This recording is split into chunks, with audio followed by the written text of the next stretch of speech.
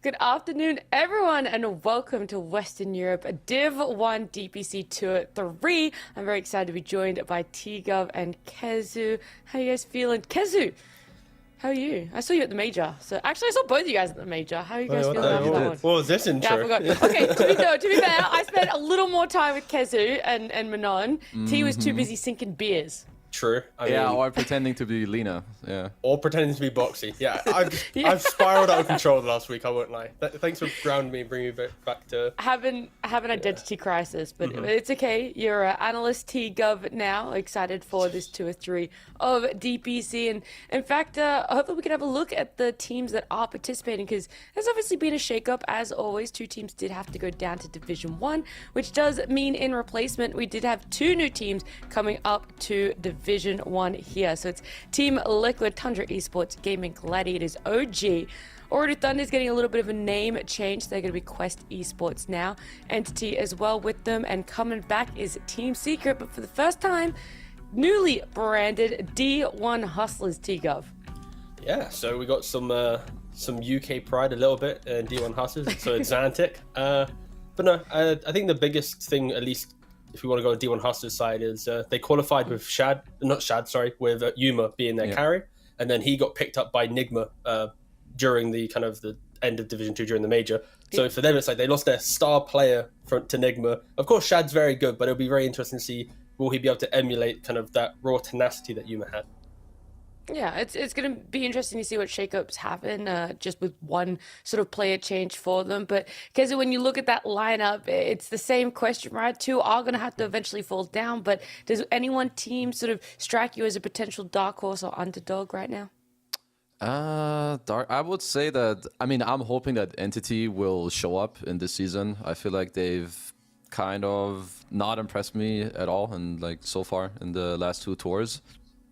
D1 Hustlers, I feel like they'll do okay. I don't know if they'll surprise me. And Secret for me, I don't know. They're just a question mark. They might be like top 3, or they might just bing bong back to Div 2. I don't know. That's very true. There is a sort of a massive question mark around what Team Secret are going to be bringing now that they are back in Div 1. And even though it's a new tour, there's not too much that's changed up. We can have a look at our prize pool and as well as the format eventually, because the prize pool is a total of $205,000 there. As you guys can see, the spots for staying in Division 1 as well as the spots to the very coveted Bali Major there, T-Gov. Oh, mate, Bali Major. Oh, I mean, let's be honest. Like, Bali's just an absolute banger place, you know? So I went there over Christmas. I was there for a week. Wish I went there for like a month. Right. It's Flex. beautiful. It's still, I mean, Yeah. no, I mean, it's not. I guess it's a soft flex, I guess, but Soft. I mean, it was a Dota event there, so you know, I was doing, you know, it was work, you know.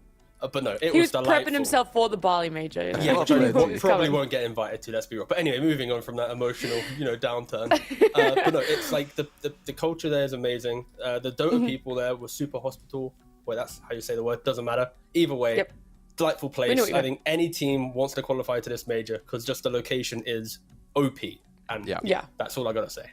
The location itself, and then we're seeing like a little bit more coming out from it. So, you know, there's almost a double incentive to be going to this 3rd and final major here. But first, let's have a look at our format for this 2 or 3. Again, something that hasn't really changed up too much because, like you've already seen, it is going to be those 8 teams. And once again, a single round robin. All matches are going to be best of 3 here. So it's nice and easy to understand. 1st and 4th teams for Western Europe will qualify to that Bali Major. 1st and 6th remaining in Division 1, and then those bottom 2 teams unfortunately going down to Division 2. So we've seen it before, we're going to see it again. Really not a lot changing there. Hopefully we can just jump straight to the schedule, because I actually think that's probably the more exciting thing. A lot of things people want to be knowing about when they want to know who's going to be playing today, because at the end, Tundra and OG. I'm hyped for this one because both the teams, Kezu, finished at the same place in the major. And whilst OG had the stand-ins, I'm just interested to see how it's going to be for DPC, a quick turnaround for them. I feel like it's going to be Tundra favorite again, or I never know what to expect with OG, but they play better when they're not their 5 players. So I don't know who's showing up today, but like I hope, you know, it's a new patch, so anything can happen. But it's just kind of the trend for them that I'm not really sure what to expect. Like they're one of the teams that is always for me it takes like half the DPC tour for me to be like, okay, currently they're at this level or at this level, because I think they're a bit shaky and they usually have a slower start, whereas Tundra, I think they've had time to figure stuff out. They're nerds, they have AUI, so I believe in them to, you know, bounce back even more. Yeah, I mean, Tundra definitely having some great showings as of late, especially from the later half of the previous tour. But Gaming Gladiators, as well as, like I said, the newly branded Already Thunder's Quest esports, they're going to be our second series. But first series to start us off today, TGov, is going to be Liquid up against Entity. I feel like this is a matchup, a tale as old as time, but almost always Liquid favored. Yeah, I mean, when you look at last tour, Entity did lose 2-0 to Liquid, and I think Entity, they struggled, I think, the entire tour. They finished 2-5. They had to play the tiebreakers with Nasper and Nigma. They did eventually win that tiebreaker, but yeah, it just wasn't really inspiring from an Entity that we saw at the start of the year, or even in the year before that. So I think, yeah, Kazu's already mentioned it, but it's an uphill battle for Entity. I'm not expecting them to come out, you know, swinging too hot straight off the bat. Again, we haven't seen them play for a month, so maybe they've concocted some stuff that other teams haven't thought about in their own, you know, scrim time and whatnot. But yeah, I'm still going to be favoring Liquid, but I want to be surprised. I really want the Entity to show up today. It is going to be tough because, like you said, they had to play the tiebreakers. Entity just sort of scraping back into Division 1 last tour. And we did get to see them in some fashion at the major, because we got to see Stormstormer on the panel. He gave his little insight, if you're listening, if you're around for that one. I mean, Stormstormer, he's just a fun guy to be around, and I think for this patch, or at least for them, there's a couple heroes that I feel like should work kind of well for them. So there's these universal heroes for some of the people that aren't perhaps too familiar with them. They did also get buffed in the recent patch.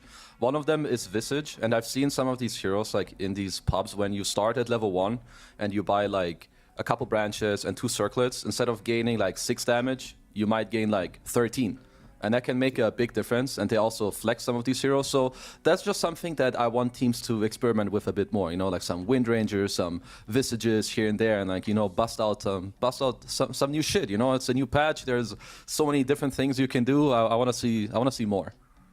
Yeah, I think there is going to be a little bit of experimenting, especially on the side of Liquid TGov, because they're not going to be their full roster for this opening match. We do know, we got word from Blitz that Boxy isn't going to be playing. They're going to have GH standing in for them. So opening match, but they've done great. I mean, they came first to a 2, second at the major. This Liquid's on a roll. I mean, they're pretty much, so they're locked into TI now due to their major placement and previous tours. So for them, this tour 3, they are playing for Bali. If anything, they're playing for the holiday. They're not playing for anything else. Of course, there's regional pride and whatnot, but yeah, again, so this standing for them, it isn't like it's some, you know, life and death where they need to come first in this tour plus win a major to talk about TI. So it is going to be maybe a more relaxed tour from them. We get to see, of course, them still trying to top the group, but hopefully we get to see them push the boundaries a bit more, but maybe where they wouldn't have done that previously, knowing, you know, the results matter every single time. All right, Kazu, you have an option. We can either talk a little bit more about Liquid and having GH as a stand-in, or we can touch on the patch that came out, approximately 2 days ago. It's the 7.33C, and we can talk some more about those changes. So, Kazu, fully up to you, which either one you want to talk about. I'm gonna go a little bit with Liquid. At least when it comes to the patch, the biggest change for me was the universal heroes, and I think the XP being a bit nicer for supports, because I think it was it was quite easy for you to feel somewhat underleveled, especially if some of your cores, which is going to happen in your pubs, they're going to steal your wisdom rune, be like, haha, screw you, idiot, you're level 4, deal with it. And I think in terms of Liquid, GH is a pretty damn good stand-in, and his heroes are pretty good. I know I checked like his Dota Pro Tracker page. He has like 20 games of Caudal, with the heroes very good. I think Io is still very good. He has 10 wins, like 100% win rate on Earth Spirit. So I just want to see them kind of, you know, and do the major strat where you enable your stand-in. GH, what do you want? I want this hero. Okay, let's play around it. You give him his hero, and then you just have another mind control situation. Suddenly GH is going to look like a god. Just to be clear, right, on his pub games, so he's played 78 games the last 8 days, 75% win rate, and Kazu's already mentioned, right, 100% win rate, Earth Spirit, 10 games, 90% win rate on Pugna, 10 games, 100% win rate Venom Monster, 5 games. He's played 15 Caudal games, 80% win rate, 12 games on IO. So again, every single hero I'm mentioning are like, at some point in history, he's been like triple S tier gods on this hero.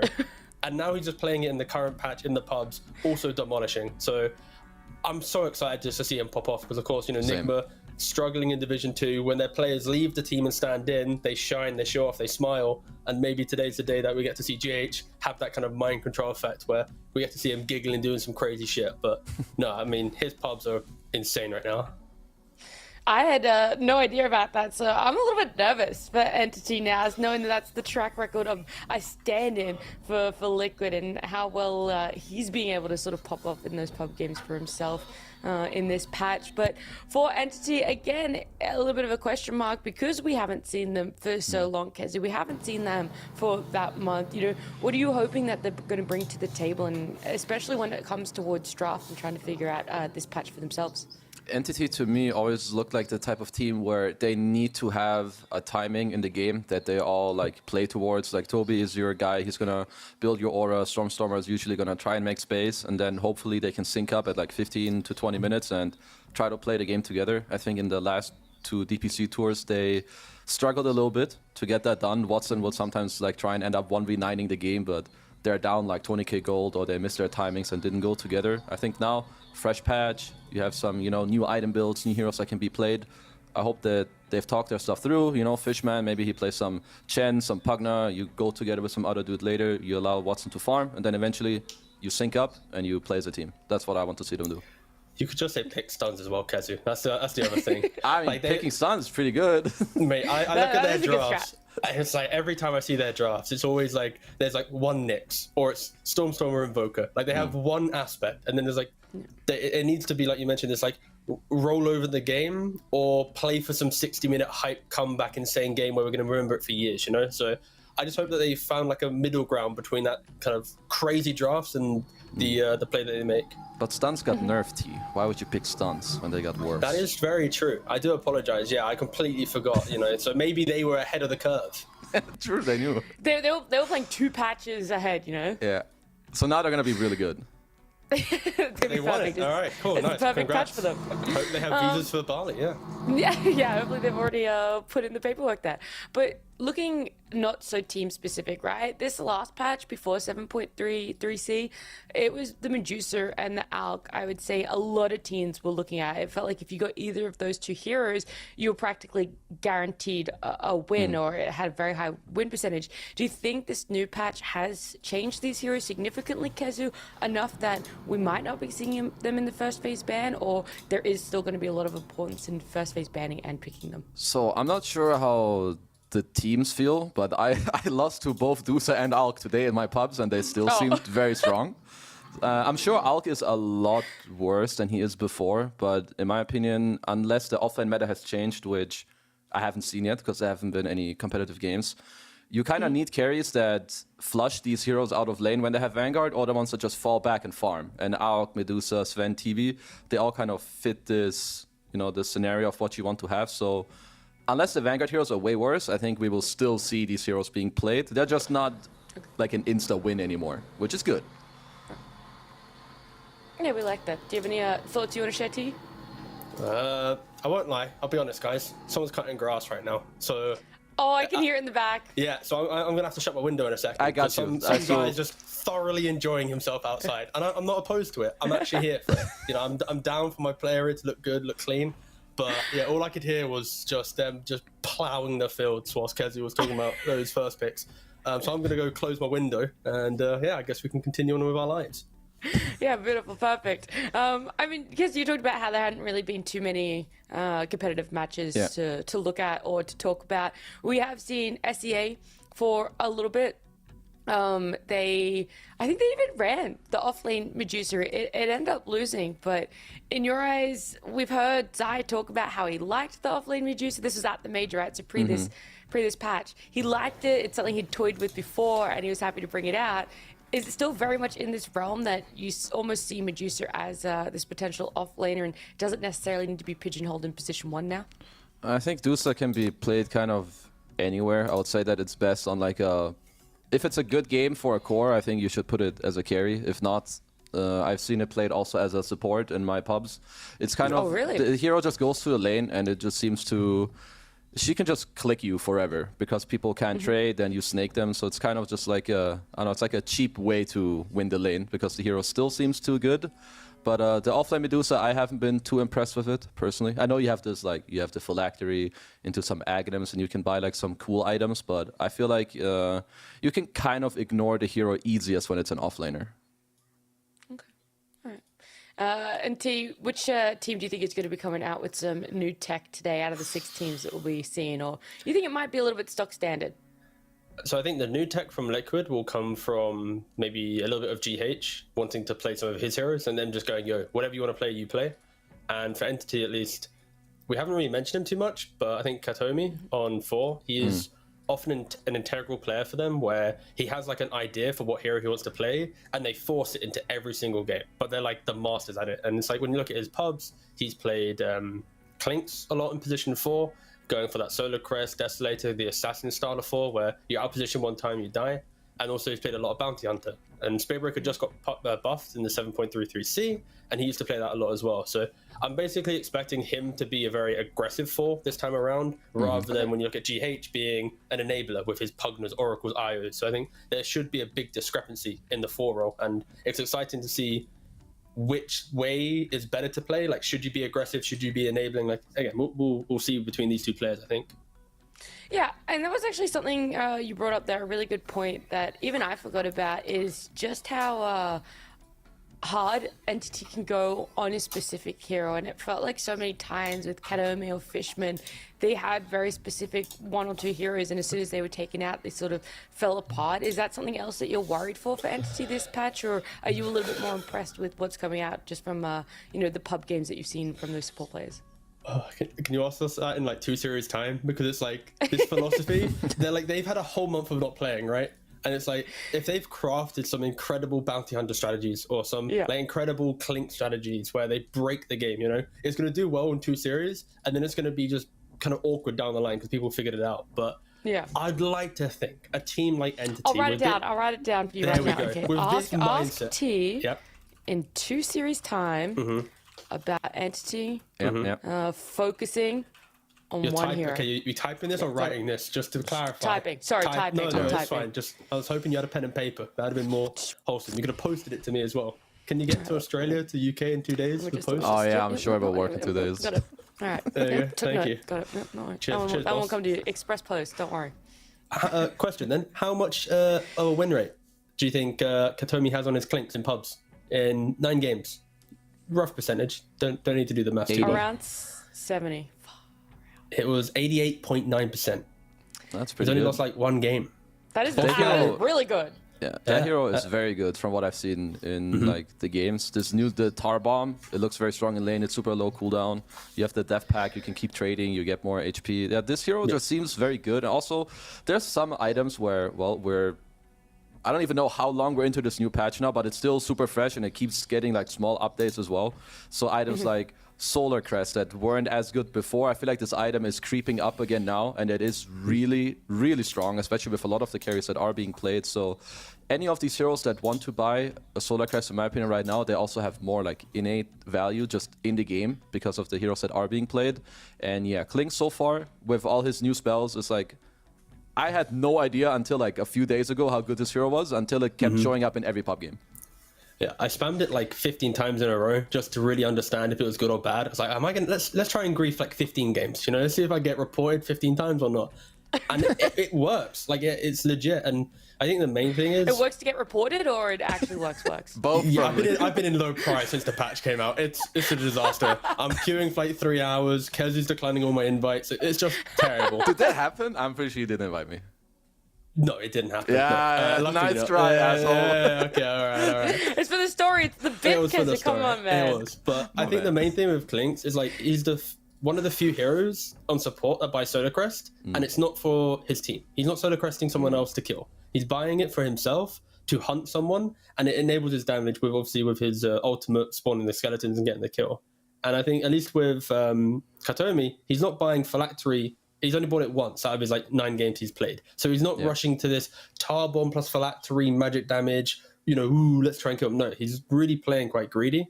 And we can't forget that Tar Bomb, it's like 6-second cooldown. Like, you physically can't buy Lincolns if there's a Clinks in the game. Because you just walk into the fight, some bajillion range Tar Bomb just, slaps you in the face, boom, nice Lincolns, bro. My spell's just done it. I can do it multiple times. So, yeah, this Clinks here, it's very, very good.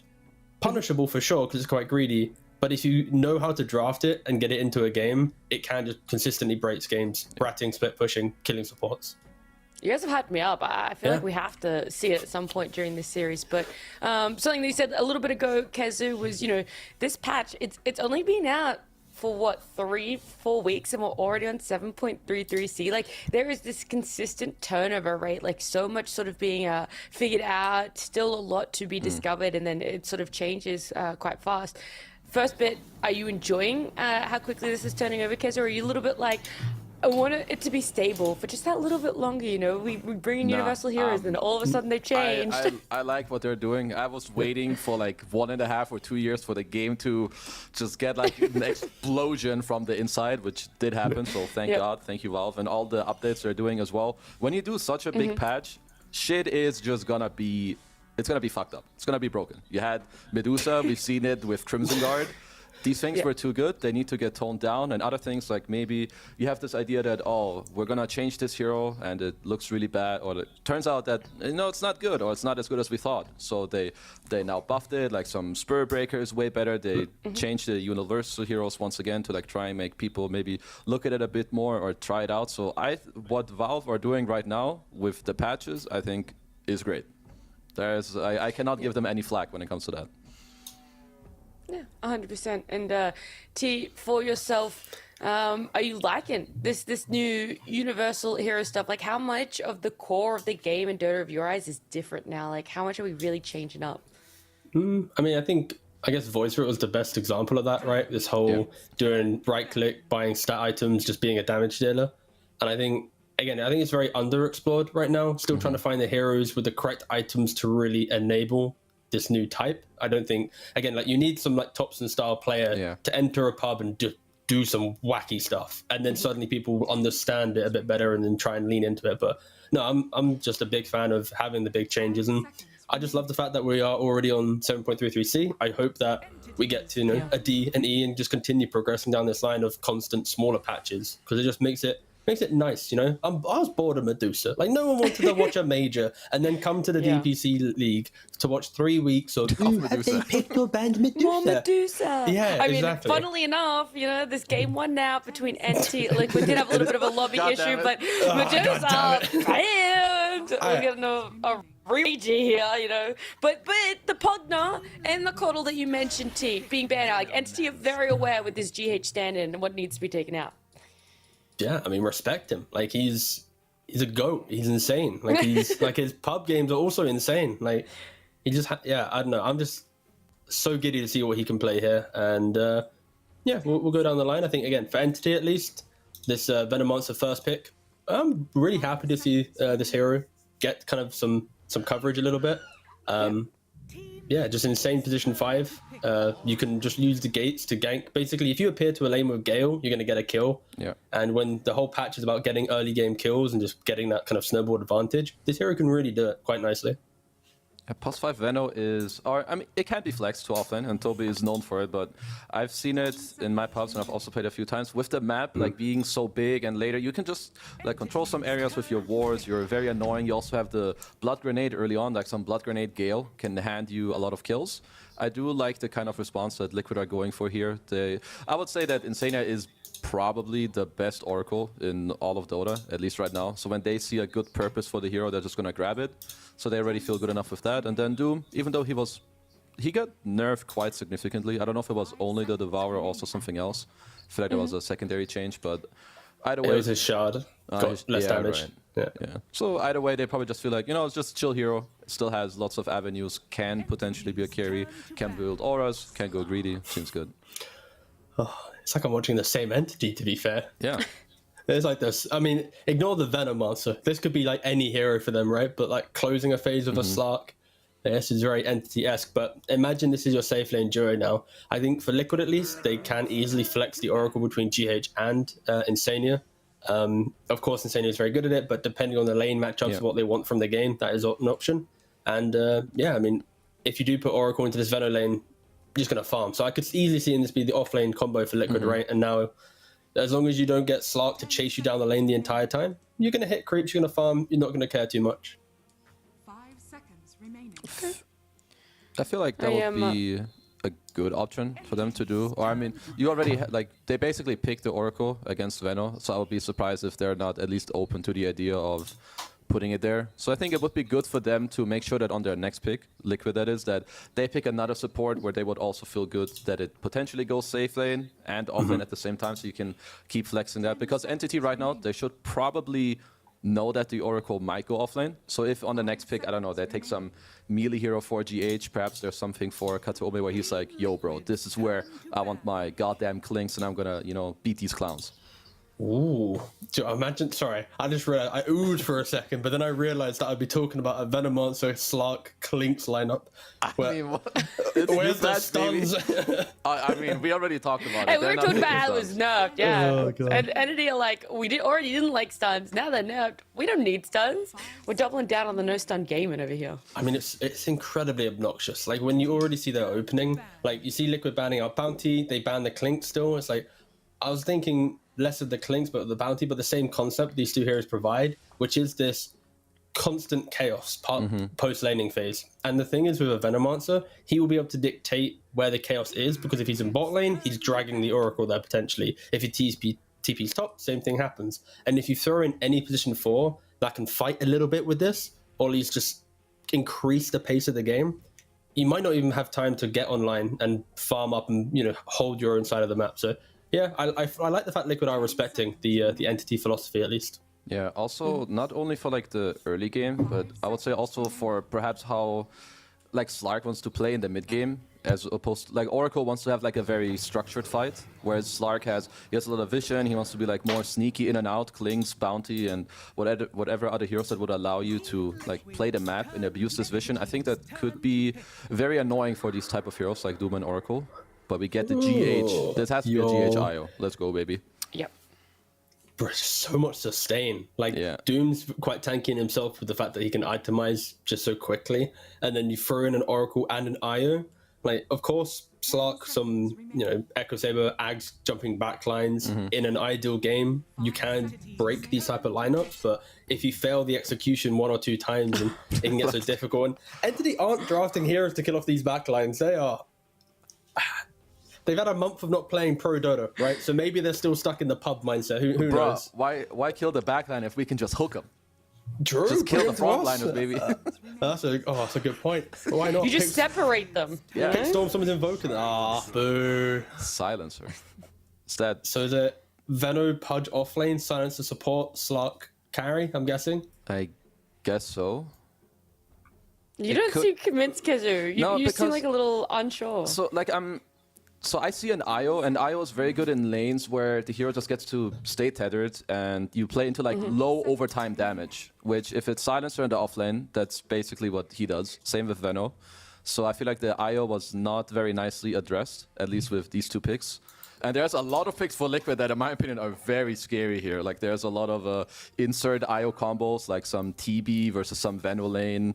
It's a sick game, also with the people backing you up. I would say any of the other IO partners are also pretty chill. So yeah, I'm a little worried for Entity, but then again, it's a new patch, and what do I really know? So it's up to them to like impress me. Let's go.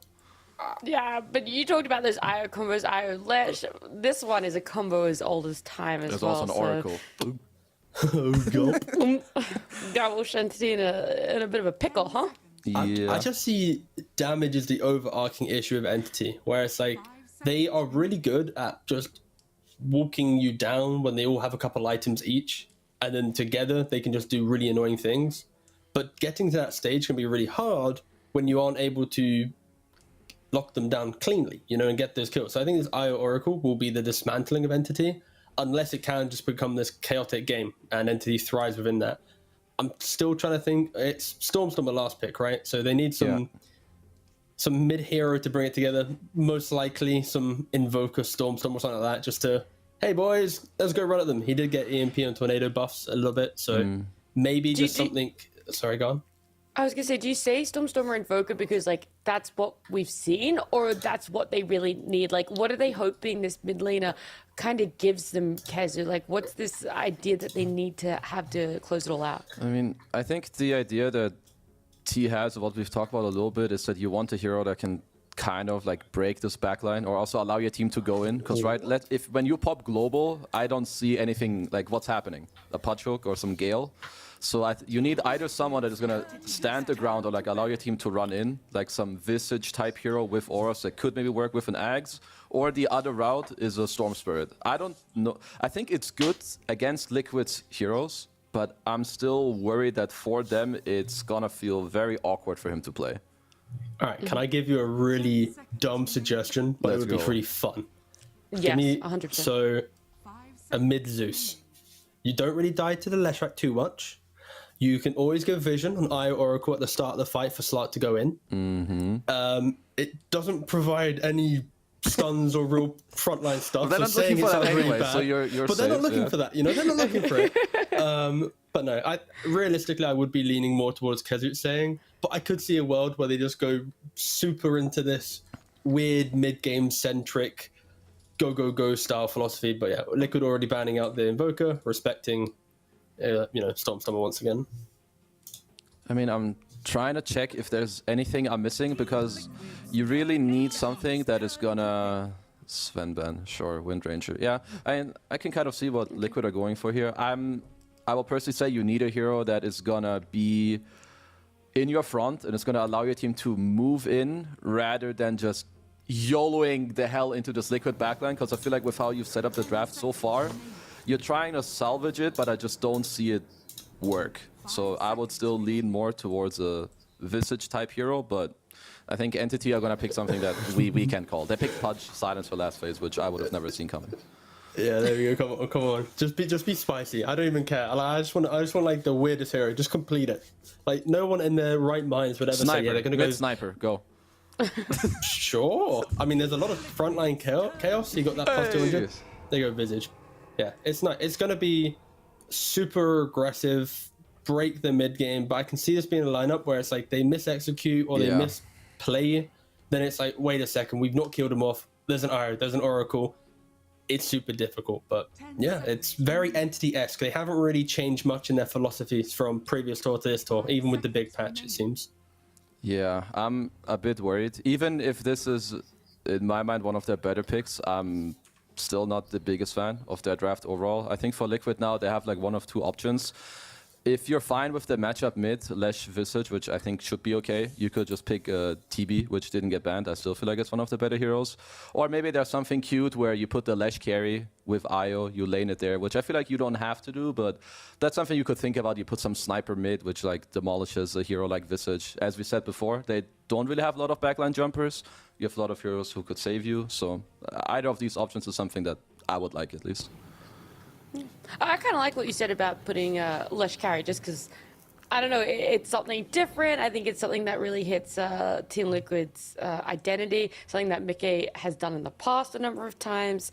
I just like it. And I mean, Niche is still obviously very comfortable in the Lesh rack, but I like to see different things, and Entity has clearly already provided that I to want me. another spicy pick from T-Gunner. I was vibing. Oh, no, I mean, yeah.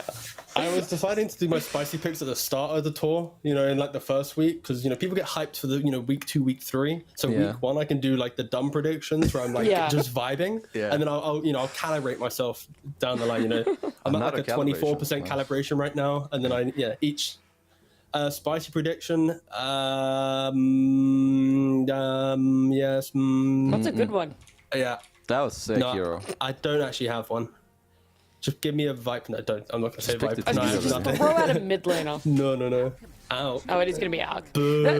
This was going to be my question from the start. When we didn't see it picked or banned in the first phase, I'm like, okay, is it going to come up in that second part? It just continued getting ignored. Does end up being picked up for Mickey, their last pick for Team Liquid. Kezu, are you all in for Team Liquid? You like what they got? It's stable, adheres to this new patch, the new meta? I definitely like what they have. I think Alk is also very good, right? You have the Oracle, it's been a classic combo with the high amount of regen. You have Io as well. The one X factor for me is just to see if Vanguard is a lot worse, like overall in the lane against Slark, and how is Visage gonna do? Because Visage traditionally does pretty okay against Lash, and now that they also buffed Universal Heroes, which the hero is, maybe there's something there, because I think that is what Entity have to play around. Yeah. And yourself, T, you threw out some spicy picks yourself. Entity had some spicy picks. Are you going to side with the spice or the stability? Not at all. I don't want to go to the bathroom later. So I just think that they're going to have damage issues a little bit. Like we've already seen how with the bigger map, how Alchemist thrived during the major. It's super hard to lock down. You can itemize whatever you want. And on top of that, it's like Io, Oracle, a Doom, an Out. Like they're all going to be just generating so much gold that even if Entity do find an early window, they'll eventually hit a time where it's like they've grouped up for too long, so now they're under level or something. So again, I'm skeptical if this can really work.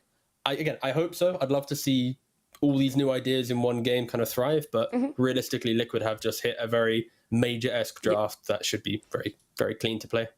Yeah, well, look, new tour, new patch, but it is going to be the same teams and our same casters. We're going to be heading into game number 1 with Lacoste and Benjamin Copperman. Thank you very much. Coming into the new DPC season, Lacoste, it feels so good to be back. I mean, from a distance from you, but that's a good thing for me. So we can get into this game and enjoy some Dota, and I'm excited. Lacoste, I gotta hear your thoughts. I have to hear them. I've been waiting for this. That's my thought. He's gonna get out of the trouble. What's the thought you want to hear? Everything. I've been missing your voice. Oh, good. I mean, we You did talk barely on text me. WhatsApp, but yeah, rarely. I mean, I need to reset as well. Same goes for the players. After playing the major, they need a couple of days. But yeah, looking at both of these drafts, Team Liquid has a very stable draft. A lot of healing, a lot of sustain on their side. There was a lot of counter picking as well. You had this Leshrac against Slark. Then also they picked like Venomancer first pick. I thought they're going to flex it in the end, but they wanted to have a hero that can pretty much build into any item. So I assume this is going to be a Spirit Vessel type of a game. He's level 10 talent as well. 20% Poison Sting health regen reduction as well. It's going to come in very handy. Every single hero on side of Liquid does have some kind of regeneration, whether we're talking about Alchemist, heal from Io, Leshrac with the Bloodstone, Oracle thingies. So not going to be an easy one. I think Entity's draft's relatively hard to execute. Let's see Kataomi with another hook. Gets the rune. That's about it. A little bounty rune action. That's coming through. 2 there for Entity. Now 1 for the Alchemist. They did change Alchemist a little bit with the Grieval's Greed changing that gold, that base bonus gold, that extra bonus gold going from +3 to +2. Does that slow down Alk a lot? I mean, even still picked here, it feels like it's negligible, the difference. Yeah, 3 is higher than 2 still, so his farm is not going to be as good as it was in 733, 733B. But looking at this lane, Hook lands on Insania. Let's see. Didn't use Gale. Fate Seed is available. Insania was waiting for that. Yeah, they get the stun out on Kataomi, who's on this Pudge, but not taking a lot of damage. It's actually Mickey who has to start running away as the right clicks from Toby and this Pudge are stacking up a bit. 100% Hook accuracy so far, if we count in the runes. So that's going to be an extra one. He did hit it. He did go for it. And another make hook. a 4th one. Gale. Keeping it going as the Gale comes in. Oh, Mickey was thinking about it. And you get the deny. There it is. 100% deny. Good hooks. Doesn't matter. From Kataomi. This is a killer lane. You have a lot of slow. This is only level 1 we're talking about. They did use Blood Grenade, and they're going to bring some extra. Looking at the mid lane, Stormstormer on his signature Visage against Leshrac. Decent matchup for Visage. Like, might struggle finding some early last hits, but once he hits that level 6, things are going to get much easier. And looking at his item build, this is the same thing we've seen from mid Wind Rangers, because these 2 heroes are universal right now. Going for Road of Atos. Watson. Zion trouble, and he's going to go down to Fishman. They're even going to look over at GH. He's got nobody to tether to, but the creeps just come in range, but it's not going to matter. Fishman with a double kill there, using that Arcane Curse and that last word to help out. Oh, he wishes he had that Glaives of Wisdom. Make Intelligence Steal Init ability, please. Just don't tie it to Glaives of Wisdom. There has to be some kind of hater that does not like to play against Silencer. Every single time the hero gets nerfed, whether there's a B, C, D, G, patch, there's always something, like numbers are always tweaked and not in his favor. Yeah, I think it should be like the Pudge passive, right? You get those Flesh Heap stacks passively, even when you don't have it skilled up. Now you go to the, you want the intelligence. It should be there when you finally take it, right? Yeah, the thing about it is, like, you're stealing stuff when you don't have it, so you, like, level it up, and then suddenly the hero loses, like, oh, I don't have 100 mana. I just lost it. Another hook from Kataomi. So far, I believe that's 100%. Constantly hitting, but the unstable concoction, the damage on the Toby. He's still going forward, getting the kill on Mickey. Now looking over onto Insania. This is going to be 2 in this lane as well. So Entity all of a sudden 2k up against an Alk and a Doom, and it's 4-0. Oh, what a great start for Entity. Fishman, he hit level 3 here in the bottom lane. 2 points, and Curse should be able to zone them out. Great start for Watson as well, sitting on top of the CS. 16 and 10 already. Doom really struggling, only 9 CS, but one good thing that Liquid has... Again. He's dead. They get the trade on the both. Insania's going to get a double kill, but that still feels pretty bad. Mickey just came back to lane. His TP's on cooldown still for another minute. 55 seconds. I mean, he needs to walk there. Let's see if he uses a smoke or something just to get faster to the lane. Because this is, I mean, we call this walk of shame. It's a pretty standard term for what happens here. Great start for Entity. Like, they're getting the kills. Insania is getting some solo levels, really enjoying himself in this top lane. Kataomi now smoked in the mid lane, looking for a hook. Let's see if he can land it. Yes, he will. can. Yeah, keeping that percentage high. Nisha, he'll land the stun, but it's in death. Stormer getting that kill. GH going down bottom. It is kills galore right now for Entity. Okay, it's kind of hard to keep track everything that has been happening. Like, we had some slower games during the major as well, where things are like very quiet in the laning stage, but we also had a lot of these chaotic games where it's constant fighting, movement through the portals, through the twin gates, getting the kills, early smokes. Nisha lands a kill on a mid lane, but if he makes another rotation on a mid lane when Visit hits level 6, that extra slow from Grave Chill, extra hook, and the stun could land him another kill on Nisha. Yeah, very problematic for the side of Liquid at the moment. They're up 1,000 net worth on Entity, and I feel like Entity didn't exactly have the best tour, but they barely kept their way in Div 1, and I think they remember that, and they're coming out swinging in this first game. They really don't want to get or let anybody get past them this tour. Kataomi lands another one.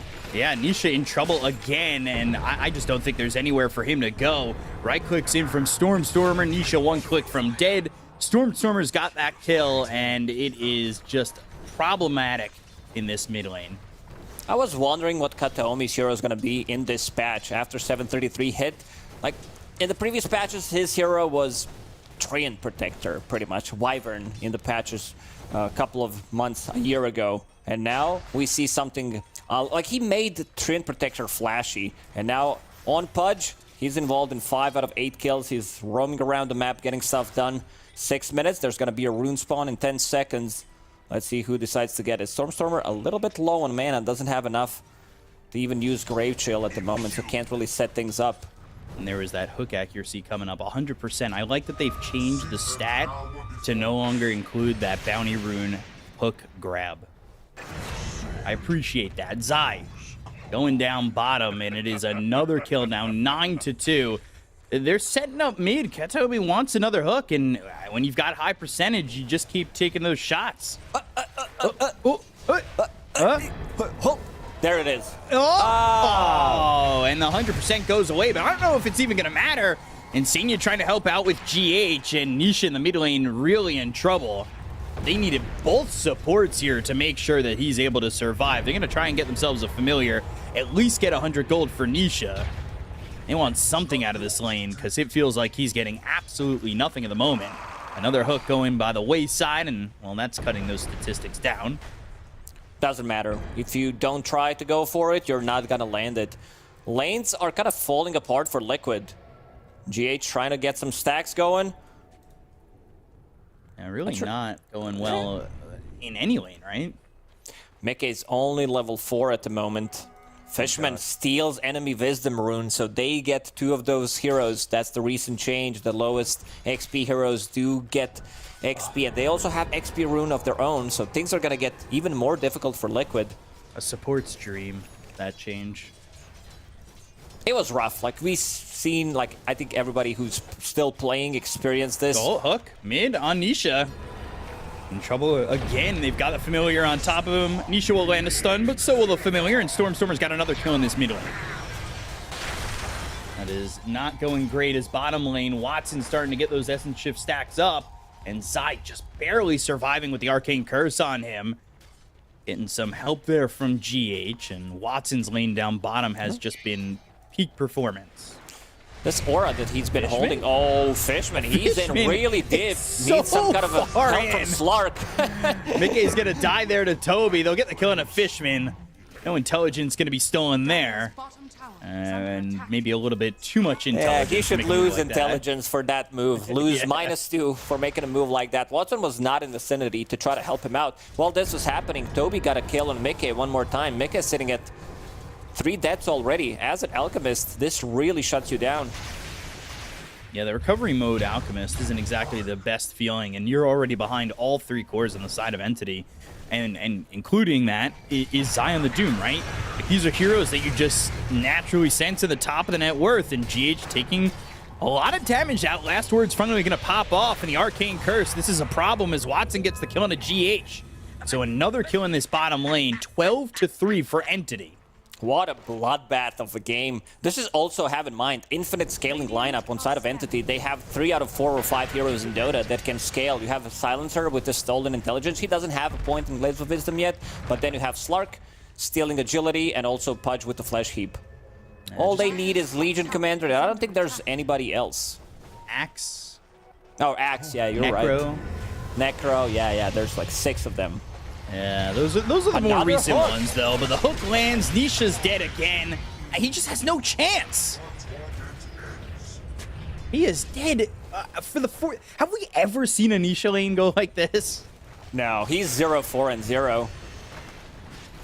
He's getting nothing out of this lane, nothing out of this game. This is an Alchemist game that has just turned upside down on its head. While normally a good thing in hockey, not a good thing in Dota, that's for sure. GH will be able to get out of the trouble. Things are looking really rough for Liquid. Entity, they're hunting them down. And also they have Road of Atos. Nisha's gonna die again. Yeah, it makes those hooks easier, ups those percentages, but Nisha back-to-back and belly-to-belly deaths here as he's now 0-5. Entity, they're really hungry about this one. You said that they were not at the major. Struggled to stay in Division 1. Western European DPC is extremely strong. You don't know who's going to be where, pretty much. They're trying to get the gold out of nowhere. This is why I liked both Alchemist and Doom in the previous patch. Like, I think it's still strong, not this particular game, because things are really not going well for Liquid, but you generate gold out of nothing. Devour, which has been nerfed, same goes for Grievel's Greed, and it's going to be another one for Stormer. Yeah, this Rod of Atos was so early on. There's just... the reaction that you need from Liquid just isn't feasibly possible this early in the game. With the Rod of Atos already picked up on the Visage. He's just going to keep running at you, and when they've got the follow-up hook and they've got this lockdown, you're in no man's land in a lot of spots in these maps for the side of Liquid. Pudge already sitting at 9 Flesh Heap. He's super tanky. Going into Blink Dagger, Casual Cloak next, that's at least what he has in his quick buy. Looking at supports, both supports level 5 in Liquid. Insania needs 1 creep to be level 6, and he will get it. GH also will get closer to level 6 after finishing off this big camp. Still, it's not gonna be enough. Entity, they're hunting them down again. Yeah, now they're going bottom. They want to go for Zai. Rod of Atos comes in. Of course, that lines up the hook. They've got the Dismember. They'll have the damage. They'll get the kill, and it's another one there for this Pudge, who's already in the double digits when it comes to Flesh Heap stacks. Just not easy for this team. We didn't talk about Veno. Toby has had so far a really great time. He's been sitting, like, controlling this area of the map. Has Spirit Vessel finished. About to crack level 10, so picking up that Poison Sting healing reduction is gonna also be massive. Gonna skip it for now. Gonna put another point in Plague Ward, just to have a little bit more lane presence to keep on farming. Slark finished his Diffusal Blade. Things are looking really rough for Liquid. Like, they need this Alchemist to finish off this Radiance, and probably needs another item. Definitely not gonna feel too comfortable coming into a fight with no BKB. And now the stack's going the way of Entity over in the triangle for Liquid. Like, this is... Do we have a new name for this, by the way? Is this still... It's not a triangle, right? Like, that... The shape is so different these days, but... Maybe it's an isosceles triangle at this point? Yeah, I skipped that math class you were talking about. I'm not familiar with the term. I would tell you what it means, but I'm too scared to be wrong. So Let's see if Watson can set things up on Zai. Zai holding a point just in case he needs that Doom. Finished off Hand of Midas. Still, gold advantage keeps on increasing with every minute. yeah, which, of course, with an Alchemist in the game and a Doom in the game, you just don't expect that. And I will say, too, like, Leshrac wants to get a lot of the farm on the map, too, so the map's spread pretty thin, even with the added addition of these camps. The game still feels like there is not enough farm to supplement these heroes. Bottom lane, Zai in trouble, Pounce, leashed, killed, gone. Watson with another one. There's not much they can do about it. Even if they, like, try to commit to it, there's global silence. Fishman has been level 6 for a very long time, is level 7 right now, and investing the gold in all of these smaller items, going into Solar Crest immediately, which is going to amplify the damage of the birds. You see Stormstormer finishing off drums and going into Ags next. This is such a snowbally game, such a snowbally... Yeah, again. Yeah, they're not getting anything on Liquid. It's so crazy. Also, you know, Medallion picked up by Silencer going into the Solar Crest. Not an item we saw in the last DPC tour that much. Definitely not an item we saw in DPC tour number 1. Do you like this item and the changes?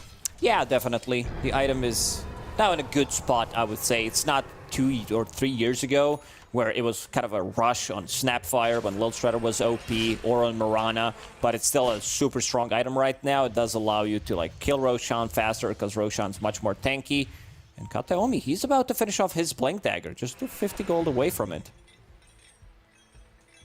So blink opportunities with the Dismember could blink on those heroes that are hit with the Rod of Atos, don't have to use the hook initially. Could Dismember then hook with the Blink Dagger that you'll have available. But we'll see what he wants to do. It just adds more to the arsenal that is this Entity lineup. Needs to be a little bit careful against this neutral camp. But where do you farm? Where do you go if you're Liquid? You're down so much. Like, innately, yes, you're getting gold, but is that enough? I would say no. I mean, they still need to hit their item timings, which are delayed. You want to have BKB on Alchemist that we talked about. Oracle will have his Glimmer Cape. Io has Mech finished in about 100 gold. Leshrac wants his Bloodstone. So they're still not fight ready by any means. Doom also wants to build the auras. So they will have, like, every single hero in the next minute on side of Liquid will have another item except Alchemist. Because right now, he's not getting too much farm. Look at where they are right now. They're in the outer rings getting the farm, while Entity is pretty much getting the whole map. So much more gold available here for Entity, and you get to see Stormstormer about to be the first hero in this game to break that 10,000 net worth threshold, as he wants to pick up that axe. So top tier 2, it's gonna drop. No way for Liquid to defend this. Like you said, they're not fight ready, and they won't be for a while. He's got a blink, so he can jump on these heroes. Doesn't even need to. He's just going to go to the hook with the Dismember. There's a Rod of Atos follow-up. Insania going to try and get away there, but there's just no chance for him to leave, even with that pig pull activation. For a moment, I thought that was a Lion, because in the game, thinking about maybe using the False Promise on himself, but for Liquid, they haven't really done much. Oh no, Zai, he's in trouble. Oh, Creep blocking the hook. They go to the ult from Toby, TPing away, and will escape. So just missing out on another kill on this Doom. That would have been his 5th death, but GH, he's still trying to run. These heroes on Entity, they really don't want to give them much space to breathe.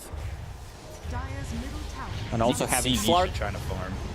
in your team does help out, getting rid of vision, controlling more areas of the map. This is going to be another tier 2 tower for Entity. There's not much Liquid can do about it. Blind Hook lands it, actually. Oh my. He's got the Dismember. Insania just came back up, but he's going to be dead again. 12 stacks on that flesh heap. Dash hack check on Kataomi. I mean, he's been insane this game. Look at this. Very focused, as we've seen on camera. 4, 1, and 8 on position 4 Pudge. I don't even know if he's blinking. Radiant's bottom tower Zoned is in, under attack. ready to go. He can blink, does have a blink dagger available. Let's see if Watson... can't find him. Needed a little bit of an extra. Also, with this Orb of Destruction, this minus armor could open up the Roche for them. They do definitely have sustain on their side. Venomancer going into mech next after finishing off Pipe. Toby's starting to take control of these outer rings. The ones that you were talking about that they were farming at. He's putting these Plague Wards down, trying to catch some vision of these heroes, looking to grasp some of the map to farm. There is a massive migration from Liquid coming over, as Global Silence is going to be used pretty early, but that allows Toby to TP out. Global Silence, so he TPs out now, with no Global and double damage still available. I feel like Entity wants to take another fight. They're also spread around the map, so Team Liquid might not be able to have a read what's happening.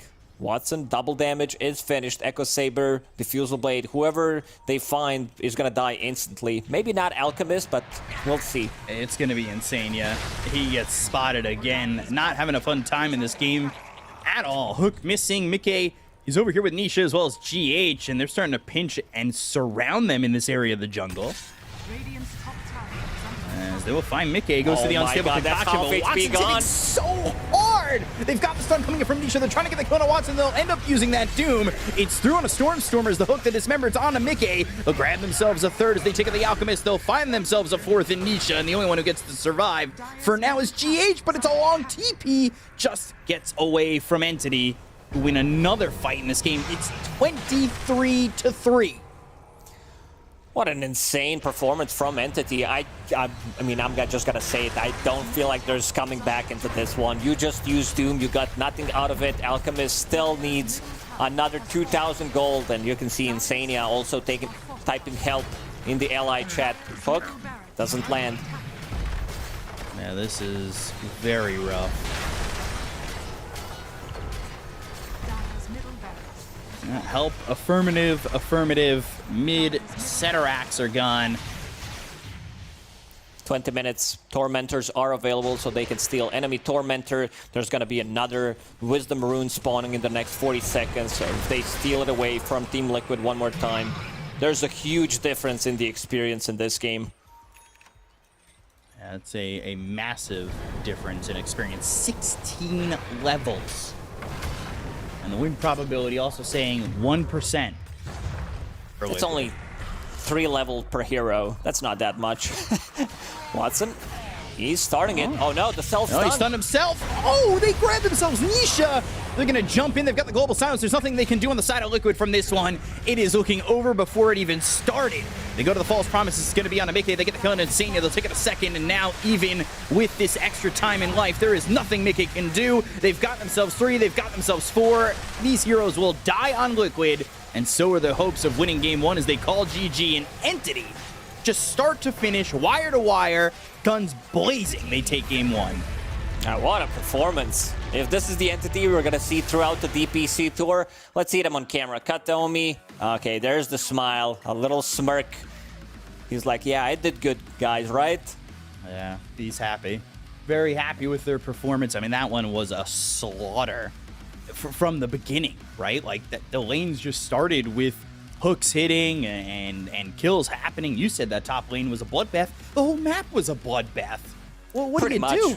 Yeah, but this top lane, Kataomi, was just all over the place. He dominated the top lane, ruined Nisha completely. Those hooks, like TP's mid, in smoke, then gets another kill. Visage hits level 6. They even rotate Silencer, get another kill.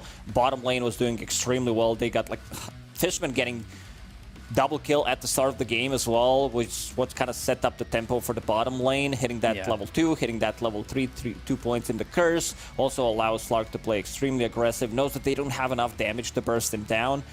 I mean, Team Liquid's lineup, I don't think there's anything necessarily wrong with the lineup. It's just how Entity executed it so well. Like, they just constantly ran at them. These heroes also don't rely on cooldowns. Like, the biggest cooldown you care about, I would say, in this game is Hook. Like, you don't care about the global silence. Slark ulti, you can keep fighting all the time. Veno ulti as well. It's really not that important. Yeah, so they did keep fighting the entirety of the game. Fishman, Toby, and Katomi, you know, they fed a little bit. 1 death for each of them, while Watson and Stormstormer kept it clean with 0 deaths. They take game number 1 on Entity, and we're going to throw it over to the panel to hear their thoughts. Take it away. We enjoyed seeing what Liquid had drafted there, and we were a little bit unsure what game plan Entity had. We weren't really sure how they were going to show up. It's been a whole month since we've seen them, but Kezu, my oh my, what a showing from Entity in this game. And the lineup worked absolute wonders. I mean, Entity, they just kind of murdered Liquid from start to finish. And Yeah. it starts with like all the lanes. I feel like Liquid perhaps came into this game. I feel like this happens sometimes. You know, you get into the game a little sleepy, and when the enemy team is like on point, and especially in the first couple minutes, I would say that Entity, they just punished them in like every lane. Then Toby had a good time top. Katomi was freed up to go around the map and basically hook whoever he wants to. Stormstormer did well mid, and I think from then on, I really loved what they did with the Wisdom runes. Like, not only making sure that they're getting their own, but also stealing Liquids to make sure that like their comeback with XP is super hard. Yeah, I'm just impressed with Entity. That's the one that I want to see. Yeah, and as we're seeing these highlights, these replays, I mean, the fact that the cores on the side of Entity are always the top 3 net worth heroes at T. I mean, this was one of the hardest comebacks I think any team could be position-wise, and poor Liquid didn't really find too many timings for themselves. Yeah, I think this highlight we're seeing here is kind of what Liquid wanted to do in this game if it was more stable. This idea of this big burst of heal, you got this AWP, you should have, you know, some more items and stuff, but realistically, again, like Kezu already mentioned, that never happened. Entity, it was just beautiful. I think realistically it was just Pudge. I didn't expect Pudge to be the key factor in this draft coming online. If anything, I was going to lean more towards the Visage and the Slark being obnoxious, but no, it was Katomi. He killed what? He hooked Nisha like a couple times mid lane, just broke that lane. He didn't really have to do too much top. He just kind of chilling. So yeah, realistically, this Pudge just breaks the early game, and then Slark Silencer, super potent lane. Like, Doom often thrives in the off lane with like some Sky, some like big damage dealer. It's not really the best lane with an IO. You just kind of exist, right? So yeah, Entity, beautiful lanes, and just, yeah, I mean, we mentioned getting into the mid game. I don't feel like there even was a mid game. I feel like the aggression was an extension of the laning phase. You know, like this was. I'd be surprised if we saw another 21-minute game. This was so quick. And I don't Yeah, sorry, I think it's not even about the draft. The only thing I would maybe change on Liquid side is the Alchemist in the safe lane, to perhaps have a bit more pressure there to make, like, to first of all abuse the offlane Ven a bit more and to make it harder for the Pudge to roam around. But apart from that, we like their draft. Yeah. I still think so. Entity, they just played way. I would say that they perhaps played their lineup to near like flawlessness in a way. The way that they moved around the map, how they lane. So yeah, the one takeaway from me is that definitely this Pudge kind of broke open the game, as T said. And this Visage, this universal stuff with these mid heroes that can like buy all these stat items like crowns into Atos. This guy was hitting for 100 damage at minute 7 or something on Visage. That shit is not normal. Just saying. Yeah, it's insane looking at that post-game board right there where we saw the KDAs of all the heroes. I knew it was tough for Liquid, but like seeing it broken down like that, you're like, oh man, these cores really struggled. None of them had a good time. None of them had a good lane. And I think it goes without saying our MVP for this game, number 1, has to be Pudge, has to be Kataomi on him, because you guys have said it over and over again just how much he broke open the game, broke open the map in 5-1-11 there. But only a 59% kill participation T. Yeah, I mean, it was unfortunate that the rest of his team was also doing so well, so he didn't look there. Yeah. The stats aren't as good as we thought it would be. Yeah, again, there's another game, potentially, maybe 2 games for him to improve, of course, but yeah, I think the nice thing as well is to be clear, this is a Pudge popping off. Well, there's not a clean stun for him to really utilize, right? It's not as if he's walking to a mid lane and there's like some slight chain ember or something, or a puck coil. No, it's just him by himself, just feeling out the hooks and getting them. And eventually Stormstorm's like, you know what, boss, you've had a good game. I'll buy you an Atos because you did so well. I'll make you feel better. I'll set up some hooks for you. But again, a clean game from him. No real setups, hitting the hooks, punishing them. And Entity just really leaning into the kill heroes aspect of the patch. Yeah, the steamroll, just sort of run it liquid, make sure that they don't have any time to bring their heroes online. But you said it before, there is going to be another game. This is a best of 3, and that was only game number 1. So we're going to head to a break now, and when we come back, it'll be game number 2.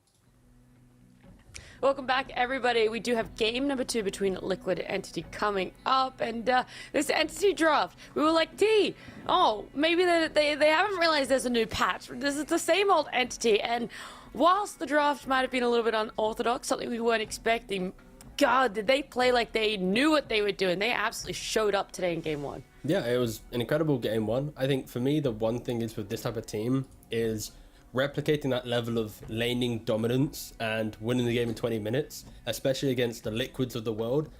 That's hard to replicate. So I'm excited to see how Entity goes from crushing game 1 to, okay, is there like a second idea now they're going to present? Or is it going to be that kind of same Entity style of previous tours where it's, okay, let's just do the same thing again and hopefully they don't adapt and then maybe we win. But again, it's early days, early days. Yeah. And they're going to have to adapt to some way, shape, or form, Kezi, because Liquid's bans are completely different this time around. Venno, Rubik being taken out, Entity still sticking with banning out the Coddle, but now there's the Medusa, there's the potential Alk again, even though that was last pick. The Pugner, too, was banned out last time and still left in the pool. Yeah, I think this time around, Liquid need to make... I mean, I don't even know, because for Liquid, I feel like they've been playing all the time. They just came out of the major. I was looking at like some of the pub stats. I mean, Zai is a bit of a secret player. Sometimes you don't really see what he's up to, but I haven't seen them play as many pubs, where I feel like Entity just going like into these games, regardless of draft, they're probably more hungry because their recent performances have been lackluster, I think, to say the least. But I do think that if they can get their hands on like a similar draft where they can try to emulate, which, as T already mentioned, isn't super easy, but they should just try to have solid lanes and play fast because, I feel like perhaps, Liquid might be struggling at just today. Yeah, that's something that we also didn't really mention too much when we spoke about Liquid at the start of this series, is just like how condensed the schedule is for them. And they obviously came second in that first major and then into that DPC. They were doing the Dream League as well, made it pretty far for that one, came second at the major. Like, they have been consistently playing competitive matches, so there is that different sort of pressure for them. And now Entity are coming in and they have almost the complete opposite pressure, where it's like, we haven't been playing it, now we really need to show up, we need these points. Yeah, I mean, Entity, they're sitting 18th right now in the DPC rankings with 260. What is it? It's how much is it for winning the tour? It's 400. Is it 400, right? Yes. Oh no, it scales per tour. Wait a second, hold on, let me double check.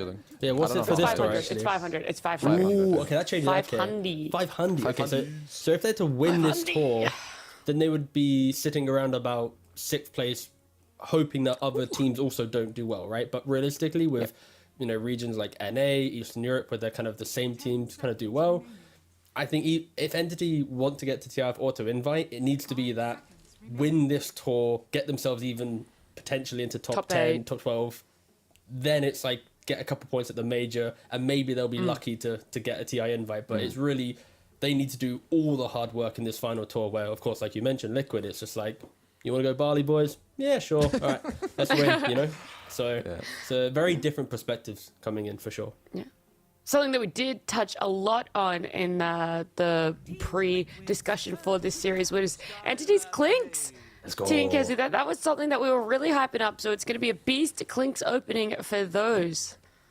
You want this one, Kazu? Yeah, go on. Sure, like for now already, because I've played or I've seen this, I don't know if I was one playing it, but like when you have a Clinks Beast, I feel like this lane is very strong. You have the Axe Spam into the Tar Bomb, and then later Entity is gonna have a carry that if he has a good lane, which he probably should because he sees this matchup already with both Sky and Underlord, they're gonna have a lot of buffs going, Watson Brothers' way. You're gonna have some Solar Crest, they're gonna help you play the map already with some split push, picking people off. You have the Beast Aura, so Liquid, this is something that they already need to address. And from my pubs, I haven't seen a good answer to the 4 Clinks. I don't know if you know one, T. Like whenever I see Clinks, this guy is owning the lane.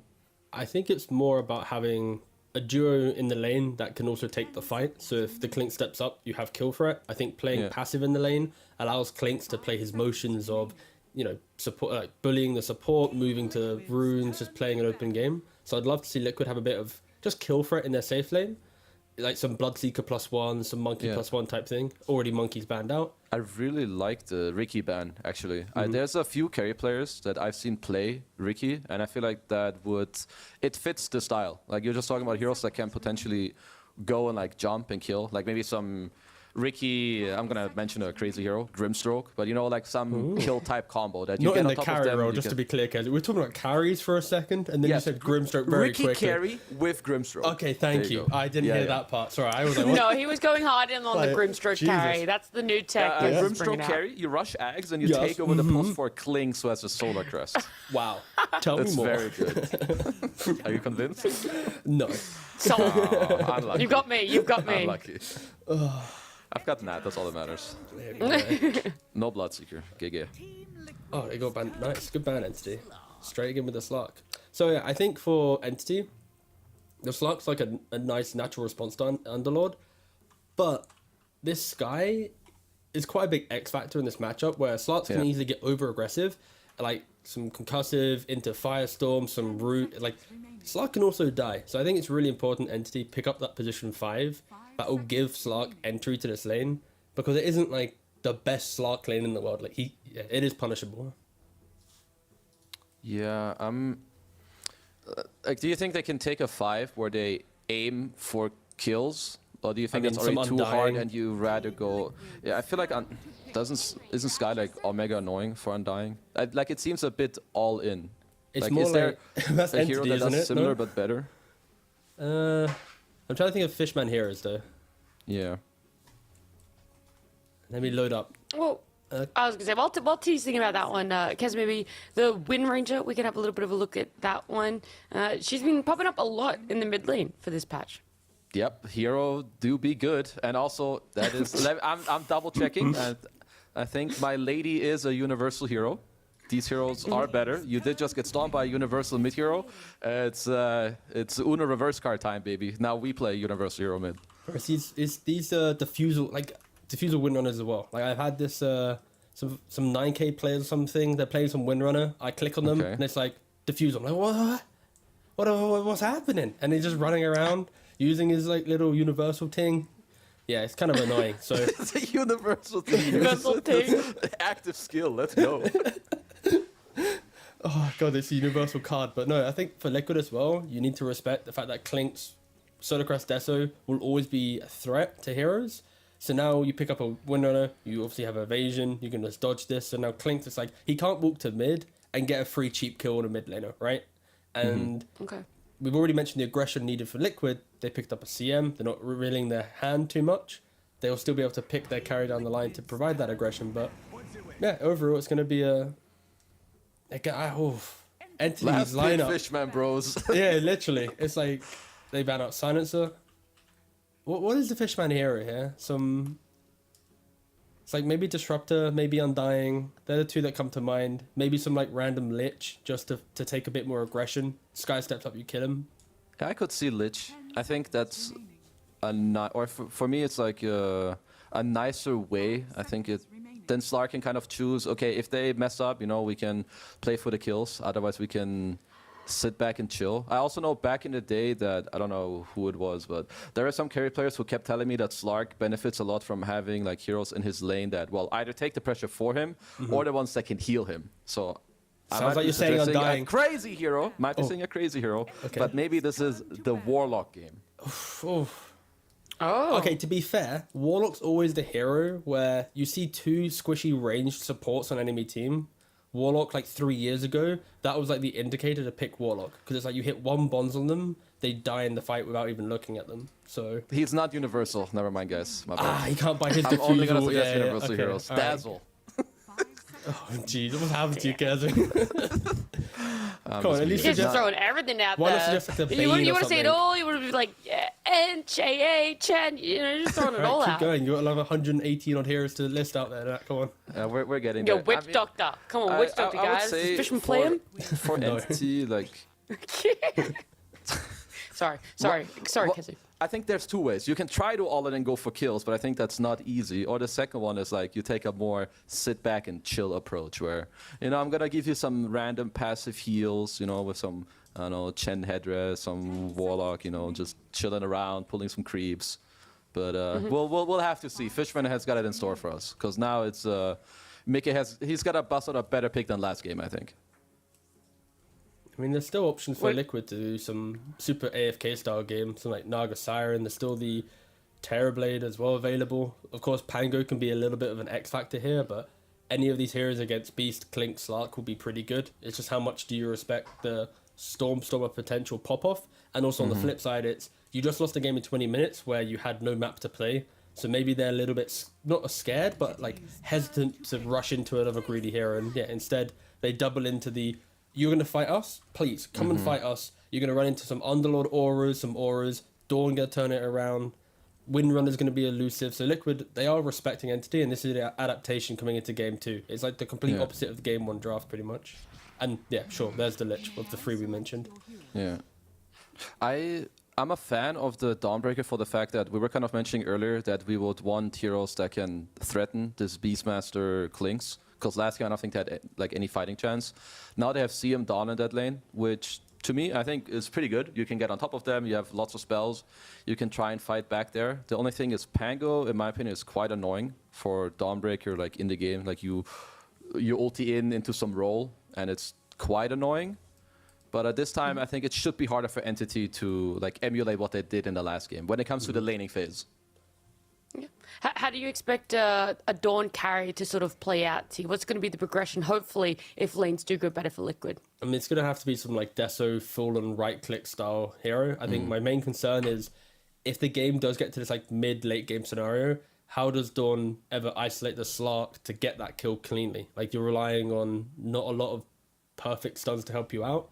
So I'm very torn in this game. I think last game I was a little bit obviously leaning Liquid side. I thought the major style draft will work out, but I'm very torn in this game. I don't have a read on who should be winning it. I just want to root for the Clinks because you guys have hyped it up so much. Like, That's true. No team name. I just want the Clinks to pop off. What about you, Kezi? Are you just as torn, or do you have a clear sort of draft favor? I mean, I'm just gonna go with Liquid again.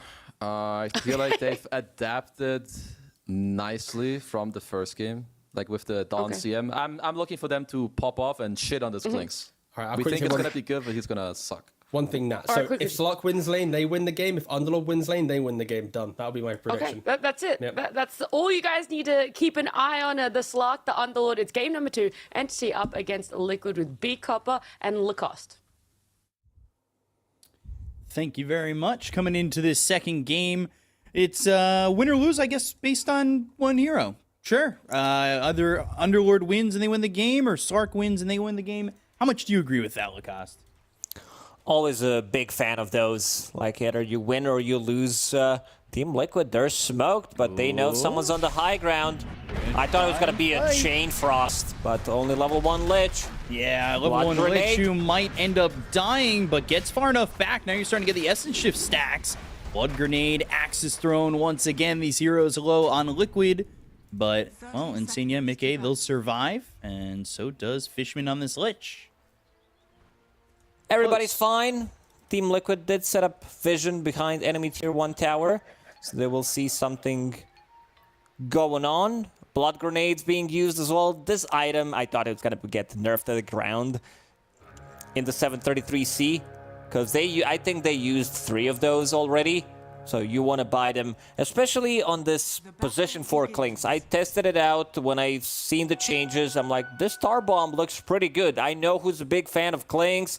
Shopify Rebellion, Crit, he's definitely... I know he was so mad when they changed that you got permanent damage from one of his skills. I was also like spamming it because I saw it from him. And now Clinks is back in meta, so I think Crit should also be pretty happy about this one. It's a lot of slow. The impact that you can have on this position 4 Clinks is really, really good, especially at the early stages of the game. You can easily rotate. You do have a little bit of extra survivability coming out from the Death Pact, which is now a basic ability as well. Do you think it's going to have the same or similar impact to what we saw in the Pudge the first game, or is it just that played a little bit different? No, you can't do as much. I mean, you can try to die level 1. That's what's happening at the moment. He's getting run down. And one more right click. There it is. Mickey gets first blood, and that's exactly what they do. It's a super strong lane from Liquid. Lynx can't really do much in this one, because I think it's going to be fairly difficult. Heavy magical nuke damage, especially once they hit that level 2, level 3 on side of Liquid. Once you have Point and Frostbite, Crystal Noah, and Dawnbreaker has a stun as well. I think Lynx is going to feed in this lane. I don't think in this particular one he's going to be able to do as much, but definitely a hero to look out for. He went over towards bottom to try and get a kill there onto GH. Now they focus their attention onto Zai. Pounce the leash. The Essence Shift stack's starting to get there. There's a slow and a Fishman. The damage on a Zai, they back off as they get under the tower range. And they are getting these heroes quite low, but, you know, you're going to have to start getting some results on this and getting these kills, where GH now turns around as he had himself that stick and just puts another charge out and just barely surviving. Level 1 clicks at the moment. 7-second cooldown on that tar bomb. He's very annoying, but Toby, he's not getting much out of the top lane as soon as you get close. But Watson will get a kill. Might try to even go for another one. Uses the stick. Still turning, still going, and Zai falls here to the Clinks. So the rotation, it is prosperous for now.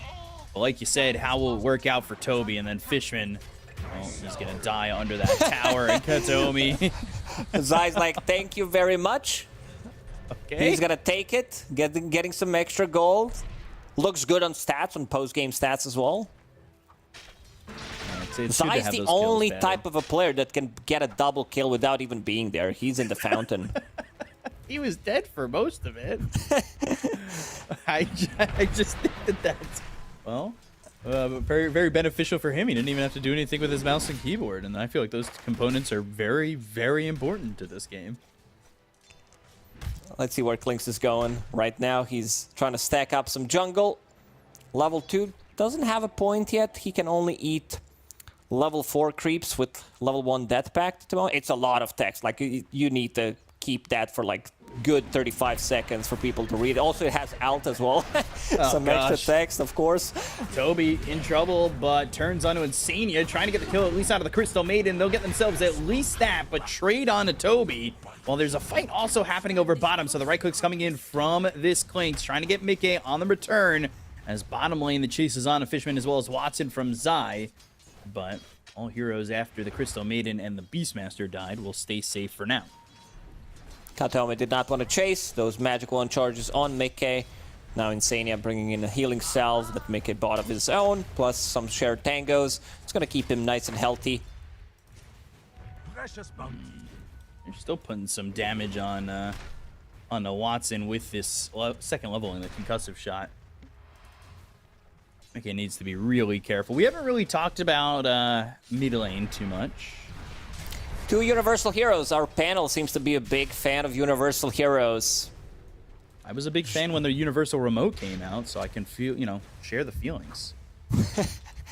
Yeah, Pango is going to be very annoying for Wind Ranger throughout the whole game. You use that Rolling Thunder, having Lucky Shot as well. Same goes for pretty much every other hero in this game. I feel like it's a really good Pango game overall, other than, you know, playing into Crystal Maiden, Frostbite, Pit of Malice, but he can't defend himself. Stormstormer, thinking about stealing the enemy bounty rune, using the scan. We'll get it. Ooh, Toby again getting hit up pretty hard. That combination with the Frostbite and then Mickey coming in with the Starbreaker, just, it brings Toby from full to half. Every single time they get close, Star Bomb, now 6-second cooldown on that ability. Plus you have Boar, extra slow, extra minus armor from that Blightstone, and also Blood Grenade. You need to hold this item, I think, in the first 10-15 minutes. It's so good. I need to get used to buying more Blood Grenades. Buy all of them at start. Do my best. Watson, Fishman, still trying to deal with Zai here. He's gone 2-0-2. So that level 2 in the Firestorm dropping down on a Watson, and then that second level, the concussive shot. The Pounce doesn't leash, but GH still dead. Fishman surviving, but Watson Firestorm in some trouble. He's got that Frost Shield to fight back and will get the kill on a Zai. It's a double kill for Watson, and he'll survive the storm dropped right on top of him. This time, no double kill for Zai, but they're very low. Fishman probably thinking about maybe denying himself Ooh, Insania Crystal caught. Maiden. Yep. Oh no. Domi coming in again, and well, he likes to move with these mobile heroes. Stormstormer just surviving. Kotomi just making his presence felt. He's 3-2-1. Good luck killing Pango with Shield Rune and also Shield Crash. Double shield. Shielder on the mid lane. Impossible to kill. Very, very impossible to kill, it feels like. And he's 38-4 to the 36-6 for Nisha. Definitely a big turnaround for Nisha overall in terms of where the game is at. Kotomi. He's going to go down up into the top lane as Mickey's on a killing spree. They want to lot make of a damage real rotation fast. on Slark, I believe. As soon as Dawnbreaker hits that level 6. Oh, no, they're actually going to use it top. Oh, it's better to use it this way. I was wrong. It's better to zone out Beastmaster. I mean, it worked for a second. This is fine. He thought he's going to be able to connect on Crystal Maiden slow. Blood Grenade was not used. 7 minutes in. Let's see who gets it. GH manages to steal it. Fishman, last time around, he was the one who picked it up. That would be pretty big. This 7 minute now, it's even... You need to contest this. You can't just leave it there.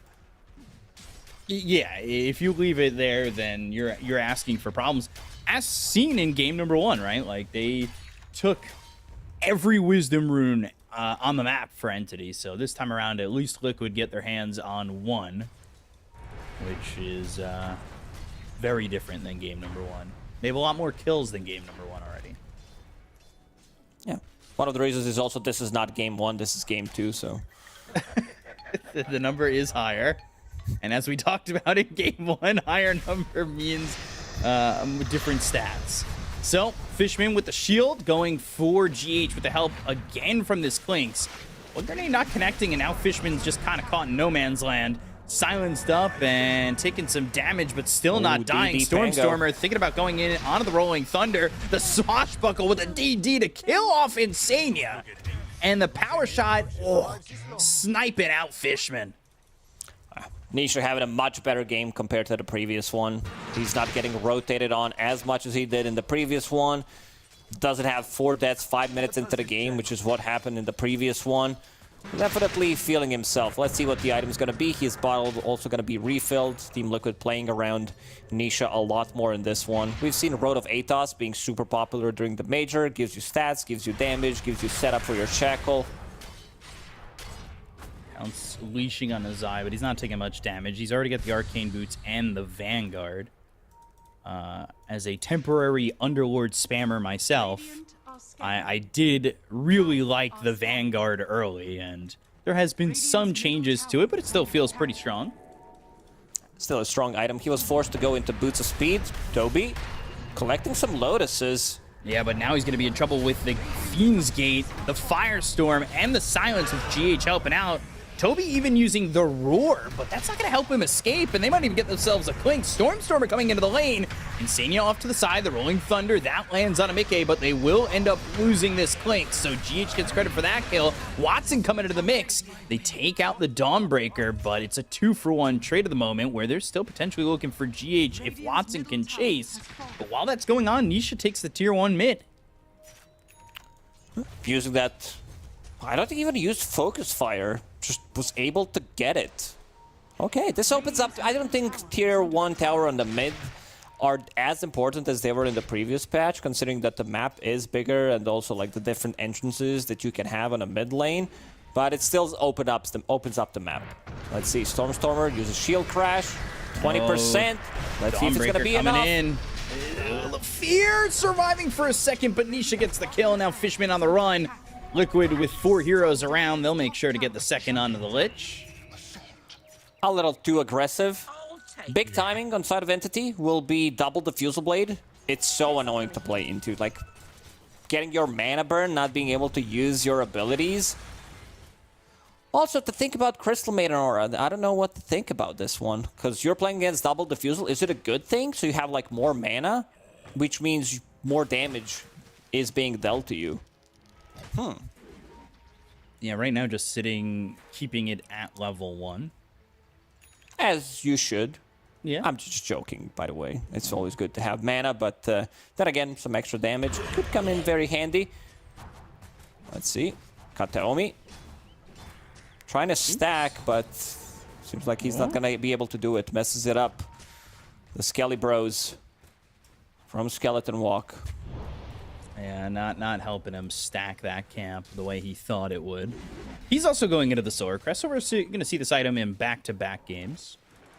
It's a cheap item, like gives you a lot of damage, some extra slow as well, so that your skeletons can do a little bit more. Having minus armor against with Orb of Corrosion as well on the side of Bango. Just the Fusel Blade recipe away from it. How's Slark doing? He has one finished. Yeah, that's coming out of the courier. So the double diffusal timing's going to be close. Meanwhile, double smoke here for Nisha and GH as they're going to run towards top. They're not going to find anybody unless they go deeper into the Radiant side where Toby's trying to farm a stack on this Ancient Camp.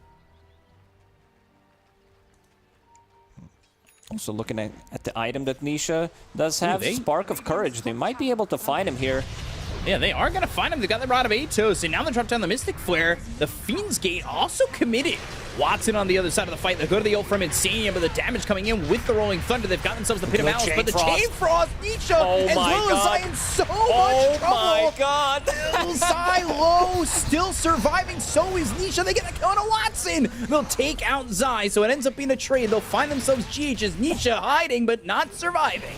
Stormstormer gonna get the kill there on Anisha. They'll focus their attention on Namike, who will throw the hammer and get a little bit of distance with that Celestial Hammer. But GH, TP, oh, the damage on the last right click! I thought he was gonna get out of that one. They've got Insania back into the fight. They'll use the Frostbite. There's the Primal Roll coming in from Toby. They get the kill on Namike. This is actually gonna be 6 heroes because it's Insania coming back into the fight. Oh man, that Chain Frost actually destroyed him. Max bounces on it. How much damage was that? 3,000 damage coming out from Lich and Pango as well. Wow. God, a Lich's dream. Who do you even blame there? Like, it's one of those two, because they grouped up together. I guess you should tip each other at that point. But yeah, looking at damage from Windranger, Spark of Courage, an item that got a lot of buff in the C patch. Extra 8 damage on a hero like Windranger, that's quite a lot. Yeah, that is a lot. And then the armor increased from 5 to 7 early on. I mean, that is a good amount of armor to have, right? Definitely. I was thinking about the item that Stormstormer is going to go for. He's been one of those players that is very innovative when it comes to itemization as well. I see Manta style. Since you're universal heroes, getting damage from all these stats is going to feel really nice. It also does give you ability to dodge stuff, get out of like Crystal Maiden Frostbite, which is very annoying, silence from Skyret Mage, etc. Stormstormer needs to be careful here. Rod of Atos, and they're going to have the Dawnbreaker join the fight. Chain Frost bouncing around once again. Unfortunately, this time goes over to the neutral, so both these heroes will die. But at the 14-minute mark, the Wisdom Runes, those are important, and, well, it's going to be both picked up for Entity. I feel like they are important when you're getting those lower heroes higher and higher. Watson was the one who invaded enemy Tormentor where he's supposed to be, and got it, because it has that extra movement speed. Getting levels for his teammates. Lich is level 8 compared to Crystal Maiden, who's only level 6. Skyret Mage is level 7. And there's a big difference. Kateomi is about to crack level 10. Yeah, he is building a nullifier straight up according to his quick buy. Yeah, that's the build. Like, you can go for something else, buy maybe like a Dragonlance, maybe a Force Staff, which is fine to be able to like save your teammates, but it's all about dealing the damage. This is a really scary scaling position for. And that is very scary, especially once you pick up that Sacred Relic, that extra 55 damage that he's going to be grabbing with that. And he's caught a little bit of vision here on Nisha and GH, but Nisha going invis with that rune, stepping forward towards the rest of his team and, well, the rest of Entity. He saw that ward. He also does have one sentry available, so they could potentially go for Nisha. Sentry down, and Kateomi is going to die, but GH will be traded. Pavis kept him alive a little bit longer there. You like this item? They made a little bit of a change. Yeah. It's got an upgrade as well in this patch. Great way to build the item, and it's relatively cheap for what it gives. It does feel quite nice. So now it also absorbs physical spell damage. Right. Which is an upgrade that, especially when you're building it on supports, is much needed and much appreciated coming into this C patch. He said Stormstormer going into the Manta. He's already picked up that Yasha and the build into it. We'll buy out that recipe and now just sitting 1,900 gold away from the orb. Yeah. Very interactive play from Kataomi, stealing XP from Zai here, sitting inside the Invis. Maybe thinking about providing vision for Slark. Watson could be the one invading it, but there's also Dawnbreaker there, who's going to finish things off. We didn't talk too much about the itemization on Mickey. Pretty standard stuff, I would say, for carry Dawnbreaker. Echo Saber going into Deso next. So by stealing that experience, he goes into level 10 and has the 20 tar bomb damage. Yeah, went for BKB instead. Wants to be able to protect himself. That mana burn also now doesn't go through the BKB, which did work in the previous patches. Every coin helps. Orb of Destruction picked up now for the Clinks too. This Clinks feels like he's gonna be secretly the fourth core that just kind of like shows up and all of a sudden is doing a lot of damage, especially once he gets the Sacred Relic. The map is bigger, which means that you can also farm these outer rings. We can see him also like invading enemy Ancients. He can farm a lot. And now with Solar Crest plus Orb of Destruction, that's -10 armor. Add Orb of Corrosion from Pango, plus his Lucky Shot. Oh no, they found him again. There, showing up. Stormstormer gonna die, and they go for Fishman. This has been a 1-2 punch that they have been landing plenty of times. They end up using that Solar Guardian. They drop down Insania's ult as well with the Freezing Field. This is why Pango needs some kind of a... Needs Manta style, maybe needs even a BKB in this game, some kind of a Lotus Orb on his teammates to be able to dispel Gleipnir, Frostbite, long duration silence from Skywrath Mage. We didn't talk too much about Zai either, but he's been chilling, building all these auras, not too hype. Mickey's in trouble. I'm Aurora after the BKB. That means Mickey's dead. They'll try to get into the Fiend's Gate, but they've got him leashed up. He's starting to eat these Essence Shift stacks. He's out of mana Cheech and Nisha, they're going to show up on the other side of the Fiend's Gate. Now they're going to try and fight this. Nisha, he's going in. He's used the Focus Fire, focusing his attention on Toby. Gets him with a power shot. But now, with Toby dead, is that even going to be enough here for Liquid to try to salvage this one? With 4 heroes already dead, it looks like it's going to be a full team wipe. Pounce, leashing, swashbuckle, shield crashing, killing off Nisha. Full team wipe here for Entity. Considering that they team wiped him 2 times already, it's just less than a 1k gold lead for Entity, but I feel like they are the ones controlling this game. And look at Kataomi, he's the one pushing the tower with all that minus armor, getting closer and closer to his relic. Then you have Ice Nullifier is going to come in very handy against Pavis, which is dispellable. You can also dispel Medallion of Courage, Solar Crest that Skywrath Mage is building, and also Windrun. I don't know if you're seeing like the same effect here that I am. Yeah, it's kind of a bugged. He looks like he's shooting shotguns with that effect, that bug effect. But it makes sense with the damage he's starting to output, that's for sure. He's been involved in 15 of the 20 kills that they have. I was surprised because GH and Mickey, they came through on the other side of the Fiend's Gate when they had already lost themselves 2 heroes, basically. Ooh, another Invis for Nisha. Kataomi's cutting things out. They do have Sentry available, so they saw Nisha being Invis.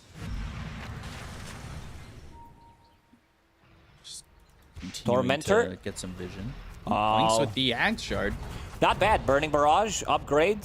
It's 65% of his damage, a damage that also does allow him to farm waves more efficiently. So we'll get to that Nullifier eventually.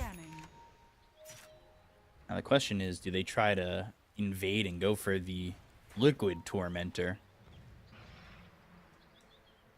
They can break on through.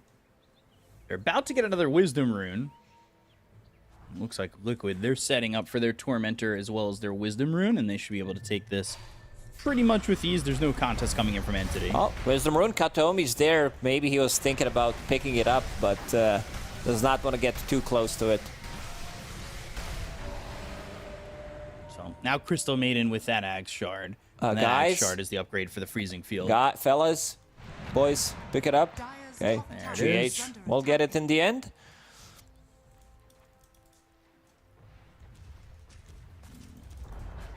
Dyer's Close game. top tower has fallen. Styre's going to lose that top tower.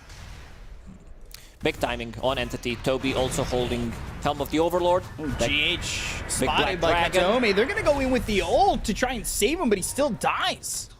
That's also pre-Sacred Relic. And he can buy Whoa. one right now. Now coming through, there's the man to Papa. They've got the Primal Roar with BKB being used by Mickey. They'll go into the Rolling Thunder, the Celestial Hammer to try and get to the high ground, but not high enough. Mickey going down to Kataomi, who's just outputting a lot of damage at this point. Yeah, look at me. I'm the carrier now. This is what Kataomi is saying. He's about to finish off Nullifier, getting those 2 last hits as well, getting a solo kill on GH. And they want to get Roche. They do have auras available. Beastmaster. Inner Beast maxed out, level 14. Helm of the Overlord as well.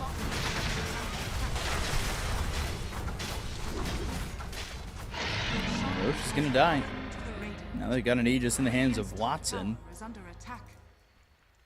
And immediately they TP towards the top end of the map.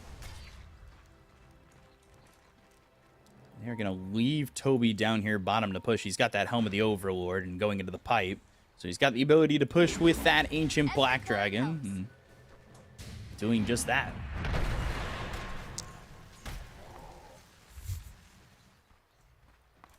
What do you do if you're Liquid?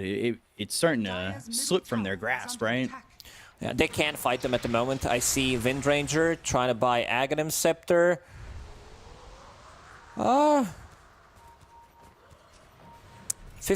physical reduction, invisibility. So they are gonna need to invest into Gem. Let's see. Nisha might need to be more careful here. Yeah, they're coming around. They'll go for Nisha. There's that Nullifier making an appearance. And the Sword Guardian's already used, so that means Dawnbreaker's going to be out of the fight. Watson's going to pop the BKB, but the damage he's taking, it needs to be a little bit careful. The Chain Frost bouncing around. They get the kill into GH. Now they'll look over at Mickey. Nullifier thrown once again from this Clinks. The Primal Roar is used by Toby. That means 3 are dead as Zai's next on the menu. They ordered 4 courses, and they are going to devour each one. There's also gonna save Aegis Onslaught. Kataomi. He's the one carrying team pretty much in both of these games, collecting the tips as well. Now going into Orchid next, so he can go for these solo pickoffs. Look at the damage that he's doing to the Ancients. Level 16 on position for Clinks. Zion is Underlords, insane. level 15. Same Windranger 16. He's higher level than anybody on side of Liquid. I mean, even Solark is only level 16. But you see, once they committed with the Solar Guardian, everybody has to show up, right? Mickey's going to put himself in a pretty much harm's way with that ulti. And Nullifier used twice in this fight, and both times it just feels like, well, with Clinks over to the side and not getting focused, the damage output's massive for Entity. Also, Pango can do, if he gets to roll off, then starts rolling, they can't really stop him. Aghanim Scepter's down now on Pango, level 18, holding the Arcane Rune in the bottle. Also have an Orb of Destruction, so how much minus armor is that? Armor reduction 8 from Lucky Shot, then you have 3 from Orb of Destruction, 11, minus 3 from Orb of Corrosion, minus 14. Supports are gonna melt. Let me just check the amount of armor that they have. Like, everybody's pretty much in negative. Except for Underlord. Windranger's also close, but yeah, if they use the Solar Crest as well, everybody on side of Liquid is in negative armor. They're just gonna melt. They're rotating to try and catch this Clinks. It doesn't exactly feel possible. I mean, you could see pushing bottom is the rest of Entity. So Clinks stealing their attention while their bottom tier 2 is just dead. That works. Do they go high? They still have Aegis. Like, they could just go to the high ground. There's the Harpoon.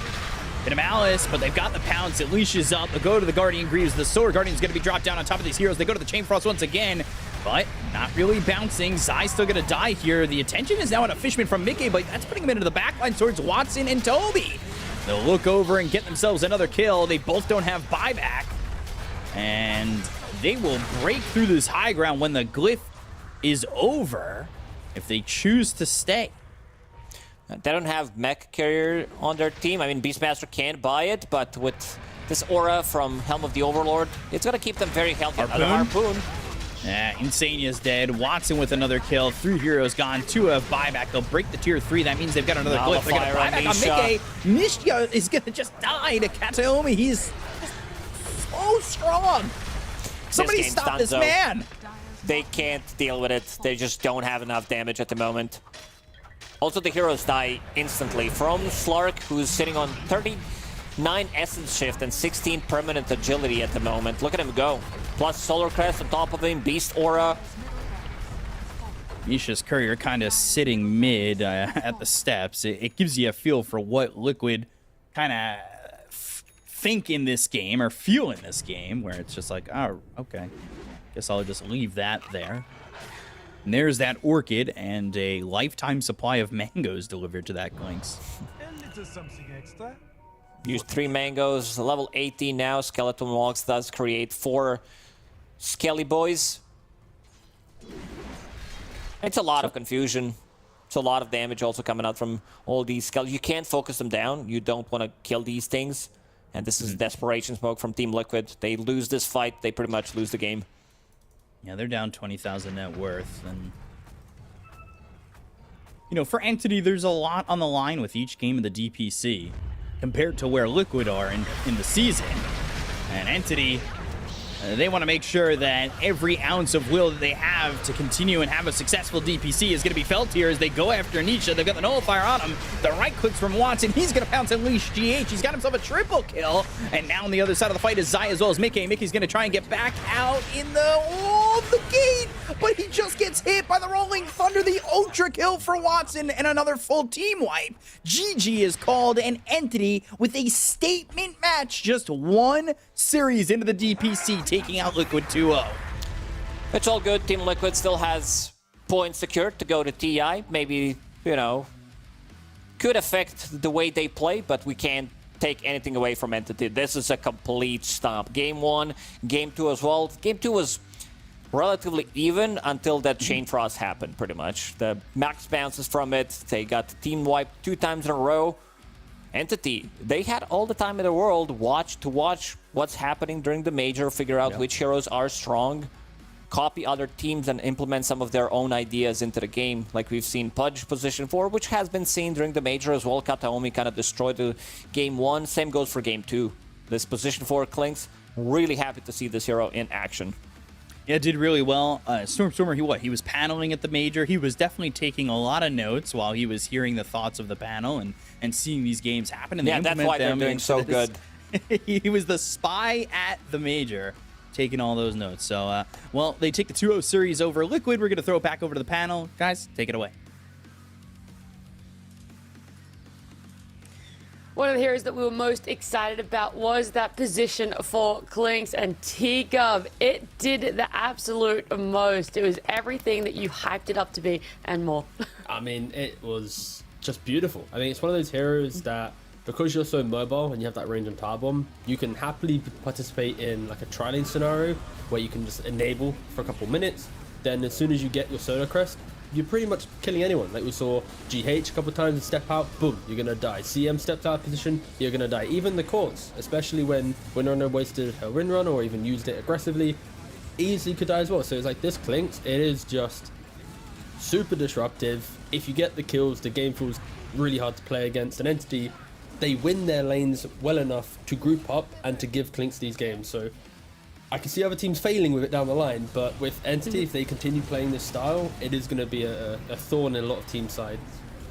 Yeah. Did you see a little bit of a shining light though, Kezu, for Liquid in this game? Obviously, it went a little bit longer. The lanes definitely weren't as much as the Stomp in game number 1, but it felt like they were still being very reactive and not proactive.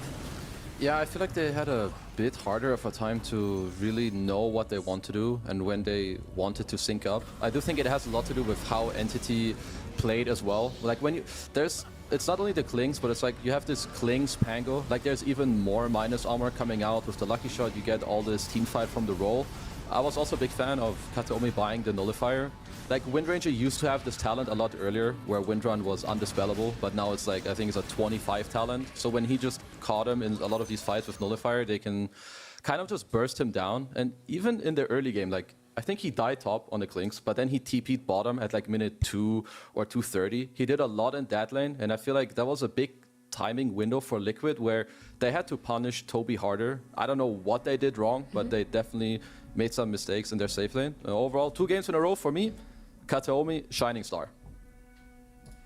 Yeah, very much so. I mean, first it was on that purge, everything that he did. Now on this Clinks, you've highlighted the itemization that came out from him. But in your eyes, Tigger, what else really went right for Entity in this series? I really want to hype them up because, again, we haven't seen them for a whole month. We didn't know what to expect. And if history were to tell us anything, this should have been Team Liquid favored. And for it to be like, what, a 21-minute game and then a 27-minute game or whatever it was, they're really quick wins for Entity.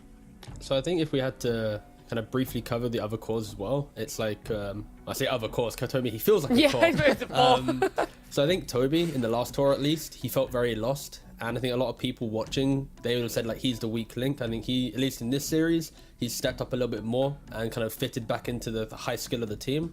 And I think Watson, of course, he's consistently been this carry player where you look at him in Marvel, you're like, wow, what was he doing? And in this game, sure, he's playing a couple of start games, but he's changing up the builds a little bit. He's just making sure he's as aggressive. In one game, he's buying Diffusal and then going like BKB, whatever. In this game, he's doing some Diffusal Trident, and like, so it's kind of the same, but like, I don't know, I guess it's like how quick the game's happening, the items, the slight order change or whatever, but I don't know, I feel like Watson's super consistent, Stormstormer's always playmaking, and Toby stepped up to the plate. So I feel like they've all hit their stride again, but it's one series, it's an aggressive style of play, and often aggression gets kind of figured out in the DPC. Like you often don't win an entire league with just aggression, right? So I'm still going to hold my reserve, but I'm super happy that they have, after a month break, just gone, we are here to make sure we can contest for top 4. I saw a lot of small things that they did really well, like just not only later on in like team fights, but in the laning stage. There were a lot of fights where Watson, like he goes out, he goes back in, survives like a clutch fight, like a 2-on-2 fight with 40 HP, gets a double kill, or a Fishman as well, because they have good itemization with like some raindrops, stick charges, a Tango is running, where it's like a lot of these small things where I feel like you can tell that they've been playing a lot lately, and I think they're kind of feeling themselves. I agree with you, it's only one series, but this is the kind of entity that showed up at some point and the team that surprised everyone. We've been kind of missing them for, I would say, the last 2 or maybe 1.5 seasons. I think this is a good start. This is a type of game that can really catapult you like real high. Hopefully there is going to be some consistency for them. We've already said it. The consistent MVP in our eyes has been Kataomi. It's going to be MVP again. Here in game number 2, his Clinks 12, 5, 13. I feel like if you had thrown up these stats and removed who was playing it, anyone would have thought that this was a core. But no, a post for T just absolutely popping off this way. Yeah, I mean, the fact that, you kind of subtly flamed his kill participation in the last game. He has stepped up immensely. What was it, like 50% in the last game? Now it's 71%. Yeah, it was like 53 and now it's 72. Yeah, he's doing good. But no, I think, to be clear, this is a good showing of what Clinks can do in a forward-thinking game. This hero is still very punishable because look at the items he has to do this. Like, imagine if he doesn't get those kills, or he doesn't participate as much, or if the lanes don't go as well. Now you're a Clinks who's like awkwardly using Death Pact to split push, hoping to get a shard from Tormentor. Like, this hero is very volatile, and I am so excited to see a team fail immensely with it because they don't understand how to use it correctly, Like, just because Entity wins with it, it's like, that's cool. But like, I see so many people in pubs where they try to play Clinks. I've done it myself, Like, I'm kind of low-key griefing because there's so many complex layers to it. Like, you can't just always look for a solo pickoff, right? You basically want to push your team forward to look for it. So yeah, I'm excited to watch teams fail. I'm excited to see Entity thrive with it. It's a cool hero. It's fun to see it support. I'm also scared to see it because more people will start picking it more. I'm going to stop talking now. Clinks is going to be living in my head rent-free. Nah, he's gonna be, yeah, he might be living in this DPC rent free. But look, a 2-0 in this best of 3 does mean our first series between Liquid and Entity is over, and we do get our winners interview. It's gonna be Stormer joining us. We get to ask him some questions. Storm, how are you going? How does it feel to be back with the team playing in DPC after such a long break? Hey guys, yeah, thanks for having me. What up? It's of course big fun and a nice start into the DPC. Like we've been sitting this major out, you know, and been biting ourselves quite hard in the second tour in Dream League. So very happy about this. I guess good start. Yeah, very much so. I do want to know about the prep and the draft sort of coming in. Is this something that you focused a lot more on Entity as a whole, how you guys were going to draft, or was this very like Liquid specific where we've seen so much from them, we saw them in the major, and this is how we think we can beat them? I mean, basically it's a bit of both, I think, but mainly it's just that this new patch came out. We've been trying stuff in scrims, we've been trying stuff in our pubs, and the patch is still very fresh, especially the new small one that came out 1 day ago. So I think there's no better way to go into DPC than just trust your feelings and what people are comfortable with, because so much just comes from how comfortable people are with their heroes and their pubs and everything. So I think it's a bit of both, but also just we felt like we were just drafting what is flowing for us really well. Okay. And I see you guys are also boot camping. Was this just in the last few days you guys came together, or straight after the major? And are you guys going to be boot camping for the whole DPC? We actually started boot camping like relatively early. We went there right after the Berlin major ended, so I think that is now 1 week ago or something, because we wanted to prepare as much as possible and felt like a good spot where it would be really efficient. And of course, we are not as fatigued as other teams because we did not attend the major. So yeah, we went pretty early. And you asked if we do the entire DPC. I do not think so. It would be a too long stretch. We will probably play a couple of series here, but then probably the end of it, we're gonna play from home. All right, sounds good. T, if you have any questions? Oh, start with me. All right. Hello, Stormer. Hope you're good, boss. No, the Dazzle guy. Oh no. I'm not going to ask you to draw a Dazzle. To give context, so we were watching one of the games, and I just I ganked him. So I had my patch book that I auctioned off, and I got Stormer to draw a Dazzle during one of the games. So thank you during the major to help out. But anyway, important questions now. So you're at the major, obviously from kind of a fan perspective. How did that kind of feel? Because normally when players, when they're competing during the DPC, they don't qualify to a major, they don't go to the major, right? So was it motivating? Like, what was kind of the feelings that you had sitting in the crowd watching and kind of the ambience of it all?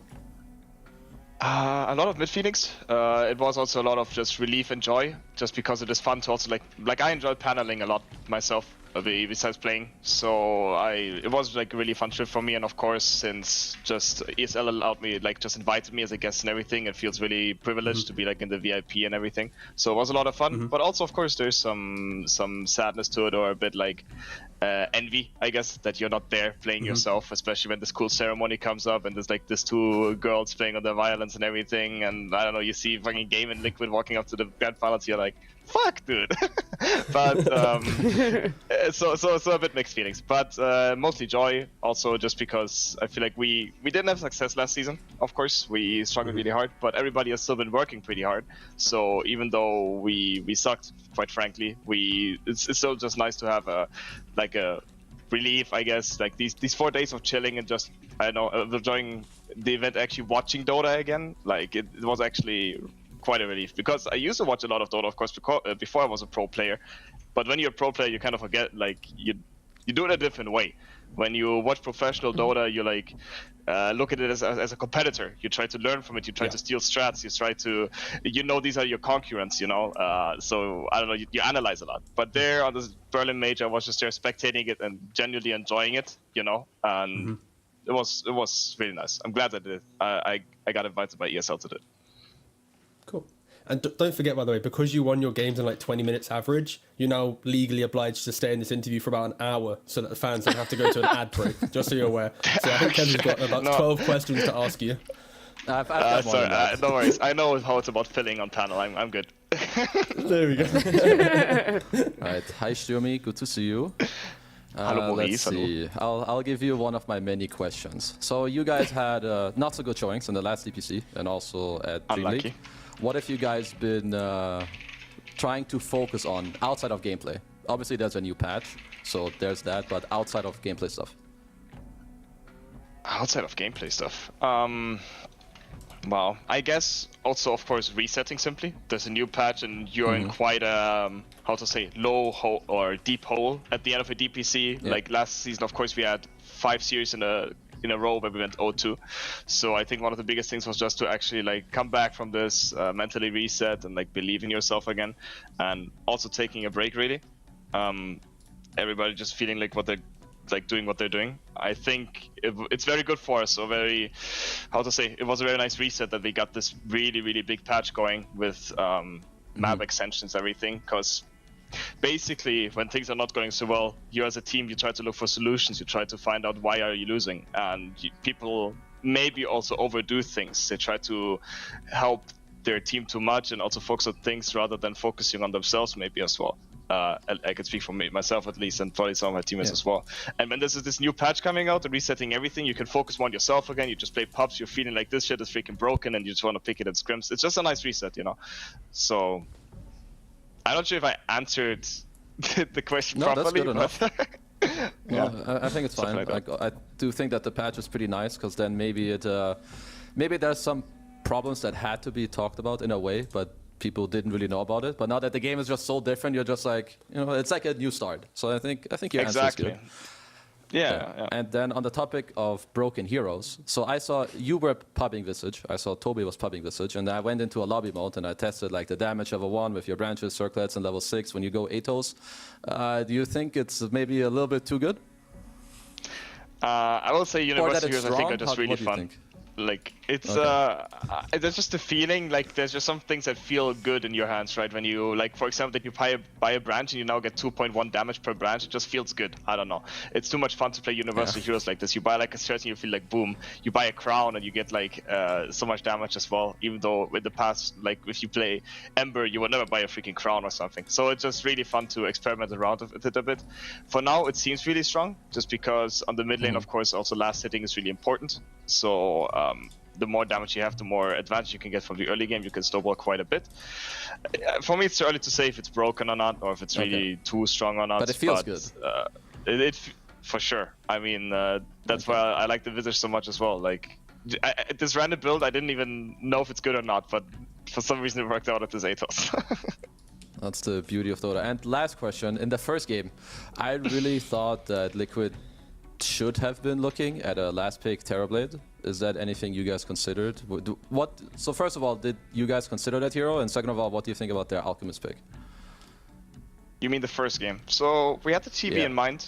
We thought about it, but of course they have an IO less draft, and these heroes tend to not do too much. They are really good at joining the fight, they relocate and everything, but they don't engage.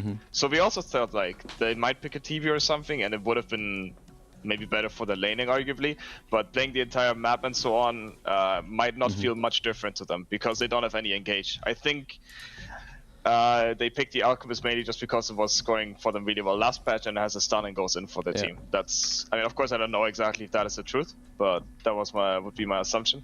TV arguably would have maybe been better against our heroes, but it's hard to tell. In the end, you play a TV less draft, and we might just also run away from them because they don't have enough catch. So yeah, we thought about TV Alchemist, and they picked the Alch. Well, fair enough. That's it for me. I don't have any more fill, guys. I'm sorry. I'm out now. I do have two. I was going to say, yeah, TT always does this. He always comes back around with more questions. I knew It's it. because I'm planning. I'm just wanting to just control F, Storm. Okay, all right. Mr. Entity.Stormstormer, you're ranked 22, okay? Could you please tell me your opinion on the Immortal draft system? Do you like the fact that you now draft players from left to right, lowest MMR to highest MMR? Do you wish that there was like maybe some deeper complexities within drafting players within ranked? What's your opinion right now on the matchmaking scene? So when it came out, I was like, wow, I love Valve. Like, all their ideas, like, you know, they come out with... first of all, I was shocked already by this freaking patch, that the patch is so freaking cool. Like, you could remove one of the changes, it would still be big, but there's Universal Heroes, Tormentors, there's 8 changes already. And then also this Immortal draft. So when it first came out on the first 2 or 3 days, I loved it. Absolutely. Like, I think it was super fun drafting other players, and people did not really abuse this MMR idea behind it, that you draft from left to right. It is, of course, a bit dumb that, or a bit like it missed the point a bit that people just draft from left to right. So even if they lose, they get a plus 40, minus 10 game or something like that. And it's a bit frustrating to draft like this already. Like I, for example, I would like to draft in my games that I have each respective role in the team. Like from position 1 to 5, and everybody's happy with their role. But if I draft like that, I also had games now where people on my team would type in chat, "Why do you pick me? I don't want to play for plus 10 or something." So it is like kind of an awkward spot. What should you do? Should you take like the 3 leftmost players, but they all mark mid lane, but you get a plus 10 game? I'm not sure. I think it would be really good if they would like work something out of the MMR. Maybe not make it plus 40, plus 10, but maybe plus 30, plus 20 or so. Then again, I'm not sure if it's fair enough. Then you might draft from right to left. I'm not sure. But I think the way it is right now, something has to be changed. But in general, I'm really happy that this change even came, because before this came out, there was another matchmaking system, and you might jump into a game and you might have 3 position 5s or 3 mid laners or something, and people would like, not be happy with it. So in general, I'm always happy that like they're trying new things and giving it a shot. And even if it doesn't work out, I'm grateful that they came up with this system. I think it's not obvious to get this idea. Yeah, no, I agree. I like the fact that we are moving in a step in the right direction. And now I have the dumb question. I see the IKEA box behind you. Is this like team building? Are you like building IKEA furniture together? Is it one player that did it because they're qualified for it? Like, what's just the IKEA lore right now? Because it's so perfectly positioned. It feels like you're sponsored by them. I can't. The IKEA lore. I mean, holy, you're a genius. Thank you. No, actually, like we're not that team building in that regard. We did play some board games and stuff like this, and obviously talk a lot of Dota and go out and shit. But no, IKEA. We didn't. I mean, I got actually suggested. Actually, that sounds kind of funny. But no, it's mainly our manager doing it because he's kind of into that kind of stuff. And building. Gotta help him out. He's been constructing this entire bootcamp, and also the last one. Like our managers built all 5 PCs, all 5 tables, all 5 everything else around bootcamp. So he's mainly doing it. I occasionally help, but honestly, I would love to see what's on the table from IKEA. Now That's that you what I say mean. it. Exactly. I mean, it's the looked at little this guy dowels here. and then the screws. Yeah, see, it's painful, but no. That's some content. I think he would struggle a bit, but that would be funny. What's the board game, the team board game choice? What are you guys playing when you do play board games? Okay, so last time it wasn't really a board game, it was more like a dice game. It's like, I don't know what the name is. We literally call it Kubike because we're 4 Russian players, and it's like, Kubik is a Russian word for cubes, I think, or dices. Okay. It's like, I don't know, it's like this dice game where everybody has a couple of dices and you have to guess how many 4s, 5s, 6s or something on the table. And you have to gamble and it goes in a circle. So you say something like 6 5s or something, and the next guy has to either take it or say a higher number. And it's like a lot of gambling. It's really fun. Okay.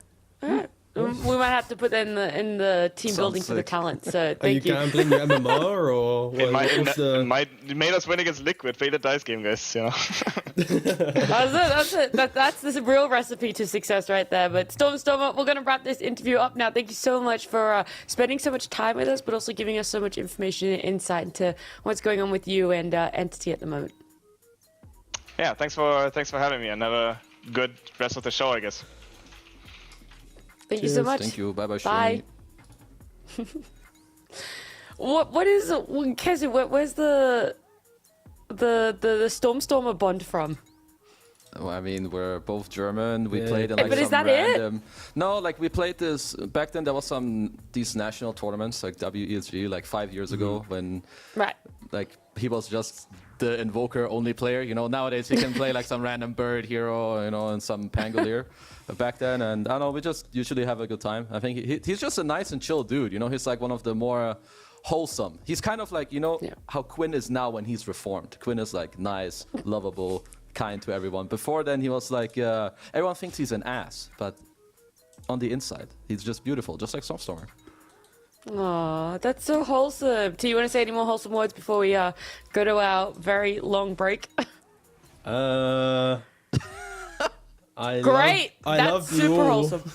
Oh, T, stop it. Oh, too sweet. We are going to be jumping to a break, though. Our first series went significantly quicker than we thought it was going to be, and definitely not in the direction that we thought it was. It was that 204 entity. We're going to be jumping to a break. When we do come back, it will be Gaming Gladiators up against Quest Esports. I'm looking for where. Guys, very news, I think. Aghanim, no? Maybe. Yeah, Daniel. I'm good. Dom still, I guess. I'm on Dom. Don't push me. Don't push me. Ramp it. Good. Nice. Nice, Chris. No! Toby, did you just call me Daniel? What the fuck? That was the first time in lifetime in any Yo, I call you Daniel all the time when I make calls. Do you?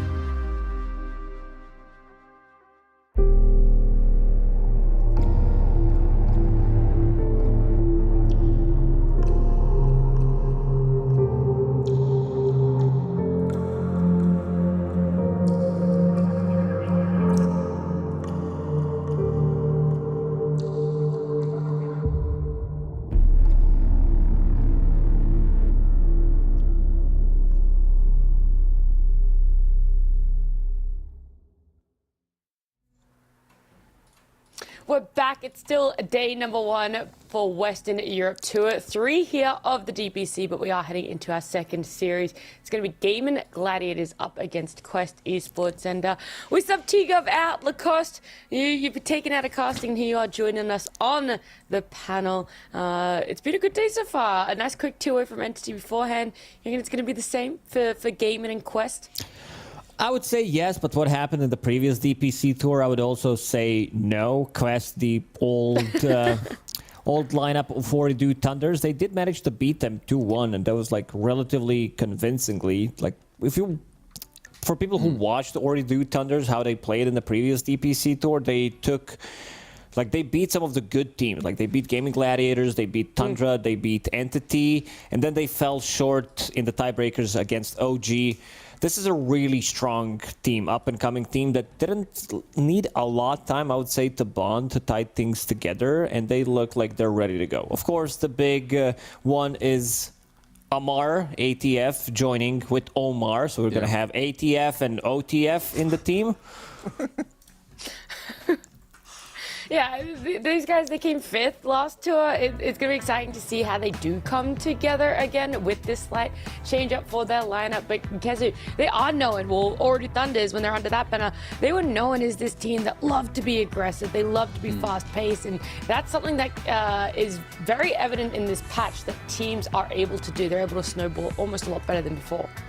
I mean, I hope that they can just try to do something similar as before, which is not the easiest when you have a roster swap. Also, Amar is I mean, I think we all know that he's a very strong person in a team. I'm not sure if his hero pool is also going to be different in this patch, but I hope for them, because they look like a team where everyone just did their thing, and it looks like that they had a good team environment, and therefore they could play well and everyone could just do their thing. So I hope that they've been able to, you know, take Amar into the team, incorporate him in good ways, and try and keep it nice and smooth. So for me, I don't really know what to expect with them, but I want to see some good stuff. You know what we saw from Entity? They looked like they were hungry. They came in, they've all played like a billion pops, hopefully a lot of scrims, whereas Gaimin, I hope we don't see something similar to Liquid, because I think Liquid, they were not playing Dota today. Like, they were not really in it, I think. Yeah, Gaming Gladiators. Yeah, I think Liquid definitely.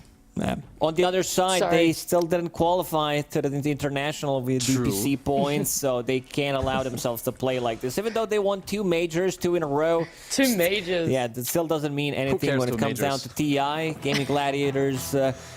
What a team. I mean, this team looked good before, but ever since Quinn joined, they just looked unstoppable as a completely different team.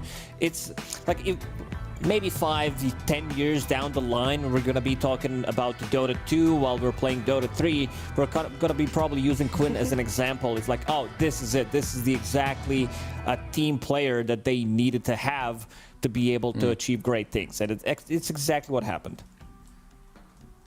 Yeah, they're a team that is able to have that sort of balance. You were talking about Kezu that you saw Oredu Thunders having last tour.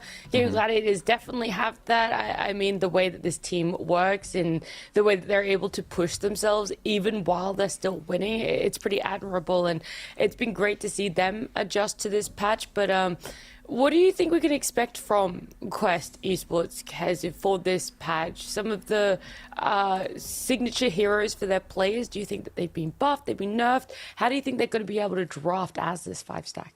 I would assume that a lot of, at least for TA2000 and Noob, I would say that a lot of their heroes are good. TA2000 is he's a very aggressive carry player by nature. There's a lot of, we even saw it in the last series, Watson, he was playing Slark twice. It's one of the TA2000's, he plays it really well as well. I saw him pop it. Noob, I'm pretty sure he plays a sick Pango. The hero wasn't nerfed, but I'm not sure if this hero will ever leave Pro Dota. It seems like impossible. You will always find your way and you have good item builds. He is universal hero. You'll hear that from me a lot in the next coming days, because it looks like those heroes are. Yeah, I think I heard it already. They're pretty pog. Like 6-7 times, and you've been paneling only once so far. I mean, get used to it, bro. Yeah, this is a new thing. Hey, for all the boomers out there, they're like, "What the hell's universal? Where's my strength in or agi heroes at?" I mean, so far, out of the 2 games that have been played in Western Europe, the team that's had the most amount of Universal Heroes is one. So, There you go, baby. So that's a 100% success rate. Kaz is onto something, you know what I'm saying? Yeah, I'm a goddamn genius, guys. Obviously. Gotta listen to you more well, Gaming carefully. Yeah. Yeah. Taking notes, you know, you're gonna write those ones down. But yeah, Gaming Gladiators, there is the potential that they do fall to the same of what Liquid did, just with this coming off the back of the major, still trying to find that balance in themselves of playing enough Dota, but also making sure that you're not getting burnt out because they are so close to qualifying via points for TI. But you also want a really good display here.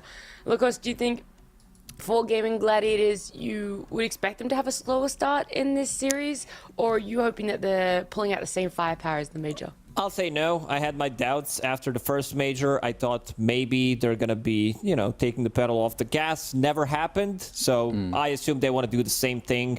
They look unstoppable. They're also not a one-patch team. They are playing on different patches, still dominating. So really not worried about them. Like the C patch might even bring them like some extra power to them as well. Like some of the heroes got, but also this is the team that looks very stable in all positions, I would say, where they just know how to handle things. And to go back to your burnout thingy that you mentioned, I saw Celery tweeting the other day, you know, taking a couple of days break, much needed, but also he's going to be focusing on winning again. This team just has a very good work discipline, and they know how to work together. They seem super chill. Like when you watch them on camera, the way they play, they're like, well, whatever, just another day in the office. It's like we're playing pubs, but for money and DPC points. That's a good way to view it.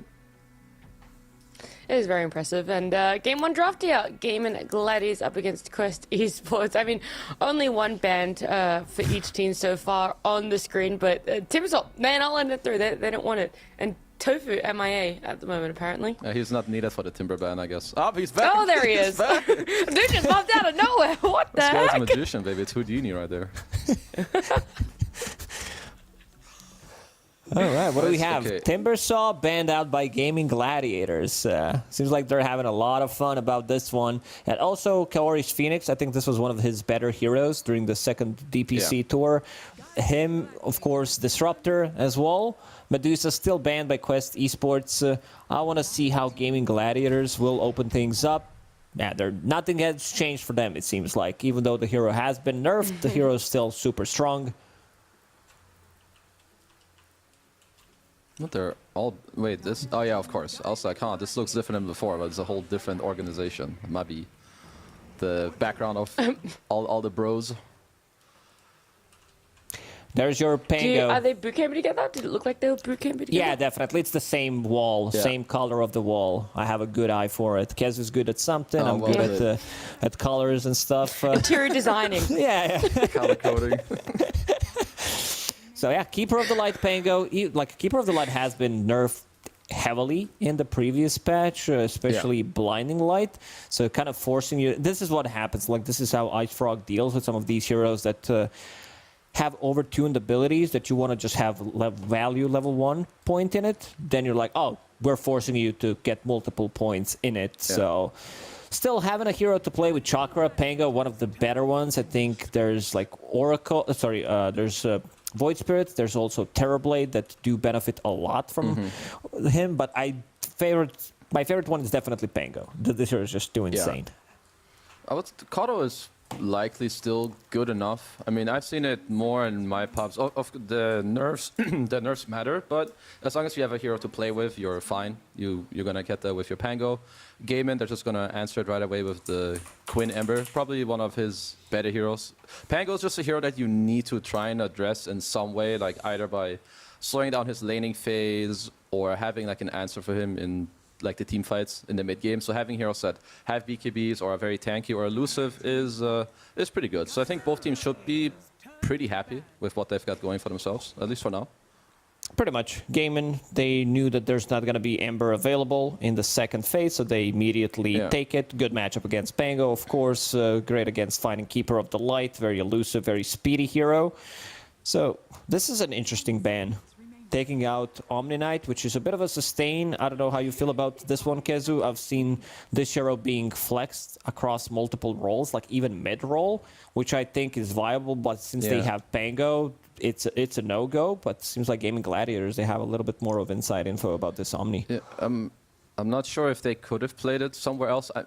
Traditionally, heroes that dispel are pretty damn good against Ember, because Ember wants to like play more on this long range poke, right? Your chain arrow and like slow damage over time. But I don't know if they've scrimmed that maybe there was some carry Omni Knight or some Amar Omni Knight on the offline, who just slaps your carry out of the lane. But so a bit curious about that. But yeah, they must know something that I haven't seen, because Omni has not really been in my pubs. I've only seen it in like some.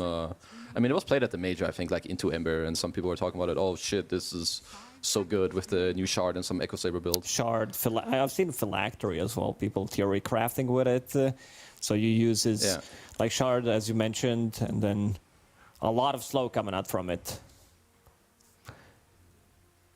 I mean, I wanna debate at least. So what I like from Quest is that I feel like this is kind of similar to what they did in the last season, where Noob was on like his very traditional heroes, like some Pango, Puck, sometimes Tiny, and usually his hero was picked early, which then allowed for his two other cores to have their picks later. I would also say when you have, I mean, we'll see if Amar, I would say that he's a player that can utilize later picks well, because he's a greedy player, and I also think he's a strong player, as long as there are heroes for him left in the pool. Because that's one of the issues I've had with him in the past, is that I could very confidently say that he had a limited hero pool. Yeah, but now on a new patch, I don't know what the hell's good. You know, he might be whipping out some new tech that we've never seen before. What about, listen to me, TA2000 moves to the off lane, Amar plays carry Mars, one more, just kidding now. That'll look too good. I don't want to Enigma Galaxy 2.0 over here, you know? I think it only works if, so first he has to play carry Mars, and then the following series it's mid, so that by the end of the season he can end up back on the off lane. I think that's good. I kind of like this idea. Quest, taking the Silencer, we've seen the power of Silencer, even though this hero gets nerfed every single time there is a patch for whatever reason. Yeah. People don't like losing intelligence. Beta testers really hate this hero. Not a big fan of Silencer plus Keeper of the Light support duo. Sure, you have a little bit of a stun coming out from Rolling Thunder. It's not like a reliable stun. I would prefer if it's like something else. I also want to see what the offlaner is going to be. Yeah. When you have these two supports, you're going to be very reliant on your cores to go in for you. Because Caudle is a... Caudle only plays off of his cores, and it's very similar with Silencer. You never want to global defensively. You want people to feel stronger going in so that you can use the global aggressively. I like what Gaben are doing now. You have TB, who's going to help you with a lot of the wave clear to make it harder for Quest to kind of get this stuff going on. You have Moonlight Shadow to also help you maneuver around the map. Maybe find these supports in the backlines, help your people out. Because for now, Quest, they definitely have to nail their last two core picks, and they're going to need at least one more core that can go in for them and that the supports can play with. Because for now, it's going to be a Soul Pango who's going to have to lane/play into Ember Bottom. So he's not really set up for that much success yet. Yeah, I completely agree. Listen, Mars off lane with Keeper of the Light. Go. Right now, go for it against TB, against Mirana. It's either that or Razor. I feel like it's coming. I'm not even kidding. I mean, Mars, yeah, I guess. Mars not talking at the moment. He Razor already said Mars, that's it. He said Mars doesn't want to talk anymore. He's put down, nothing else. I mean, I would not want to see... Personally, I wouldn't want to see either of those two heroes because I don't think they're great. I want Amar to show me... I want the new spice. Maybe it's a carry pick here. I don't know. You know, maybe they feel like, we see Doom TV. I want my carry matchup. There's enough offlaners. I don't know. Because whichever hero they value more on the two roles, they have to pick here. Because obviously, Gaming Gladiators are going to ban out two more heroes after this next pick. If you're looking for new spice, then what do you feel is kind of a little bit broken in the off lane at the moment that you're hoping Amar has figured out? Because it is going to be a carry pickup. More so. Saving a Mars pick. In the off lane? Give me that Bounty Hunter off lane with Keeper of the Light. I don't know. Bounty Call is a classic. I don't know what they're gonna pick. I still want to see Amar's hero pool expanding. Earthshaker. There you go. Offline Earthshaker's buffed. Oh yeah, that hero is really good right now. I feel like it. Maybe even over buffed. Fisher range. He got nerfed heavily when all the stuns got nerfed at 733. Yeah. But got buffed again. He's back on the menu, and you have Caudle. At least that's one thing that they could do. Other than that, I'm not sure if there's too much stuff on the offlane that I feel like is super broken. I feel like in the previous patch, Legion Commander was a hero that wasn't played perhaps enough, but she also got nerfed. Because I played that hero a few times, and I was like, damn, bro, this shit is good. Like the attack speed on the Q and the radius was damn. That was real good. It feels real. Every single time I see Legion Commander in pubs, it feels like the hero just dominates completely, sitting at like 100 damage 15 minutes into the game.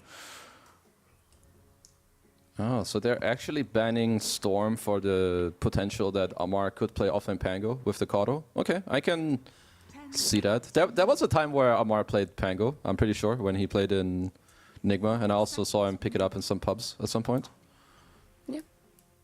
Yeah, we saw him pull it out last tour.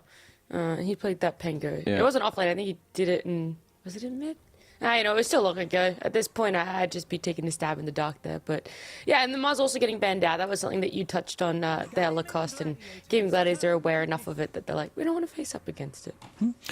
And Quest defending their Morphling pick, which is a really good game for Morphling at the moment. They don't have that reliable stun. He can get out of the trouble. So removing Disruptor, Ancient Apparition. Good bans, most definitely. So now they need to figure out position 5 for Celery. That's going to like give them maybe a little bit more of silence, a little bit more control. Or if they want to like group up and hit an earlier timing, something like a, I don't know, Chen maybe? Try to group up. Okay, they get that Bounty Hunter that we mentioned. I've been really surprised how strong this hero is from position 5, what you can do with it. And I think Dota right now does allow you to play different playstyles, mostly from position 4 and 5. I still think there's a lot of new tech that is undiscovered coming on from the different roles as well, with the itemization and stuff, like new heroes that are still unpicked. Definitely agreeing with Legion Commander, because I felt like after reading it, after seeing how strong the hero felt, at least in the pub games, I mean, it's always been pub stomper, but I thought we're going to see a little bit more, at least in competitive. Yeah, same. There's the type pick, I would say, is pretty good. He's going to have a solid lane. Just to talk a little bit about the bounty, it was a hero that I was looking at a little bit in the second phase.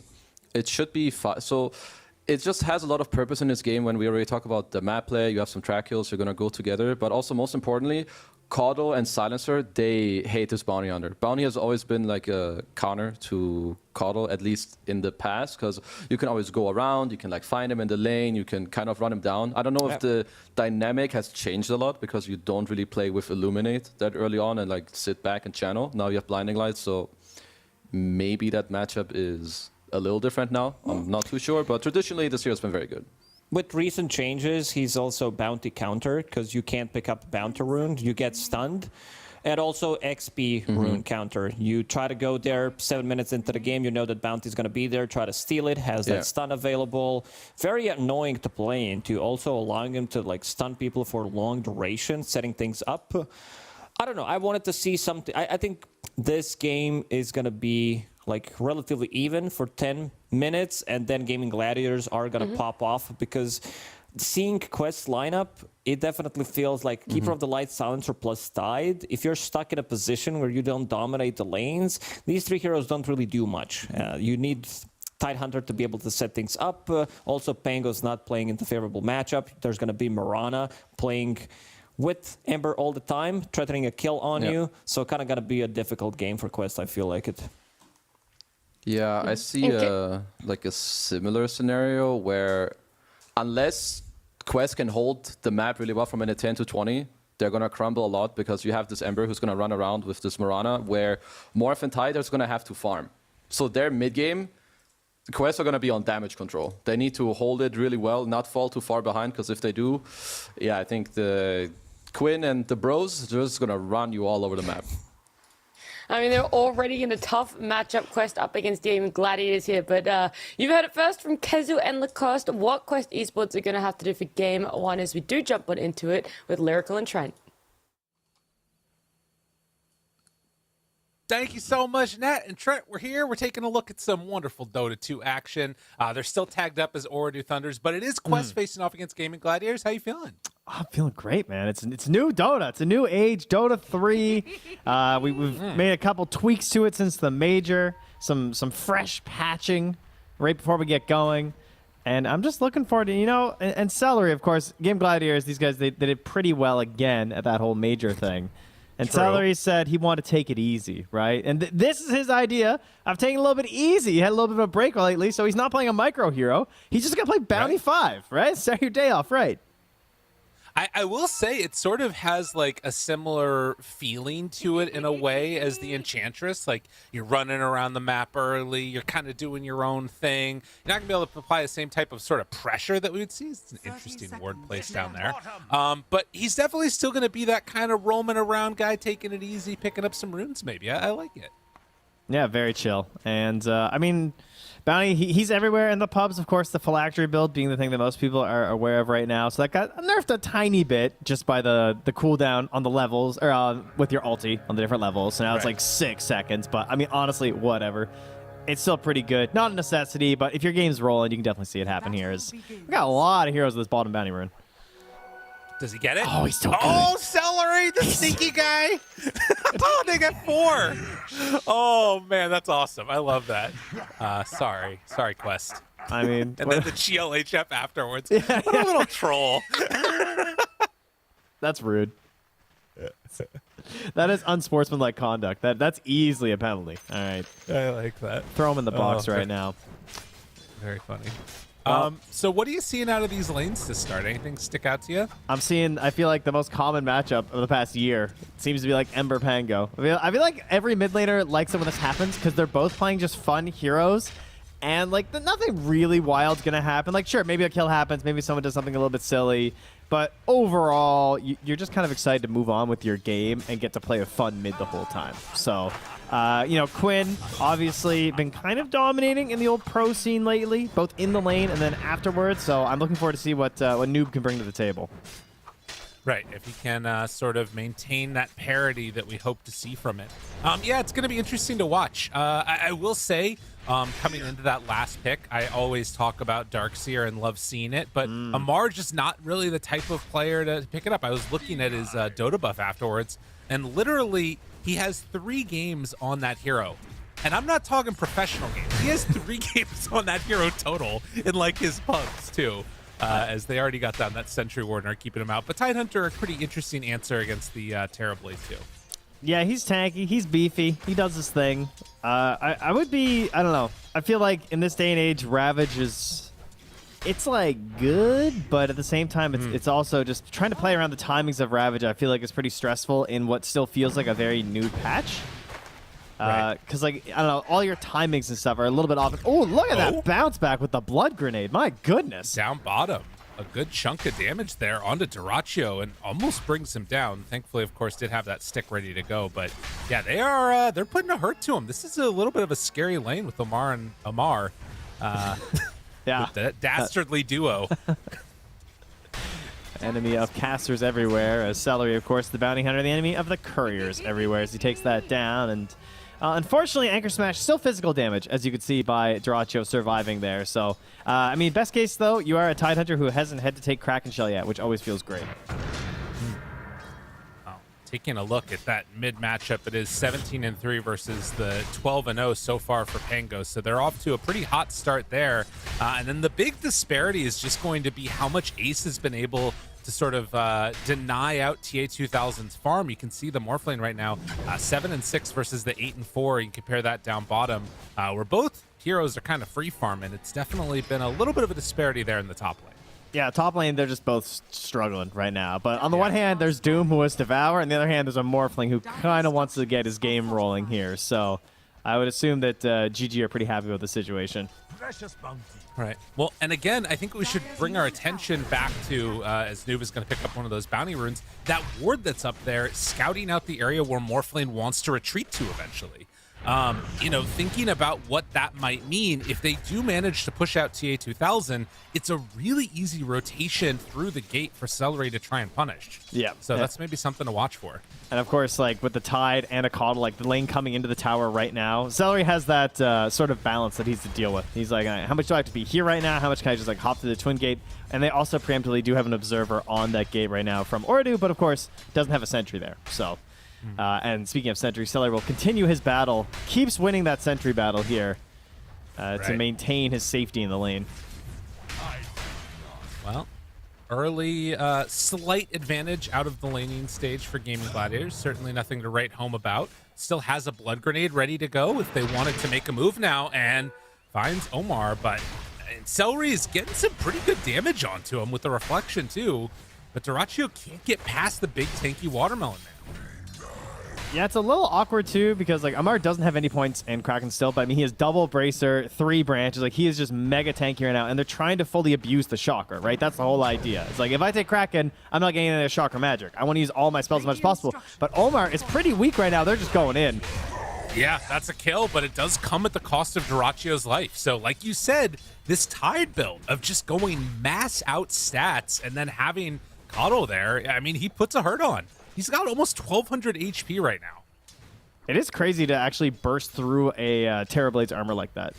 Like, it is physical, you know, that you are working this guy with, but he is getting there by just mass spamming the Anchor Smash thanks to Chakra Magic. That's really allowing him to get through what's typically the best defense for a Terrorblade. While that happens, there was sort of more movement around the map. Ace feels pretty safe in his lane. And that meant, as you can see that ward placed down over by Omar, that they were able to get a stack on the hard camp. So something to watch for. Mirana trying to build up stacks and maybe making a move here at level 6 from Noob. They're thinking about it at least. Yeah, I gotta say, that was the change in the patch. Alongside the Wisdom Rune and like stacking giving XP just seems crazy to me. I really, like, as someone who plays 5 and really enjoys getting some good stacks on, like, you already get so much gold from it. Like, the whole thing about why it's so broken is that you're making gold in a situation where gold doesn't exist. Like, it just makes more gold. You don't take anything away from the player who you're stacking for. And now that's happening with XP. Seems crazy. Right. It is pretty nuts. Speaking of which, fighting over this stack here. Power Tofu, leap forward. Oh, Starstorm, good damage out, and that's enough. Tofu gets the solo kill. And in the meantime, mid lane, Quinn, he got the Arcane Rune, and now he hits level 6, gonna jump forward onto Noob. Oh, the disarm. And already get that chakra, so no extra little bits of mana coming in. Misses the blinding light from Omar, and Quinn just picks up an easy one on a Noob. More rotations coming in here as well, into the tree lines, Kaori. Careful now. It's a lot of creeps under the tower, my friend. Yeah, Celery's just gonna run at him a bit. But they're kind of zoning them all the way out of here. Arrow comes out, and yeah, that's another death for Quest. They lose another hero. I mean, strong stuff from Gaiman. 3K gold lead at almost 7 minutes. All right, I have a proposal. Silencer can gain the int without leveling the skill as long as he can lose it when you kill him. Then I'm down. Okay. Yeah. All right. Then I'll give him the innate ability that everyone wants now. Arrow up top. Right. Oh, TA2000. He's paying attention. Oh, sorry. It was a YOLO arrow and it almost hit. Dire's top tower is Well, in the meantime, we also see they're able to pick up on the side of Quest one of the Wisdom Runes, which, you know, considering how aggressive Gaming Gliders are being, I was wondering if we were going to see them move all the way in, as Ace is just starting to bully up on the top side, and TA2000 is backing away. Tofu, he'll get the other Wisdom Rune. And so that means a little bit more gold going into the pockets of Amar, who does have 6 now in this Tidehunter. Yeah, really important again in this patch to go after those Wisdom Runes. Even more so now, since they're benefiting 2 heroes. Feels like it's kind of a disaster if you end up losing yours at 7 minutes right now, unless you're getting a lot on the map for it. Right. Well, that courier was taken out. Mar doesn't have access to it. Quinn gonna get rotated on here in mid. But with Celery nearby and Tofu coming in, I don't think this is gonna be a kill on anybody except for maybe Kaori, but the arrow not going to connect. So Noob, he'll still be able to secure an illusion rune for himself. All that movement towards mid just sets that up at least. Yeah, really interesting play there. I mean, they were waiting for this for a long time, like, trying to make a play with this level 6. They have a ward over on that high ground there. They were sort of like scouting it all out. They have an ob-centric combo, spawning Celery in the river, and they still unable to get the kill. And in fact, Kaori, the raindrops helping. Oh my god, he has another slight though in a second, and Quinn, he is going to pick this one up for free. The disarm does come out, but still, this early aggression. The Ember Spirit is just doing so much right now. It's just so menacing. He's just walking at him. Yeah. Nothing they can do under these towers. I mean, it's a silencer and a keeper of the light. Any spirit hero is just like, when there's no level 6, there's no global silence to worry about. Like, who cares, man? Right? Ooh, And Noob, in fact, he gets jumped on by Tofu. Quinn might just stick around. One more sleight of fist, and they're in even more trouble. Quinn decides to Remnant out, though. The blocks! For the pig pull, but the body blocks and the arrow. That might be enough to get Quinn out of there. Remnant again. Damage over time coming in, but the shield keeping him alive. Come on, just barely surely. long enough. Is it going to be enough damage to kill him off? It doesn't look like it. 30 HP left over on that shield too, and he just gets out of dodge. How is he so stone cold right now? How is he still just here with TP? That's crazy. He wants to wait until his remnant's back up again. Oh, those body blocks were so sick of the illusion. By the way, I saw there's a doomed Morphling. So that's happening. Yeah, he's going to go down. All right, well, that happens. So I mean, they've been managed to mid find it. for Is Quinn dead? so long trying to kill Quinn. Yeah, Morph got ditched hard. Jeez.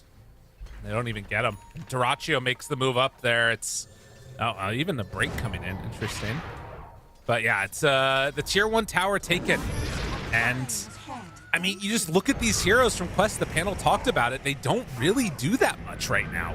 They're going to try and roll in and see if they can find a stun for some kill. But honestly, Noob is taking a ton of damage from the tower. And another sleight of fist. He might die in his Pango roll-up. The Remnant doesn't want to go in for this one. It might be the death of him. And so, in fact, when the Sunder comes out and the shield rune's picked up for Noob, that's enough to get Quest out of there.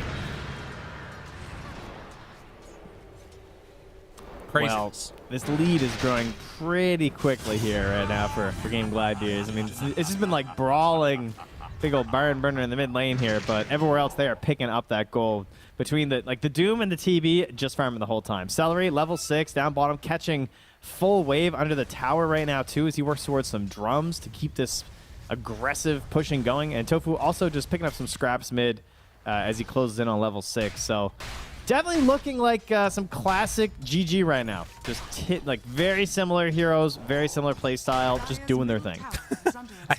Okay.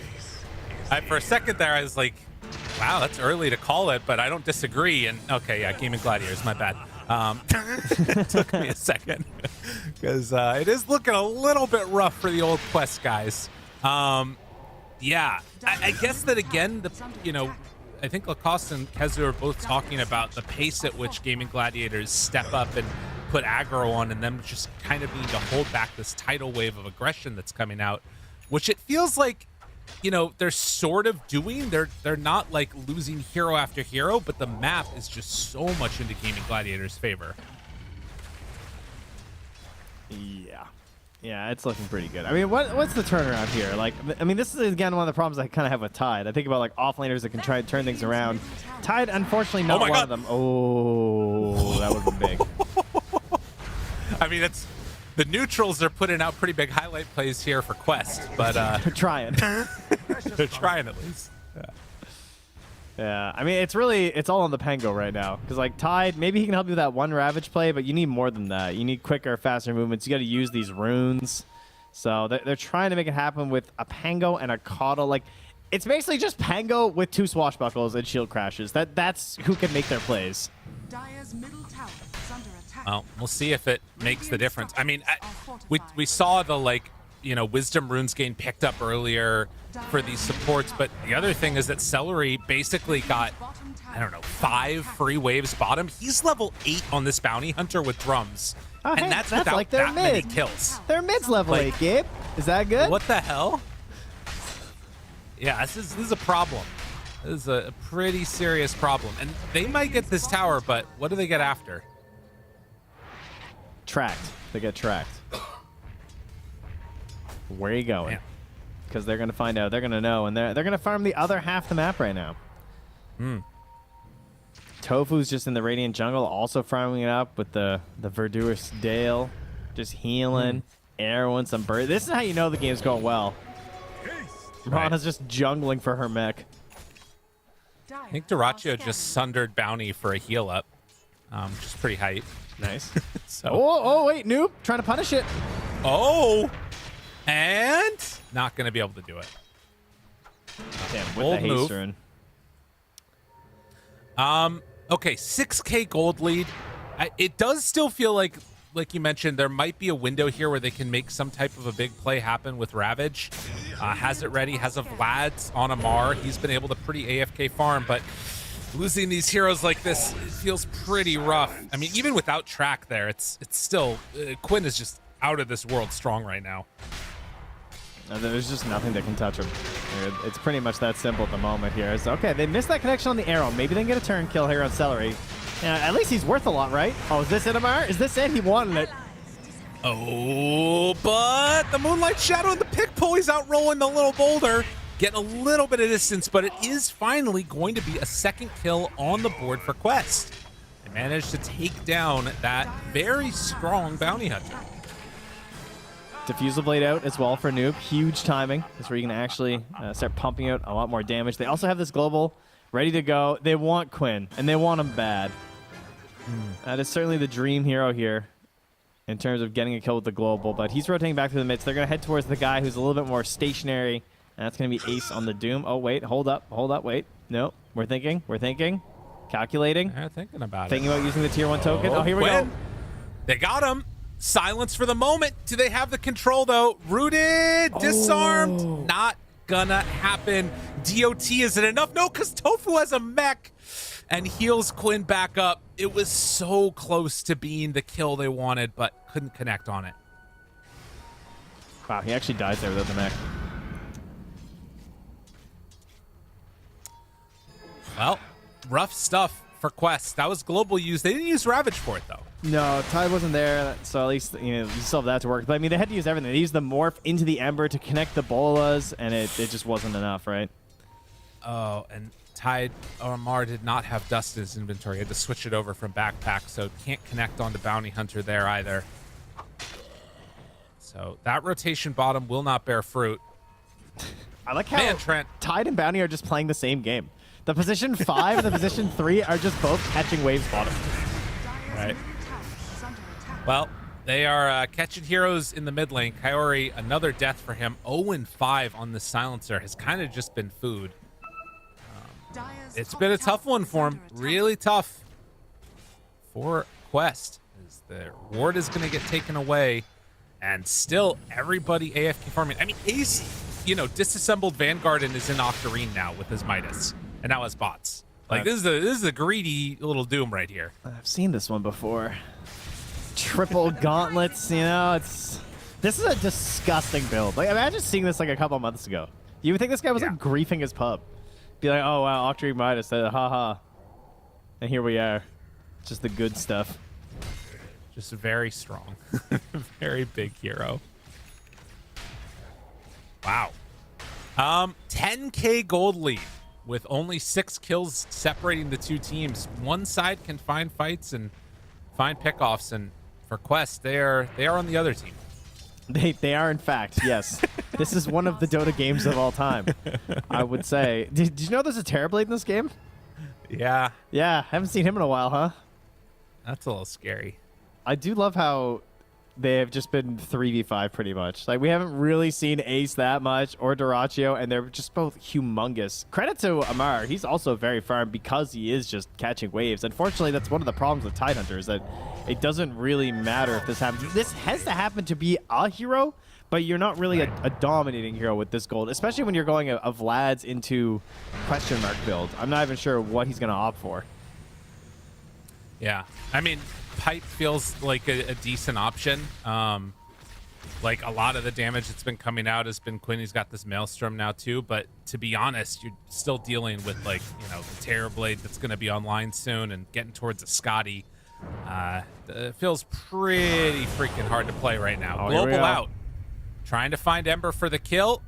stun and remnant, and another chance and another opportunity wasted as, well, depending on this goes, arrow out finds Omar. The gankers turn into the gankies, and now Rooted Noob, he also is in trouble. The Doom comes through, Ace is right there on top of him, and just an absolute clinic being put on by Gaming Gladiators here. I have the pipe, guys. Amar is ready for battle. And like you said, it's a ton of magic damage, so maybe if he's there, I mean, surely the next fight has to be it. They're going to find some sort of a smoke play. They're going to have to wait till Global's back up, so it's going to be 90 seconds. Or maybe they could just go without Global and kind of YOLO a little bit. If they wait for Global, there's a chance T2000 gets close to his Scotty. Maybe then they try and go for something, but they have to find a play here pretty soon. Like, Tormentors are coming up. That creates an opportunity. Unfortunately, T2000 is just being stalked right now by Celery. God. Yeah. And I mean, every time that happens, Oh, he's this actually is got it. All right. One hero. How many leaps? Battle. Finding him. One leap, one TP, one chance out, no chance for a kill. Woo, man. Here they have no hurts. stuns. All right. They have found a crucial flaw in their lineup. Well, pressure towers. Maybe this is the moment where they can feel a little bit more comfortable going in. They don't have Doom ready for another 30, and Amar just going to stand tall but get the tower denied in his face. Salt in the wounds. Amar with the beast there. It's pretty nice. Trying to help out there. Do like this item a lot, I have to say. Oh, yeah. And I'll see if it can help out Noob here, but I mean, they actually have a lot of spells that this is going to matter now here too, right? It's kind of good. Yeah, that's true. Sleight of Fist, everything that Duraccio does. Not bad. Well, Trent. Yeah, but first game watching Western Europe on the new patch looks a lot like the last patch. Yeah, it's good. It's good to be back, bud. How you been? You been good? I've been good. You know, just watching some Dota. Yeah, hanging out. All right. Now I'll give you. I predict 0 ravages this game. You think 0? 0. There won't be one, Not even like one. as the throne No. is falling. No, he'll be doomed. He won't be able to. Oh, he's got a lot of armor. What do you think? I would take pretty good odds on that if I'm going to be honest. I think I would take that bet. I think there's going to be at least one Ravage. Oh, look at that. There might even be a Ravage on Celery as he goes down. But they do lose the Silencer in return. Wait. Tofu. Hold, Oh, it's about to happen. hold. Trent, it's about to happen. Watch out. He's coming aboard. Pressed it. He's looking for his moment. And back to farming as they end up trading the kills 1 for 1. But it turns out walking away is a very strong defense. I mean, it's all about the threat of the Ravage, right? You know, That's once true. it's used, it's all gone. Yeah. Radiant's middle tower That's a fair is under point. attack. Well, Now, I also heard that Okay. there's a Terrorblade in this game. okay. I know we still haven't seen him, but he does exist. You know, if a Terrorblade is in the forest and he farms a creep, but no one's there to hear it, did he really farm the creep? That's the question. Urdu Thunder is not quite sure of the answer because they haven't seen him in about, Radiant are well, scanning. really 15 minutes. Right. That makes sense. Yeah, and you know they're gonna find out very quickly that yes, indeed, he does still farm creeps even if nobody's there. And well, he has Scotty done, and is probably going to be heading into Roche in just a second here. They're scanning it at least. We'll see if it is going to be Quest wanting to come and contest, or if maybe Gaming Gladiators even feel comfortable with it.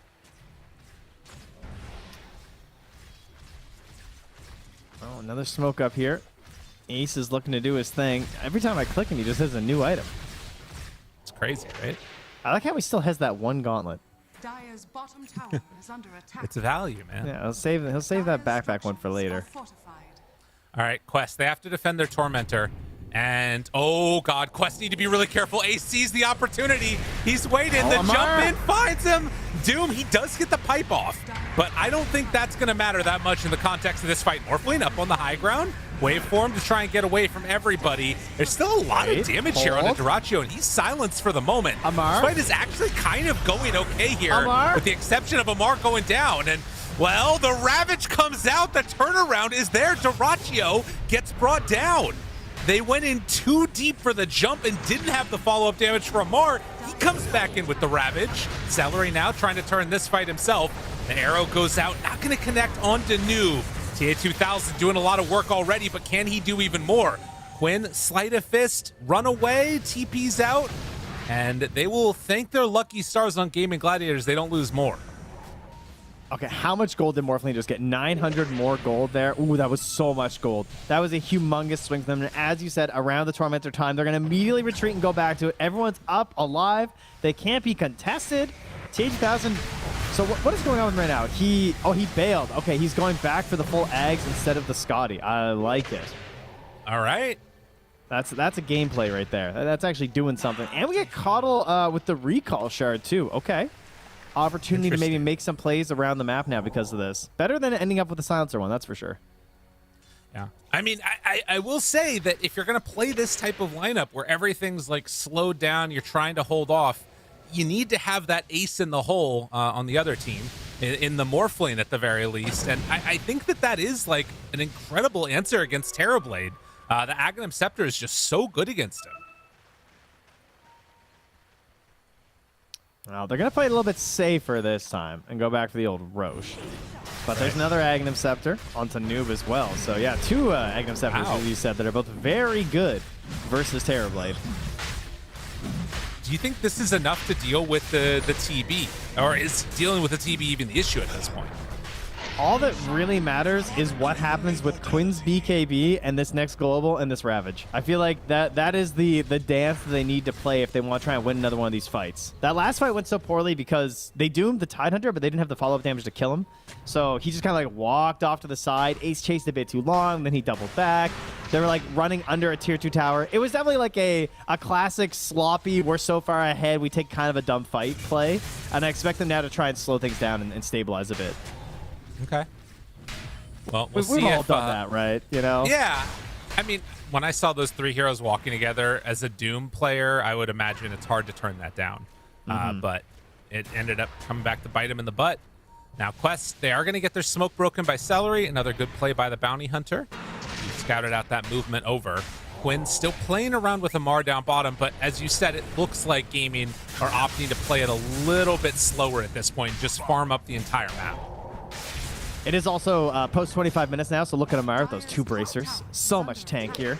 Big help for him right now. Let's go. We got we got a Wraith Band as well on the TB. The only person on GG who's abusing that. Them right now, and it's nice when you're behind and it's a kill heavy meta. Might be worth it to grab a couple if you're on that dire side, you know. But Amar, the lone bracer holder with that lovely new buff.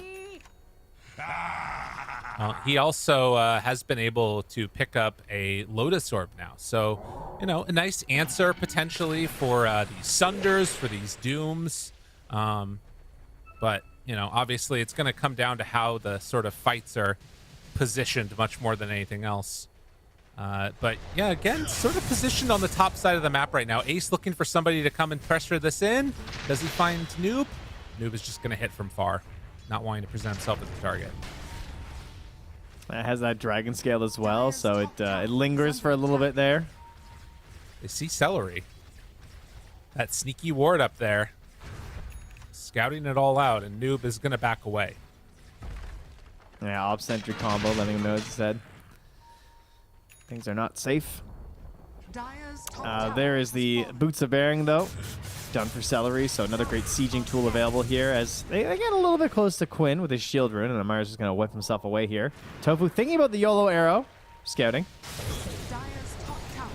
So he pinged it. He said this is going to hit. Did you see that? No, it didn't. He was like, no, I got this. He's like, tied right here. It did not connect. Unfortunate. Well, so they are sieging mid while Dyrachyo is pressuring up top, too. Kind of splitting the attention a bit of Quest And in the meantime, it does feel like Quest is kind of just giving up this all the outer towers for the moment. Setting up down bottom, trying to pressure in a little bit there as well. Maybe going to try and find a pick-off as the TP comes back in. Ace is a hard one to get, though. He sure is. He has 3,100 HP right now. And how much armor is it? 43 armor. Yeah. Yeah, I don't know. That's Good lord. Plus 31. That's not an easy kill. That was pretty disgusting. But again, the big question that always comes up is breaking high ground. Are you able to do it? Right now, Quest, they're still kind of holding on to their map a bit. They're getting farm around it. They pick up a Wisdom Rune now. They do just die on Kaori, so 8 deaths for the boy. It's been a bit rough, but they're holding out. Oh, all right. Hold. We're just going to stand next to each other. Drop a flag. Okay, good. I feel like the Shard might change the game a little bit for Amar here. Being able to have like some slight poke damage that's not a huge commit would be nice. Yeah. That or the Ags also would have been kind of solid this game for trying to hold on. But I don't know, Tide Ags is hard to make work these days, I feel like. Yeah. It's so expensive to get, and then it's so mana intensive. Like, if you look at him now, like he only has like 950 mana. So it is a tough ask right now. True enough. Well, probably hoping to hold out for a Tormentor, I can imagine, for the Shard. And then for holding on to towers, it feels like now they've kind of given up on that, leaving everything except for those that are up on high ground to be left behind. Haven't been able to find that good fight with the Pango Ags or the Morphling Ags yet. Obviously, with the Aegis wearing down now, 10 seconds away, we might see that movement next. Yeah, and interesting, 30 minutes in, no shards for Gaming Gladiators yet. They didn't take their Tormentor. What the Nobody hell? need to purchase one yet either. Very strange in this current era of Dota to have that happen. I guess their support shards are kind of garbage. Like the Shadow Walk and the Murata one are pretty you bad. telling me you don't want Shadow Walk Ember? Yeah, right? That sounds Come on pretty now. Cool. Well, whatever the case is, they won't be able to make anything happen there. They are bringing 4 heroes bottom to try and find Ace, maybe? I mean, he's over out. here. They go in for it. Immediately finds the bounce back. BKB Ace.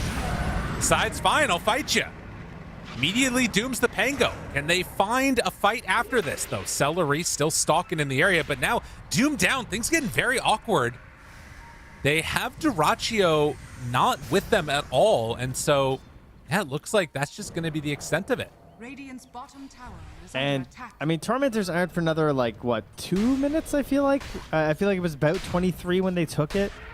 So Doom will of course be back up. I mean, you don't really care about chucking it out these days anymore with Doom, right? Like he has a level 20 talent, he has Octarine, so like, you know, IDC throwing out Doom.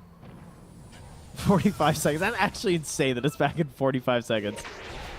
That shouldn't be a thing. Although Celery.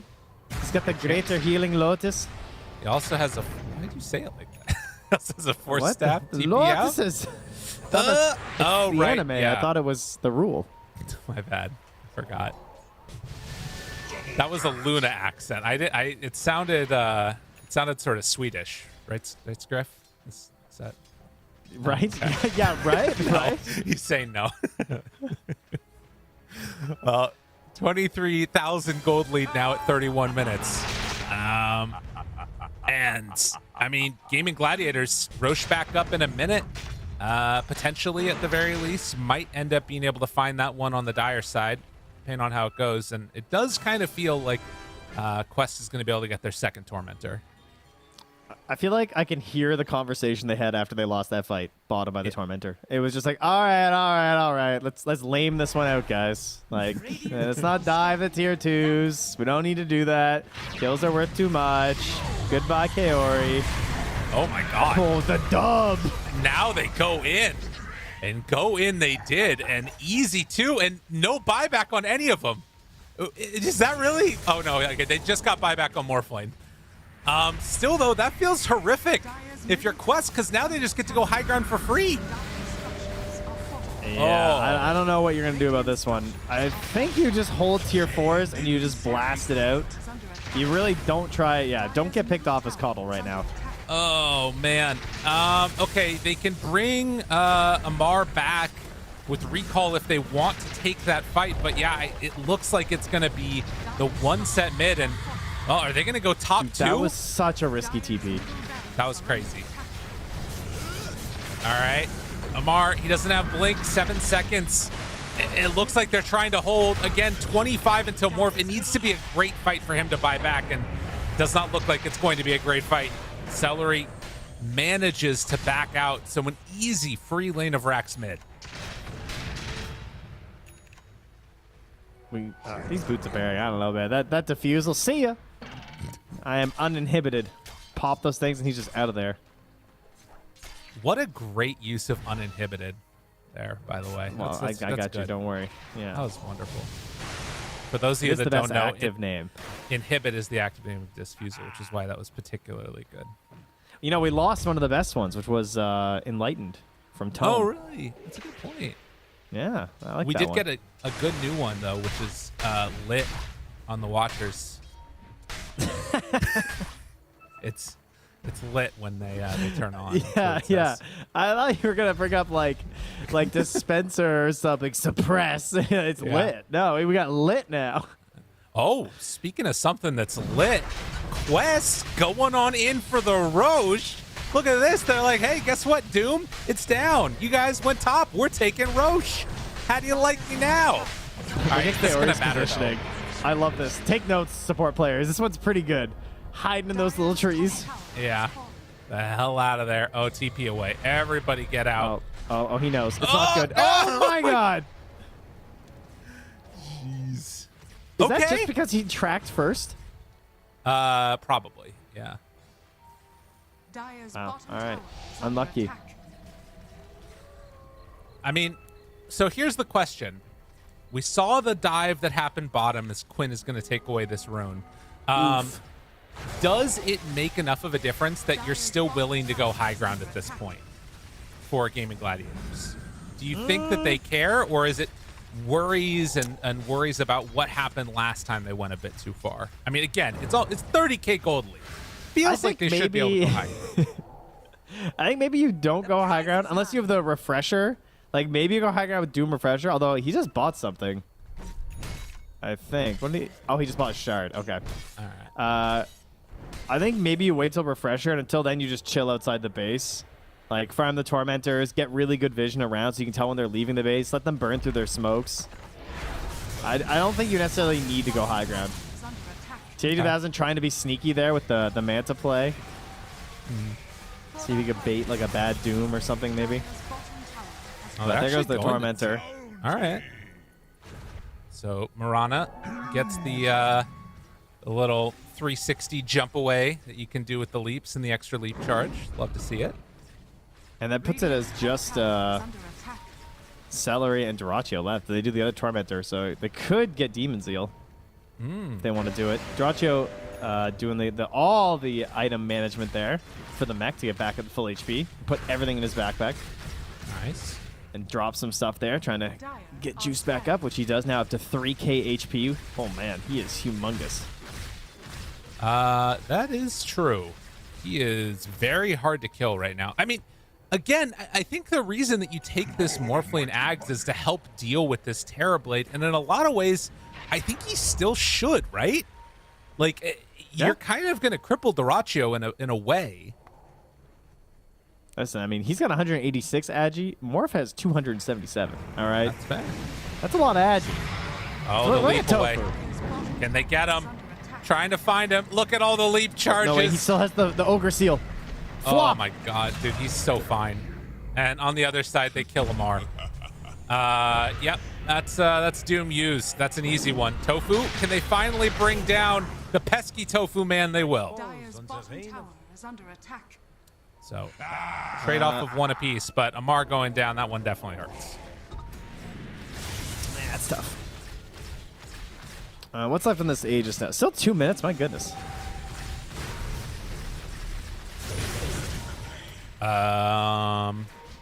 Okay.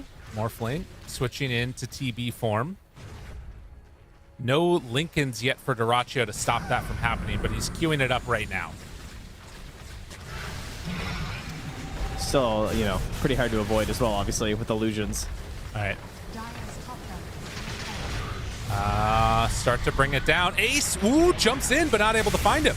Broken, turned upon, and Morphling just dead one time. Can he get away a second round now? They jump with the stomp. They find the control. He is backing away. Pango rolling back and forth in the Pango roll. And that is enough to make sure that TA2000 gets out. 10 seconds until Morph is going to be back up. But the damage may be already done. Now, Amar, he does have Blink Ravage if he wants to go for it. Blinks in, and nothing. Nothing afterwards. They have Doom ready. If they want to go on him, they can. Thinking about it at the very least. I mean, they still have global, so there is some concern about full-on commitment, I guess. But, I mean, BKBs are up pretty much for everyone but Quinn. You know, everyone important, I guess. You know, Celery, obviously, has his 9-second BKB, which is all that matters. Right, of course. The true carry here. As Amara bravely exits the base and attempts to wrap around before spotted by that pesky bounty hunter. He really has been a thorn in their side. Yeah, I don't know. It's been a tough one for Quest. Just getting anything going, it feels like. They just haven't been able to make any moves on the map. It's just like constantly being pushed. Even from the very beginning, like Celery just being on the waves on the bottom as this bounty hunter. Mirana being able to catch random waves places. Obviously, TB and Doom just played waves plus creep camps because they can just like farm so efficiently for the first like 25 minutes. They just got outpaced heavily, and now you can just look at that. The bots too in on top of Celery. Easy peasy. Devastating. Still a lot of survivability there. It does not look like it's going to be enough. They might be able to get the counter kill though onto Celery here as they try and chase him. Oh, does he get imagine the jukes. There's no way. But their base is starting to drop in the meantime. Mar has Ravage. Can't afford to use it on this with no follow-up help from his buddies. Ace is coming. He refreshed the Doom. Oh, no, not like this. Dyrachyo with the DD rune, just walking on in. Hey, buddy, how you doing? And that was the Morphling Ags cast, but the Lincolns blocked it. So, yeah, that feels bad. Yikes. Yeah, he missed the memo on that one. Oh, yeah. All right, 37,000 gold lead, even with Celery dead. They are looking to finish this one off here. He still has Heads on in. Kill Kaori one more time just to be a bully. He does get the global off before he gets stunned, so won't be brought down right there, but that is Mega Creeps. And Quest trying to hold on for all their worth. But their worth is less than all these heroes on the side of Gaming Gladiators right now. Ace, of course, still bringing out the Midas when it is ready to swap for his refresher because, you know, this game, who knows how long it could go. You got to keep those efficiencies up. It's just value, honestly. Oh, Doom applies break. Not bad, not bad. Yeah, all right. Yeah, okay. Push now, says Dyrachyo. Is he done? Oh, no, the refresher. Oh. That wasn't that close anyway, honestly. He still had like 700 to go or something. That's true. Okay, Maybe it wasn't that much. It was only 500, but still. Maybe in 3 minutes he'll be able to get it. He just bought his shard. He's like, that's never happening. Yeah. Yeah, I mean, it's tough. Their draft just has so many issues in it that need to be addressed. And right now, I mean, Gaming Gladiators are completely dominating this one. They're just so stupidly good at playing with their 4 and 5 around their mid. Right. Just consistently over and over again. And it gives so much space to Ace and so much space to Dyrachyo. It's like the same story over and over. As Tofu is in a warning battle with Kaori in the Dire base.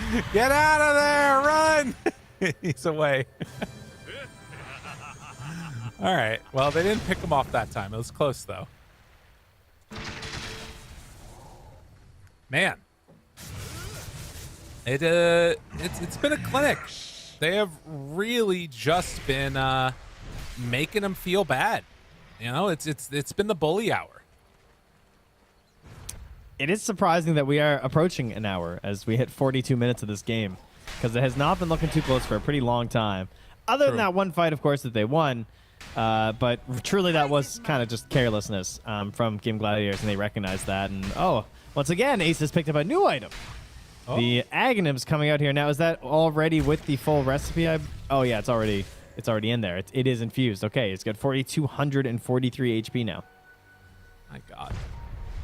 What a scary person, you know? It's just spooky. They got a Hex on Mirana. What's, sort of admirable is that the supports have not eclipsed the, mid and off laner yet. It's sort of been... all the disparity that exists is with this Doom and the Terrorblade, pretty much. I mean, got the double Wisdom Rune on their side, by the way. He just got a fermented Wisdom Rune. Oh. This thing's been in a nice oak cask over here on the Radiant side. Just aging so finely. Now he's going to get himself a shard, or he's going to donate to Celery. Let's see. What if he dies to it? That would be impressive. Yeah. He gets his easy. own. He works hard for his shard. Very Canadian. I did that one for Suns fan. That was good. 17-7, man. And waiting the entire time through, and Roche about to be capable of respawn. It's capable of respawn right now. It is blissfully only going to be a minute away as we wait for Gaming Gladiators to try and close this one out. I like how you say that, and yet it was like a basically 3-minute timer. Like, it was pretty much 3. I mean, who knows? These things happen. And Quinn, he's just like, sirs, can we get on over here? Can you come join us? Oh, wait a minute. They're gonna have to go through the gate. The Twin Gate? Here you go. This is where the comeback happens. Quest, they can run top and ward that area, and then they'll be ready for them to come through the gate. It's gonna be perfect. Can you believe it? So now, this is third. Well. So this would have been Ags here, right? Yeah, so do you wait for it to go back bottom again? Is that the play? I think what Quinn was hoping was that it was going to spawn right away. Because if it spawns there and you attack it before it moves, I believe you get the eggs. Oh, right? Because it won't... At least that's what's happened in my games. Is that as long as you start attacking it, if it goes the other one, you get to keep the eggs rather than getting the refresher shard, if you want eggs. That's pretty hype. Of course, I don't know what the reset timer is on that. I have no idea. Guys, wait, though. No, if they wait another 4.5 minutes, then they can get the Aghanim Scepter, and that can put them further ahead, right? Yeah. I mean, they could just buy them as well, You can buy an egg, you can't buy a refresher shard. Jeez. He's like, Celery, go pick that up. What are you doing? All right, so refresher shard online. They give that to Quinn? Yeah. You guys are about to see some crazy Ember shenanigans here. That's a lot of charges. Yeah. Especially when you combine the kills that he'll probably get as well. That is a good point. All right, put that Lincoln's on Quinn and let him go in. Dun, dun, dun, dun, dun, dun, dun, dun, dun. And Quest ready for the impending assault of the 50,000 almost gold ahead heroes. Kaori, the saddest man, the double Doom. They jump in. He has buyback, ready for that global turnaround potential. Ember is in. Doom is in. He has another Doom ready to go at a moment's notice if they so desire, while buildings are being hit. He tried to jump in for the Ravage, but the Doom came out. He gets the Ravage off finally. To no avail, though, and with no buyback. The reset. Quinn jumps. Kaori dies another time. That's 2 dead with no buyback. 52,000, 54,000, 55,000. I feel like... 57, 57. Can I have a 60? Can I get a 60 one more time now? I feel like an auctioneer. TA2000, he too will be doomed as Duraccio is right on top of him. Still has the Aegis ready to go. We did get a 61,000 gold lead for Gaming Gladiators, who will take game number 1 in dramatic fashion. My God. Oh, yeah. Stretch out. Look at them giggling. Look at them all smirking. Yeah, okay. All right. Well, I hope they had a good time here as this game went a little bit longer than perhaps they were thinking or that Quest were thinking. But you know, I will say, like you pointed out, I was very impressed with how well the Quest cores were able to keep up. It was a very difficult situation on the map. Game Gladiators did play it extremely chill, and that's partially why. Like, they really did wait for like everything to be in the right spot before they advanced the rest of the map because of that one bad fight. But, you know, kudos to Quest. Yeah, kudos indeed. You know, I remember there was a thing that just came up in an interview with, you know, Amar that was saying that, you know, his time in Enigma, he learned, you know, never give up on a game, and he's tried to apply that philosophy more. And I'll say that did look like a lot of the Enigma games that we saw last tour. So we'll see if game number 2, they can pull these ones together, if it's going to be a bit of a rough one. Let's head on back to the panel now.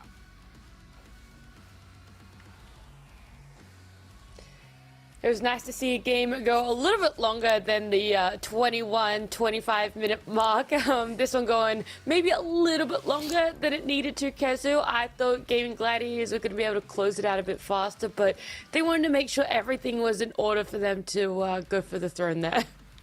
They could, but I think they had some fun with it. They also, like, the one mistake like they did in this game was like in the mid game, they made this like one dive beyond the tier 2. They were like, okay, let's not do that and just win cleanly. But when I look at GG, they remind me of primetime LGD when it comes to how they move and how they use their heroes on the map. Like, at some point they have this 1-3-1 split where Doom is a raid boss top, Morph can't lane there, so you're winning top. Ember in like the 7 to 15 minute mark, he's the king of mid, because he just keeps sliding you. So now they're winning mid by default, and then bottom you have a TB. Whereas Quest, they have no answer anywhere, and they just get fully abused. And that, for me, that is like the whole story of the game. Everything that happened after is just GG being able to play the map, farm, and eventually win. Yeah, it was this is a highlight. It was a rough one. 11 minutes into the game, it felt like the game's already over. Something that Gaming Gladiators do extremely well is play around their mid laner. Like, just play around Quinn. It's not two supports, refill his bottle, set up the kills, put him in a spot like where he's gonna be able to have a good entry to the game. There was a goddamn Terrorblade TPing mid to Sunder Quinn, who was low HP. Like, what the hell how do you play against? Like, you actually get tilted from seeing it, how good of a team they are. Like, it doesn't happen. Like, this doesn't happen in your pub games unless you're really trolling. And Dracho goes back to jungle. He keeps on farming. The way this game started is like they picked up 4 bounty runes, setting themselves up for a really nice laning stage, something that also we don't see happen too often, stealing their wisdom runes. The game's still very snowball. I think we tried to fix what's happening with not having enough XP on some of the supports when the laning stage goes really bad for them. I think it's even worse now with having stealing enemy XP rune, giving it not just to yourself, but also to one of your teammates. If you manage to steal it, then Bounty Hunter is that perfect hero for it. So kind of quite the opposite what we wanted to get in 733C.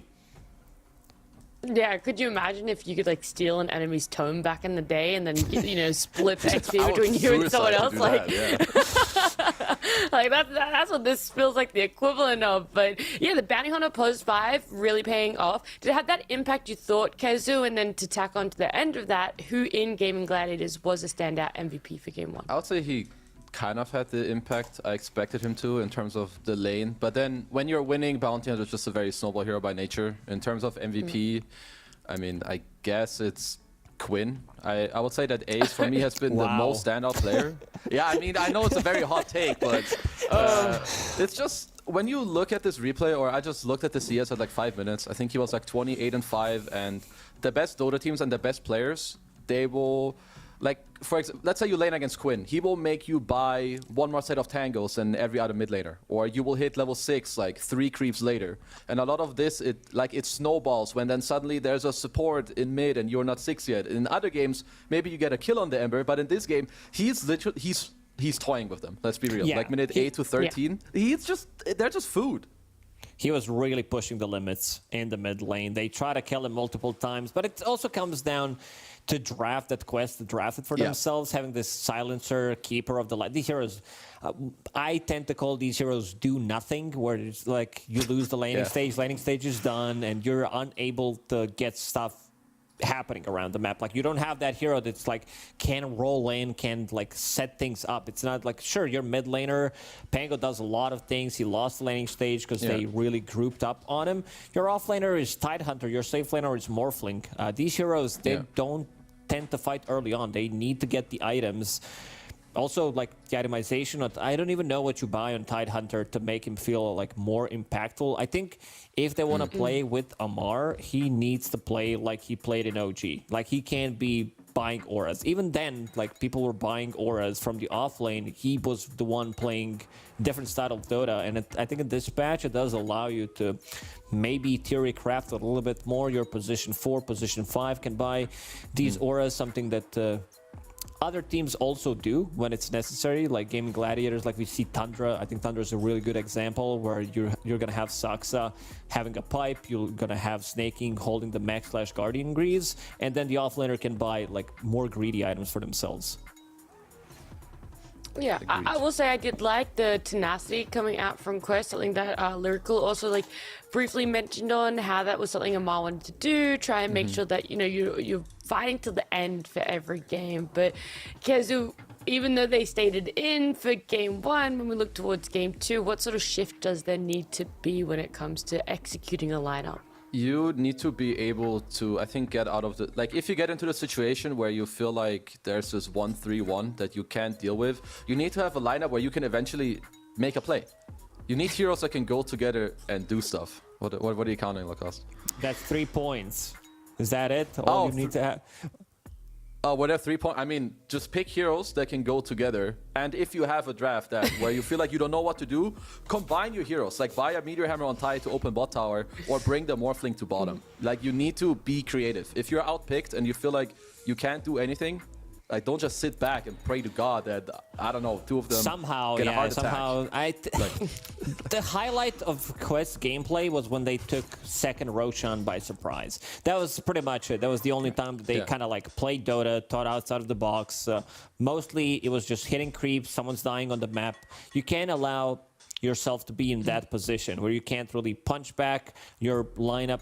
Like you're gonna get so much choked on the map, even though like the map is bigger, it doesn't really matter. You have this bounty hunter. We've seen Celery moving, stealing farm, blocking camps from TA 2000, stealing his XP, stealing their XP runes. It's just very annoying. I want to see that kind of a playstyle from Quest in the second game. Yeah. Hopefully they can make some opportunities for themselves in game number 2, which is happening after this short break. Morpheus Manta. I want to kill this. No, track him. I get the Doom guy. Maybe look deeper. Yeah, okay, just go mid. Go end the game, I guess. Saw the script. I want to eat some creeps quick. Yeah. Oh, sorry.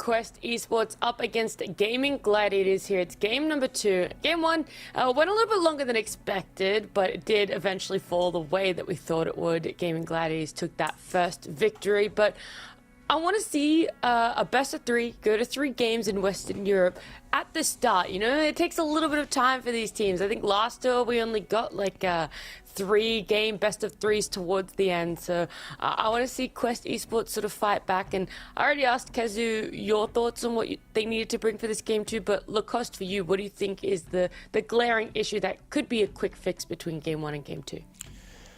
I think I need to see a bigger sample of how they're playing, because last tour this team was super aggressive, and you can't play aggressive Dota with the heroes that they have. I don't think there's anything wrong with their opener, because they opened up with Coddle, Pango. These 2 heroes work well together. You can do so many things on the map. I think when things went wrong is in the second picking phase, when they picked Silencer and Morphling, and then last pick Tidehunter into Doom, which is also kind of a counter pick as well. You can't really use your Ravage. We've seen like 1 or 2 Ravages throughout the whole game. Can't really find openings. You also like need to have someone that can run in and get stuff done. Have someone on lower cooldown stun, someone to set things up. There was not that hero in this game. Mm-hmm. And Kezu, where do you feel like gaming have potentially been exploited before in past series, right? Like looking all the way back at the Major or in Dream League, because it's not like these guys are, untouchable or undefeatable. There are ways to be able to break that down. Like, what are teams potentially trying to look for?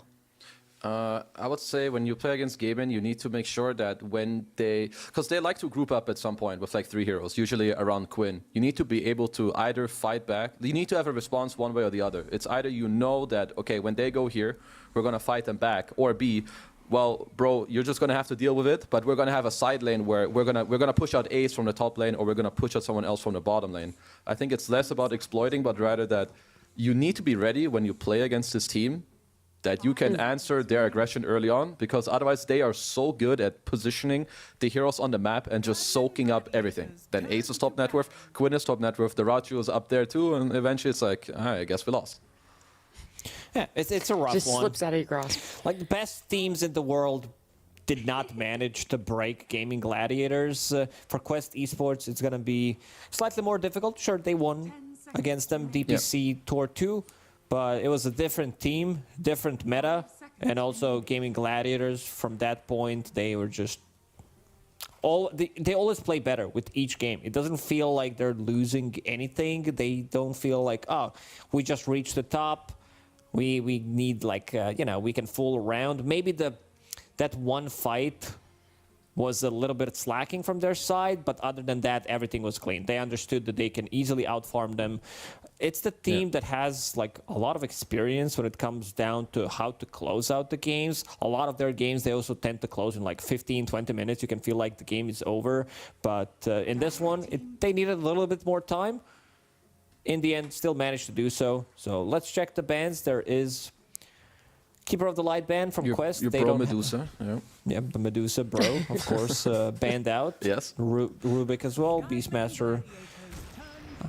Okay, they go with Doom this time around. I mean, Ace popped off completely. It's like playing turbo mode pretty much, and the others are playing normal mode, some slow Dota. Yeah, I mean, he was kind of playing farming simulator, right? Like he goes Midas, splits it into Octarine, then goes Travels. Everyone is kind of owning it. It's pretty easy. Like, all I want Quest to be able to do in this game is that you have heroes where you can make plays. And don't just rely on one guy, especially if you pick a hero early on, like they did last game with Pango. You can't just like not help him with your other picks. You need other people that will, pick up the slack when your guy gets counterpicked. So just, help each other out. This is how they've been drafting during the Major, picking up Medusa, Underlord, Medusa, Keeper of the Light, Terrorblade, Doom, Alchemist plus Underlord. This has been their combo. And it's coming, so you need to react relatively quickly. So now you need a hero that is good against Terrorblade, that is good in the lane against Underlord as well. You need to find that hero. I think they put a lot of pressure on the enemy team just by drafting like this. Usually, like other teams, I would say they don't draft as aggressive as Gaming Gladiators do. They show their 2 cores immediately, and they still manage to win their lanes so convincingly. It's I always like the answer of TB into Doom because you lane well into him. You make the map annoying for him as well because you always split it out with your Illus. If you pop meta, you don't care too much about being sundered. I would say that had Quest not yet picked Doom, it's very likely they would go for a Timber here. But I'm okay with this Phoenix pick. They didn't get it last time because it was banned, I think, first phase or second phase. Yeah, it was. It was one of them, right? Yeah, it was Phoenix and Timbersaw were Gaming Gladiators banned, so both of them got through. So yeah, because it's just good against TB. They play it very well. Sure, Underlord's gonna buy some auras, but Sunray is always very annoying for these high HP heroes. It also helps your Doom to it helps him to stand his ground and run in with this BKB, where later maybe TB wants to stand his ground and fight. Sunray could be the difference maker, so I'm okay with the opening here from Quest. Definitely looks good. I mean, the opener looked good even in the previous game. It's just that they messed it up in the second and, of course, the last stage. TB Underlord, very strong throughout the whole game, pretty much. They can easily outpush the lanes. We've seen Fiend... I'm also surprised that we haven't seen Fiend's Gate being nerfed more.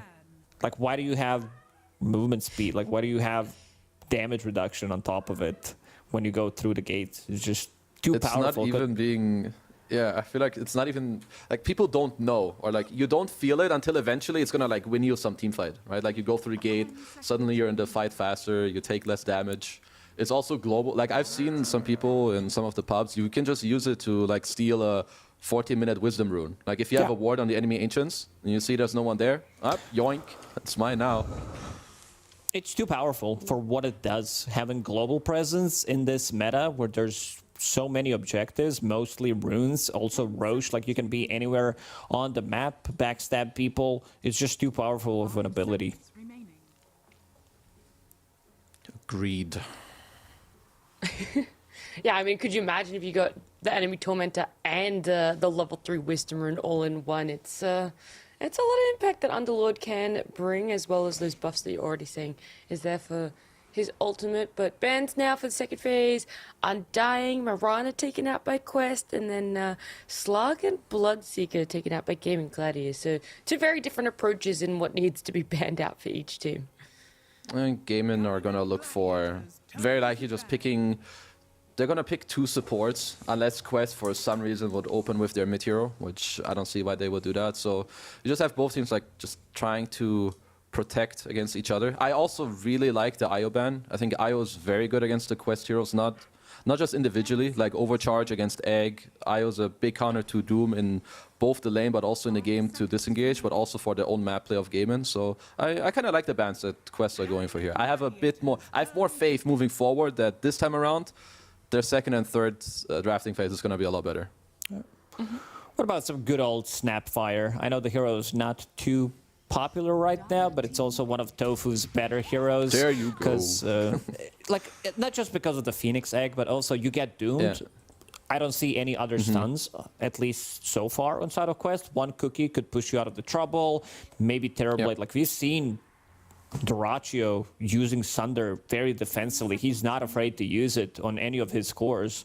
Like in the previous game, he TP'd mid just to use it. So also got to be wary of that. You doom someone else, there's a potential Sunder coming out later down the line. 5th, 6th item could be Satanic as well. 2 hits, goes back to full HP, and then you're like, oh, what the hell did we just do? Yeah, I'm very happy with the snap pick. When you play Dota, it's always very nice to have options. Like if you can stand your ground, for example, and fight the Doom, but also having some disengage without needing to buy Force Staff. Of course you can, it will make it even better, but just having heroes that can protect each other, help each other out, both in aggressive and defensive ways, I think is, it's great. I don't think Snap is not as good as perhaps before 7.33, but every hero has its place. This is definitely one of them. Okay, I don't mind this one. I think it gives them that little bit of AoE stun, some extra explosive damage as well. A bit of a silence. No silence, doesn't matter. Just kidding. Old patch. No more. But no more. I think Techies has a...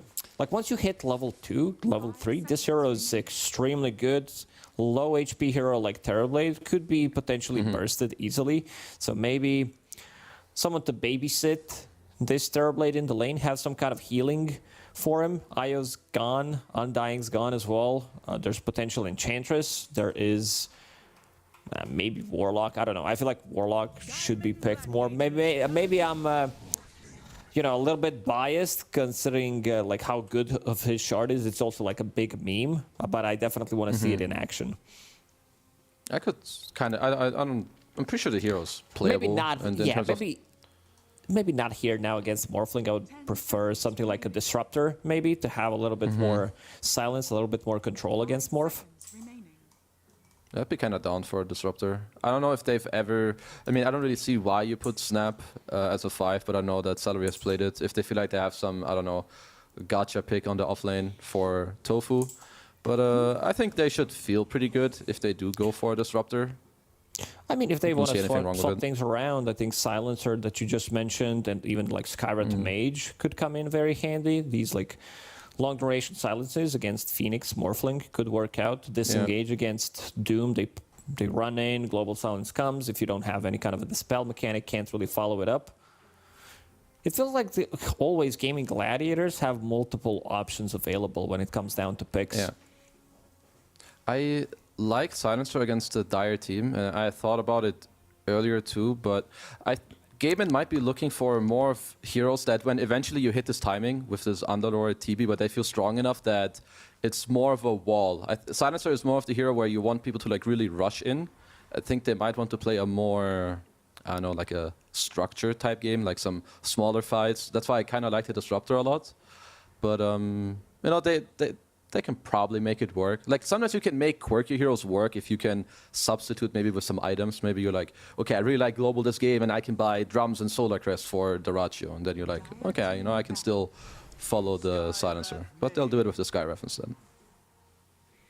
They don't have like the best setup for Skyra to Mage other than Pit of Malice, which is later down the line. Underlords don't tend to get it early on. So you might need to play it for yourself.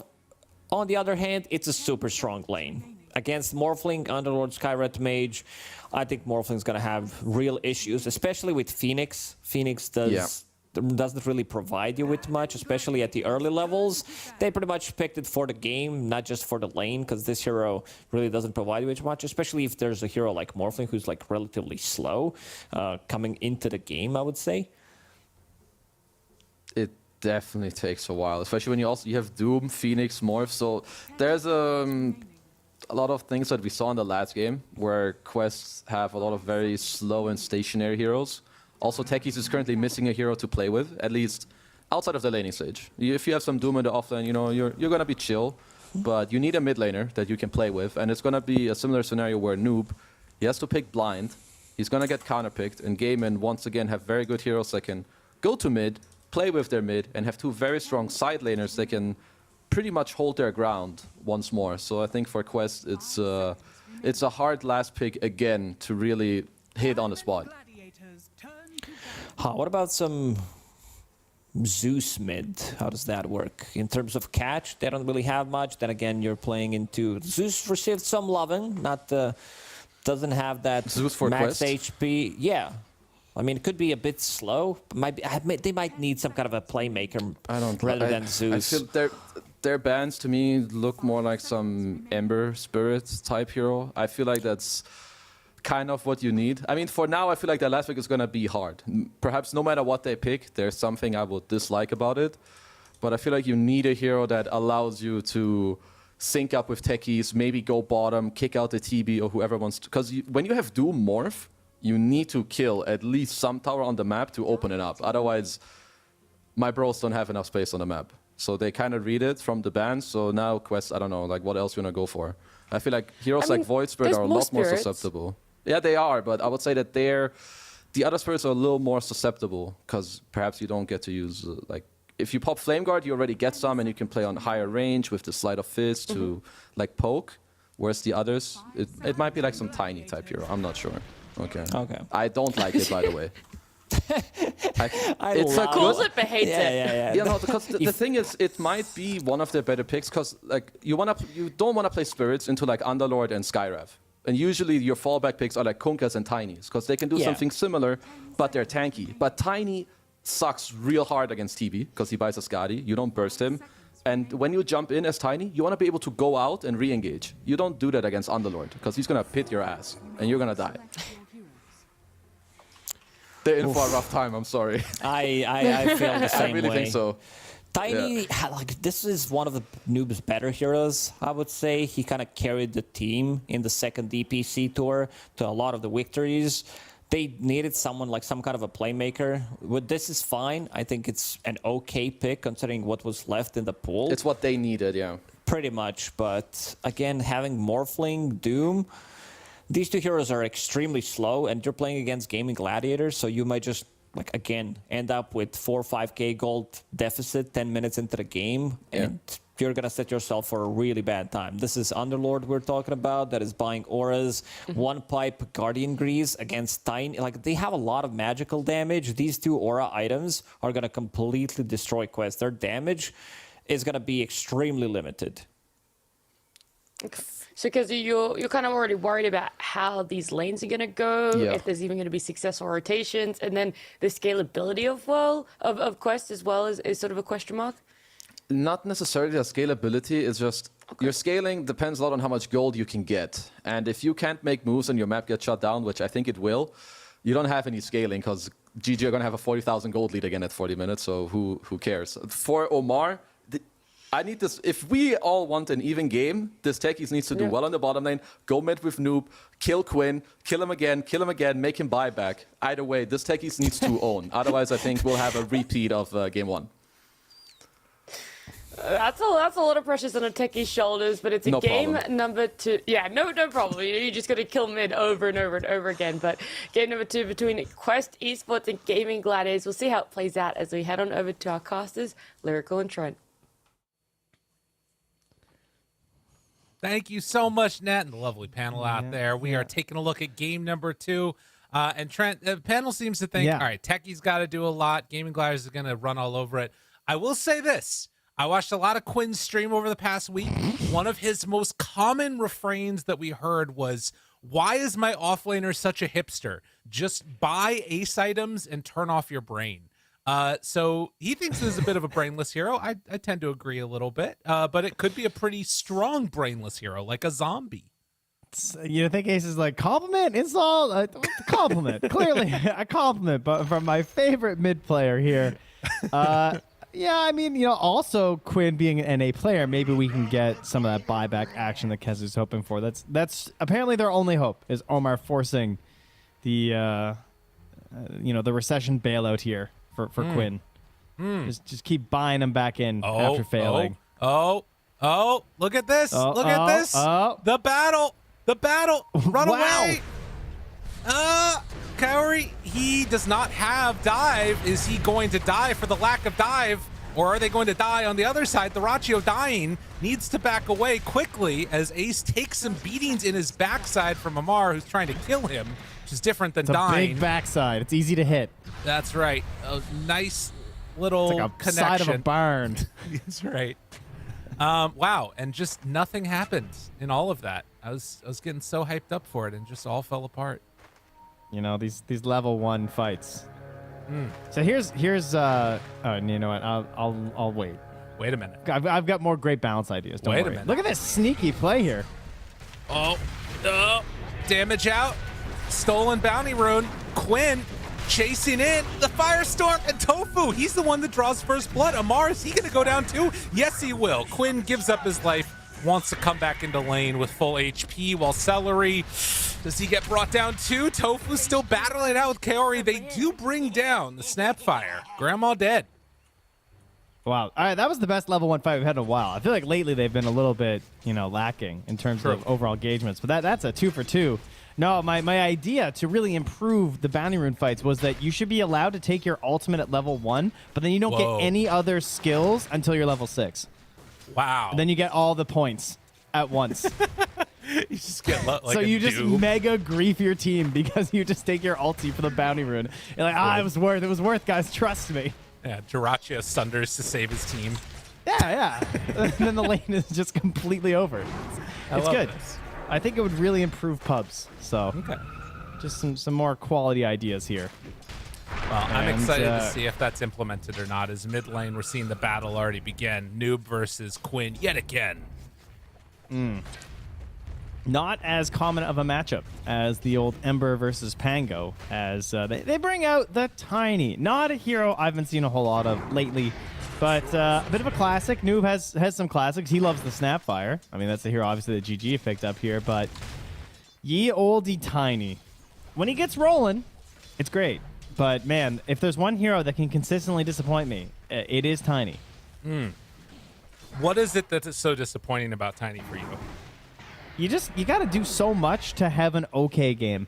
You know, it reminds me of like Lena before she was broken kind of deal. You know, Tiny had this long reign where he was just busted, and now he's just kind of average. He's very Kunkka-ish, as the panel was saying, but I feel like harder to get going with. Well, it's getting going good here. It's going to be a kill on to Dyrachyo. Omar goes down afterwards, and Amar, what about chasing Celery? It is a big-ass wave coming in, which Celery should be able to keep out of tower range while Amar starts to lose some of his wave over to the tower. So he doesn't lose a ton, but still a kill for the techies. A nice start. Hey, I mean, that's what we need, right, Omar? Just got to get it done. He is the one who can perhaps save this game for them. So it's all on him, as Amar also wants to be able to see some stuff here. So I'm going to go for a little reconnect play here. And I took the time to look at Tiny to see what has anyone been trying anything different? The answer is no. It's all just blink echoes. The same old, same old. But the last pro to win a game as Tiny 5 hours ago. Who was it? Was Noob. So there you go. Wow, feeling good this morning. I like to see it. He's warmed up. Can we open back up the chat log real quickly again? Because I always like to imagine that when players type in acronyms, they're just like making that noise with their mouth as bzz, bzz, instead of saying FPS. And that's what the issue is. Are you offended that he didn't capitalize it? Yeah. yeah. No period at the end either. Like, is there more? Like, are you done? Then you're just full grammatically typing in your pubs. I believe that now is an optimal time for us to take Roshan. Capital That's how R. I talk. Yeah. I mean, I talk in full sentences too. So yes, it's very upsetting when that doesn't happen. God dang it, Trent! How dare you impugn me? No matter what you do, they still don't listen. It's tough, you know. It's hard out here. Do you also sign your tweets at the end? No. Dash Gabriel Cruz. No, I don't. Every I'm time. not for that. Omar running around back there behind the twin gate, maybe trying to debate about heading on through and seeing if he can find some type of action going in. It's worth noting, like, you know, Ace, he's cutting the wave with Tofu. There's some potential there, but needs to defend, or rather attack, onto Dyrachyo. Whiffs the jump, and Dyrachyo will live for it. And in fact, Amar is going to get pummeled a bit by Celery there, but you can see already the aggression this lane has. Yeah, much needed. And, I mean, like you said, we actually didn't have any Twin Gate action last game. The previous series, I feel like at the start of the day, we saw quite a bit of movement between the Twin Gate early, especially from Kataomi. Absolutely carried, by the way. If you guys missed the first series today, highly recommend checking out Kataomi's plays on his Pudge. He absolutely owned that game, and then on Clinks, too. But Noob now in trouble mid. Tofu, he takes that kill for himself after the rotation. Who needs a Twin Gate? You can just run mid and steal some runes. It just doesn't seem fair. Why does this guy have 325 move speed? Is it the wings? Is that what it is? He just gets to run mid like that? They jump again, and Dyrachyo ran under Omar, who jumped over him. So he blasted off and then did a little cow over the moon action and got out of trouble. Thank you. Thank you for putting that reference in there where I'd recognize it from the whole child rearing. I appreciate it. No problem. Yeah. It's a good night. Does that mean Dyrachyo's the moon? I'm not sure what's happening here. Yeah, he's the moon. And Omar's the cow? Yes. That would be... We're not mixing metaphors. No. I mean, I heard Spirit Breaker's back, so maybe next game. If there is a next game, of course. That's what quests are trying to force here. Right. And the downside to it is that Dyrachyo did have to walk all the way back home, much like the moon does every night. As Noob is going to get hit in the mid lane. Toss away. Quinn not able to do anything. He's getting close to 6. All right. Well, we'll see if he can be a full moon and get nice and fat this game. or if he's going to be waning compared to game 1 in terms of lasts. Because currently, not looking as easy. You know, we barely had to talk about Dyrachyo in the last match, but the pressure is on this time. Finally, they're feeling some opportunity to get aggressive, and there's the zap from Amar. Yeah, it doesn't have the arcane boots. Still going to go in for the Vanguard first instead. So, you know, the normal build that we see, but sometimes when they get the Chain Lightning, you'll see these Dooms pick up arcanes to just spam it out on them. Let's have 20 sick charges, though, as Tofu waiting nearby, ready for the 6-minute rune. They bring in Kaori. And a lot of spam of damage. Quinn has 6 now. Where's it going to spawn? Yeah, Tofu just gave up. He's like, I can't handle this guy. And he gets it. The arcane. And he might even go in for more. Arcane popped. Damage out. Noob may be in trouble. But Kaori tanking that concussive shot means that they can't go for the dive onto Tiny. Well, down bottom, they do connect on the jump this time on a Celery, but Amara instead, he goes right on Dyrachyo after. Not enough, though. Yeah. That Blood sticky grenade splits the wickets. Yeah, that's not what they were hoping for. And Tofu now makes the rotation over. They committed their resources on 2 different heroes, and well, now Amar just beat the crap out of Celery. And suddenly this Tofu rotation's doing nothing. Dyrachyo, if he's not careful, he could die here the too. blast off. It's coming from back. down. Angle. Can they quite get it? He has another Chain Lightning back up in a second, but Dyrachyo makes his way to the tree line and gets out of but trouble. Look, where did Tofu go after that rotation? Oh, you painful. hate to see it.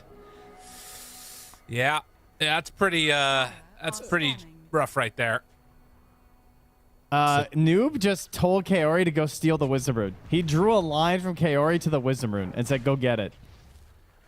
I don't think he's going to make it in time. I mean, there's nobody over there right now, so maybe. Maybe Is Omar Dyrachyo goes and picks it up. Maybe Omar does the longest run ever here on this Techies.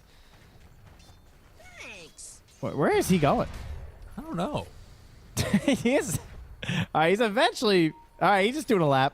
He was just seeing where Dyrachyo might, see how the camps look like, see what's up.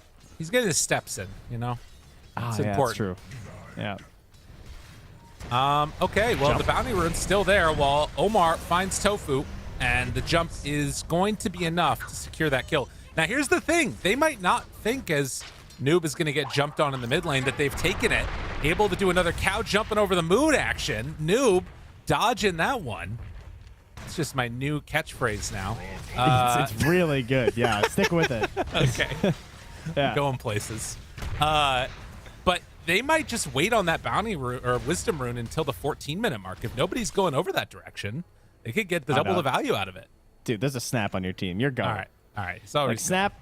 All right, so last game you have Coddle and Silencer. When I saw that Coddle and Silencer, there was only one hero I was thinking of that whole game, and it was Snapfire. Because when you're Coddle and Silencer and you're losing, you cannot do anything. If you're winning, you can't do much either. You kind of just follow around the cores and you try and make them do stuff. Right. Snapfire, though, you hit level 6 on this hero, and you just tell people what to do, and a kill will happen. Right. Like, stun this guy for 2 seconds. Not even. Just give me a mini stun, they're dead. Oh, that would have been a cute little play with the Cookie attempting to catch a diving Kaori as they force Phoenix off the top tower.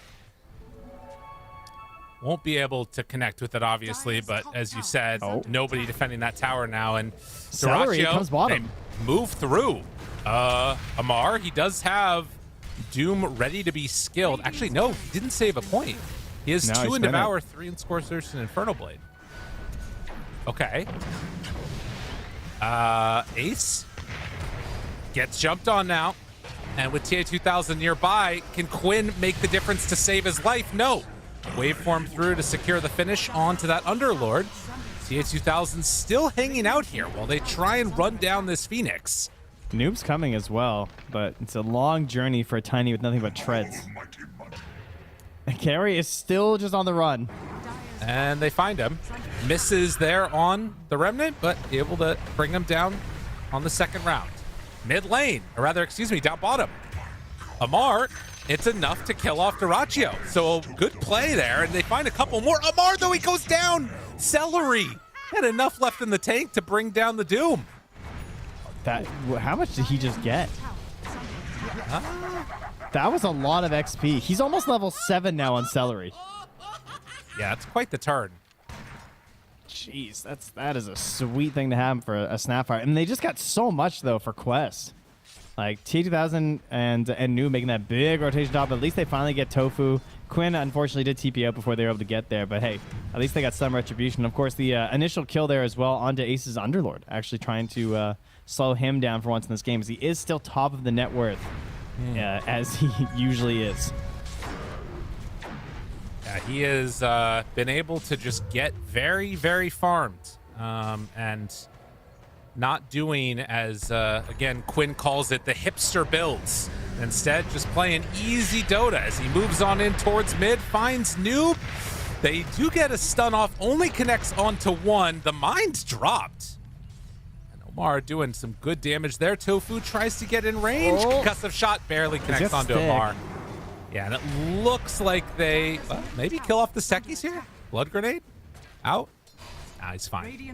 Don't go for any more. Noob very casually holding that stick. He was not concerned. He's braver than I am.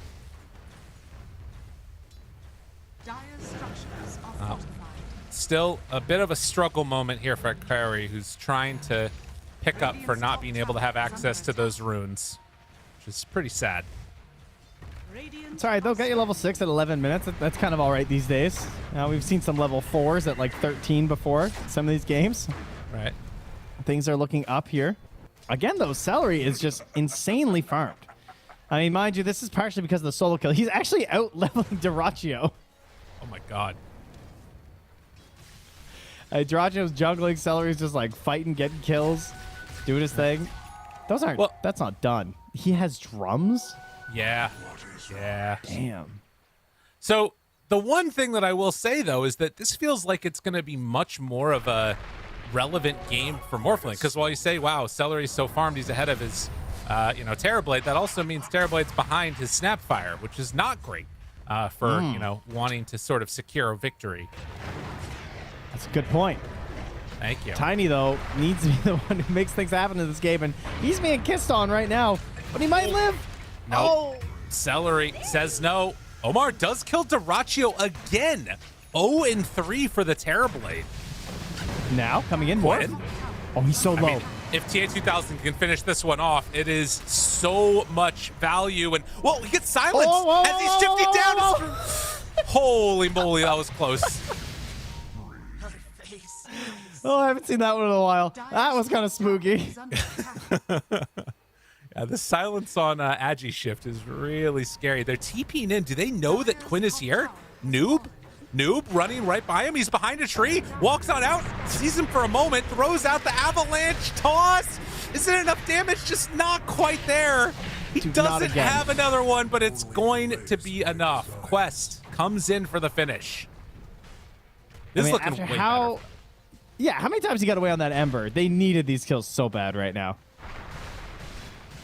A massive relief right now for Quest. And yeah, Morphling just doing fantastic. TA2000. I mean, this guy has a Midas, a Falcon Blade, and is grabbing a couple kills right now. 4-0-0. It just mirroring, pretty much the opposite of Duraccio here with the 4 deaths, of course, and the no kills to his name. Just a trio of assists.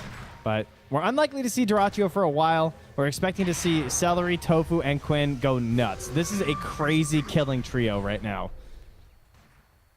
Yeah, they have so much sort of outgoing spam potential.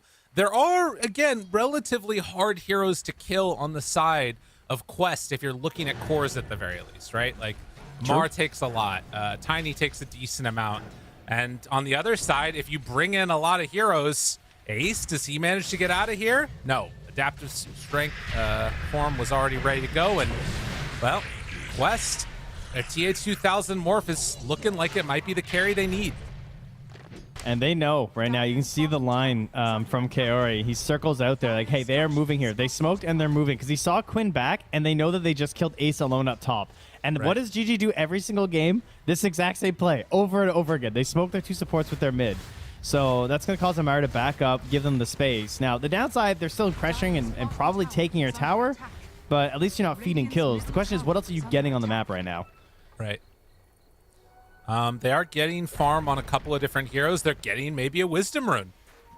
Oh, interesting. If they can sneak over and steal that one, that's a pretty high value, actually. It's nice. It is a long journey for a mid player to make, unfortunately. But yeah, I would say as long as he gets right back to farming, it is worth it. Okay. Well, they lose the tier 1 tower bottom on the side of Quest. Top is also gone. Meanwhile, Gaming Gladiators holding on to all of their tier 1 towers, but for the first time in this series, it's Quest with a slight gold lead. And, you know, lo and behold, maybe it's because they got this Doom first pick. They didn't have first pick last time. I'm watching Amar do a lot of inventory management right now. So there we go. Finally gets that Octarine sorted. So, looking great on this Doom. Yeah, looking like ace and feeling good. So, Amar, he has not caused him to buy back yet on Quinn, but doing pretty well. Oh, can he get out? He's going through the portal. Does that keep him alive? Ace is over there, and Ace wants to try and run him down, but I think Noob just gets out now. Oh, dude. DOT coming in from the Firestorm, but Ace providing an exit for Noob to escape the gank, and now Dyrachyo turns. Sunder wants to do what damage he can. Can he bring down TA2000 for the adaptive strike? And now the kisses raining down from TA2000. They get the vision, but don't have the damage. And now the jump back. Omar finds Dyrachyo. TA2000 does die to Quinn, so it's a trade-off of a carry apiece. Can they bring down the techies to boot? It looks like the answer to that is going to be yes, maybe, question mark, no? Okay, Omar, he lives, and now Celery jumps back in, no more mana left over for a couple punches. Noob finds that finish now onto Celery as she is going to die on the Snapfire. And Tofu? Tofu gets zapped. What a great fight from Quest. I can't believe Ace just gave the portal to him to get away. That's really where it all started. That's hard to believe. There was also no my bad chat line, so I do believe Ace probably needed to bind that one. Right. After such a situation there. Man, how about that play from Omar, too? I can't believe he managed to get the sticky as well as the blast off there. Oh, because they had the pillar ward. I was wondering how... Oh, wait, no, that's Radiant. Yeah, I actually don't even know how he did that so perfectly. That was sick. But he absolutely owned that fight and helping to bring down Dyrachyo there.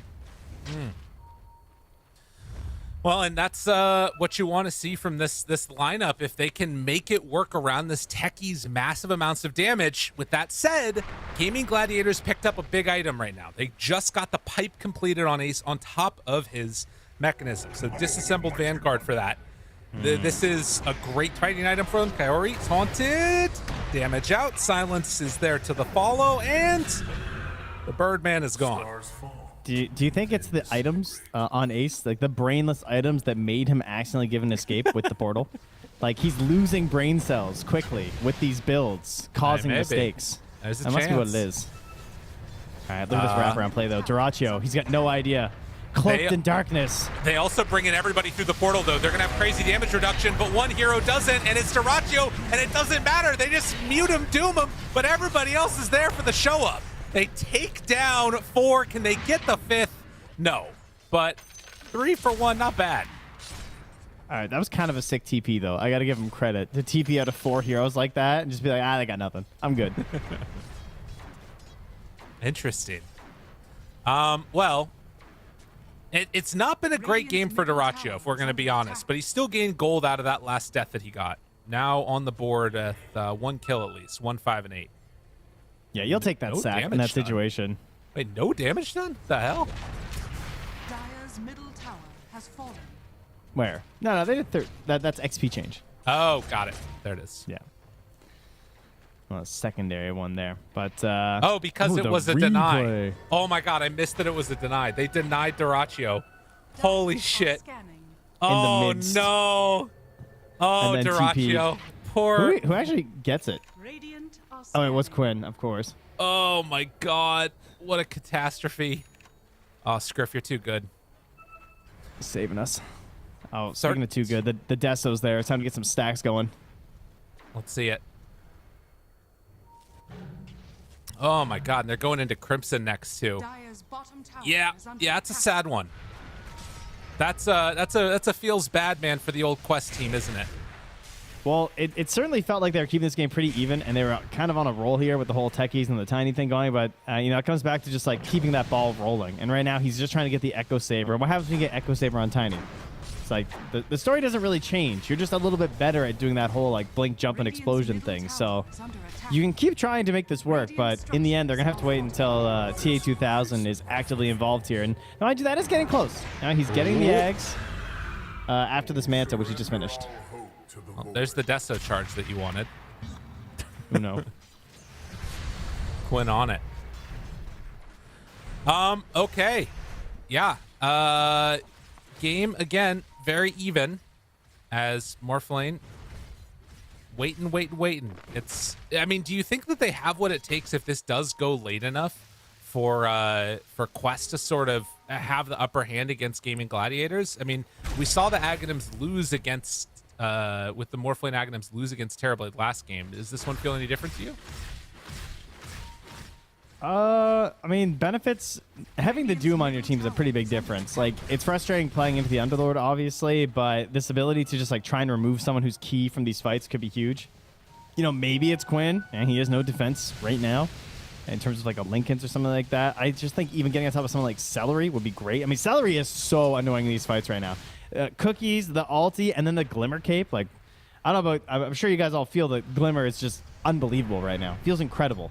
It's just like every single engagement feels like you always have to deal with it all the time in the game. And plus, for some reason, now you get a magic damage barrier. So I would certainly be trying to doom him. I feel like he's probably the best target to try and make things just like work well for you. Okay. And then if that can happen, if you combine that with the like overall mobility of TA2000 in this, maybe he morphs into someone like Quinn, maybe, or obviously the TB would also be great.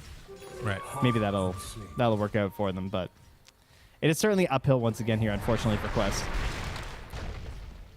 Just tossing Amar around a bit, trying to reclaim some of this map pressure. Now they see Quinn on a sentry ward, but don't have the reaction that they were hoping for. BKB TP out. Amar, wait. Duraccio started farming there. He hits a couple of creeps. He might have been able to bring him down, but not meant to be. Let him go. Yeah. It was for the deny last time. Felt bad. You know what they say about fishing, right? You let the little one go so you can get the big one later. That's what that was. Calling him out of the little fish? Well, for now, he's going to be a bigger fish soon when he gets the hand of Midas gold, you know? Oh, there you go. Okay, he becomes the big fish. Yeah, exactly. There is always a bigger fish when it comes to creeps in the jungle, and Amara is that big fish, just constantly munching them all between his Midas and his Devour. Well, they find Amar again, and brought down low, did get the Doom off onto Quinn. Is there any follow-up? As of yet, there is not. Slowed down for a second on Void Spirit. Have a toss. Tofu dead, but I mean, that's Doom used, and they'll need a kill on the Skywrath Mage. All right, I mean, what's happening in this situation right now? Tormentors are both up. Roche is up. You've killed Sky. I would like to try and make another play with Noob if I could. I can't believe he's the one getting jumped on. This seems like a great opportunity for Quest. Well, can they keep him alive and then turn the fight around? They might be able to. Omar, they get the Supernova off too. All the damage in the world. Takes down Quinn. Celery. Oh, he didn't get off Little Shredder. Oh, the egg does not go down. Celery in trouble, dead. And now, even though they've got the Crimson Guard on Ace, you're right. It was a great opportunity for him. Oh, man, if they were able to manage to save Noob there, that could have been so huge for them too. But, I mean, it is a worthy sacrifice to get Quinn. They're going to come out on top of that in both XP and gold. So, overall, they'll be happy about that. And the best part is that T2000 is just doing his thing right now, right? He just got a ton of gold in XP. He's going to keep moving up there, and he is really close to eggs. Yeah, I was about to have that one completed. Can make all the difference in the world. Still no Tormentor being taken as of yet for either of these teams. Not feeling like they have the most of value at it since they've already got, I guess, the Phoenix Shard. But, yeah, game looking sort of still very much up in the air at this stage. Part of the reason why that fight went so well is that it's just a situation where Quinn is jumping in first and Phoenix is just right there, right? So, like, I mean, this is Max Sunray. he's immediately able to like start trying to turn that fight. And even though like the death doesn't eventually happen, like everyone's just so well positioned there that I'm not expecting Gigi to take another fight that poorly. I'm not sure why Quinn was trying to force that so hard. But right now, they're the ones who are trying to maybe force a Roche right now. I mean, they have this Deso on Quinn, so that can obviously help it go down a little bit faster. They have a good idea. They're pinging quite a bit right now over in the direction of Quest, who are coming in smokes. Oh, my God. This looks good. There's no egg for 15, though. That's the big thing missing. We got to see what happens with the morph, though, as the eggs is there. Yeah, and I mean, they're all grouped together. This Roche is not going down. Dude, if they get here in time, they also just got a hoof stomp creep for Amar. The jump in finds it onto 2. The Doom afterwards, right away onto the Terrorblade. Do they have enough to bring him down? Absolutely. Amar's the one that gets the kill for that, and TA2000 trying to beat into Ace. He's really not doing that much damage, though. On the other side, I mean, Gaming Gladiators just don't have anything left in the tank. So they have to back out, although maybe Celery here can clean up the messes. Look at the damage coming from the Snapfire. Ace still goes down. So it's 2 for 1 so far as Omar moves in, finds the kill onto Tofu. Omar's going to die. Avalanche completely off the mark. They tried to find Celery. He glimmer capes, hides to the side, tries to walk away, and manages to get out of harm. Okay. They saw him, though. Yeah, Celery. They want to go back in and take the Roche, but, I mean, this is still dangerous territory. Roche down, but Quinn is out. Does Quinn want to come back in? He's still a ways away from this. He's going to do it. Celery, he's thinking about it. He has it. Jumps into the pit. How you doing? He went in a little bit early. Still Terrorblade moving in. They don't want to kill off the Aegis with Celery still nearby. Celery buying time. The rest of the team, they're coming in. Is it going to be quick enough, though? He gets bashed by Roche. Oh, Roche is solo. Quinn jumps in. Not able to save it with the Supernova down. He might get baited into death himself. Tries to jump away and will manage to escape. That was so close to amazing for Celery, but came up a little bit short. All of this because they attempted a Roche pretty boldly from the side of Gaming Gladiators. It took a very long time to do it. They even knew that Ordu were nearby and pretty close to fighting. Perhaps didn't expect the Agnems to be done, but also just that beautiful initiation there from Amar. Obviously starting off that fight in a great way to jump right in there, get a giant stomp, give everyone perfect vision, how they want to set up and prep, and immediately dispatch Duraccio from the engagement. Quinn made a pretty cool play to get some cleanup kills there and try and help Tofu get out of there, but in the end, Ordu Thunder, formerly known as, of course, now Quest, really crushing that one. Yeah, having a very good start to this. And now 6K gold up, Aegis in hand for TA2000. He is really starting to pop off. I mean, again, you have this like dynamic where Ace is all of these team fight items, right? They have so many of them. They've got the Crimson, they've got Grief, they've got Pipe, but now Doom comes down. I mean, who needs auras if you get a 2-hero stomp and then the Doom onto Quinn? Amar is making up for the lack of team fight items with just sheer brutality of this insanely broken hero Doom. He's killing it. I think we should just give Octarine Course to all the Centaurs in the jungle. Okay. You know, we need these low cooldown war stomps because he makes it look real good. God damn. That was just, I actually can't believe that. That's disgusting. He gets 2 humongous multi-war stomps to just take this game. He has won this game right now. If they close this out, there's now a Scythe finished up on the Phoenix. I love this build. I'm a big fan of just rush Scythe on Phoenix. I feel like it's kind of the perfect item for the hero just because you have this Icarus dive and you tend to want to like position for Sunray Egg, right? And so if you can just check out that little Scythe right before the start of a fight, it works out really well. Obviously, it's kind of risky to build the whole way up there, but this is a really solid game for it since Quinn has just gone so deep down the damage pathway since he's playing on this Void Spirit. Right. Kind of has to. They don't have that other, you know, control, it feels like, on the lineup either from Quest. Like, it's all sort of weird control if that's not like that super hard lockdown, particularly like Avalanche being able to BKB through it or whatever. Now they have this answer besides just a straight up Doom to sort of start these fights and a low cooldown, low cost initiation. So yeah, really liking what Quest have been able to pull together. And for Gaming Gladiators, they gotta figure out what the hell to do now. I mean, the last couple of minutes have been catastrophic. It was relatively even. I mean, only, what, 5 minutes ago it felt like? And now a significant lead being built for Quest.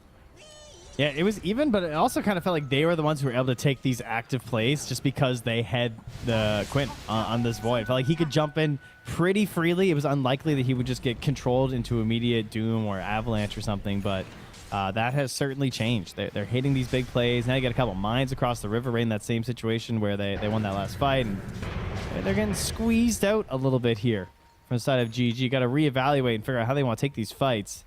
They do have a halberd picked up here from Ace. Going to be bringing that as a new thing to this fight, so could be a good choice here versus this Morphling if they get the chance. I mean, yeah, I think it's a really good item to help deal with the Morph, but the issue's definitely been much more of that hero right there, the Amar Doom. Don't go in. Don't go in. Well, they went in on him instead. BKB popped. Back up in 60. Can they make something happen in that window? They're losing towers. It's a tough one. Yeah. When jumps. Oh! Noob. Illusion Rune keeps him fine. They couldn't get the Remnant pull in time. Still wanting to play aggro into this Aegis. They go in. Wait a minute. They find him? TA2000 just explodes. Now the jump forward. Duraccio, BKB out. Okay. This fight getting weird. Noob now, he pops his BKB. TA2000 does have his BKB still held on to. And finally now pops it, switches into the Morphling form, stealing a lot of that Agi away. Snapfire Kisses still going out. Kaori is very low on this Phoenix. But Gaming Gladiators just decide, fine, no Aegis, huge gold deficit, we're still going to fight. And they kind of win it. Yeah, they eventually get the tower. They force up the Aegis. BKB used there, kind of taking away that confidence of Amara. He just goes back to farming. Of course, he still has the Blink and the Doom, and now the BKB is back up. So if they decide to force anything at the Tormentor or onto the high ground, that could be bad for GG if they immediately move into position here from Quest. But for now, they're not there. They're going to scout it out now from Noob. He's going to jump in and have a peek here and see that they haven't opted to try and take it. Right. It looks like they're going to come and take it instead right now. Okay. So they will clean up this one, and that's going to be the tiny Aghanim shard, actually. So that's pretty awesome for him. Yeah. Techie's one kind of funky and weird, but interesting. Very interesting couple of minutes as Quest continue to build up this gold advantage. But saw in that last fight how quickly things can turn around. It's these initial jumps that have been deciding it, right? It won the two big fights there for Quest, the Mars Stomps and Dooms, and now in this situation where they grab the Ancient Seal and then the consecutive stuns after onto TA2000 there, just to take down that Aegis right away and sort of burn their opportunities for the fight, alongside just like the smoke mid that forced the BKB out of Amar. He can't position properly. They really, you know, it's like when you win a game when your Magnus just keeps jumping in and getting these insane RPs, and then you try and play Mag again, and you're like, wait, why is this happening? Because it's like, well, it's not actually that great to always be, like, you're not always going to find those RPs. Right, and Amara has had the situation where he just found these two incredible War Stomps into Dooms. Right. It's not very likely that's going to happen again. It's gotten them this huge lead, but they're going to have to try and figure out a secondary solution, which is why the Scythe is also really nice. Right. Well, I did also see picked up for Quinn. He went into the full Manta and is going back for the Lincolns. You were doing some number crunching on these universal heroes, which Kezu was talking a lot about. Going into Lincolns next, what's the value of these items here? Yeah, it's actually disgusting. When you do like the raw damage that a universal hero gets from these, it's oh, let's see here. Look, I still have I did a spreadsheet, guys. Don't worry. Did you up it to the 0.7 you get now or no? Oh, speaking of which, there's a fight. They find Duraccio, immediately gets eliminated, and all the numbers in the world aren't going to keep you alive against that one. As the Hex is out, they find Quinn. Do they have enough damage to bring him down again? No, and actually a buyback from Duraccio. BKB Amar wants to TP out, will manage to escape everybody from Quest. Going to get out of trouble, it looks like. As Celerate finds Omar, but don't have the damage. Can't get him.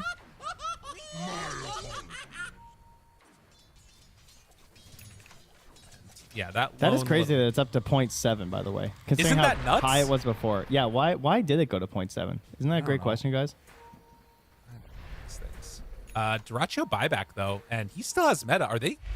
They're pinging for high ground. I mean, no Doom, I guess, for 35.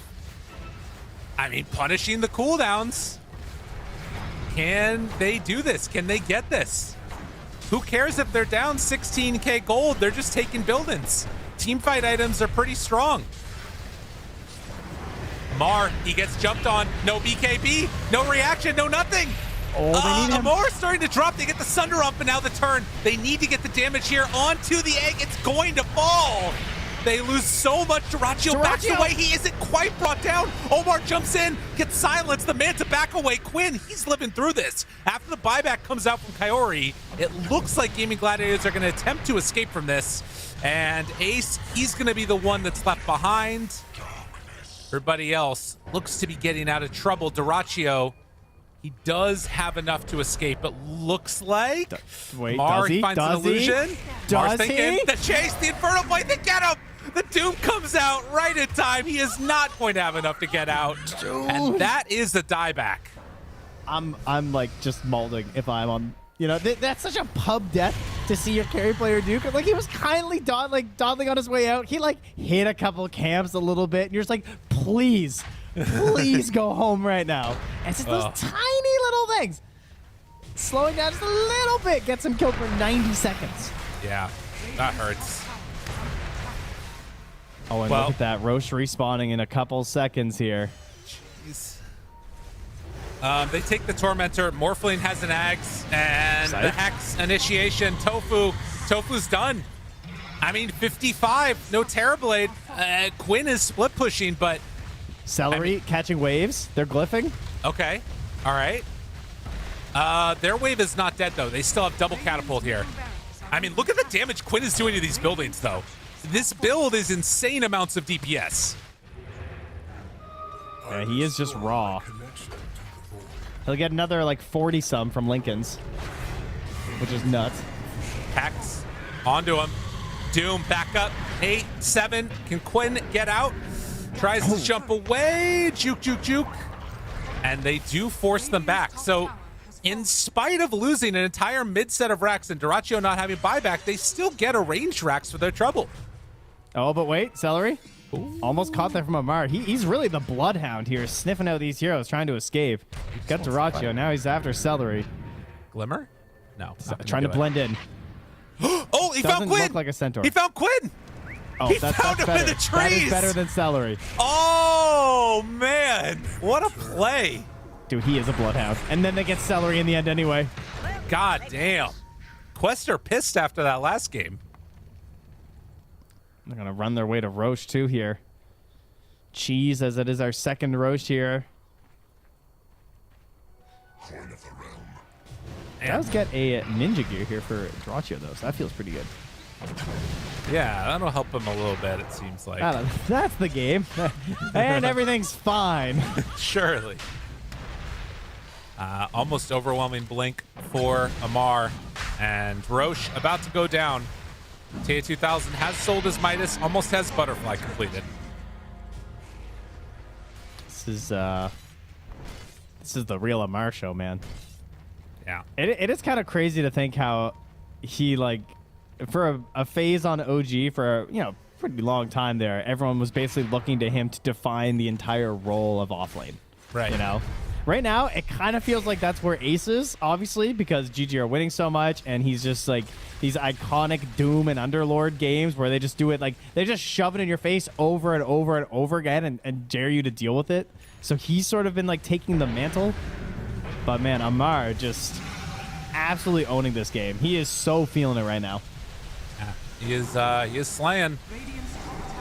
And spamming out these remnants to try and stop TA2000 from taking this tower, but it is not going to happen. It is not even a little bit going to happen. They're cutting waves again with Celery, but backdoor disabled, and TA2000 another set of racks going the way of Quest. Halberd still noob. He's going to come on in and punch him instead. Waveform through. Tofu in a little bit of trouble. They still have the Aegis in hand, so TA2000 just gonna back off from this. No fears at all. Quinn jumps in. Doom ready to go. They find him with the Glimmer. It keeps Quinn alive, but not long enough. Is brought down. Quest wanting to close this game out. or at the very least put a huge dent in it. There is a buyback ready to go for Quinn, but not committing it yet. Noob, he decides to go back in. Has they gone a bit too deep finally? Noob pops the cheese, tries to walk away. TA2000 also getting gone on. There's the Hex onto Dyrachyo. A big pit connects now down onto 3. Omar starts to fall. Dyrachyo, he's getting gone on. TA2000 still on top of him. Sunder comes out, backs away. They've gone in really deep right now onto Quest, and they're going to get caught. One is punished there. They still have Doom ready. But they break him, they catch him right to the side, but immediately pops the BKB, jumps in, finds the kill on Dyrachyo. They are going to fall, and Quest are going to close this game out if they can finish off the rest of these heroes. GG is called. We are going to be going to a game number 3. Ooh, Quest! I am so impressed right now. This game, like, they kept it even in the lanes. A hard thing to do versus Game Gladiators, first off. But that's like step one. That's just a building block of what you're trying to do versus this team. Because you've seen them just dismantle teams in the lanes. But then to battle them in the mid game when all these aura items start coming out. Like, I'm so impressed right now with how they took those fights. Yeah, maybe Game Gladiators made some mistakes, but it ultimately, or in the end, it comes down to the fact that they punished. Specifically taking them out at that Roche. No, totally. That move, and you know, like you kind of said, a bit of a bold move. Maybe it was a moment where like gaming were feeling less and less confident as it went on later. Because I think this Morphling Ags is just such a hard counter to Terrorblade in general. But the big thing I'm kind of thinking about again is like, hey, you know what? Doom first picked overall 2 games in a row. Is that hero going to be gone now? It feels like it's definitely a possibility at the very least. Freaking hate it certainly does. Obviously, it's not just all Doom there, too. We have to give a lot of credit to Omar to getting them to that point. Yeah. I will say that Techies, like Kezu pointed out, like he has to do so much work because the hero pairings weren't like perfect. Right. Tiny's not like the best, but he really helped carry through that early part of the game to really enable Noob to sort of try and keep up with this much more mobile hero with Quinn's Void Spirit. So I'm really impressed.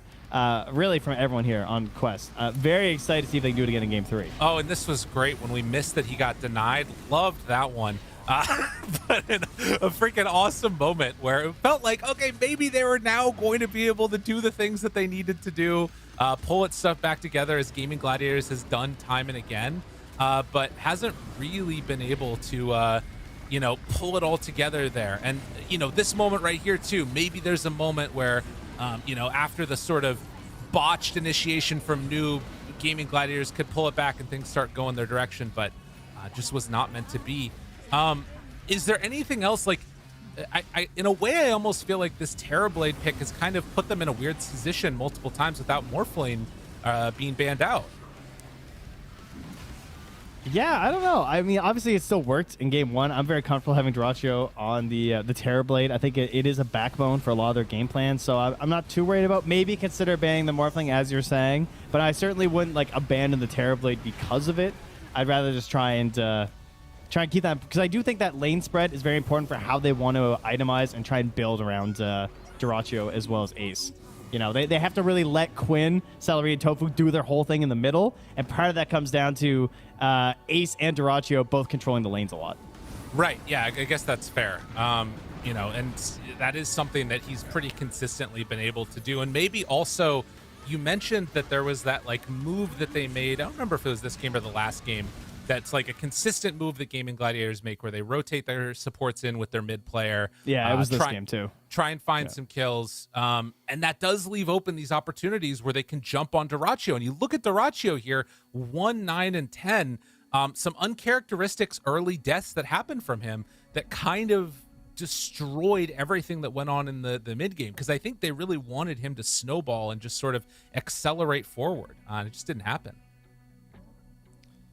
Yeah, I think, and again, part of that was Kaori also sniffing it out, right? Like, he just, like, completely circled on the map. He saw where they were coming from. That helped Amar avoid an early death in that game, which put him towards the Ancients. He continues farming. He becomes this big beast that they really needed. And I'm thoroughly impressed with what he was able to do again here on this Doom. So, hoping that they can continue to find these heroes for him with the assumption that Doom will not be a part of Game 3. Right, yeah. I mean, I do kind of wonder if maybe they let it through again. I feel like at this point, Quest probably don't let it through, but I wonder if gaming might. Maybe not though, but I think that sometimes this is a team that's willing to sort of battle it out against some of the harder to deal with heroes. But you can see match MVP, 8 kills, 3 deaths, 19 assists, and I think that doesn't even fully encapsulate how much he was able to do in this game with finding some of those great initiations. But it also starts with needing to have a great draft, right? That Tidehunter in game 1 just felt terrible. Bad. Yeah, again, options, right? Not a lot of options in that last game. Plenty of options for both sides here, which is what led to a little bit more of an active early and mid game from this one. It's starting right from the 2-2 at the bounty runes here. Also, not losing 4 bounty runes. That was another good start for Quest in this game. Much needed. Well, we're going to be back in just a few with our 3rd game. It's going the distance, but for now, we're going to go to a quick break. See you on the other side. I will take more far. I want to finish because it's 200. I'm almost. Look, I can do. Can you do it? We are not right. Look. I was out blink, but come. I have an Nice. Go on. Look this guy. I toss you on him and I slow. I stun. Nice. We can push, guys. We can push. Yeah. There's ward, by the way. Yeah, I will kill.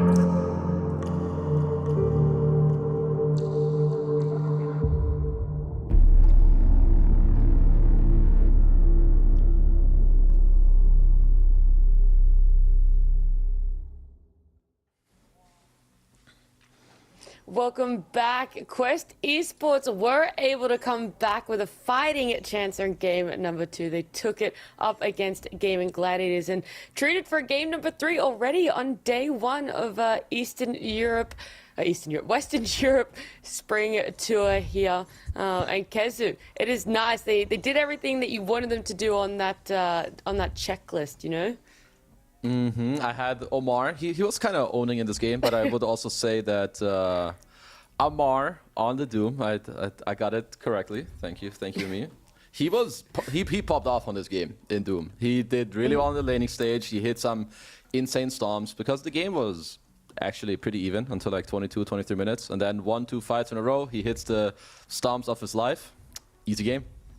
Yeah, I also gotta give credit to Corey. His Phoenix, one of the reasons why it was banned in the first game, banned in the third game, is his positioning was really top tier. Being able to get like multiple sun rays off, also playing against Snapfire and not getting egg killed is pretty impressive. He waits, like uses sun ray, Snapfire uses ulti, and then he pops the egg, pops another sun ray, forcing Snapfire to try to get close, gets her killed, and also the itemization as well, going for Hex pretty much first item after picking up the shard, which did allow him to get some really good initiations with this dive into Hex, which is pretty good thinking, I would say. I think also TA2000, they have this thinking that Morphling is a really good counter to Terrorblade. First game, it wasn't as good because they had Lincoln Sphere. I maybe even had a double Lincolns at one point, but in the second game, Duraccio really had a rough time. Like, he was unable to get stuff done, had multiple deaths to his name, didn't have that Lincolns, and then you had TB2000 cleaning things up with meta. The fun thing about the first phase bans now with Phoenix and Underlord going out as well as Doom and Medusa is the fact that Beast, who had been banned in Game 1 and 2, got let through, and Gaming Gladiators are going to pick it up for themselves there. It was banned both times by Quest Esports, and now Gaming picking it up. I'm not too surprised about them going Beast. Also, I'm a fan of them banning Phoenix. Like, there's a reason it was banned in the first game, and like you were saying, his performance now was really good, and he's even been known for it in like the last DPC, right? But now you have like this shape up in the draft during BO3. Now that you get to the third game, that you cycle through some of the bans, that now you open up with Beastmaster, that you're giving probably the one team that would pick Timber here, you're giving them Timber. So I'm at least a little hyped to see Omar on his Timber, because he just popped off on Doom, and I don't think his Doom is quite as good as his Timber. Man, Timber saw first phase. We're back at it, baby. He did pop off on Doom in the previous game, which I really like. Amar has always, like, when he was playing on OG, when they were on top, he was the one playing these imbalanced heroes, and Doom definitely counts as one.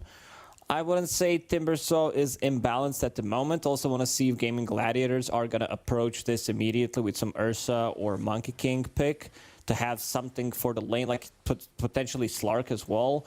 Not that good for the laning stage, but good for the game. Okay, for now, just going to keep things simple. Another 2-core opener coming out from the Gaming Gladiators. Beastmaster Pango.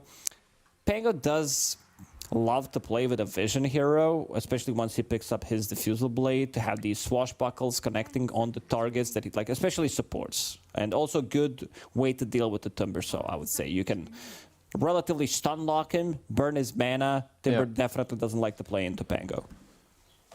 I would say that, so moving forward, I would assume that Quest will ban a couple of carries. Perhaps not. We'll see. Like, if they ban 0 carries, and it literally means that Amar doesn't give a damn about what he lanes into. I would assume there's still like 1 or 2 that, even if you don't really care, they just make your game a little harder than others. You know, maybe some Slark, like some IO Slark or some IO Ursa, something like that. Maybe you need to think about some of those. Whereas Gaiman, they're just gonna try to protect their Beast and Pango. I don't know if Pango needs more than perhaps 2 bans, like Ember +1, and then you take out either some carry or a 5 to help out Ace. You can't really just pick Ursa against Amar. It's like, gotcha. He never played against this hero. He definitely experienced every single possible counter that there is in this game, because this was one of the few heroes that he pretty much played, and they first phase it a lot of the time. So, type of a player that doesn't mind playing into counters. As you said, they're not banning out any of these, like 3 counters that we mentioned, potentially 4 with the Bloodseeker as well. I think this is also a good way to deal with the Timber Saw, having this pure damage, having Rupture, mobility, cut out during the team fight. So, Gaming Gladiators do have multiple options to pick what they want for the laning stage. Maybe they're so from quest bans. What I can see is that they're more so looking to like ban the heroes that will go together or like speed up the game with the so you take away the Coddle Pango, so you don't have the double swashbuckle with the Diffusal. Maybe some Eng Beastmaster lane, or perhaps the Impetus is something that they value somewhat annoying against the Timber as well. So yeah, I'm kind of vibing with their bans, and I mean, this just speaks for a lot of confidence as well, which I like after the performance you had in the last game, and especially when you're playing against some of the you're playing against the best team in the world right now. Showing confidence, I think, is very good. And banning out that Keeper of the Light Mana Leak would be really just kidding, man. Imagine if that you have Mana Leak against Timber. Bring it back. One chain and you're done. Yeah. I'm glad that spell is not in the game, actually. I don't know. I remember there was a Quinn hates playing against Invoker, and I'm not. I mean, I kind of see why. EMP or mana burn spells, they're just very. I don't know. It's like anti-fun. It's like, here you go. You're not gonna cast your spell or like. Okay, Quinn. Yeah. He's the one picking Pango, building the Fusel Blade every second game. But it's only semi-mana play burn. into it. Yeah, I can see it. Yeah. Oh, Darachu's chilling right now, I think. Maybe he's drafting on his phone. Darachu's like, how many deaths did I have last game? 7, 8, no one's letting him 9, talk. maybe even 10. He call. needs to reset. Okay, this time around, it's going to be Gaming Gladiators picking up techies. I want to see new Undying Shard in action. Were you like hopping the Tombstone? Or I haven't seen it. Like, I've seen the tomb dropped, and my Undying has had a shard, but I haven't seen anyone like actually hop in. It's a safe house. Come into it. I can love a safe house. Yeah, too soon. Surprised. Yeah, it sounds so funny. It is. What were you going to say, Lacoste? I wanted to make some stupid joke, but gave up on it. So yeah, Gaming Gladiators. No, we missed out. They go with Silencer instead. I think this is also like an okay hero here. Big fan of Silencer in general. It's just the hero feels always slightly underwhelming, I would say. But having multiple heroes that can go in, like even techies just blast off into Global Silence, Banger rolling in, Beastmaster. It's a good game for it. And oh damn. Okay, TA2000. An old combo. Yeah, whenever we talk about TA2000, Agi, range, carry heroes come to mind. Draw Ranger was kind of on the receiving end during the major, I would say. Like, they didn't get too much time. I expected it to be picked up more, but also I've seen some of the Draw Rangers, like, you kind of refusing to buy Shard, because a lot of these carries, they're like, well, I'll get it for free from Tormentor. I don't want to buy it. And if your supports are not prioritizing Shard, you're not getting it for free. Yeah. Well, he might be one of my favorite Drow players, and I see the idea here, right? You have Undying Drow, it's good lane, you're good against Beast. The one thing that Drow suffered for sure is the fact that you actually lost your old Shard with the Hypothermia, and now you have like like you stand on top of some ice wall that gives you like more range and you get to see things. I only know it because I tried it. I haven't actually seen a Drow Ranger yet. I think it's I would say slightly undervalued hero, but I'm not actually sure how good it is, so this will give me some more intel. But I do like the techies pick. When you see Undying, you usually want like some range 4, help out your Beastmaster, and any high magic burst or damage amp has always been very good against Timber. So, and on top of that, you get to play with your Pango, so that checked a lot of boxes. So overall, I think both teams are probably happy with what they've got, even though there's like a Drow Ranger on one team that is not a hero that I would have really been thinking about. Yeah, most definitely, but even though they have like relatively good heroes to close the gap, Drow Ranger is one of the heroes that can just kill Pango during the Rolling Thunder. I think like Medusa is the one, Leshrak's also a good one, but Drow Ranger, when she gets to her like third, fourth item, Pango needs to be really careful about it. And also won't be able to get the shield crash during the mid fights because you want to use shield crash so Rubik doesn't get the Rolling Thunder stolen. Yeah, that's a good point actually. You're not going to be like, as you tanky. kind of need that.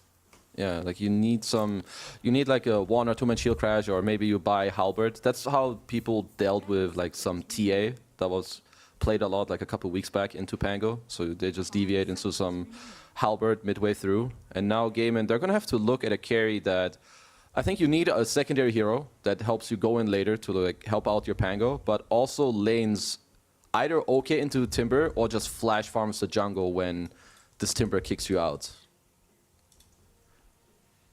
There's still Ursa available. Like we did mention these counters, which is a gap closer, good in the lane against Timbersaw. So in the end quests, they do ban out Monkey and Slark. It would be pretty good Slark game to start with because they don't really have anything that Slark is afraid of other than Timbersaw, but you also make his life very difficult. You would also have like 2 diffusal blade carriers and your mana's gone, you can't use your abilities. In the end, they opt to go for Sven, which is also another option, I would say. Not just because he's a gap closer, but also the Warcry armor that he provides for the rest of the team against the Drow Ranger feels really nice. And also ability to run from the Tombstone, disengage. One of the supports will have drums, upgraded drums available, so you're not going to get slowed down. Easy way to reset and try to choose a fight where you want to take it.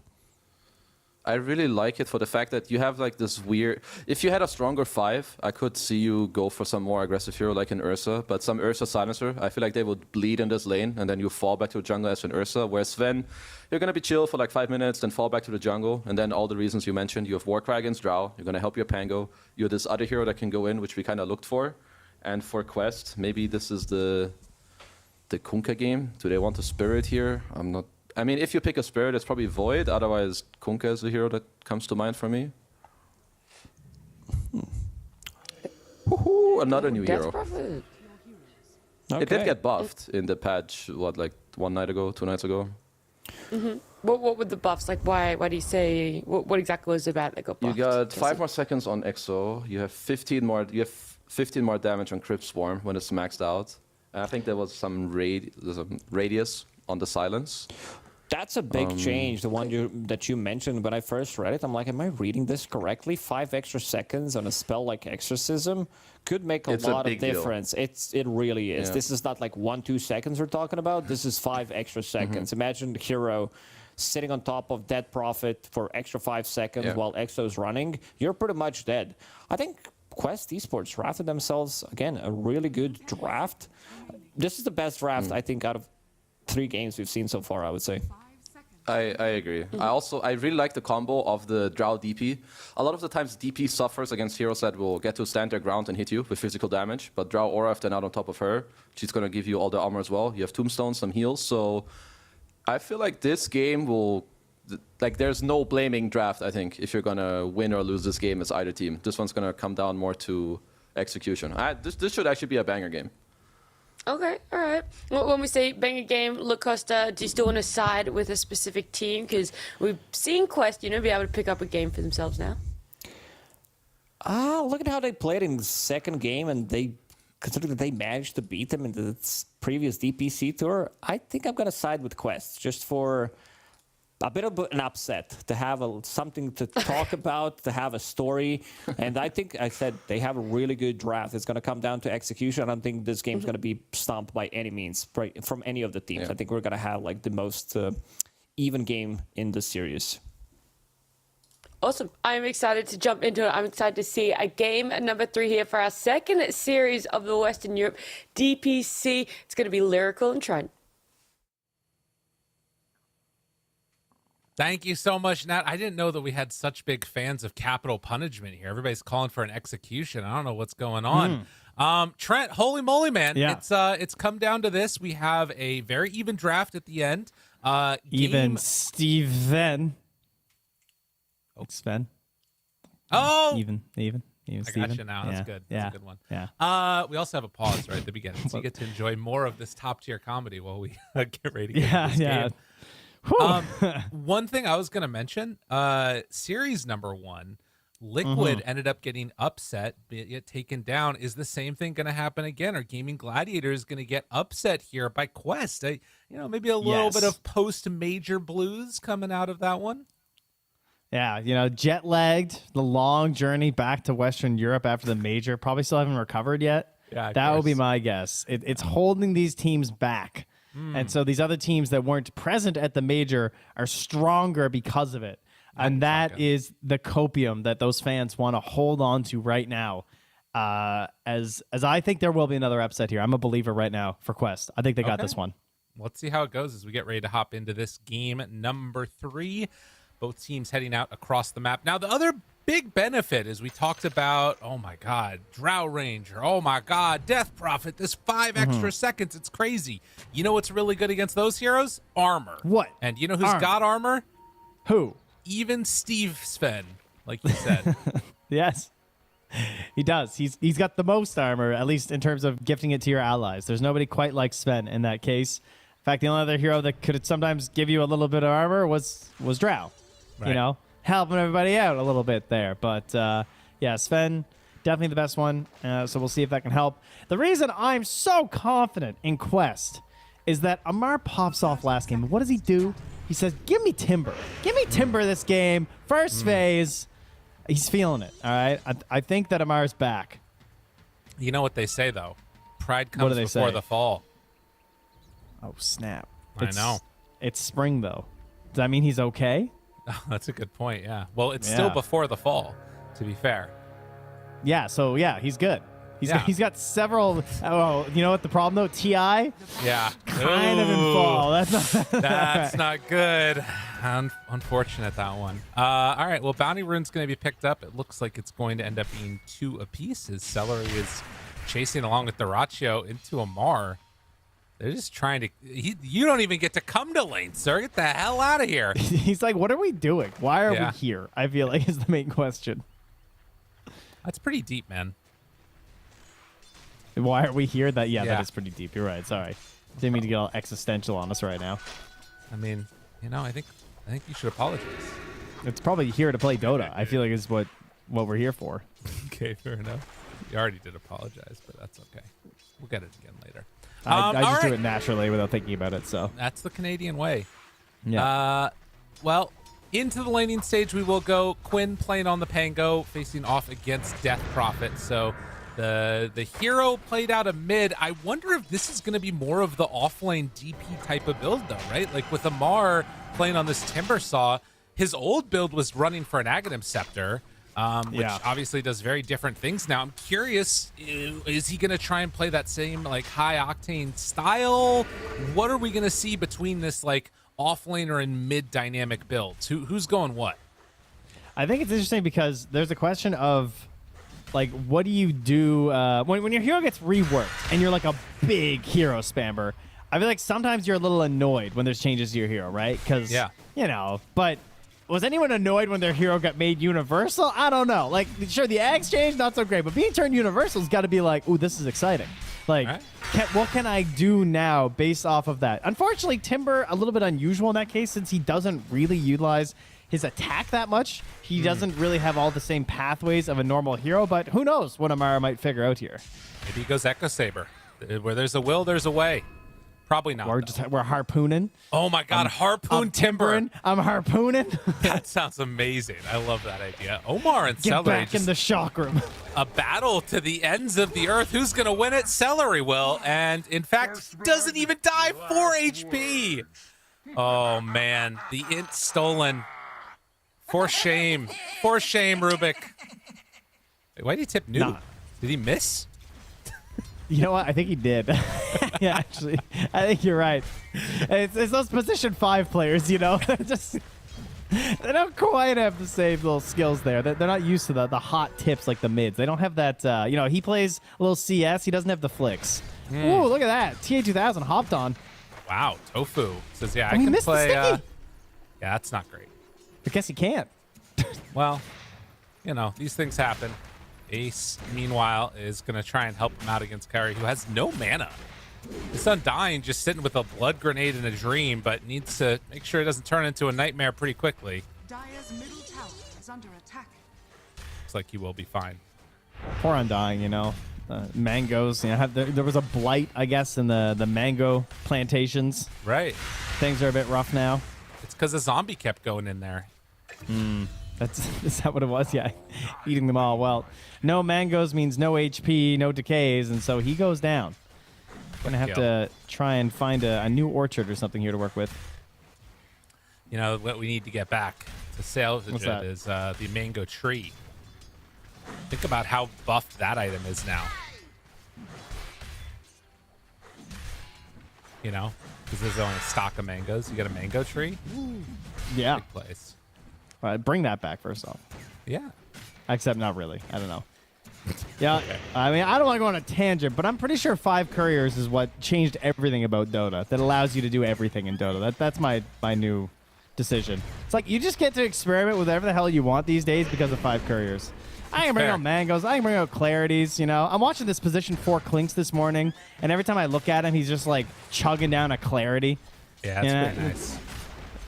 Couriers really changed the way for us to pave some new pathways in Dota 2. So, shout outs, because also they were emotionally damaging in pubs. They just have one. True. That's absolutely right.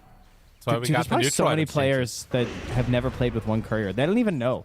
They don't even understand what it was like. Back in my There's day. probably dozens of you. Yeah. No, it feels bad. Well, thankfully, nobody has to experience that ever again. The world is saved.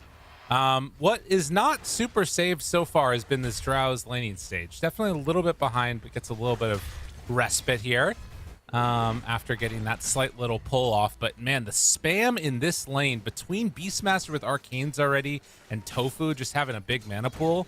TA2000 not having a great time. Yeah, speaking of universal heroes, I mean, you look at his inventory, right? Double circlets, 3 branches, and he's just sitting here at like 175, 200 HP, and Ace just doesn't care. He eventually brings out a salve, but like he's comfortably last sitting here versus this Drow and Undying because he doesn't feel like they have any way to actually like pressure and kill him. Well, and then on top of that, Tofu has 76 damage right now with the full completed magic wand, and so not only is he spamming abilities, but he's also just right-clicking the crap out of you, and he has a reactive taser so if things get weird. messed up, right? How is Techies allowed to have this much damage? He's universal too. It's busted. Wait a minute. Hold on a second. We just need 5 universal heroes. They are 3 universal heroes versus how many? Just 1? Is that right? Yeah. Is that how we're gonna? Yeah. Some betting site's gonna figure it out first. They'll just do all their odds based on number of universal heroes. Solve the algorithm, guys. And number of stacks taken, which Ace building them up with the boar. He's ready. Oh, does he get that himself? Does he get bonus XP for himself? Not if you farm your own bonus, you don't get it. All right, Sven's going to take him later anyway, so it's fine. Yeah, it's good. Wow. That's some real acceleration right there. True. I'm a little bit surprised as, you know, Quinn's facing off here against Noob that Ace is deciding to go in for the Helm of the Dominator build. I feel like we've been seeing a lot more of the Aghanim Scepters, but wanting to just play more fast tempo, it looks like. It's, I mean, not countered either at this game, really, so you can just grab it and feel comfortable with it. You can also just casually do it. You don't necessarily have to go into the Helm of the Overlord. I'm sure he probably will, since, again, there's not really any counters for it, but it is a great casual item. And yeah, it looks like Omar's going to get there first. Okay. Oh, it hurts. Yeah. Well, Tofu got the other one, so at least it's one apiece for each team. Celery, just like, I mean, that's so much time as this little silencer, though. But I guess your Sven was like, you know, you can't really sit in the lane anyway, but not a whole lot to do as a position 5 if you don't manage to steal that. True. Ace finds Kaori. They do drop the tombstone down, and with Omar moving into position, it's a little bit scary to make move. And in fact, Ace, he's got to be careful here. I don't know if he can get away from this one. Omar got the lift, range, not quite there, and instead, while they're going after one, Tofu kills the other. Easy for the That was a great play. Recognizing they were going to keep that chase up there, too. And Ace makes it back in time for the stack as well. So things still not looking great here. Easy axes plus Boar. Ooh, look at these creeps. Oh, yeah. Get out of the camp. All the way out. Come on. Oh, yeah. Oh, Ace, don't die to them. All right, there you go. He's going to take it through. In the meantime, they were able to force Dyrachyo out of the lane. Amar is now farming up his little jungle area too, so wanting to put the pressure onto the camps here and onto this Sven if at all possible, but definitely sitting top of the board right now in this Timber Saw. Oh, Fated Brooch as well. Yeah. That's a nice one. Oh, they're bringing Quinn over. Interesting. Someone who can actually just sit in the lane, and they're going to give mid over to Tofu. So if you have a mid hero that that can't kill, like she can't really dive and kill you, right? No matter what she does, you could just TP out theoretically. It's a lot easier for the supports to just sit and camp like this on the earlier parts of the game, especially if you have any semblance of wave clear, which Ateki's obviously does, especially with level 6. So it's super easy for Tofu to just sit here, and this is just free gold and XP. Then because Sven's not getting a whole lot versus, like, it's just faster to Sven to jungle. So they just make a nice little rotation. Everyone's getting more on the side of GG because of this. And hopefully, of course, you're going to try and take this Techies and immediately go for kills top, which is, with the help of this ward, probably what's going to happen to KO if he's not careful. Yeah, has to play a bit far back. Undying that definitely does not feel unkillable at this point in the game. In the meantime, Dyrachyo is getting gone on down bottom by Amar yet again. Dude. Celery. Tofu. That was a crazy hiding spot he just did. Thank you for the vision on that. Axe is out. And he thought good about lift. it. Nice. Well played. Still has that blast off if he wants to use it, but this is 3 heroes being brought to this side by Quest. You can do this, of course, with Timber Saw on the other side, and Amar being there means that Harry doesn't die. It's 90 seconds of no tombstone. Like, that's why he just backs away. Because maybe he gets that kill, but honestly, it's just not worth the risk of then feeding it right back. Just accept the tombstone's down, and you can go right back up there in a minute and go kill Drow. But Omar, he's going to fall first. Ooh. Easy pick off from these two. Nicely Easy played. pick off. Exorcism used. Quinn throws out his ulti to get away from trouble, and, well, Techies manages to finish the TP out. So, but Axo 5 down. more seconds to hit mid with this exorcism. So, buffed. That's true.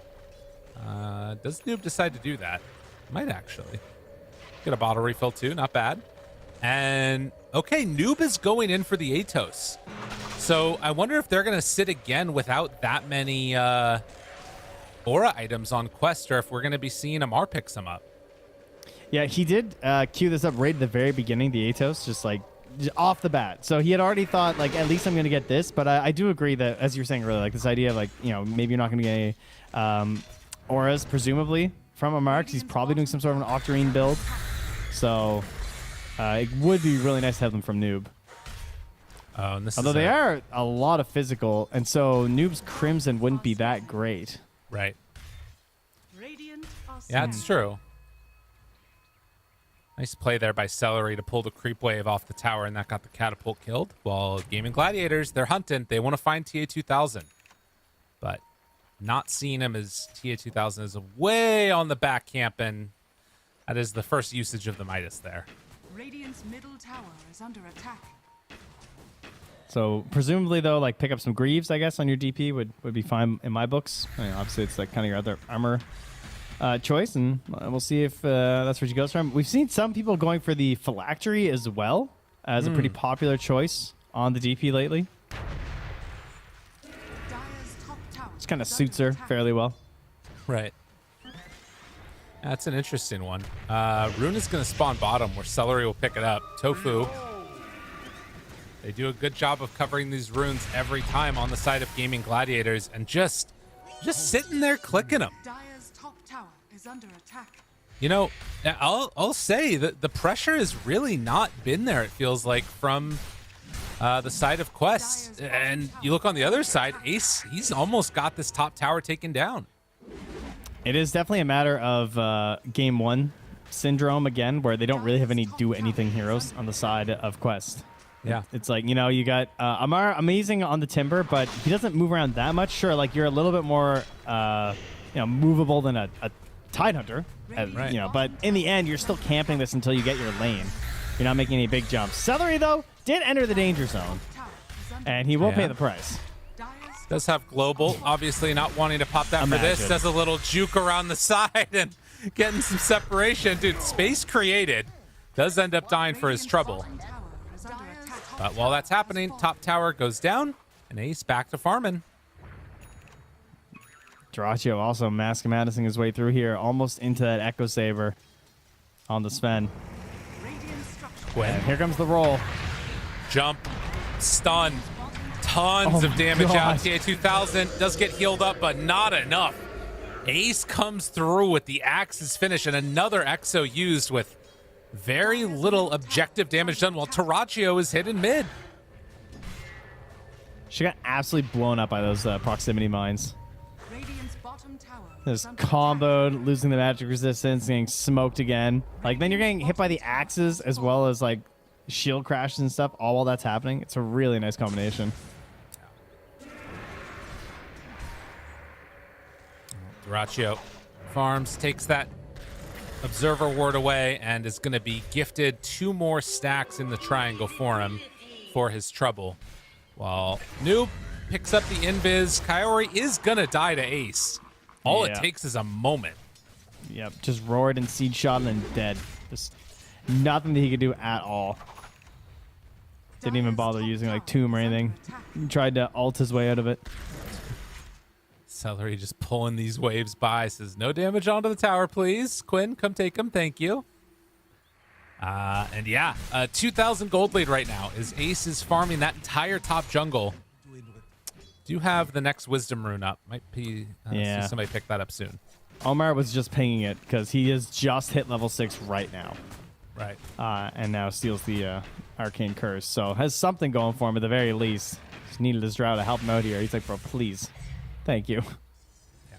Need this XP bad. That puts him to 7. And in the meantime, it is Amar going in for the Aghanim Scepter again for the Timber Saw. So the reactive armor craziness that we like to see as a smoke up. Gaming Gladiators, 2 supports in a mid. Not finding anybody there right now. Oh, good ward. Placed over to the side here. These ones, we're going to scout these entire movement. So Noob should be able to get away. So this is not necessarily the most common build, I would say, on Timber. A lot of people are just going either like towards an Octarine, Kaya Sange all the time. We've seen some Dagon attempts as well. Not a lot of people over the early eggs. So I'm really curious to see how he's able to make good use of it here in a pro match. Quinn. Oh, good global. Doing a lot of damage, but might need to back away now. Trying to separate Tofu. He's going to go down. And with everybody rotating, Quinn, he needs to get out.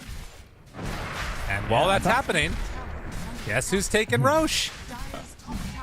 I thought maybe with the global they were going to be able to get the kill on Drow and get out, but not able to. So honestly, not that great. Of course, they are getting Roche, as you said, which is fine. But if they're able to get tier 1 mid right now from Quest, I feel like this feels really good for them because they've sort of been struggling to pressure this whole game. So nice to just get in here. They have the boots of travel as well on the DP. Timber is closing in on that Aghanims too here, so they are definitely about to hit their peak right now. Okay. Well, as you said, are going to be having to play into this Aegis, but getting at least this strong point for themselves and getting towards that Aghanim Scepter on Timber might be able to change things around a bit for them. But of course, that's also going to depend upon TA2000, feeling strong, which is still a little bit fragile on this hero. Going to get into that 4th staff next. I do look forward to the Glacier, though. Oh, yeah. That I'm into. It's a pretty cool one. Yeah, it's funny. It's nice. Can make some pretty crazy vision plays, theoretically, as well. You could, like, save someone from, like, a roar or something. Of course, Beastmaster kind of a bad example because he was Hawk, but Vision's kind of cool. Tombstone, down. Do they want to come on over and take it away? That they're just going to opt on the side of Gaming Gladiators to take this mid-tier 1 tower while Tofu pushes out bottom. Noob right on top of him. Reactive taser used. And won't be able to get anything extra there. Yeah, Quinn has his haste, so yeah, he is teasing his way in here, but gonna kind of poke his little Pango head near the Dire Ancients. We'll find TA2000 here. Not going to run right into him, though. Amar, they see all of this. He is right on a ward, draining that mana. Tofu now on top of him. Amar maybe in some trouble, gets stunned. He's going to get stunned again, but gets pushed down to the low ground. The rest of the team not in position to try and take him down. Now still draining mana. Global out, chasing for more. Ace moving into position, but the Lotus. They can't get him. Didn't drain enough of his mana, and now the root onto Ace. Has he gone a bit too far? Has a ton of damage out onto the Beastmaster. Gaming Gladiators this is making such build moves into the high ground and just getting punished. Tofu turns, wants to blow up a couple. Dyrachyo, though, shows up. Oh, the big man on town and more. He missed his chain. Nowhere left to go. Can they get in range close enough? Chase, kill, done. So it looked horrific for gaming until Dyrachyo showed up. The good news is that he does get a little bit of cleanup there. He's looking for one more, but there is a swashbuckle here from Omar as he used it to grab a kill earlier. Blink not back for 8, so Omar going to be fine as he escapes. I don't think Timber lost too much either because I believe he bought out his eggs, before he died, so not the worst, but yeah. Big stuff there for Dyrachyo to come in and clean up that draw right after. His noob's just going to see him head to the secret shop. Hello! Welcome, Sven. He goes for it. Just exorcisms. Well, I mean, he might be able to fight through this because he does have Aegis still, so they're going to kill off Omar. Celery, he backs away. Now, Sven does have a TP. Do they have anything to break it? No, Dyrachyo just going to go straight for it. No, the Atos that came back up. Oh, Dyrachyo, it wasn't meant to be. And Tofu, now he tries to TP out. Any more Atos action? No more Atos action. He tried to blast in to cover the Aegis respawn, and TA2000 immediately shut that down with a gust. Yeah. Blew him right back. Get out of here. Well, Dyrachyo a bit bold, as we've come to know him to be. So he gets caught out there. Just a little bit. Yeah. Wow. Only Okay. 5 kills for Quest, by the way. Yeah. Timber? Not wanting to expend that much on the techies. Not an easy kill for him to get, but top lane, they're pressuring. Jeez, Ace dying in that fight looked so funny because he's like the most farmed hero in the game, and they chased a little bit too deep, and he just got turned on and immediately blown up. Like, to see Ace, this guy who's like playing Underlords and these Dooms, just get shredded like that really quickly. Oh yeah, recognizes how much more careful he's got to be about his positioning in this one. Well, he definitely is still susceptible to dying. Does build into that BKB next, which again is going to be great against Timbersaw. It's going to be really solid, against Rubik to some extent. But like this DP Drow combo, and that physical damage starts ramping up. They need other answers. Oh, whoa! Oh my God! See ya. Thought you could walk over here. These are my ancients. And he's wondering if they had vision there or something too, but no wards, just watchers. I feel like Sven is a very Dyrachyo hero, Yes. He's like very much an all or nothing type of player. And when it looks good, it looks real good. You can't beat his TB though, just purely because of the Dyrachyo Sunders. Like nobody Sunders like this guy. That is for sure. So fair.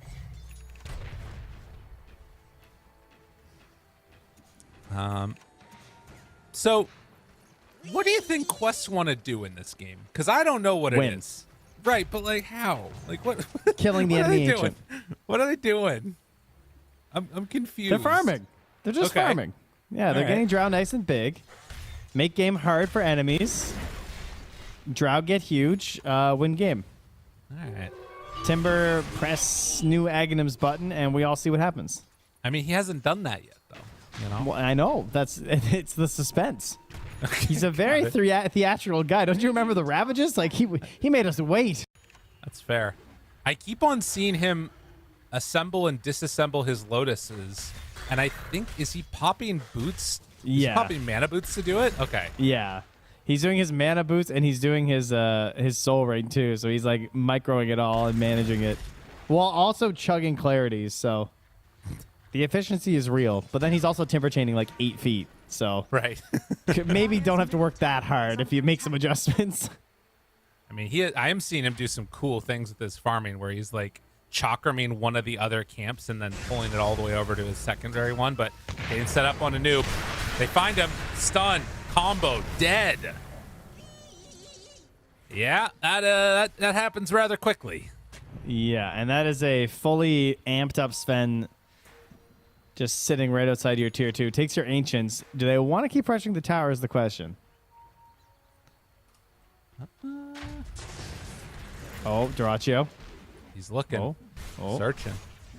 Just getting a Thinking about going berserking. Mid. Ace, Quinn nearby. Roll through. Finds the zombie man. Stuns him. TA2000 disarmed. Roll through again. Quinn doesn't manage to find the second round, but the Sven stun connects, and Tofu there for the follow. I mean, that Aghanims didn't look that great, Trent. They destroyed every single one of them. Yeah, we didn't really see a whole lot there, huh? Nice global. I mean, geez, made the setup super easy there for Duraccio. Just comes in with the stun and it just like cuts through them. This is the most like cleaving Sven I have seen in a while, where he is just 2 and 3 shotting people. And he didn't even have his ulti going then.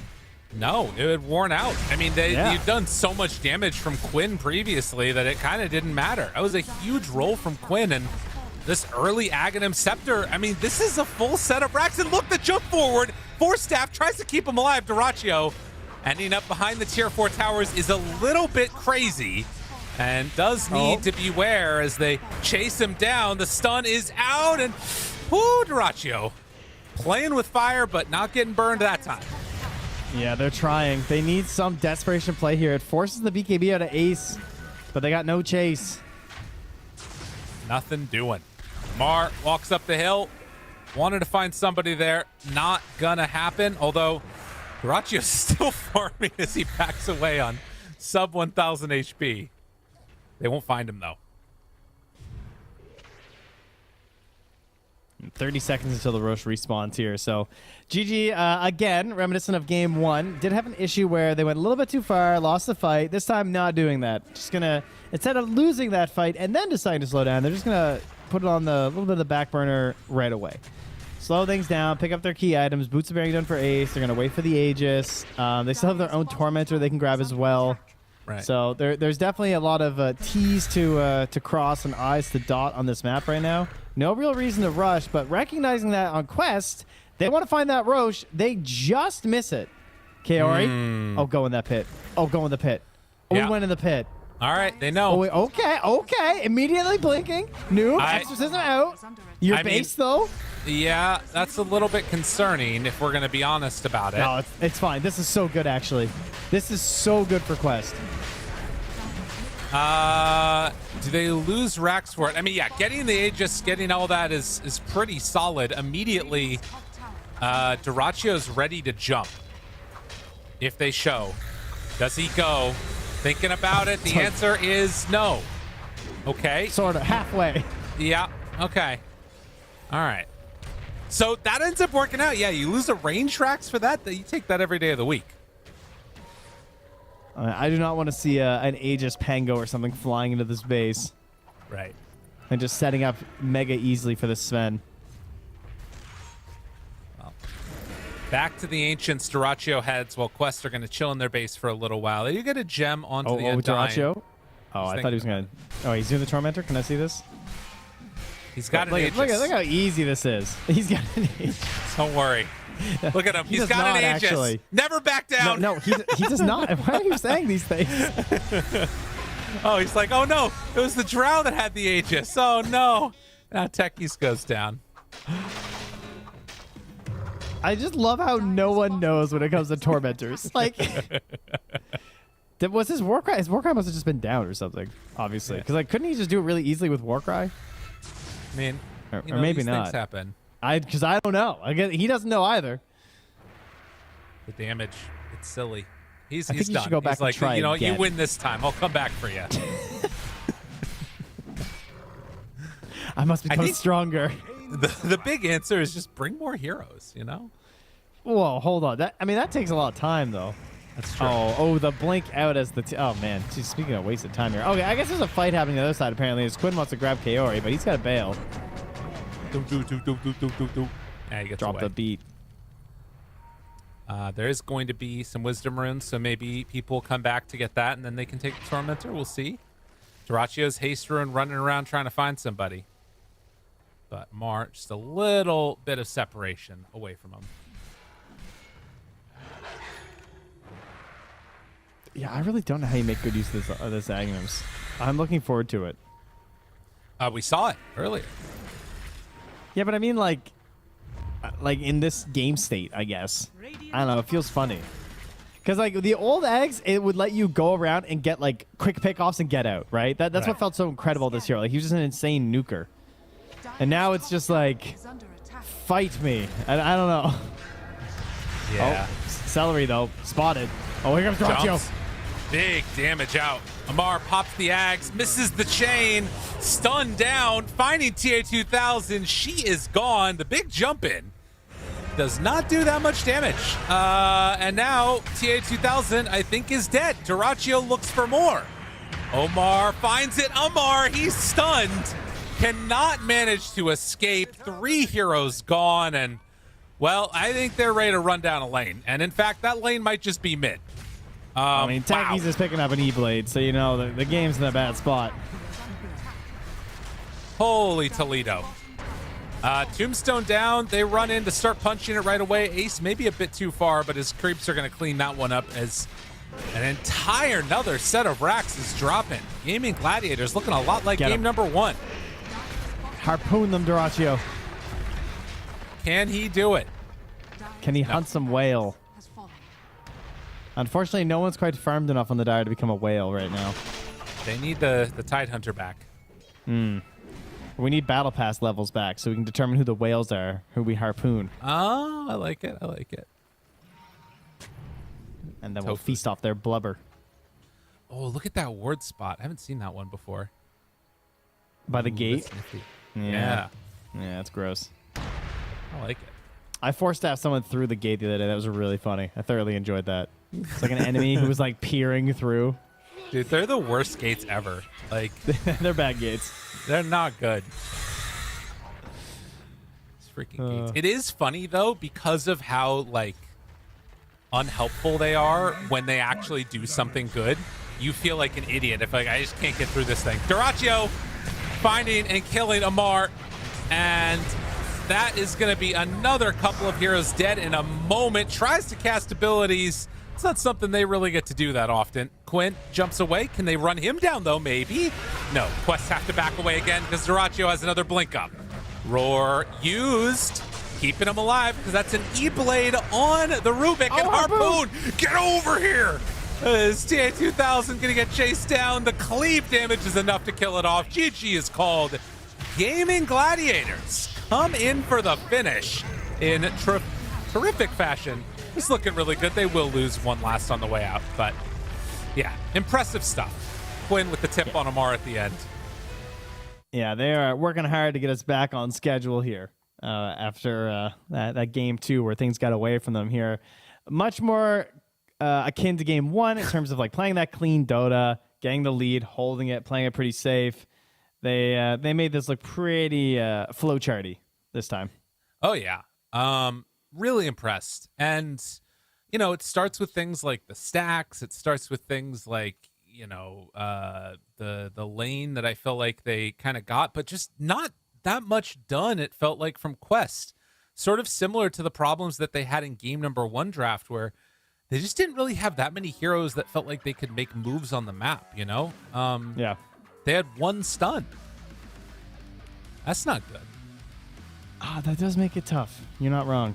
It's I mean, it's disappointing because you worked so hard for that winning game 2, and obviously, now good stuff. Or the good thing is that this was one of the stronger teams in the group, obviously in the league, who you're going up against, and you did manage to take a game that's going to give you some solid confidence heading into the rest of this season.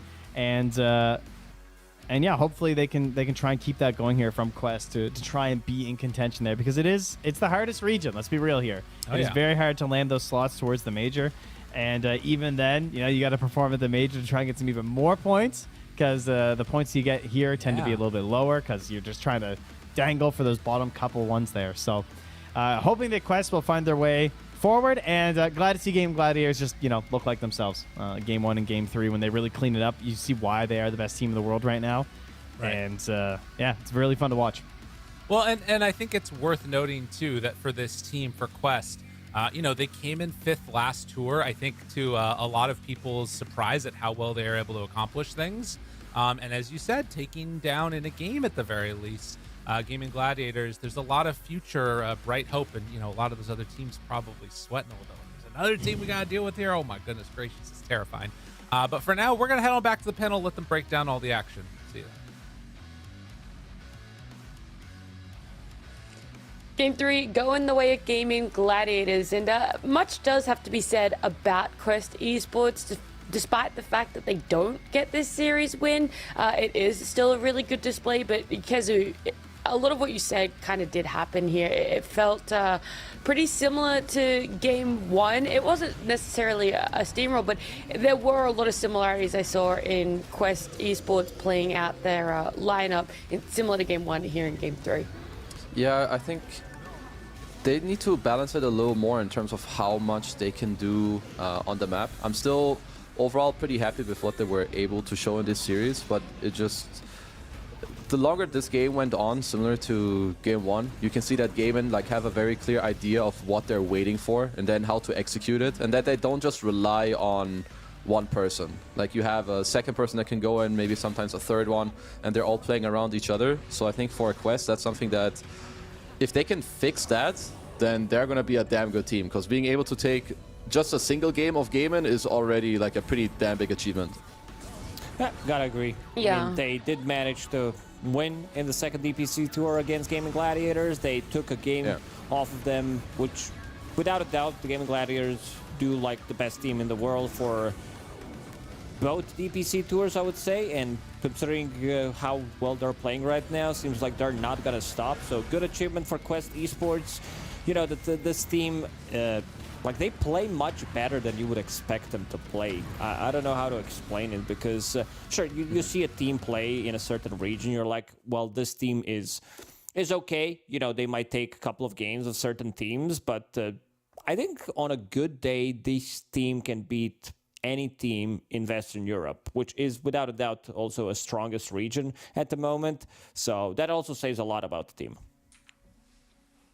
Yeah, it really does. The scoreboard here coming up on our screens for the end of this game, number 3 there, and everyone putting up some pretty good stats, because you have the tough choice now of picking an MVP, which I know isn't always driven by stats. It's also obviously how the game plays out and the impact that they had for the team fights or to enable the rest of the team.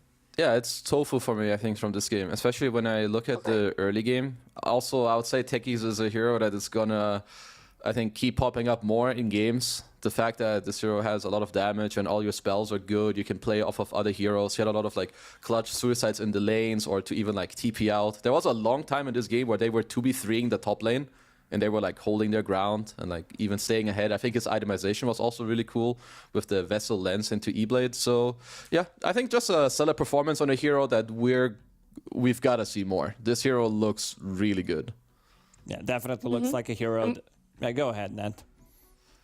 Oh, I was actually just going to ask if you agreed, Lucas, but you were already onto it. No, definitely. Techies looked really good, in the past couple of months. Even before, with the different chart, different Aghanim Scepter, when you were playing for the 15-minute timing, he looked super good in someone's hands. Not every single player out there can play Techies, but now that things have changed, you don't rely on that 15-minute mark. You do have AoE stun available, which makes him very reliable team fighter as well. The amount of damage that this hero can do is sick, and also strong laner. You can do so many things with the hero, and Tofu popped off. Tofu is this type of a player that can pretty much play anything, it feels like. It's you want to play some Techies? Here you go. He goes godlike after playing 2 games. Yeah. just throw them almost any hero. And look, we could talk about heroes, we could talk about these teams for so long, but right now I want to jump into a winners interview. I do know that we have Quinn joining us here, so we have to ask him some questions. Yo, Quinn, what's up? What happened in game 2, bro? What happened in game 2? Well, you see, I have to look. I don't know what even was game 2. Well, we gave them the Lucifer, your boy, and he printed money because he didn't get nerfed because reasons, and then we died because he printed money. So what can you do?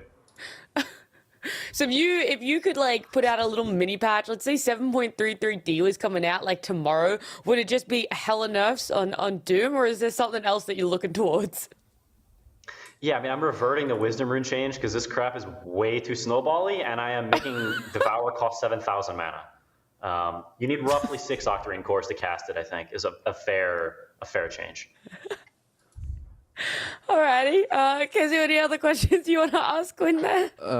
So first of all, you know that Doom got nerfed, right? But I assume that you think it's just a goober ball who cares nerf. Yeah, 5 GPM, that's really significant.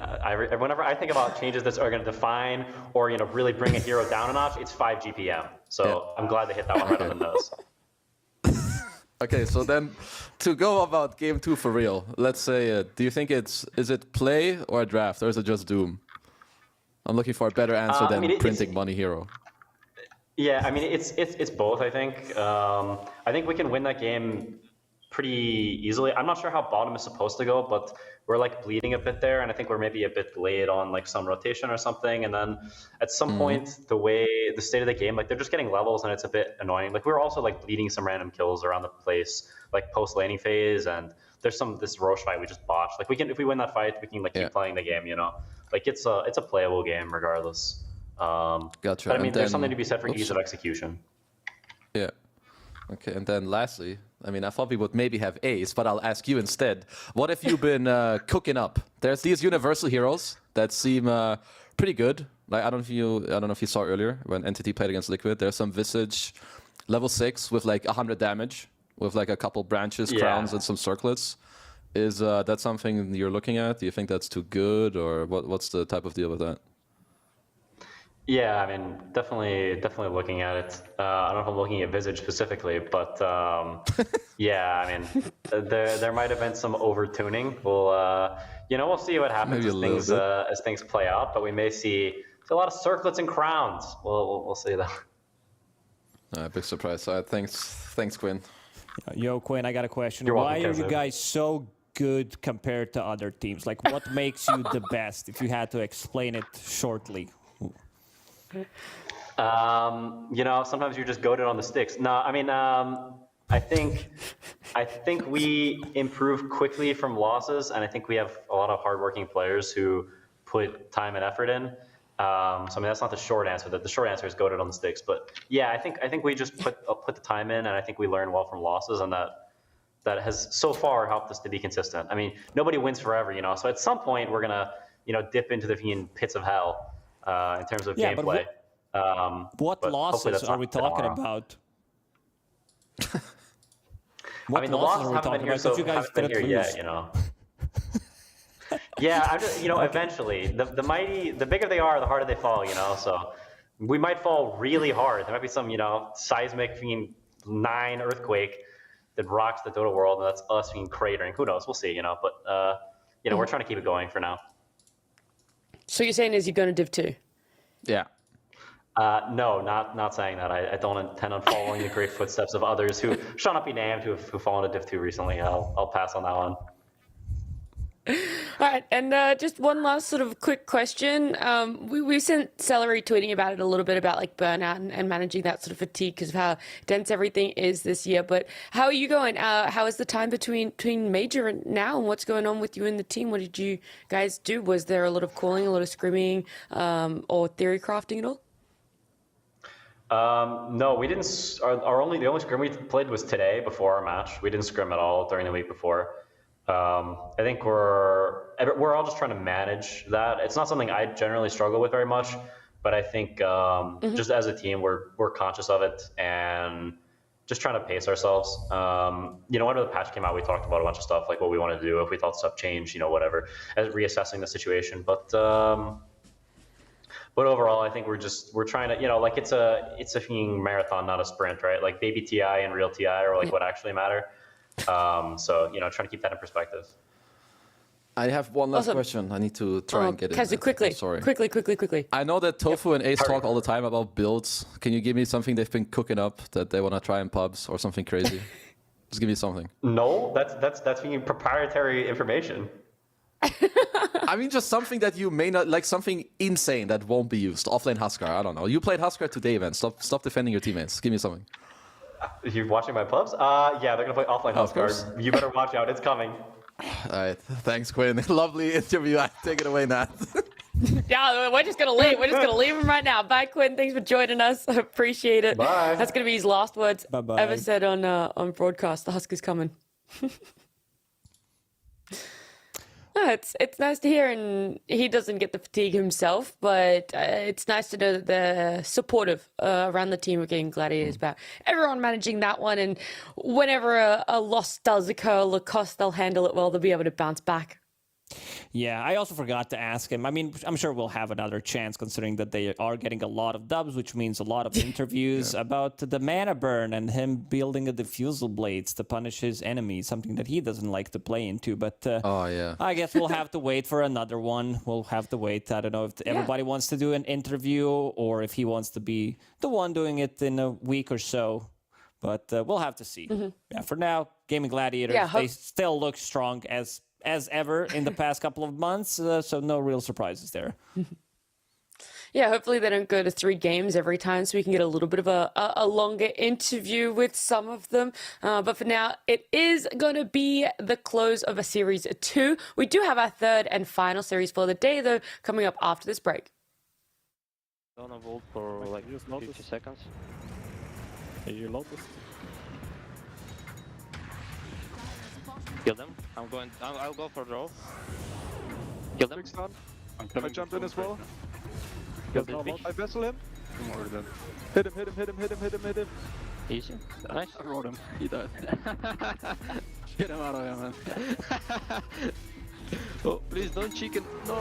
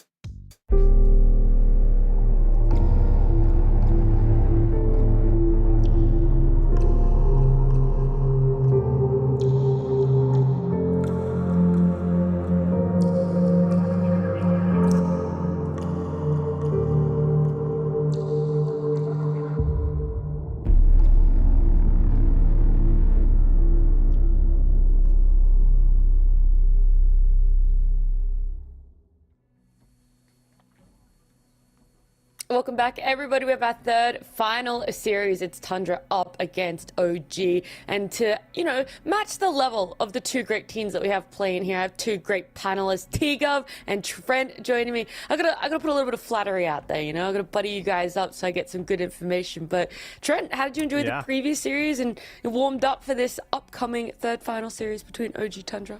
Yeah, it was exciting. We got to see a couple of the fun things of the patch, not just in the previous series, but I guess like throughout the day as a whole. I kind of had like my little list of things that I wanted to see coming to day one. We got the Clinks. That was good. We got Doom and Underlord. Still there. Yeah. So still doing those things. And I guess that was Tigo's favorite is if Medusa is going to be first phase banned or not. He loves that one. That's true. That is an honest barn dance for me. And also, I'm just a bit uncomfortable on this panel because I don't think I've actually paneled with Trent in my life. Have we ever paneled? Oh, we must have like. Have you even met this man? Do you even know who he is? I checked your Wikipedia. That's what I was doing during the previous. Right? And I was going through each tournament. This guy's checking the credentials. I was checking your credentials, homie. You know what I'm saying? And I was Is he supposed to be on this panel? And I was like, I just don't think I have. And it was just a wholesome moment. So I'm just gonna save this. Don't know if we're going to do it more in the tour, who knows, but I'm just going to enjoy this moment, sit back and get a bit of Trent. Wow. That's what I'm going to say. Yeah. With a start like this, how couldn't it happen again? That's clearly. Yeah. That's what when Nat did the big intro, like maybe she just doesn't know that we just hate each other and like in our right I didn't say that we should never work together, but it's fine. Yeah, I must have missed that memo. That's why, actually, no, I knew. That's why I was trying to buddy you guys up so you'd be a little bit more friendly towards each other. But you guys can try and compete. OG Tundra are definitely going to be competing. We could start with OG because news came to light that they're going to be having a stand-in Trent. Tiger's not going to be playing. Aramis is going to be standing in for them for this whole week. So for all 3 days, I believe, not just today. Well, yeah. This is an Agent Aramis situation then, of course, as he's most notably been coming out to light as the stand-in for Tundra. Obviously replacing Soxa at Dream League. He played fantastically the whole time, was in there gathering information. Now the question is, who does he help? Tundra, who brought him in, and it made him look really nice and helped him get onto a stack, which I believe he might be playing on, is it Bald? He's joining someone's stack for Div 2, I believe. The old school OG team. Oh, it's OG. Yeah. Oh, that's a little bit better. So he has to side with OG because, of course, if he's got Seb as his captain, yeah, that makes sense. The main team, So okay. Yeah, I was thinking this too. I was wondering if he had sides all along. We've never really had this drama in Dota, really. It's probably not going to unfold today either. He's just gonna burn it down in the middle of the game. He's gonna start all chatting, Forcing the GG with the 10-second timer, and they're having to cancel it every time, just like. Stop it, Aramis! No, luckily I don't think that's going to happen. Yeah, I'd be very surprised. He's been popping up a lot more, I think, become pretty heavy on a lot of people's radars since Div 2, and then, of course, what you guys said, popping up for Dream League, and then now standing in again, as well as being on that OG roster. But for the rest of OG, they're going to have DM back with them, so they're not going to be back to their full roster. They had the stand-ins for the Major, and they had a really good showing. Both of these teams, Tundra and OG, had that 5th, 6th placement at the Major, so OG went from potentially going down to Div 2 to placing amazing T-Gov at the Major.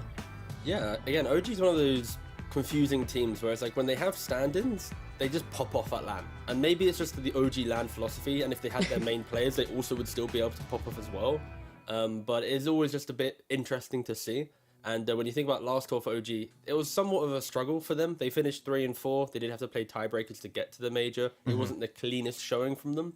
And already having to start with a stand-in straight off the bat. Luckily, you've already mentioned it. Aramis, I think, is a really good, not replacement, like a stand-in, that's the word. There's already a word for this. Because he is kind of the same style of player as Tiger. It's not as if you're going to swap out a playmaking for a super sacrificial for. It's like they're kind of the same player. So I think OG, it's not the best situation, but it's not the worst in regards to what they could have been dealt. And that's nice to hear, especially because coming up against Tundra, a very formidable opponent. They came second last tour at Trent. Again, I already mentioned that they had a similar placing at the Major.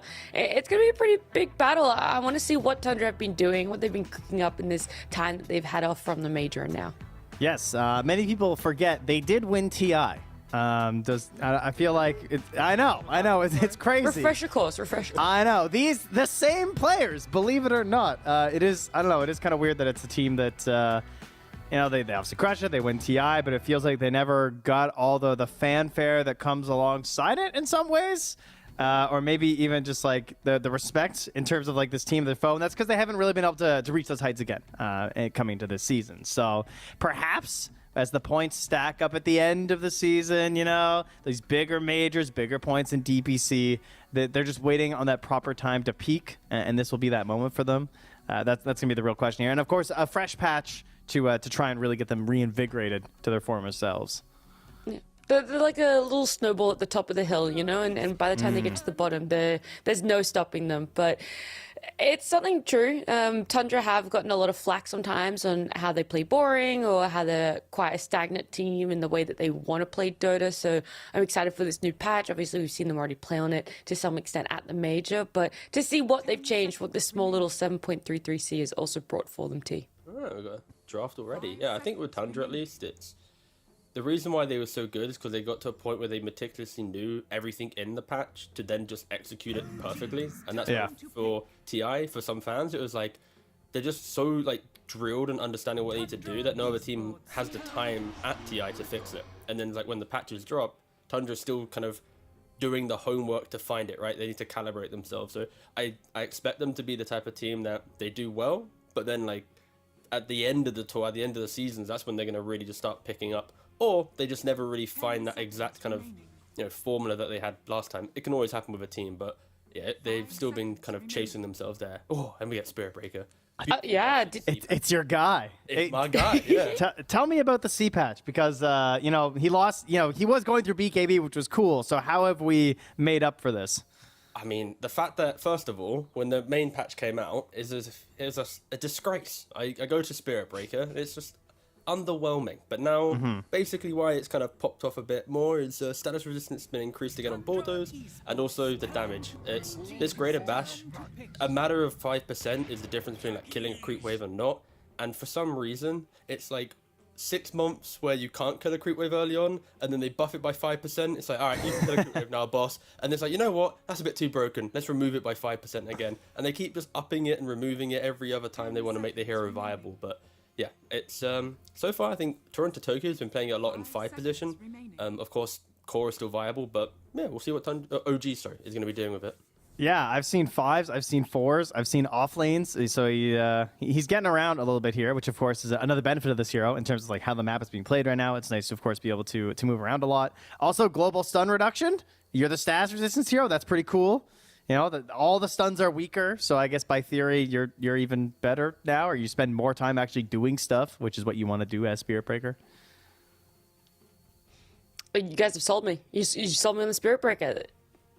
Well, actually, to be fair, the last time we sold you on something, it was Clinks, and it did pop off. So maybe there's a. That's what I'm saying. You guys are great salesmen. A theme of that. They might just be picking good heroes. Whoa! All right, don't do They might know what's going on. I can patch. All right. Well, I can sell it the best because you look at this page in terms of like, I'm looking at Spirit Breaker, see what the builds are, because everyone's moving away from Phylactery. We're trying to find other builds on the hero. I know it was cute, guys. You had your little meme. Yeah.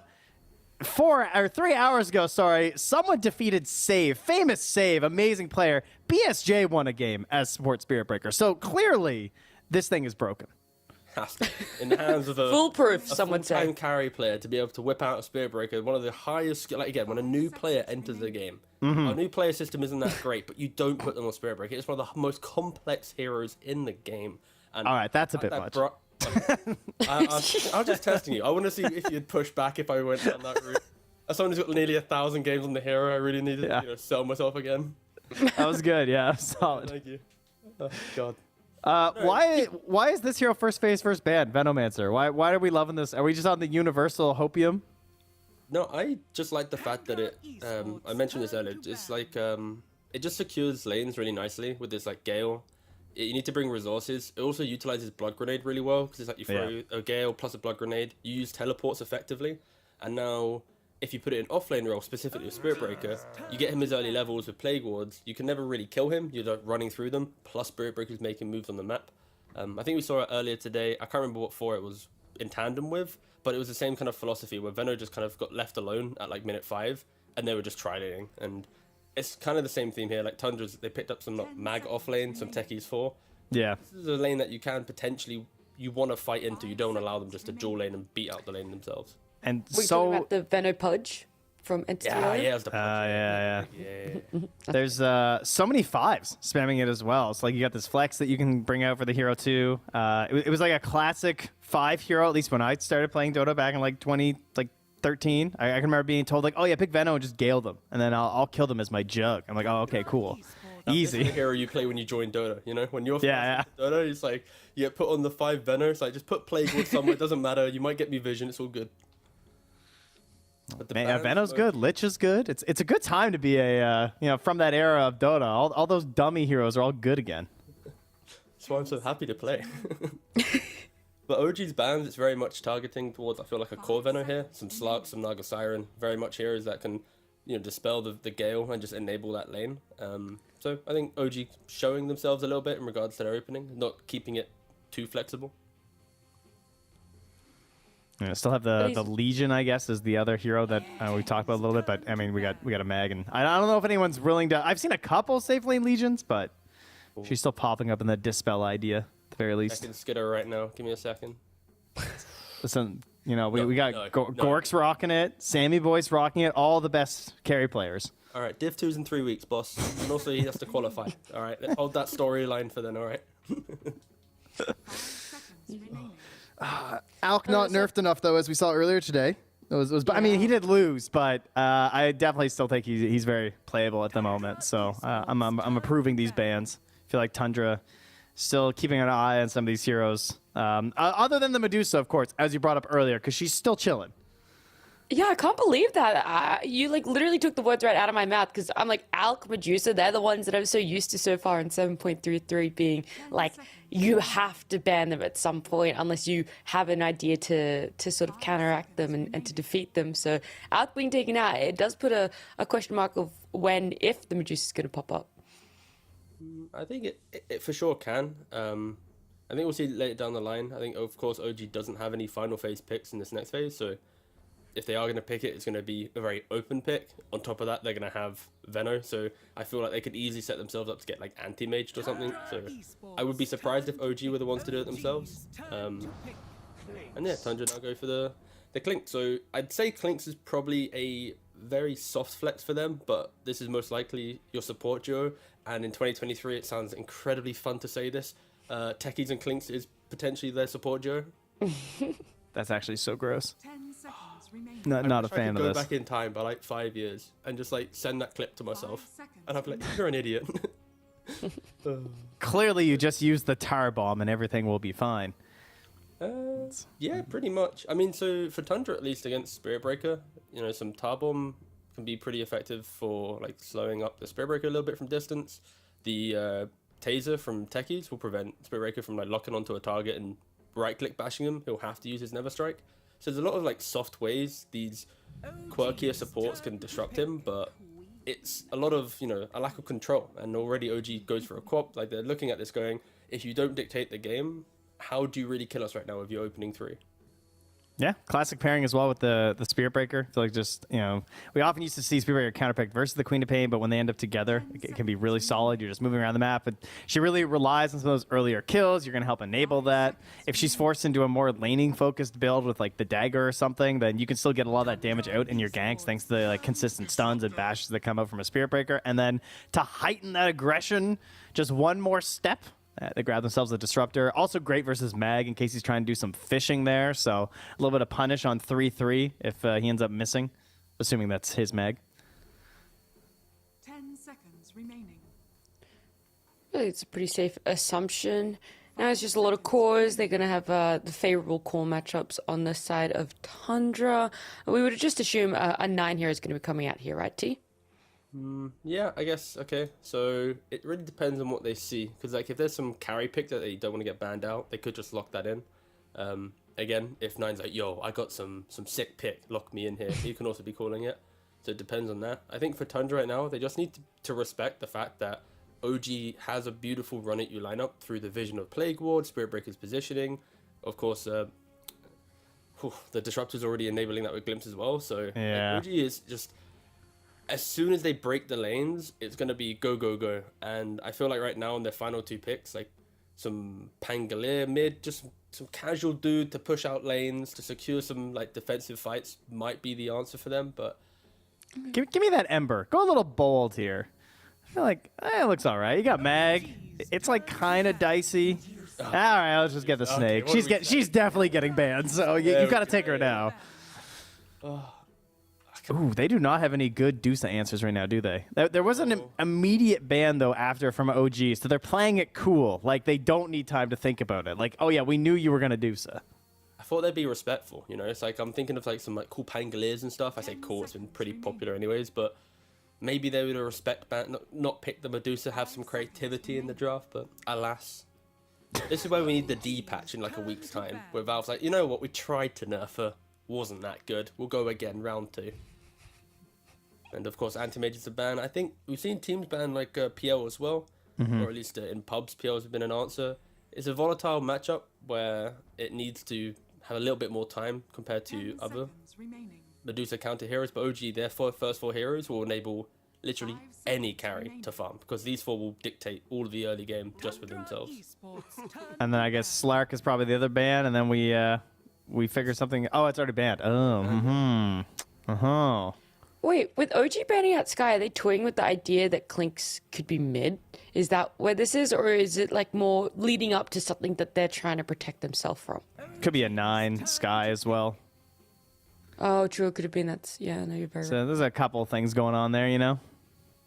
Yeah, I mean, Tundra's had a little bit of time post-major to spice things up a bit, you know? There's always that one hero of any tour, any major, where Nani's like, I'm going to do something. But yeah. Yeah.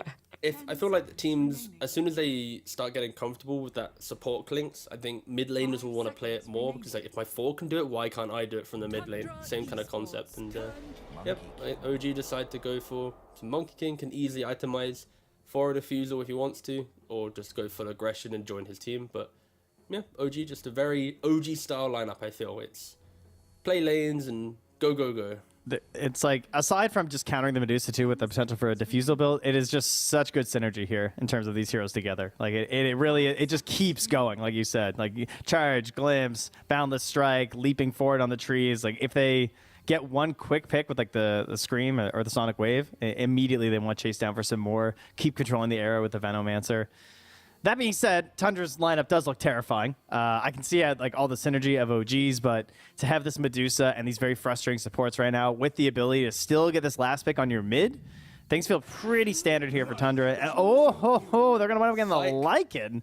Even Skitter's giggling a little bit. All right, so carried. 9's playing it. Okay. Ooh, he doesn't look too happy though. Like, he's not really cracking a smile. That's just 9 normally. That's him all the time. But look at 33. He's like, you've joined my like, and we better win this game.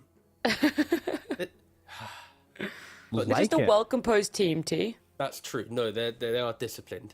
They've been disciplined since their TI win. Yeah, I'd have never predict Lycan. I was leaning some Pango, some Void Spirit. You know, hero that can survive ganks on mid, but also make plays and be somewhat defensive. And no, instead they go for a Lycan, which is very aggressive.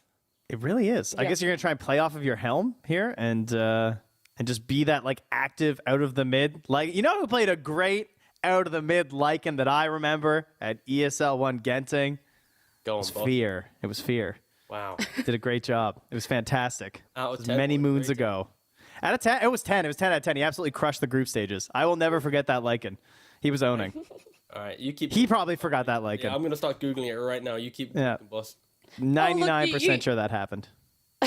You can reminisce if you want to. Trent's already there. In fact, we could just ask the big man himself. We could just ask Fear about it, because he is going to be casting this game 1 between OG and Tundra with T-Panda. Thank you so much, Nat and the gang. And of course, welcome as we're heading over to Tundra versus OG and the panel. We're kind of reminiscing some history pieces here, Fear. You want to talk more about this Lycan?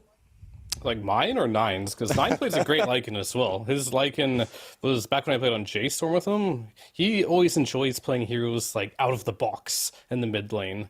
And he's playing versus the Queen of Pain. He has high regen, high damage, should be able to sustain. Playing versus Venomancer, be able to run at him. But yeah, Lycan, when I did play mid for EG back then, was one of the heroes that I was a go-to for me. And I'm sure Trent was right. I was owning. Every time I played Lycan mid, I did own. No doubt. So it is what it is. No counter arguments coming from me here, at least. As we've been sent here from the clutches of North America to look over at some West Europe, I had to do a bit of a deep dive in comparison with the head-to-head of these two teams, because it's actually kind of interesting. OG is yet to take a series from Tundra in the last 12 months. It's been since Stockholm Major, since OG has actually beaten Tundra at least 2-0 or 2-1.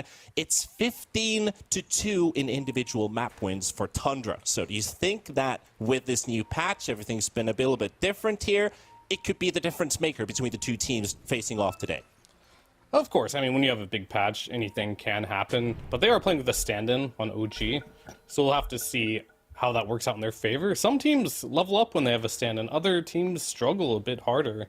And you are replacing Taiga, one of the bigger voices on the team, right? He's pretty much known for being one of the veterans at this point on a team full of youngsters. So we'll see if they can still have the same type of communication and map plays with him missing.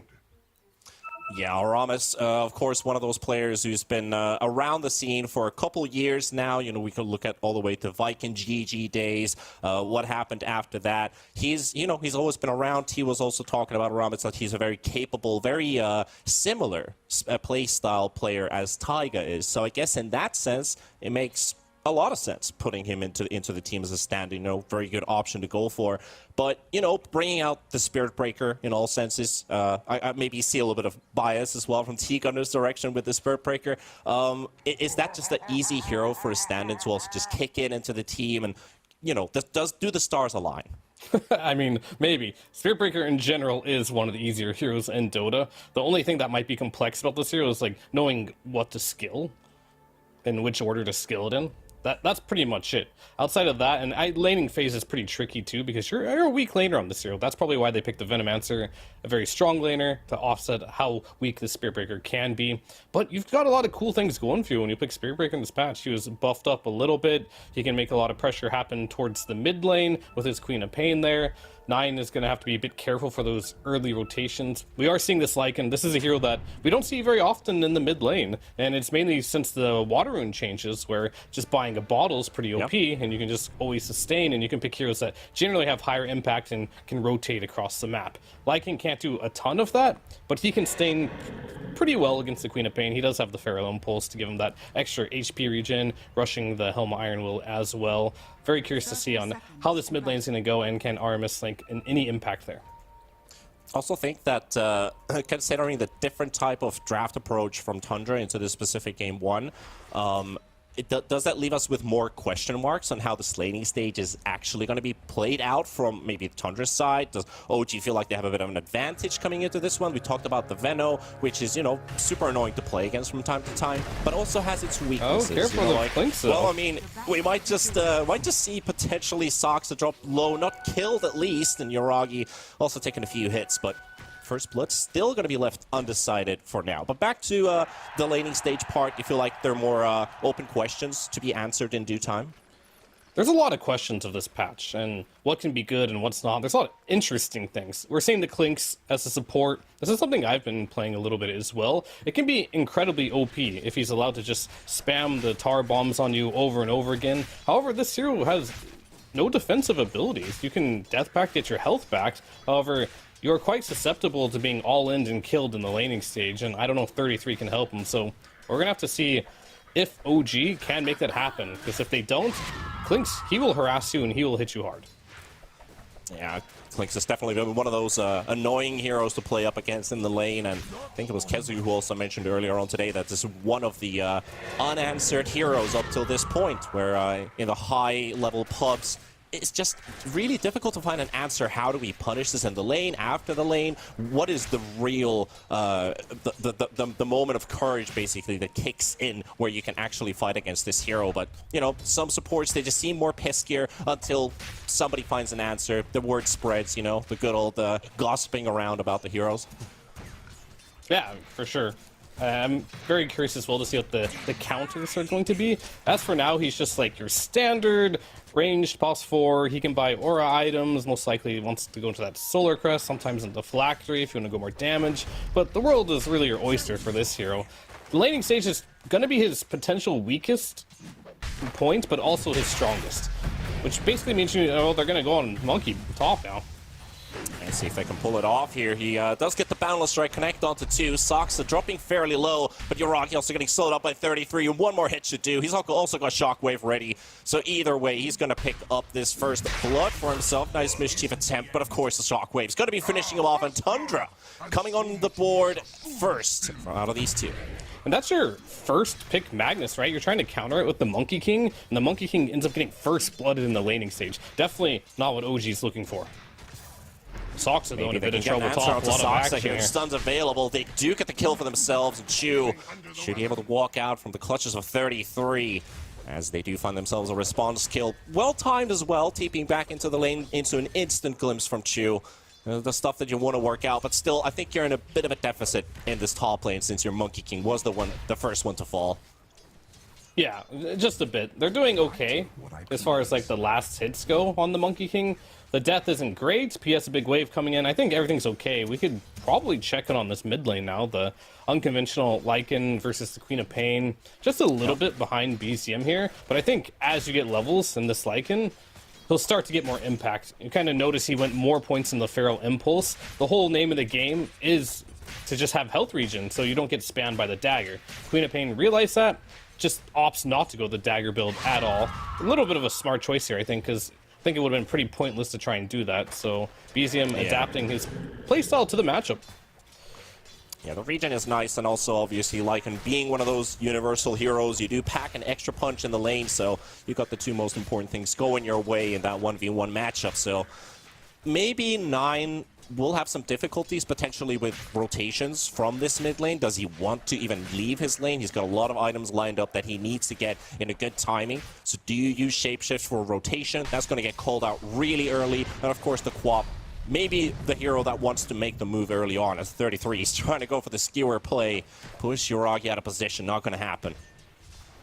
Yeah, I mean, to answer your question, that's kind of why we don't see Lycan a lot in the mid lane. He doesn't make great rotations. You can make some rotations when you have Shapeshift, but that's a 125-second cooldown. It's not going to happen that often.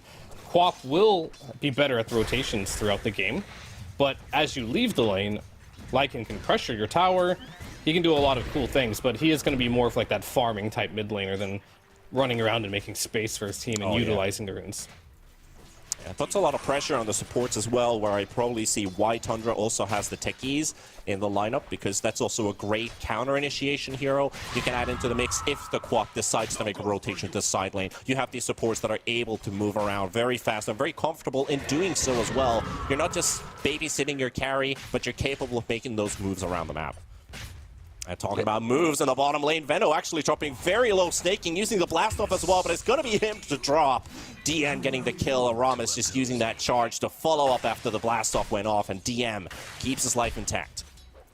Yeah, 2 kills now for OG. Tundra and did get the first blood on the Monkey King, but since then, they're striking back here. The next timing I'm really going to be looking for is, what are they going to do on the 6-minute rune here? Can they get BZM a rune? Outside of that, oh, they may get Soxa again. This is another one of the weaknesses of the Clinks. If you get caught out like this, you're just dead. Yep. It seems to work out just nicely as well. You've got 2 tools to work with. You've already got Vision, Monkey King with the extra attack range, Primal Spring as well to help you out, and of course the Glimpse. You do have a very capable safe lane duo out of these 2. I'm talking about fighting. There is going to be a TP bottom from Soxa. Looks like they want to punish Aramis for being out of position. Maybe even DM as well. As the Veno, he's going to be slowed down and taken away as the Techies gets himself the final kick-in attack. As Aramis also diving into mid with Shapeshift already up on 9. Don't want to battle the wolf there. Yeah, he used that really early, and this is just to apply some pressure to this tower. The siege wave is here. He's zoning out BZM with his wolves, and almost couldn't really help there because he was not high enough. Yeah, he does have a little bit of a level advantage here too. And the 6-minute rune denied by 9 there, so you will not get that shield rune on BZM. Pretty big play. Now you finally got your level 6 on Quap. Holding on to that one value point. Is it going to be the Sonic Wave? Or yes, it is, of course. Oh, they're not going to commit on that. Interesting. Could have been an opportunity for sure. True was also making a move. 2 points in Glimpse. Maybe the charge into Glimpse could have made it work out, but not going to try this time. DM also very alone here in this bottom lane. They're going to pull a bit of an attempt here with Soxa. Skidder also making a move. Oh, poor Venno. Not having a fun time. Aramis is just about to charge in, but he's too late. Yeah, it's a little bit unfortunate when your Venomancer struggles this hard. This isn't a hero that wants to have a bad laning stage. Normally you do see heroes from the last patch, and we're going to see the Wisdom Runes split 1 apiece here. And then Shu versus Soxa. It's going to be a man fight. Who's going to win this one? Gonna go all the way with it. The Death Pact used up by Soxa. Snaking coming into the rescue. Oh, Chu, it was a valiant effort, but Yuragi, he comes in for the trade. Gets a kill for the Monkey King. I guess you could call it worth as your carry does rotate in for the kill. Yeah, not bad. Not bad at all. But the point I was making before was that Venomancer, not a hero that generally uses the Vanguard in the same way as a lot of these tanky melee heroes like the Magnus. You can't really leave him alone. Whereas you see the Clinks make all these rotations now, because 33 does have his early Vanguard here, so it's not going to get any easier for DM. Only sitting on level 4 here. Playing versus a Lycan, playing versus the Clinks, a little worried for DM's game here. He needs to be able to find something and some pressure soon. It wants to at least build some confidence with your team, knowing that this this mag can be left alone, but at the same time, the Venno feels like he's going to be pressured on and on if they just get the opportunity for it. DM already lagging behind a little bit in net worth, but so is the Quap, who has been pushed out. So looking at that mid tower, actually at 100 HP, 9, he's going to finish it off pretty much here with the Skeleton Army rally. Easy, I'm trying to deny it, but not going to happen. 9 gets the mid tower first. And that's only 8.5 minutes in, so a pre-10-minute tower to fall just by yourself. But top lane making a move towards Yuragi. Can they make this one work? They've got RP leveled up, so it's available. Trying to go for the Wukongs and actually gets it out, but he's going to get pushed out with the skewer. Yuragi going to need some backup. Aramis actually finishes off Soxa. Yuragi is still trying to man fight, trying to take it all the way. The life steal kicks in. Clutch moment there from Yuragi as he stays alive for a little bit longer. At 33. Oh, he moves away from the mine as well. Still fighting against the Magnus. Max going to have to TP away. And Snaking, he's also going to have to back out of this one, so very good turnaround coming out from OG and Yuragi. He's using the close gate. clutches. What's going on here? Now they're going on to Skidder. Medusa not having a great time. No, he's straight up to bottom. Yuragi's all over the place. Then he dies in 1 hit after the mana shield goes down. What a play by Yuragi. Completely dodges everything in the top lane, uses the mischief perfectly so he can get those Jingo stacks off, and then Gates immediately bottom and kills enemy carry, and then top lane Techies ends up going down, and we see 9 with safe. And he just forced out Shapeshift BCMs. Bye-bye. I'm not going to stay here any longer. They will get the tower most likely, unless Yuragi, yet again, back in this top lane has something to say. Let's see what they can do. Kinetic Field, it's only up for 2.6 seconds, so the Lycan should be able to run out. Spotting out the Monkey King here to defend the tower. No moves coming out just quite yet. OG, they'd like to get a charge on Ramis. He is currently just sitting in the trees waiting for the vision, and now he's on his way. Glimpse going to be played out. No more Shapeshift 9. This is a really big kill if they can get it. Even the Venno coming in. OG calling it the full-on 5. Let's kill this Lycan, and we surely can do it. Yuragi up in a dominating streak now. 4 kills for the Monkey King, and OG just making it work. Yeah, 9 playing that way too cocky there. He saw the Disruptor there. His Shapeshift was running out. He thought because the Quap went back to base that he was safe, he could just go and hit that tower forever.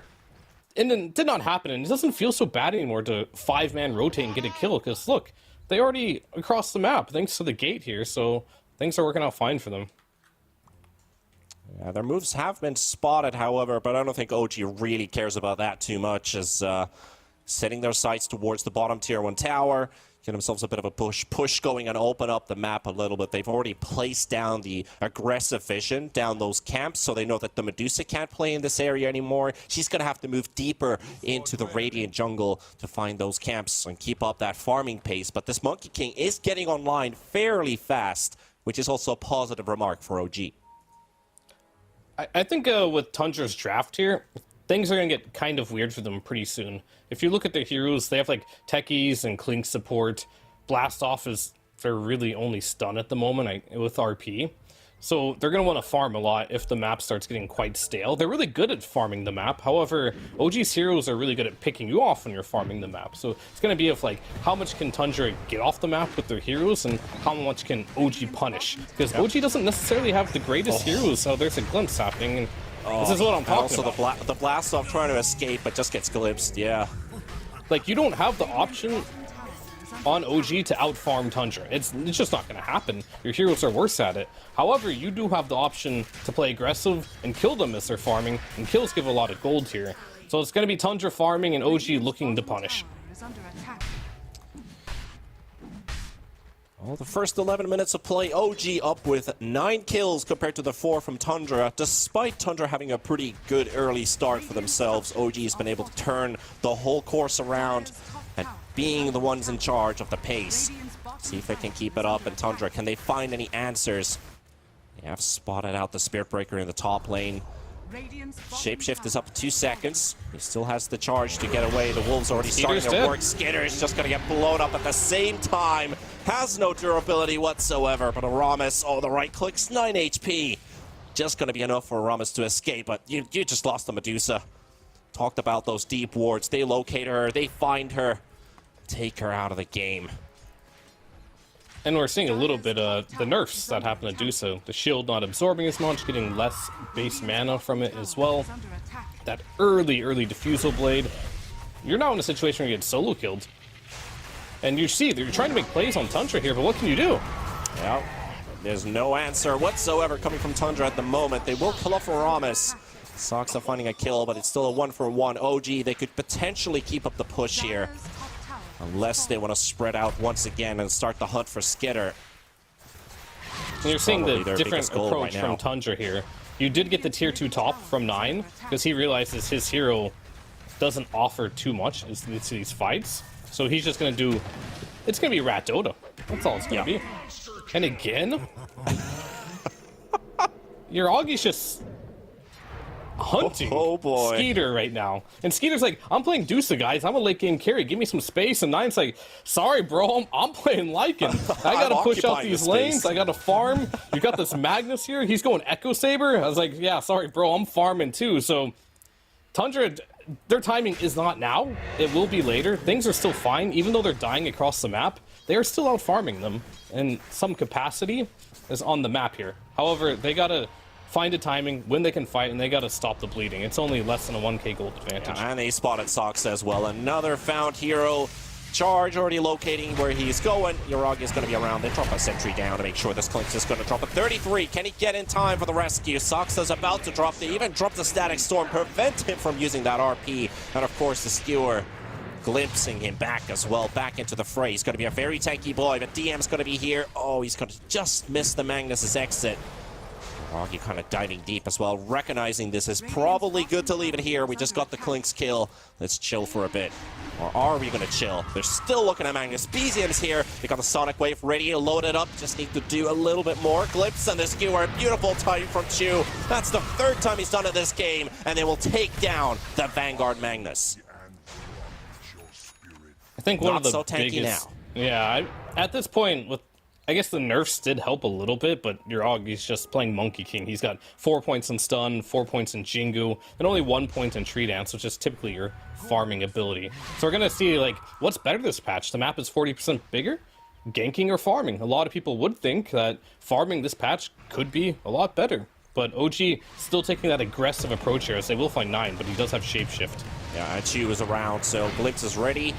And get the early damage. Shapeshift already popped as well. Aramis actually hit Soxa on the way as well, and that Clinks will reveal himself for another kill, but they will finish off Aramis at the same time. However, no skewer, no RP at least, unless he gets close enough to Yuragi. He tries to get the Wukongs off, and he will, and he's actually going to keep it up. All that tankiness. Skitter still diving in. Can the Monkey King fall? Yes, he will. 33 with a double kill. DM coming over the back as well with BCM and Skitter to drop. They will lose the Medusa once again. They're forced to answer this early aggression, but it will come with casualties. BZM with the double and 33. He's the last one surviving, but will he live to tell the tale? Doesn't quite look like it. He's going to fight against BZM. Aramis is already charging in as well. Tries to get some early poke here as well. Tries to kill Chu with the cleave out of all things, but BZM going to come out with a triple kill and, of course, a team wipe as well. Look how long it took him just to take Yuragi out. Finished the Echo Saber there, got his ultimate off. I feel like if they get the RP off before he gets the Wukongs off, he won't get that bonus armor from there, won't do that little bit of extra damage. Maybe that's a bit more clean and they can disengage or take the fight after. But that was a full team wipe from Tundra, just to kill 2 heroes. Sure, Yuragi was a great kill to have, but you don't want to lose your whole team for that, as Clinks... Oh, he's not going to commit for it on Aramis. So I did see the Clinks pick into the Spirit Breaker, and I think that's a little bold. Clinks is good this patch. I think one of the big strengths of the hero right now is the shock value it has. A lot of people don't really understand what the hero does because it was changed so much. But once you understand how this hero functions, getting on top of this hero is as good as ever. He doesn't have ways to defend himself, so playing against bounty hunters or Spirit Breakers is going to be very difficult as usual for this hero. OG now converting into a push while Aramis locating Soxa in the bottom lane, but the distance to cover for the rest of them to follow is going to take some time. We're going to keep pressuring though. 33 is here, however. He's got some heavy right clicks to provide and take this Spirit Breaker down, but Yuragi looking for the kill onto Soxa. The Clinks should finally fall. And 33 is just on the way out, on the retreat, so that the rest of OG don't catch him. BZM already TPing straight back into mid. There's a dragon pushing the lane. Want to make sure that all these lanes aren't instantly pushed out as you found yourself a kill. So you can talk about Tundra, you talk about the Rat Dota. They're definitely playing that small openings on the map really well, but everything is coming at a cost. Just the nature of their lineup, right? It's kind of what happens when you play the Lycan mid. You do get early objectives. I think 9 had a dream Lycan start. He got the mid tower, he got the top tower, he got the tier 2 as well. That one death does hurt him a lot. Lycan is one of those heroes that if you do play him as a mid laner, you kind of lose the advantages that a lot of your traditional mid laners will have, which a lot of time is just rune control and scaling. Lycan can scale to a degree, but it's not going to be the same as a Queen of Pain, who can quickly get across the map, play on low cooldowns, and make things happen. It's a lot about just getting your own farm, pushing buildings, and that's just about it. And that's kind of why we haven't seen his present very much, because he's done what he needed to do, but it wasn't enough for the team. They needed so much more. You needed so much more from it out as well, considering that the Quap was second last in terms of net worth coming out from the laning stage of all the cores, and now just sharing that top with Yuragi on this Monkey King. Both having a great continuation for themselves in the last 6-7 minutes. 3,000 lead as well for OG. However, the win graphs aren't quite agreeing with that for now. They're still giving Tundra a fair good chance, but there we go. The Wukong's on top of snaking, and the charge to follow up. He's not even going to get the chance to play this game, or is he? Maybe. Yeah, there we go. Aramis will finish him off there. Sox is still lurking around the area. They're going to find a golem on top of it, so extra funding for OG. It's going to be the name of the game here for Tundra. Just feed. It's not over yet. Yeah. But the dust connected onto Clinks, isolated. Easy kill for OG to clean him out, but the Sonic Wave, Static Storm, no RP coming up from 33. Bash coming up from Aramis as well. Gonna skewer him to the high ground as well, but Aramis still fighting to the end, and 33 to drop. There's another Thunderhide in action, and Skitter just trying to disengage and try to find himself an escape route. Can they still find another opening on the south side of this fight? The Thunderhide's just not doing enough damage, and also gonna be dropping to DM and BZM to find another 250 gold in the pocket. I was going to say, they need to wait until Medusa is able to play the game. I think 33 dying there is pretty big for them. Losing supports, it's fine. Your 3 cores, can make up the difference in the gold you lose from dying just by farming the whole map. I think you really just need to spread on Tundra until about that 25-30 minute mark, I'd say, until Medusa does have a couple items to be able to join the fights. But we see that their lineup here, that this Lycan mid, it did good. It did everything a Lycan should do. The only thing it did not do is complete their lineup. They don't have that hero that can run around the map and make things happen. Klinks maybe could have done it if he had the perfect game, but this isn't the easiest Klinks game. You're playing versus Spirit Breaker, you're playing versus the Monkey King and the Queen of Pain that can all jump on you. And Soxa is not a player we often see struggling, but he's having a rough game. Yeah, he definitely is, and he's also the one support on the side of Tundra who does like to get a lot of his farm. Like at the Berlin Major, he was ranked first among all supports in gold in terms of percentage of team total. So he definitely loves his farm a lot, but he's gonna have to get to that point too. He has been slowed down and hindered, but it's not all over for him yet. He's still making some progress. He has dreams of a nullifier. He just ended up getting the shard, which isn't necessarily the best thing to have with no items, but they do see Yuragi up here. BKB's online though. Let's see what they can do about this. DM already walking under the tower. Ramos charging up Yuragi's been slowed down by a lot, so OG not feeling too comfortable going in front of the tier 2 tower, as they all just don't get there at the same time. Also a missed Gale. Tundra, at least they get to chill for a bit. They will lose a tower, denying the Wisdom Rune as well as Soxa. And an instant smoke. Let's see what they can do with this. They're heading towards the middle area, suspecting someone's going to be defending the mid lane. They see BZM has gone back. What can they accomplish here? Potentially we'll DM see. could be a catch. Maybe if they silence BZM, it's an opportunity. There we go. RP into the blast off, and that is going to be a clean kill. Or is it? 6 HP? Are you kidding me? BZM! Oh, I don't know if you can call that even calculated, but 6 HP from dying is just not enough. They're going to lose Snaking. They're going to lose 9 as well with the Shapeshift being used. That's a 2-minute cooldown.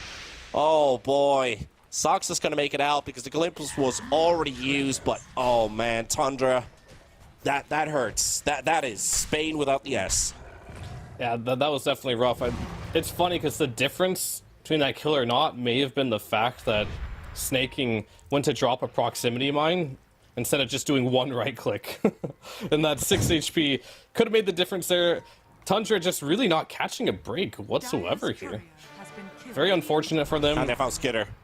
Oh, he's got no backup. He's going to TP out, but Aramis not going to make there in time. He's good. He's good. Yeah. But it's like, what's Skitter trying to accomplish this game? Maybe Butterfly is going to be a timing in which he can make something happen, but Monkey King's swimming in gold by the time he sees this Butterfly online. In fact, Skeeter's just going to walk around with the Eagle Song.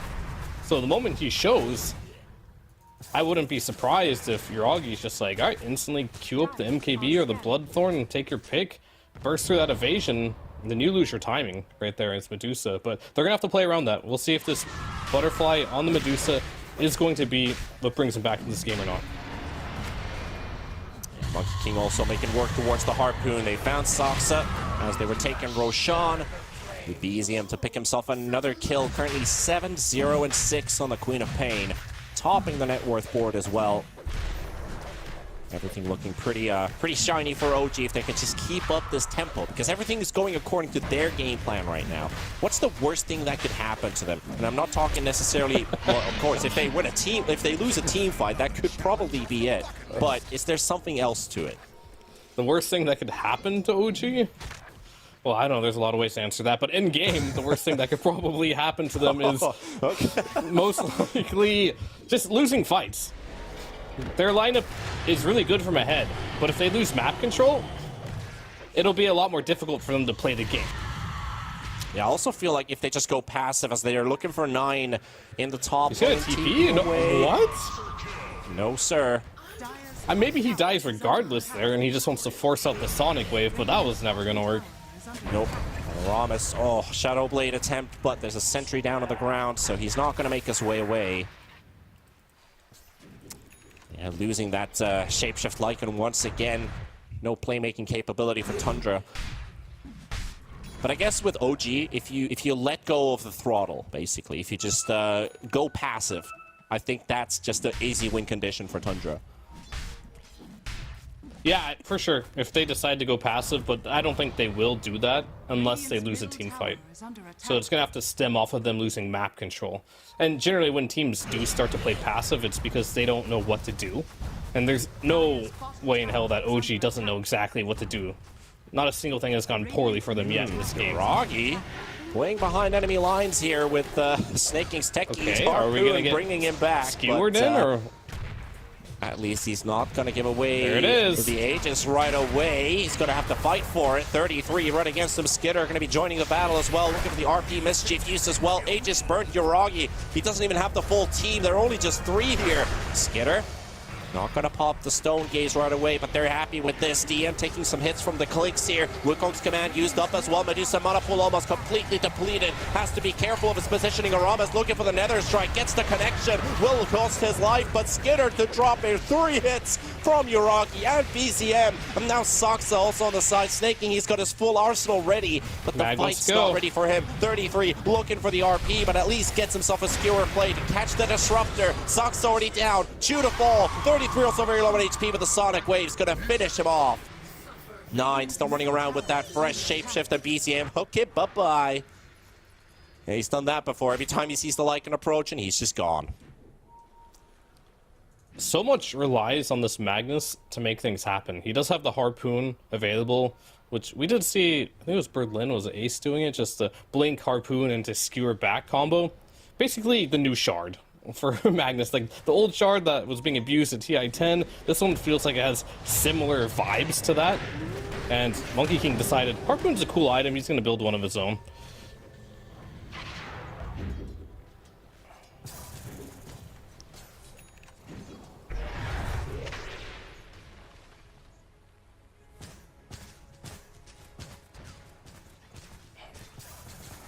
Radiant's middle tower is under attack. Yeah, the Monkey King Harpoon was a little interesting as well. He's using it against Medusa in a way to keep Medusa inside of the ring a bit longer. It's not a lot, but everything helps out. And as you mentioned, it does give more stats and does have a little bit of utility if you don't have the ability to get on top of a hero. Maybe you can get on top of, you know, the Clinks from a distance or the Medusa. Help you get off some Jingus so you can get your Boundless Strike off.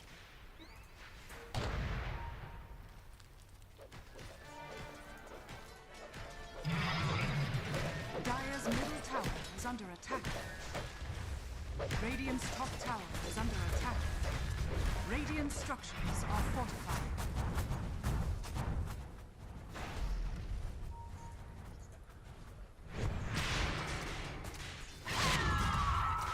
Dire's middle tower is under attack.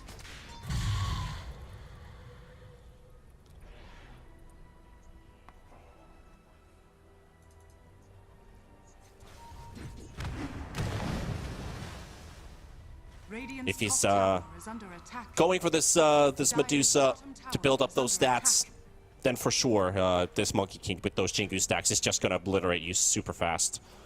Yeah, you do have the Butterfly for protection now, so if this isn't good enough, I'm not sure what will be. As the net worth advantage is still going the way of OG and continuing Saksa. Good luck with that. Yeah, they're coming to help him out. 33 is considering going back in, but doesn't look like a fight they can take. They also spot the Disruptor on the side. Chu's got full vision and information. Gonna find the, yeah, I mean, they're going for the Saksa kill, but now the Medusa feeling like a bit open here. E-Blade popped on top of the Medusa, ain't going anywhere. Skidder into the Static Storm from Chu. Yeah, he's just gonna have to forfeit your life here.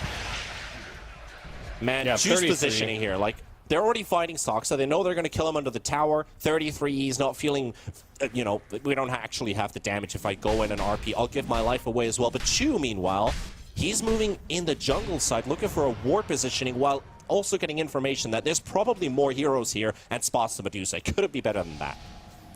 It really can't. I think if you're OG right now, you feel like the whole map is yours, and you would be correct in that assessment. As Tundra, I can't see what they can possibly do right now. I think their best hope is going to be a risky play, and that'll be just group up as 5, try to bait a fight out. Then you're not farming the map at the same time. But what timings are you looking for right now? I see 9 has boosted travel queued up, so is Tundra's approach really just going to be, let's never fight, just keep feeding, and hopefully we can make that 40-minute mark where Dota gets super crazy, maybe the 60-minute mark, and then we can change some 20k advantage our way? We'll have to see, but they're going to group up now. At least that 60-minute timer does allow you to get those Necro books on the Lycan. Oh, yeah. Really a throwback there. Yeah, really a throwback for sure. Oh, the good old days. Lycan just hasn't been the same since the removal of Necro 3. But what can you do? And this is a risky jump. I think DM knows that they might be smoked, but they're going to go for it anyway. Is it a Javade? Okay. Well, he's got the halberd ready to pop as well, but the DM's not going to be tanky enough to survive. As I'm saying that, he does get his ulti off.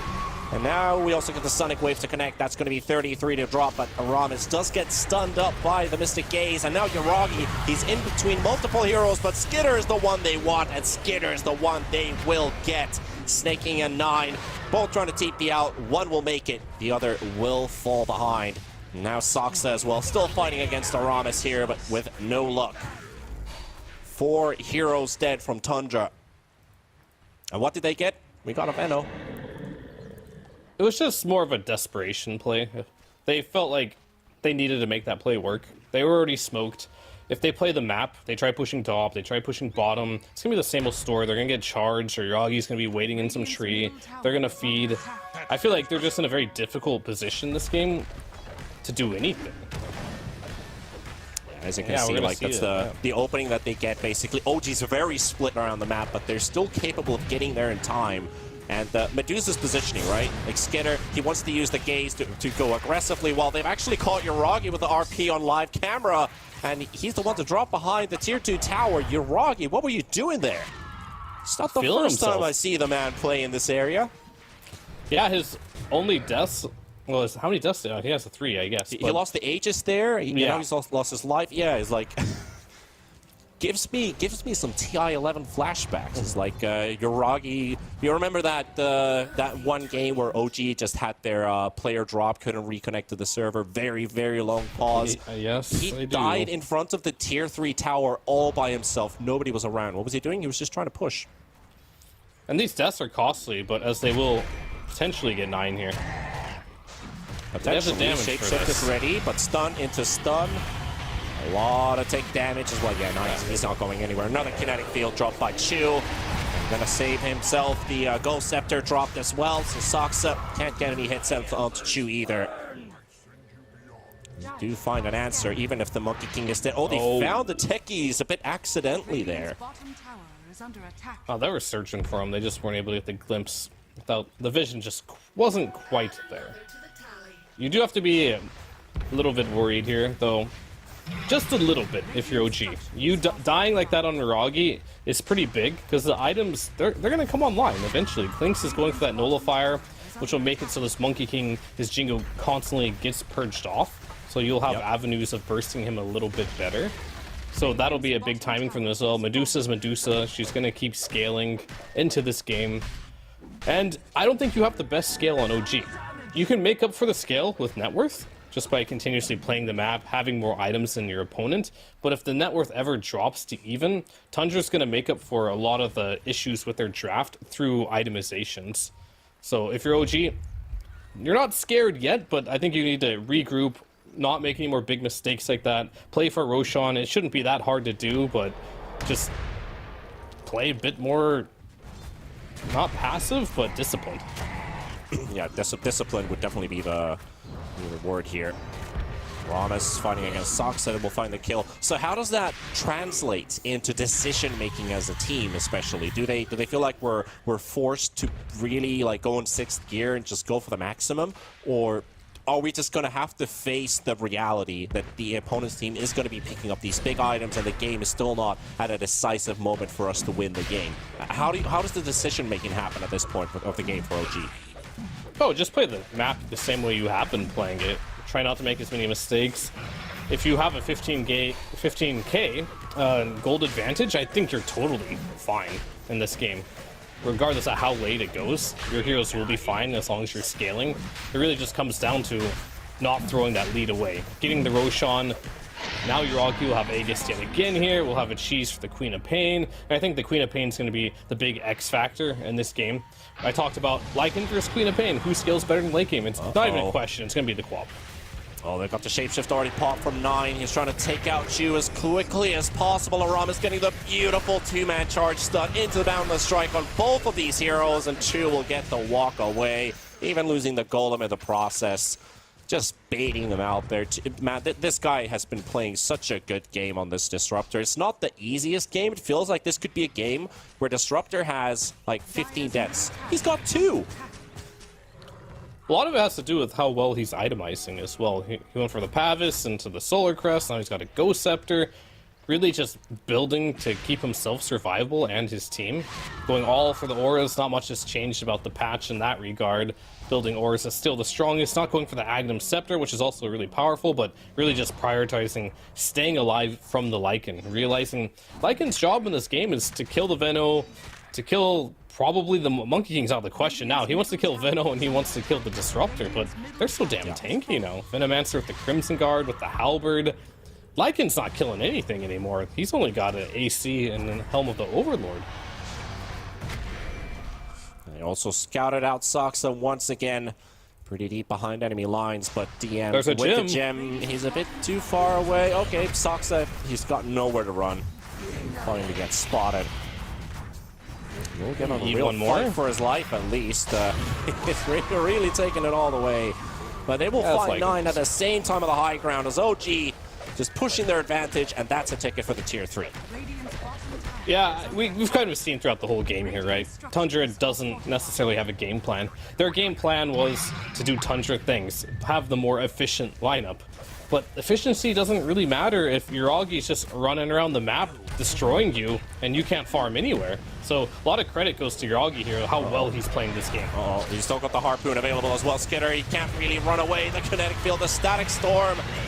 And the Medusa still slowly dropping, but as that Mana Pool disappears, that's an easy kill for OG. And that's no buyback on the Medusa as well. 76 seconds gone. Techi's going to get charged to the back line as well. 33, still trying to battle it in the front, but he's got no more damage. But I think Tundra, they're pretty much done for at this point. They just don't have the tools to fight back against OG.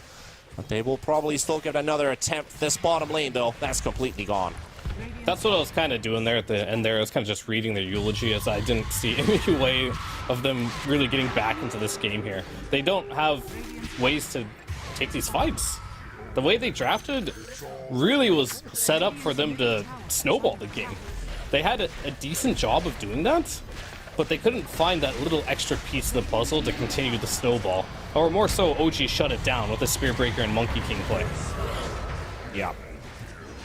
Most importantly, BZM, he's going to play a flawless game at this pace. 20-0-13. That's a 33 KDA for the Queen of Pain mid here for BZM. And everything just seems to click perfectly. Maybe the first 8 minutes were going good for Tundra with efficiency in terms of having that overwhelming power to push down objectives. But OG, just those early rotations into the point we've got into this game has just been a one constant avalanche. They're very happy with their results here in this game 1. And at least setting themselves on a path to potentially start building into a series victor versus Tundra. Of course, we're not that far, but game-winning game 1 is already a whole lot more considering how many wins they have against Tundra in the past 12 months. But Medusa, one more final fight, just completely, you could technically say, disarmed as he's got no bow to shoot and all that control. GG called, Tundra will tap out. OG take the first game with a massacre of 52 kills. Yeah, this one wasn't very close at the end of the day. I think Tundra, they'll be able to quickly look back at their drafting here and make some adjustments or play. Playing their draft feels very difficult. It's not an easy thing to pull off to play with very little stuns, without a playmaker, picking a hard carry along with more heroes that want to farm as well. And I feel like OG's game plan was pretty simple. You just run around and kill everyone. I don't know if they're going to get such an easy game going into game number 2 with like how they were able to execute this one. I'm expecting a lot more coming from Tundra in game number 2 here. Yeah, for sure. I mean, Tundra, they can be a real powerhouse, but like you said, they have a very efficient draft. just needs so much more time to get built up. And OG, they recognize this kind of flaw in the plan, and they really utilize that to every single drop. So I am confident OG can still keep it up, but we're looking for Tundra to maybe bounce back. However, let the panel break down what really went down here in game number 1. We thought we were going to see something spicy coming out from Tundra. We thought there could have been some success, but T, you went to that deep dive, and it was successful in the past. Not so successful this time around, though. Yeah, poor old Tundra. To be fair, though, I think they kind of dug their own grave a little bit with the Lycan pick. I don't think we were really expecting it, and like Fear just mentioned at the tail end of the cast, it really does put Tundra in a position of, if they aren't snowballing the game and dictating everything, they are just going to get aggressed, and they don't really have like a plan B. Like normally when Tundra goes greedy with their lineups, you can always see like that silver lining, like don't worry, if they get to this item they can maybe do it, even if they're 30k down they can. But this lineup, it's like, yeah, if you're already losing, you're not taking down those early towers, yeah, OG just styling on them. It's pretty wild. Yeah. Like, I don't really know how you do it with a Lycan. Like, I see this, like, Ember, Void, Puck or something coming out, and then, like, oh, yeah, I can see how this works. The Lycan just feels, it's so all in, you know? And they were out. Yeah, I was also impressed with the Harpoon on Monkey King. That's an item that I've really liked in this patch. We saw it be really flavor of the month when it first sort of came out in the patch, and then it teetered off a little bit more, but now it's finding its situations, and it looked really good to ensure that OG were able to keep doing that run at you, keep running at you. Oh, we got to pick it off, we get to keep running at you sort of draft that you talked about, Trent. Yes, it would seem that you don't actually have to be a Universal Hero to buy this, believe it or not, despite it being so insane. I know. It's a wild concept. As much as Mag loves this item, Monkey King also made great use of it. And yeah, just great itemization. Recognizing that Monkey King, sure, maybe it's not like your first pick versus Dusa compared to these other defusal heroes we've talked about, but he's so versatile, not only in the way that he can play the map, and he's always been able to go for like very greedy builds or really aggressive builds, but he can also itemize into these situations where he's just like snowballing the game off of defusal plus that Harpoon. So yeah, nice to see. I will let you guys have your input for MVP, but I would be very surprised if we're not all on the same page of who it is, right? Honestly, I think my MVP call is going to be illegal, and I think chat might be very upset. So I'm going to go last. I might be upset. That I can live with, but chat. Oh. Yeah, I mean, okay, I'll just do I'm just going Yuragi, because, like, he's just sniping Medusa all over the place, making the game look really easy. I assume it's, am I allowed, shall I be the basic choice? Yeah, Where T. were you going? I was going with Klopp there. Yeah, I was going to go with BZM. I expected someone to go Quap, because that 23-0-14 line does look very clean. But I was going to go with... No, I mean, to be fair, it was going to be like Yuragi number 1 and then Aramis number 2. Aramis was going to be the left field one where people probably get upset with me. Mainly because he's a stand-in player, but he's playing with the mindset as if he's been in OG for some time at least. Like, maybe this game was easy enough for that to look good because it's just an aggressive lineup. It's easy to be aggressive, right? But probably should have gone to, Yuragi or BZM most likely. Oh yeah, look, I think Yuragi definitely... Even though the BZM stats could bait you a bit, you guys are right. Yuragi was doing so much for his team. It's not all about the stats. It's the impact that he has. But you're right. Aramis really did just slot in so well. So even though we have Yuragi here, he is going to be our MVP for that game 1. It is great to see OG just be able to pull out all the stops, and they feel like they haven't faltered at all having a stand-in for themselves there, T. Yeah, I'm happy to see post-major, at least more teams thriving on the kill heroes and lane kill heroes of map and not try and be greedier. Like, as the map gets bigger, teams are doing this. Alchemist, a lot of, like, let's just go all fat farm, let's go, you know? But now it's like, we saw Entity in the morning, now OG here, it's like, it's the complete opposite. It's just, like, all these heroes that break the game so quickly that you don't get to greed up and utilize how big the map is now, and I'd like to see OG replicate that again in the next game, and let's see how Tundra can react to this aggression that OG has. It was very aggressive, but Trent, before we do head to the break, what's something that you want to see Tundra really work on? What's something that you hope is their takeaway and maybe a little bit of a team discussion between now and game 2? I mean, we've harped on it a lot, but like, you know, let's just make the game a little easier. I feel like you're just making your game kind of hard going mid-Lycan. Like, sure, I feel like even if it starts out well, it's still not easy. Whereas there's other heroes that maybe are just like giving you a better shot at initiating into fights and going along with your game plan. It is cool that they're trying to play that map in that classic Tundra style, and you saw some of like the shades of what Lycan could do when he's split pushing and stuff. But then I'm watching his creep die and feed away a bunch of gold. So let's just keep it simple, stupid, as we go to game 2. Alright, well, let's Tundra. Hey, that's what Trent just said. He did. What? But look, we're gonna jump to a break before we do get that game at number 2, so let's head on to it. I'm gonna hex one. You can just kill this guy. Okay, I'm gonna follow.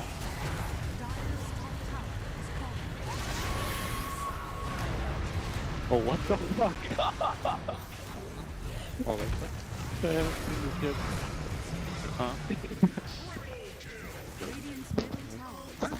Nice one. Which So they're probably gonna aim for far after this game again. I think it.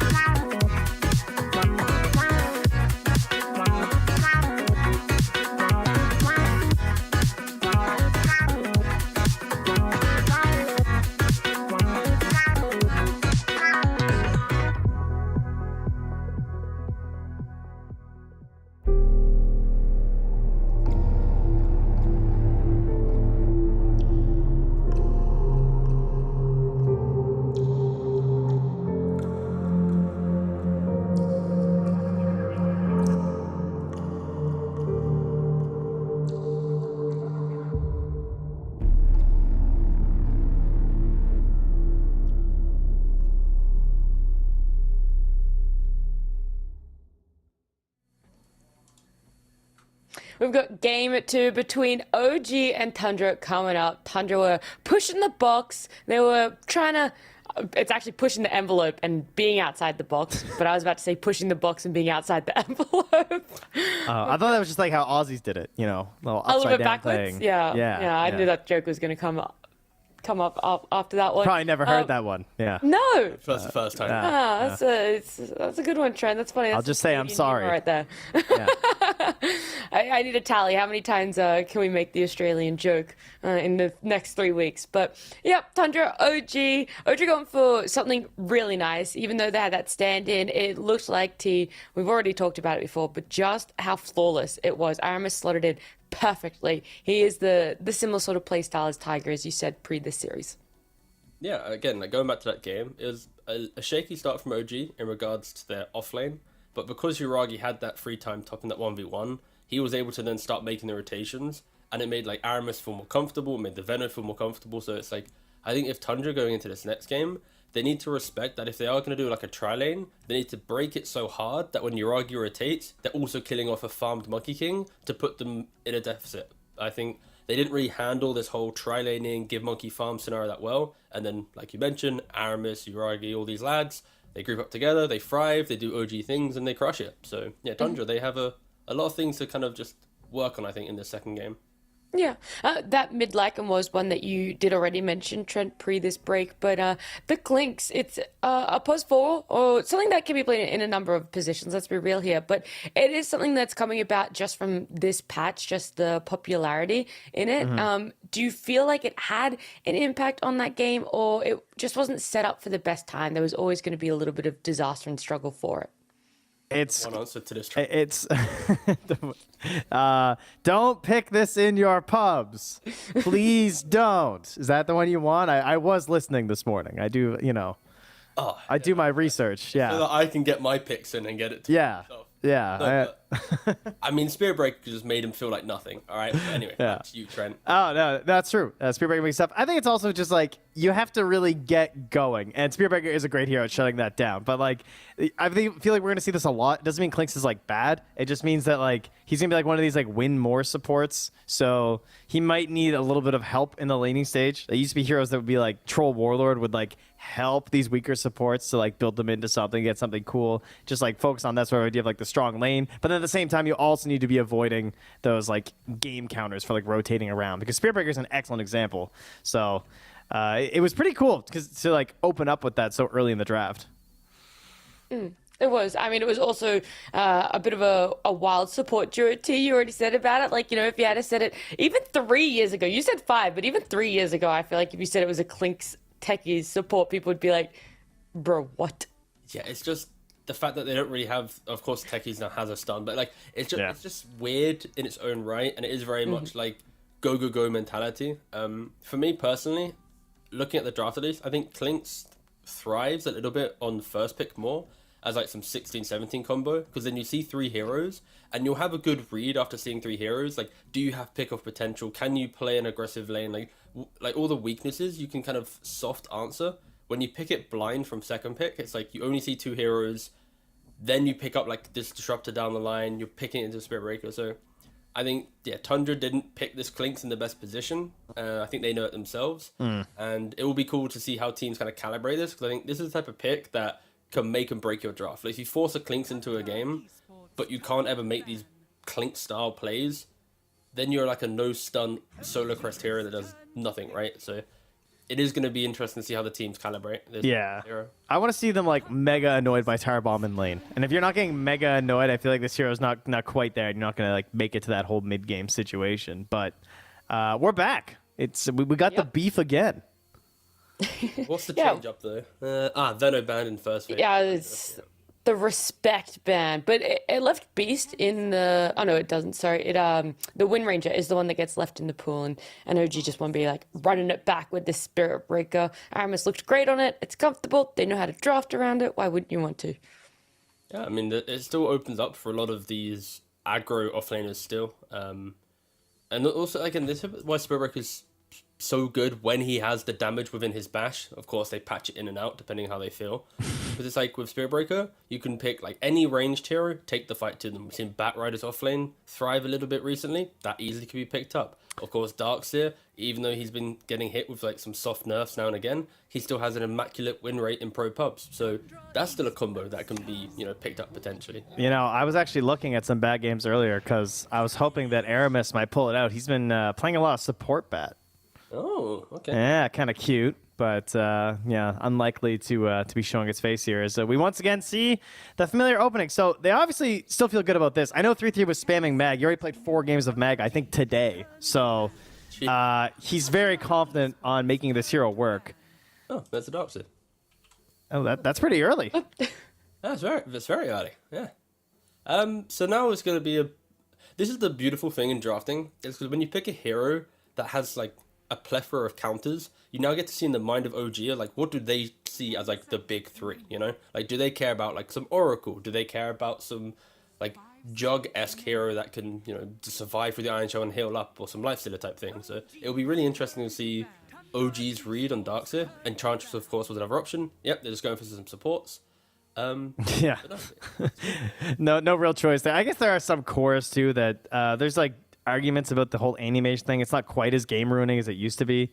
And obviously then you have counterplay with the illusion, so it's like it's not as one-sided as it was, but those are truly the two that ruined you by getting rid of the Iron Shell. If you guys aren't Darkseer players or don't hear Lyrical talk about it constantly, he actually sets his preferred heroes as Oracle or Ench, hoping that the other team will see that and then maybe ban them. Ooh, smart. Yeah. Let's get strats. The reverse psychology, huh? Yeah. Oh, okay, they go Bloodseeker. Forgot to mention that one, of course. With 2 heroes that are very movement-based, Darkseer, get rid of it.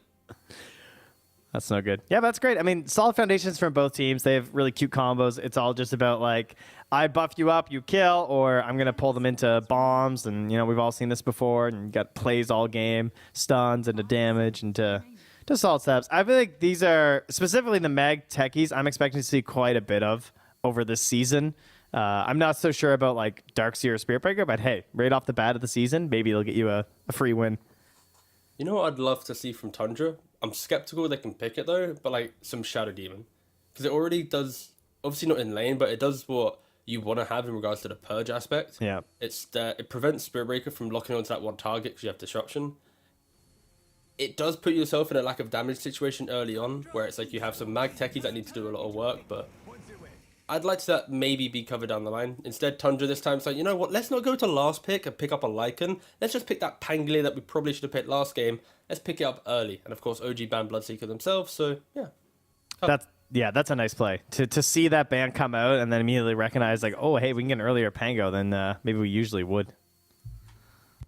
And, I mean, they do have the 10th overall pick, though, so that's kind of nice of them as well. So they're still going to have these options for, like, I already got rid of like the most annoying counter, and then I still have 2 more picks right after this too. So bit of a rough spot here for OG, but obviously they haven't really given much away. Like, sure, they've given away who their 3-4 is, but like you can itemize, you can play pretty different styles with Darkseer. You don't have to be like Mega Greed or like Mega Push. This is like Slark +1 if for OG. I feel like maybe there's some like Void or something for Tundra to respond with, but I think just the game will be broken so quick that Slark will just thrive. It gets Darkseer, Iron Shell plus Surge, feels really good. You can pair up with the Spirit Breaker quite nicely. So I think, some Slark plus Lich, some Slark CM. He just plays the same game again on Yuragi, right? Like he's basically, it's just Monkey King again, but on Slark. Yeah, pretty much. I mean, they could also pick Monkey King, to be fair, but I think he is banned. Leans more into the... Oh, he's banned. I had the same thought as you. Yeah. Yeah, all right. But in that case, that's even further cementing the Slark idea. Ooh, tiny. I feel like I'm looking at like a Enigma draft from like last tour. Or like last year. To be fair, it's been like pretty much ever since I started doing like analyst stuff for like the last 2-3 years. Kuroki always does like a draft where it's like Darkseer, Barra, Tiny plus stuff, It's always like these 3 dudes that appear at some point. Yeah. Like, it's always these dudes that appear at some point. Like once they crush a game, everyone says Enigma's back, and then they don't ever return, and then whatever. But it's always these heroes that give them that, glimmer of hope. Now OG has them. Yeah, I don't know. I'm not sold on Tiny yet. He did win a game earlier today. I believe Noob won that game when he was playing Tiny. So, did he win that game? I think he did. Yeah, he definitely won that game because he got carried hard by Omar's techies, and it was hype. Yeah, no.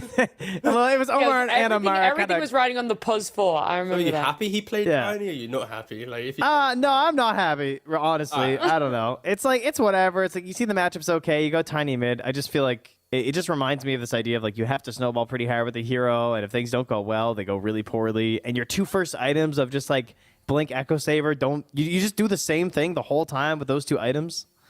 I don't know. It's not my favorite thing, but hey, if it works, it works. And then obviously you do have potential for like Ags plays later on if you're really snowballing the game. But there she is, Nat. You mentioned she slipped through those bans, and we're gonna get a Wind Ranger game.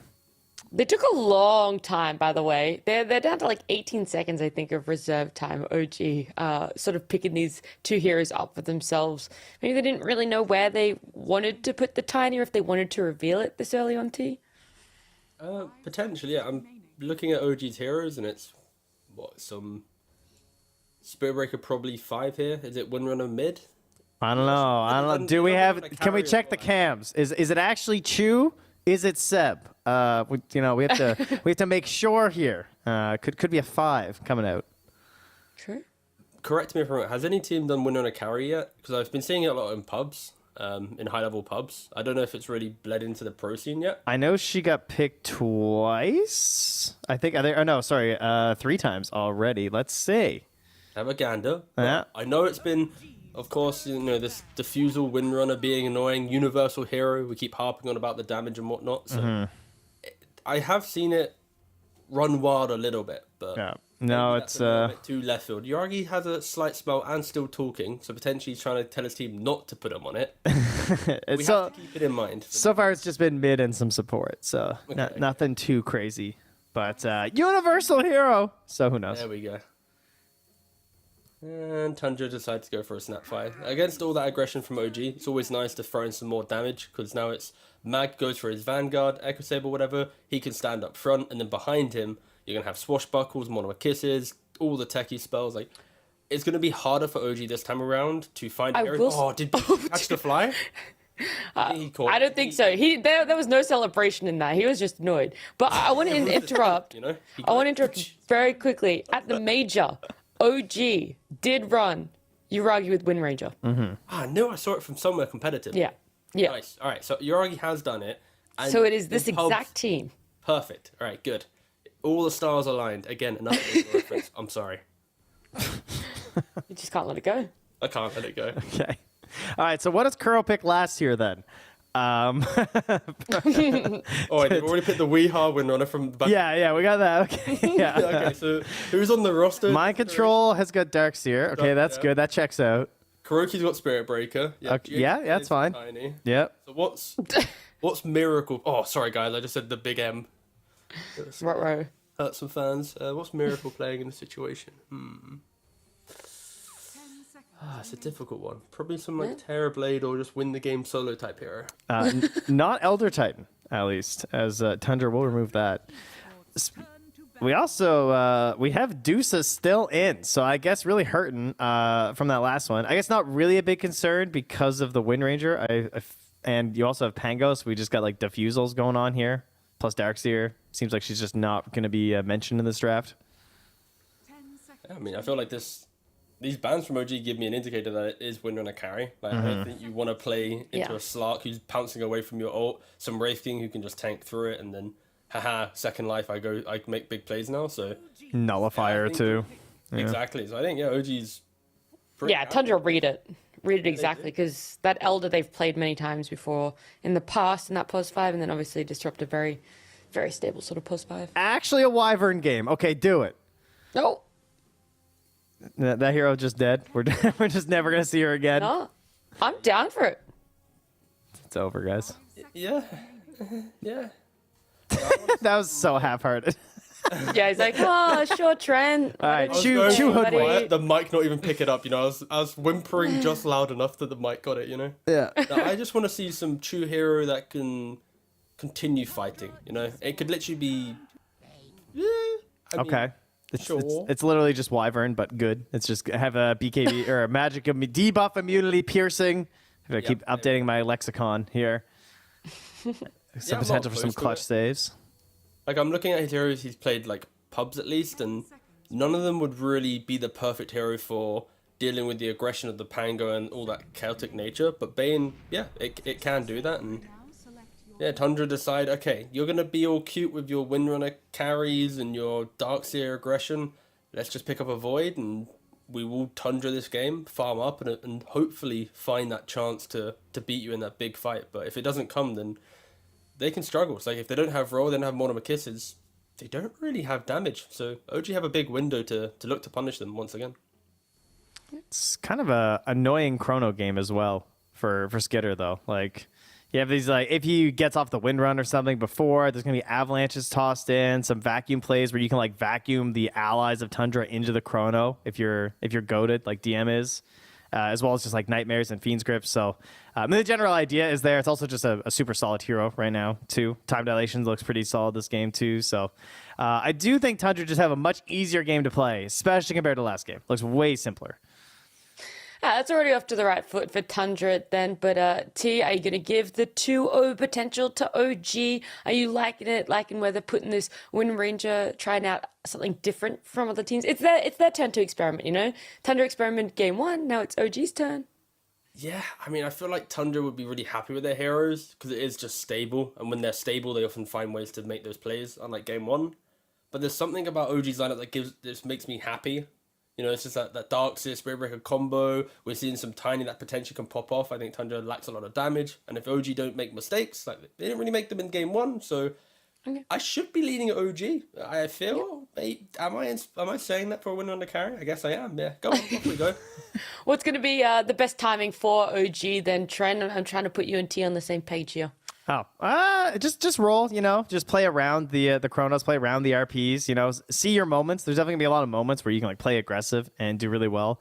Don't get got by the like diffusal timing plus kisses coming out from the snap. Cause like Techies and snap is gonna be really sick. It's gonna look a lot like Gaming Gladiators, where they just like take both supports and they run with the mid laner and they smoke around a bunch. That's what I see with these two heroes, is that they just want to like dominate the map with this Pango +2. So just handle that as OG and don't fall victim to it, you know. Alrighty, well, I'm looking forward to seeing if Tundra are able to claw it back, if OG are able to hit those timings. As it's game number 2 between Tundra and OG with Fear and T-Panda. Yeah, thank you, Nat and the T's and Trent for building up the scenario here. Tundra in history has been able to always either tie it up or win the series over OG, but now being a best of 3, could this be the miracle run? It is the Magnus faces Void that we were very heavily against in NA in the last patch. We remember talking about that a lot, but how do you feel it here? Does it feel like it's been amped up? Oh, I think it's fine. I think Tundra's draft is exponentially better than last one. The last draft that they had a lot of holes in their draft. I didn't understand how they would play the game if they ever got behind. I saw the vision of maybe if they were ahead, but you can play at all stages of the game here with their draft here. I think the Faceless Void it can be risky, but I don't always judge a Faceless Void game off how good is Chrono. A lot of this hero's potential is based off how much can you use time dilation, and you can use it quite a lot in this game. There's a lot of heroes like Darkseer, Wind Ranger, Bane, even Tiny, who can go on a major time lock problem here if you can manage to get the dilation off. Oh yeah, sure. This is a really good time dilation game when you put it that way, considering the long cooldowns that OG has. And of course, the mobility might be a tiny bit of an issue, despite having the Darkseer on the team, and of course the Wind Ranger. But Yoragi bringing out the carry Wind Ranger. As the panel already talked about, this is not something new, but it's obviously maybe not something they were potentially expecting. Blood grenaded to death here. Yeah, DM's dead. All right. That was 2 blood grenades. Benefit of the grenades, just tossing them around, and Darkseer. Obviously, you got Iron Shell to start things off with. You never go level 1 Surge. I think that would have been even better for Tundra if he actually forced it to use it. Yeah, I mean, interesting enough, they just were starting off securing the lane against the Darkseer, getting the kill on him. 33, he's playing a big strength tanky hero, so he can go to this lane by himself, drag the wave back here. Get a really good advantage here for Tundra starting this game off. Yeah, they're very happy to get that early kill like they did last game. Of course, it was off of Yoragi. That was the first blood that they got from the Monkey King in game number 1, continuing to do so here as well off of the offlaner. The lane is actually like, Snaking is probably going to have a very, very good time. You know, just chilling, just right-clicking away, throwing some pesky sticky bombs. Darkseid can't really put up a fight, and I don't think the Spirit Breaker can either. Darkseid lanes are very similar to, let's say, example, Sand King lanes, where whether or not your level 1 is good or bad can determine how the rest of your lane's gonna go. Because of that rotation and how they made that happen, I think Skeeter's gonna be happy from now on. Already, Faceless Void is a good hero against the Darkseer innately, just because you can kill his creeps, you can time walk out if you manage to take a little too much damage, the wall doesn't affect you very much, and of course, the dilation is super good versus the Darkseer here. Already sitting at level 2. That is just massive. Like, they're just bullying this Yoragi wind over and over again. Like, what can you do? You've got Power Shot at level 1, you're still not level 2. You just get slowed by Shockwave into another slow from Scatter Blast, continue into the Cookie Stun. They're going really, really well for Tundra, at least from the side lanes. Getting an early kill on both. And I don't think they're going to be stopping just quite yet. Saksa does drop low as Chu does get an opening to fight back, but gets skewered onto the high ground by 33. Interesting. As I was saying in the last game, like, I don't expect to see what happened to Tundra in game number 1 to happen again. Their adjustments that they needed to make were quite simple, and they made them. And arguably, with a stand-in, they should be the better team. I think they just got super outdrafted in that game, and already going into this game number 2, they stepped it up a notch and look way better. The only issue might be potentially in the mid lane here, but this is a tiny favored matchup against the Pangolier, and 9 is still getting something. It's really going to come down to rotations at some point and which mid laner can make things happen on the side lanes. Oh yeah, and of course, like, the whole theory about we're still at the start of the DPC's final tour. It is the first day, the first series, but scoring points early going to be super important for that TI spot because currently sitting at 9th and 15th places on Tundra and OG. Tundra having a bit of an advantage over OG. Making sure that you're going to get those wins early is going to solidify your spot towards the major. You're going to get more points. For Tundra's sake, they can secure that spot a bit easier, but OG has to do a lot more heavy lifting in this final DPC tour, basically. They have only a 200-point difference, but that could just be the difference between life and death. Are we going to directly qualify for TI or not? Yeah, it very well could be, and that's always something scary. And something else scary is DM's landing stage. Sitting at level 2 at 4 minutes now. Skeeter sitting with 11 denies on him. It's rough. And in the mid lane here, they need this to connect. At least they'll take away the water runes. Yeah, and Uragi is not doing much better either. He's at 10 CS right now, so both side lanes are not looking hot at all for OG. Definitely rough for OG in this particular game. They went for a draft that is very unconventional. Very fast tempo, looking like they want to play the same pace that they did in game number 1, maybe feeling themselves a bit too much. And like, yeah, we can just run them over, guys. Let's go ahead and just pick carry Wind Ranger, put a tiny mid. Who knows if these are really going to work out, but they need to work out really badly because they don't have very good recovery paths. Also, the factor of the chrono that comes later into this game for the Faceless Void. There's a lot of interrupts coming into this one, and top lane, they're trying to battle out against Saksa, but Chu also puts himself a bit out of position. Does have a Lotus to use for some burst, and maybe even get a kill on Saksa. 33 has to intervene, but the power shot from Uragi, oh, that kill is going to be super needed for OG. It's their first one, but it also does open up the lane a little bit. It does push Wind Ranger up in XP with that. Yeah, that's what they need. If you're OG right now, your draft is purely meant to run around and get kills. Uragi wants to do similar things this last game, playing the Wind Ranger, making rotations on the map. This is not a hero that runs back to the neutrals and farms neutrals very quickly. Much like Monkey King with the build that he went. He wants to be active, and he's going to have to be active with BZM too, as he does get a toss back from the mid lane. Yeah, they're trying to go for a play in mid, but at the same time, they do find DM in the bottom lane. They were poking Aramis for a moment, but Snaking and Skitter just get a good connection onto the Darkseer with that blast off. He really just doesn't have the durability required in this lane until he has that Vanguard. 6-minute rune. Let's see if they can get a success here. It's a regen rune. That's going to be bottled up by 9. BZM, maybe even a kill on top of this. They got the Nightmare Slow on the Pango, keeping him away, but the charge from Aramis, healing himself up, pushes the snap onto the tower. BZM gets to live. And Chu, with the help of Aramis, will force away 9 and snaking out of that fray. Very, very clutch moment, getting that good charge in just as Soxa was feeling very confident about the dive under the tower. Yeah, and you need to make these plays happen on the Spirit Breaker too. As we're going to see in the bottom. We see the bottom kill here. Down here.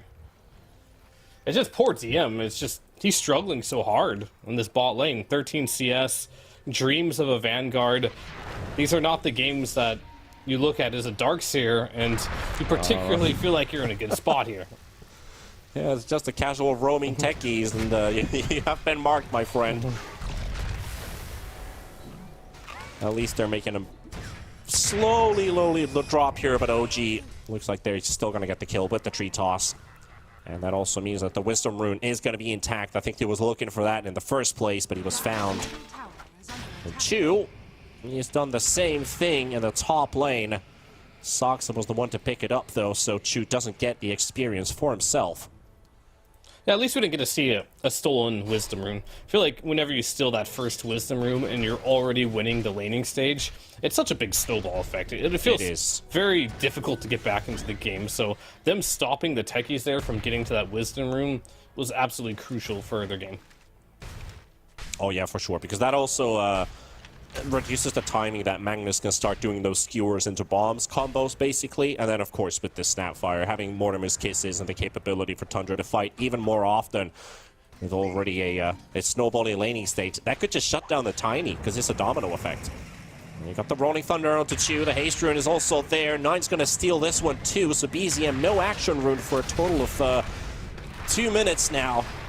And Chu will drop, but a big combo comes out as well. Skitter with a time dilation. Aramis will finish off Soxa. He got him. Does he look for the deny? Doesn't look like he's going to get there in time. The slows are too much to deal with, and a double for 9. A big worth it there, because you got Skeeter to rotate out of that bot lane, and you still get that kill on the Spirit Breaker onto the Snapfire, so now you just got to walk back bottom on Skeeter. 9's going to join him here, but join him for what exactly? I guess we'll just stop and end up hitting some creeps here, or run back to the mid lane. And DM just going on autopilot for a moment. Yeah, DM's resorted to farming Ancients as a Darkseer with no mana. Just got some clarities delivered here. Trying to make what he can from his game, but DM's he's struggling in this one. He's having a rough one. Oh yeah, for sure. It's just going to take a bit of time as well for this Darkseer to have impact in this game. A bit of a bounty battle with Aramis snaking. Oh, and there's backing out. And top lane RP, yep, Chu to drop. Another kill for Tundra, up to 6 now. Yeah, 9 is also rotated. Maybe Hiragi does potentially drop here too. Swashbuckle only 1 connection though.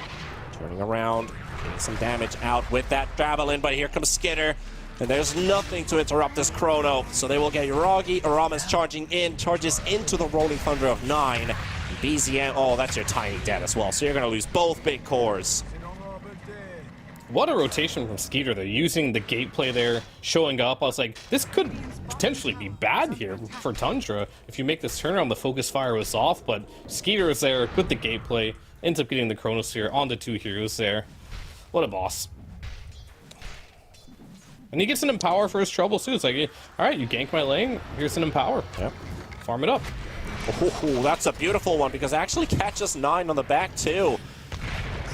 Wasn't really playing on getting an interruption, or actually a shackle shot to connect, more just to slow him down for Aramis to catch him on the stairs, but he found an extra, able to get closer in, finish off the techies. And OG, they're also bringing in these kills, and like you said, they're a lineup that just wants to run around the map, look for these solo pickoffs from time to time. These supports really need to get their experience up, while Darkseer's just doing jungle things. They're both supports are currently 4 and 5, so not too far behind Tundra's supports, but it's not a very healthy situation to be in, because those big battles, they might just start from Tundra's initiative. they could potentially, and Skeeter's gonna gate back to top, realizing that he's in a bit of trouble in that bottom lane as they try to make a rotation. But naturally, if the game is passive, you're gonna see Tundra pull ahead really far in the net worth. Faceless Void is going for that Midas, does have Empower. Mag is gonna obviously empower himself and farm a lot too, and Pango's a hero that naturally can just clear creep waves with 2 abilities as well. So we talk a lot about how things need to happen for OG, and they really do, and it needs to be soon, but I don't think Tundra's gonna let it happen for free. Set up in bottom, Mortimer's Kiss is used, 33, he's got himself the RP, but he's out of mana for it. He's just gonna have to chase up Yuragi. Maybe now he can pop it. Yes, he will. Doesn't skewer in, just walks into the RP and Skitter to help him out. 33 for the kill. And carry Wind Ranger down. Yeah, and that's your carry dead now. I'm trying to find a timing here for OG in which they need to make things happen, because the state of the game is severely bad for them right now already. It's only 12 minutes into the game, but things are not great by any means. Nine has his defusal, already punishing BZM in the mid lane, burning all his mana, making so his rotations are a bit harder. Snaking showing up to help him get even more runes. Now he has a shield rune on top of it, so he's going to be god mode for the next 3 minutes, because that rune lasts forever for unknown reasons. Yep. And what do you do now if you're OG to make plays? I think you just have to group up and start fighting. Otherwise, you're going to be in the same exact situation that Tundra was in the last game. You're trying to run around, find farm on the map, but you're just getting picked off. Tundra's heroes are much better at finding you on the map now. The RP is... you can say it's a big cooldown, but it's back in 1 minute here. Yeah, they found the Pango here, and into the Fiend script he goes. That's a big one here. Techi's also stunned up by Yuragi, but the shield rune has been popped and activated. It's not going to be enough, though. And the kill is going to take place. Some mines drop down as well to get themselves these kills, but not going to happen. Just not enough damage. Even the Faceless Void's going to get caught here, but Chu, does he have the range for the Nightmare? No, he doesn't. So it's just going to be Soxa in the middle. Aramis gets blown up, walks into the minefield. Sadly, it's just that one only mine that you stepped on. Yeah. I mean, if Nine could have got that shield rune off, he may be able to turn that by getting the shield crash off into the Rolling Thunder, but he was like less than half a second from getting that one off. But perfect chain stun makes it so he couldn't. Much needed kills there for OG. They got to keep up the pressure. Maelstrom is now online for Yuragi. Really looking a lot at what can he accomplish in this game, and it looks like it might just be his next death. Yeah, looks like that's the only accomplishment right now is making a speed run to the graveyard. 20 seconds, he's going to be back up. But BZM, fresh Blink Dagger, smoking up with Aramis and DM. Locate 9, so this is actually being handed out to them. Don't have to look for the kill when it just waltzes into your hands, but 9, look at the Rolling Thunder. Oh, we got the Nightmare off on the wrong... Actually, it did connect onto 9, but it's going to run out before the Rolling Thunder does. Yeah, good old debuff immunity. You can still cast your spells on it. Just doesn't do anything. But the shield rune was the difference there. If he didn't activate that, he would have died for sure. Very strong rune. Allows him to escape a 4-man smoke gank. Quite powerful. And Snaking will also escape a gank from 3 heroes just by blasting off away. Yeah, and during that whole time, by the way, them trying to get those 2 kills, Tundra has gained 2,000 gold. And OG gained none. Two big rotation attempts, a smoke gank, trying to get the blink reveal to work out for BZM, but no kills whatsoever going for OG there. So Tundra feeling very comfortable right now with how things are going. It's not looking as much for OG, and we've got a smoke coming up with a DD rune still up on 9. It's gonna expire in a while, but if they find a target right away, they can still utilize it. Mortimer's Kiss is ready, and of course they the just want to chrono someone to BZM. Yeah, they could just chrono him here if they want to, but see what they do. BZM with the blink dodge. That's all they needed. Okay. Well, that was awkward, wasn't it? That was pretty awkward. Yeah. That was pretty awkward, but. At the end of the day, he didn't know exactly where all the heroes were. They got the avalanche off on Tiny. Didn't really read his blink fast enough to get the chrono off. And they just walk away on OG. It's okay. It's not the end of the world for them. They can just go again. Kind of shows the state of the game here for OG. They just kind of back. They have to back whenever they see Tundra right now. Yeah. And that's just the name of the game.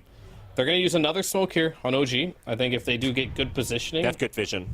They have really good vision in this area. Like, They that do. sentry has been placed down before the orbs was put down, so they can see them backing away. But how does this fight start? They've got the Nightmare Fiend script onto Skinner. Perfect start for the battle, and that's your carry out of the game. Rolling Thunder, though, they got Chu. He's pretty much used everything, so he's happy to fall here, but he's making them pay for it as long as possible. The DM unable to help him out there. Neither is Aramis. 9. We got a couple of pokes out here. The Magnus being controlled for the time being. RP is there, and he's going to get the connection. That Soxa with the Mortimer's Kisses. He did get one connection, but that's all they needed. And that's all she wrote. DM's going to be dropping as well. 4 kills for Tundra with the cost of Skitter losing his life. So Tundra happy to take that trade. If I see the double Seeds of Serenity planted on the ground, I'm backing. OG, they walk into the Seeds of Serenity. We have one on 9, and also Soxa. They both dropped them next to each other, so the whole floor was blooming green. As Uragi, I think he might be dead here. Because Snaking hits for 113 damage, thanks to Universal Hero things. And he'll get the kill. Yeah. I think we got like 6 or 7 Universal Heroes in this game as well, so expect a lot of right-clicking this game. Snaking to drop next. Sox is still being chased up. 33, no RP, but he's got some heavy hits. He's trying to break through Aramis in that shield. Still on the chase, curing him down. Will finish off the kill. Soxa to drop as well. BZM, though, tossing out this Magnus. And that Echo Saber and the Vanguard, plus the Seeds of Serenity. Well, it's not a lot of extra regen, but it's enough to keep OG at bay. You can't kill me, boys. Just give up. Yeah, we have a ton of Universal Heroes. I think teams are really eyeballing them just because of how the stats distribution works. So we got Techies is 1, Pango's 1, Mag is 1, Snapfire's 1, Bane, Darkseer, Wind Ranger. Yeah, that's quite a bit of Universal Heroes. Yeah, that's 7, yeah. Solid amount. Thanks, I'm from of, NA, I can't right count, so. Technically, I am 2 in a way, but... Alright, Harpoon online for 33. No blink, though. Just a Vanguard Harpoon rush. Trying to catch Chu, but it's proving to be a bit difficult here. We get the cookie finally to connect on top of Chu. DM. Oh, the back wall on 3. Uragi here as well. Does get the shackle shot.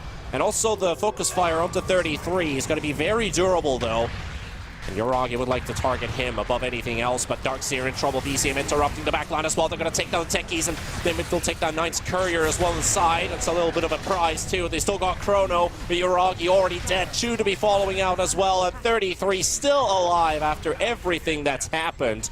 And a 2-for-1 trade takes place, but they're not done yet. Blink ready on BZM. Aramis charging in, giving vision on Skitter. 9 missing out the swashbuckle. You don't want to get a 3-man shield crash. It's going to be a 2-man, so Tango going to be very durable here. But Skitter still the Chrono. The threat is still there. Aramis will drop. And OG has to back away with the remnants of this fight. Just 2 heroes surviving after all what just we witnessed. The Harpoon play is real. I think right now 33 is doing a really good job at understanding what he needs to do in this game. He doesn't need a Blink Dagger. All he needs to do is Harpoon and RP the Wind Ranger. That's it. And he's going to skip the Blink entirely, go for the Crimson Guard. I think this is normally when I see 33 in his prime. Meanwhile, as we see Soxa, might end up oh, their Yules is available. Maybe they won't get him. Still got the vacuum. Through the shackle shot. Skitter. Chrono drop down. Aramis is going to charge into it as well. Oh. Taken into a different dimension indeed as the Spirit Breaker charges into the Chrono, but what can you do? 4 stacks of time dilation on the Darkseer right now. Not going to chase him out. Snaking still hunting for Aramis in the tree line without vision, so nobody there. So yeah, I think this game is 11,000. I mean, it's even worse than last game, to be totally honest with you. Like, what do you do at this point if you're OG? They're in a similar situation. They picked a bunch of hipster heroes that have to win their lane. They have a very specific, like, win condition. They don't pick, like, the generic win route. Like, you'll see Gaming Gladiators when they play. They can win from, like, all stages of the game because they draft very much so in a way where you have options throughout the game. OG, they've ran off options. Their only option right now is for Tundra to just make a lot of mistakes. Of course, they have to punish those mistakes, put themselves in positions so Tundra can make those mistakes, but their heroes overall right now can't do too much. Your Wind Ranger doesn't have anything, can't really farm, you're down 12,000 gold, it's not going to get much easier for you. Now, OG hipsters confirmed. Yeah, that this Wind Ranger, it's been played by Nisha, by Q, by Leo Style. It's just been mid. So I'm not really blaming the position the hero is in. I can see it work as a carry, but you didn't get yourself a favorable matchup in the laning stage. It wasn't looking too hot from there either. So OG just doesn't get to play their playbook basically in this game at all. I mean, it's just basically picking a lot of heroes that can only do a small amount of things. They don't farm Ancients very well. They don't hit buildings particularly well either. Pretty low building damage. They don't kill Roche very quickly either, and if you do, you have to commit focus fire, so if the other team does come contest it, you're pretty useless. Yeah. So you really just have to, like, own the map and kill heroes. You can get around the map quickly with Wind Ranger. You can get kills with the Spearbreaker accompanying that. However, if you're not ahead, like we saw in the Monkey King game, and making those rotations become a lot harder. They located Chu.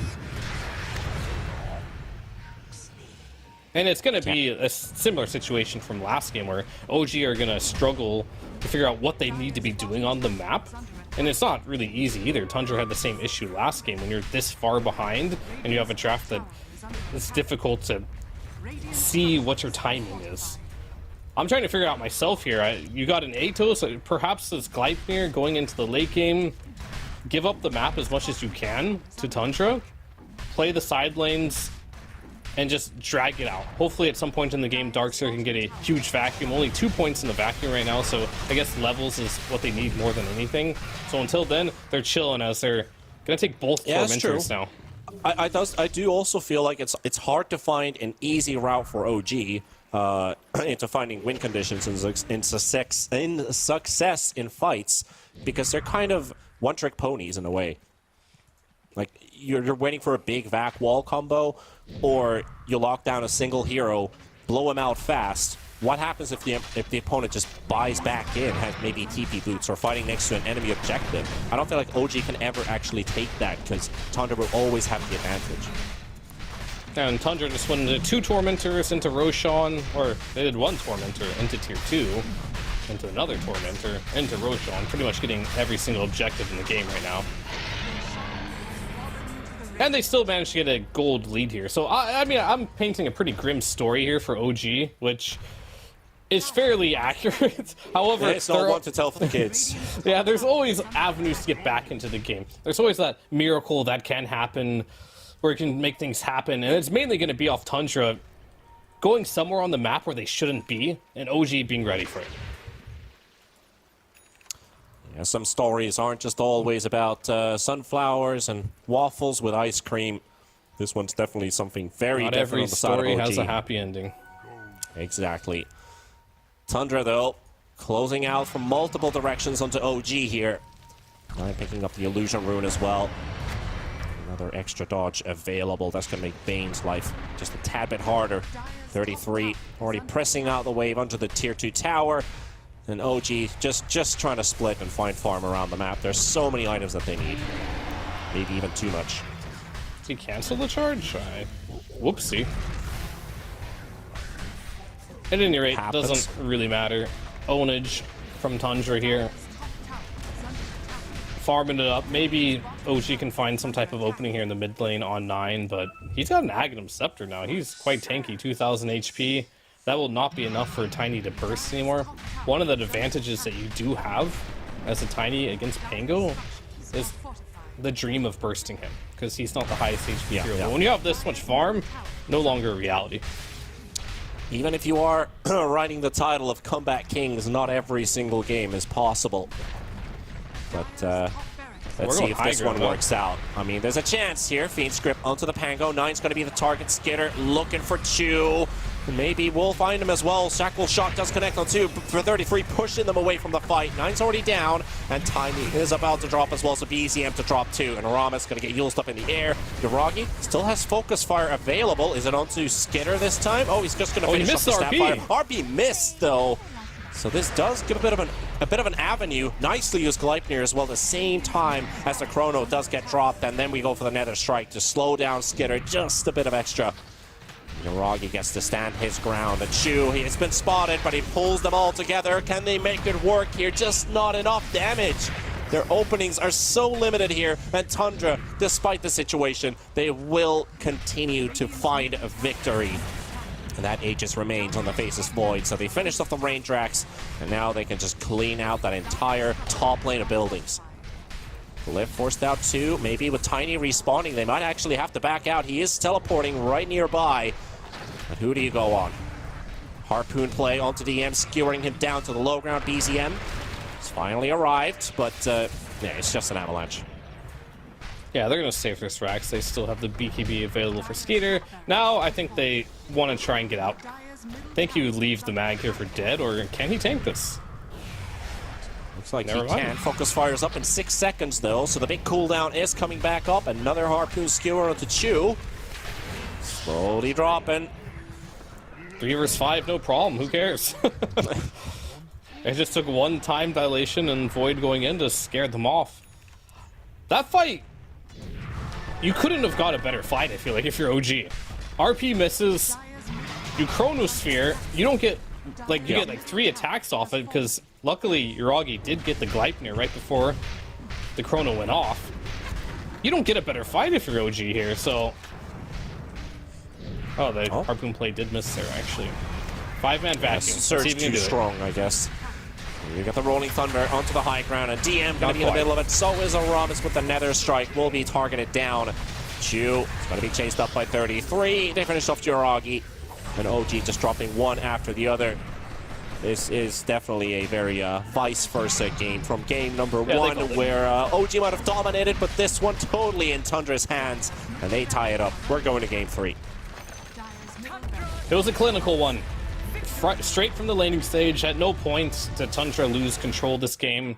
They fixed their drafting entirely. After I saw them lose game number 1, unless they mentally tilted out of the game and started to like just draft the same way and going into game number 2, I feel like they almost had no chance of having as bad as a game as they did in game number 1. While as OG, they took their victory a little too far. They're like, oh, we did that in the last game. I just ran around and killed everyone. Let's do it again. But Tundra didn't let it happen again. And I think now OG has to go back, which I think this is going to be more difficult for them to realize. How can we beat this team if they're drafting at their best? Like, to just run at them, owning them the lane playstyle, it probably isn't going to work. Exactly. Like, do we take a conventional approach or an unconventional approach?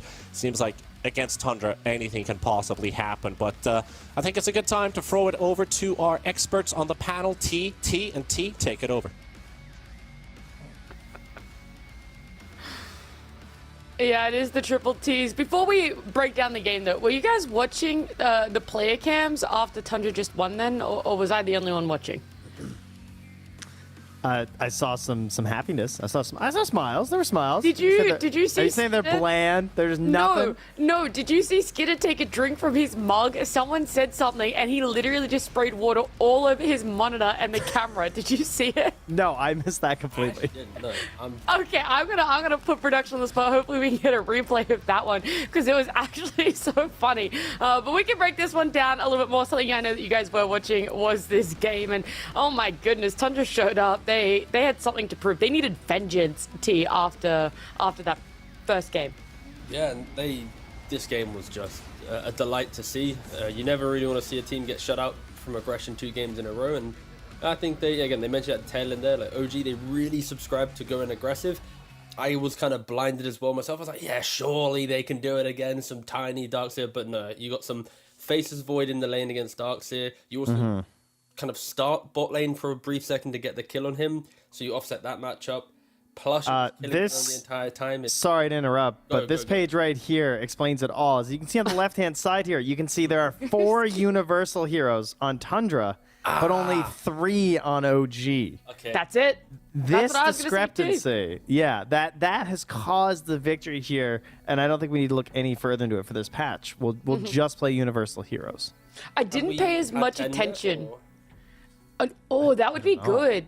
I want to see a game of 10 universals, but I didn't pay enough attention in the game in a quest series to see if it also went the same way that the most universal ones, because I know for the first series, the Entity Liquid one, it was the same. So I think you're onto something, Trent. I think you've got the trend already. Just me. No one else has figured this one out yet. No. Maybe, I mean, Kezu kind of hinted at it, but like he didn't really say it the same way, you know? Just looking at the trends, isn't he? He's a little slower, Kezu. It takes him a little while. Oh, that was good. Okay, thank you, T. Thanks. And T and all the T's here. Yeah. Well, It's if OG had have gotten the ball rolling, you can see how it works, but it was kind of just a sort of an inverse of game one. Tundra, they fixed their issues. They were able to make plays around the map. And I was worried about maybe things are a little bit slow for Tundra, and OG does roll out of these lanes. You can see how they're very fast, high tempo, keep things moving, charge. But that's a classic Spirit Breaker game where it's like that whole thing with Disruptor we talk about. Like playing from behind is just so not fun on this hero. I think in hindsight, if you're gonna draft Darkseer, I think picking on 8 feels really weird because it's like you suddenly use 3 bans to protect a Darkseer. But it's like there's still some Pangolier threat to crush the game before you play. There's obviously Void in lane. Like there's so many indirect answers that aren't the haha your Iron Shells aren't having fun, you know? That you can also prevent the hero. And it's not as if you pick Darkseer Spirit Breaker to crush every single lane, especially when they haven't even picked anyone in their safe lane at that point. So there's a reason it usually comes out after the Agi hero. It's like, oh, there is a Terror Blade. Let's pick Darkseer, you know? And then those specialty Darkseer players always bring it into that situation. They don't, even the best Darkseer players, you don't tend to see it brought out or banned in that first phase. There's no concern until the issue is at hand of just Darkseer would make this lane very bad. Let us ban it. MVP, we have to do it for this game number 2. I really just want to put 33 out there. I don't know if you guys are going to argue with me. I really like the build he went on Magnus. I feel like he had obviously a very clear understanding of his role, and I think he did a lot. But T, no? You're not a 33 MVP fan? He can get it this time. It's all good. Yeah, he can have it. He can have it. It's cheap to give it to a 9 Pango or a Skidder Void. Let's throw it around to Magnus, especially because nowadays Magnus, you don't go for blink. It's all about the trident, the pullback, the skewers. So you do need to be in the right place at the right time. Positioning is key, and aura is still prevalent. But for Tundra, this is why they're confident with this opening at least. I've heard you say this a couple times now, T. You trying to bring back Trident? What's going on here? That's a harpoon, sir. Harpoon. All right. Respect this item for what it is, okay? We are not buying a Sanji, Yasha, and Akaya and getting a recipe here, okay? I'm not Matumba, man. I'm not versed with the ocean and the seas and stuff. I mix up my harpoons and my tridents and my spears and whatnot. My apologies. Jeez, you're not Matu. You're not Boxy. Who exactly are you? I don't even know. You're trying to steal identities. I really am having an identity crisis. Times are tough out here for T. It is. That's soul searching. Yeah, it's like OG need to in game 3. Hey. Back to you. I honestly thought Trent was gonna piggyback off that one, but no, that was the cold throw to me to be like, we're done. We have nothing more we want to talk about. But look, that's okay. You guys can think about maybe some more of what you want to see, how we're gonna squeeze in a 10 Universal Hero sort of game. Could potentially happen in game number 3, happening after this break.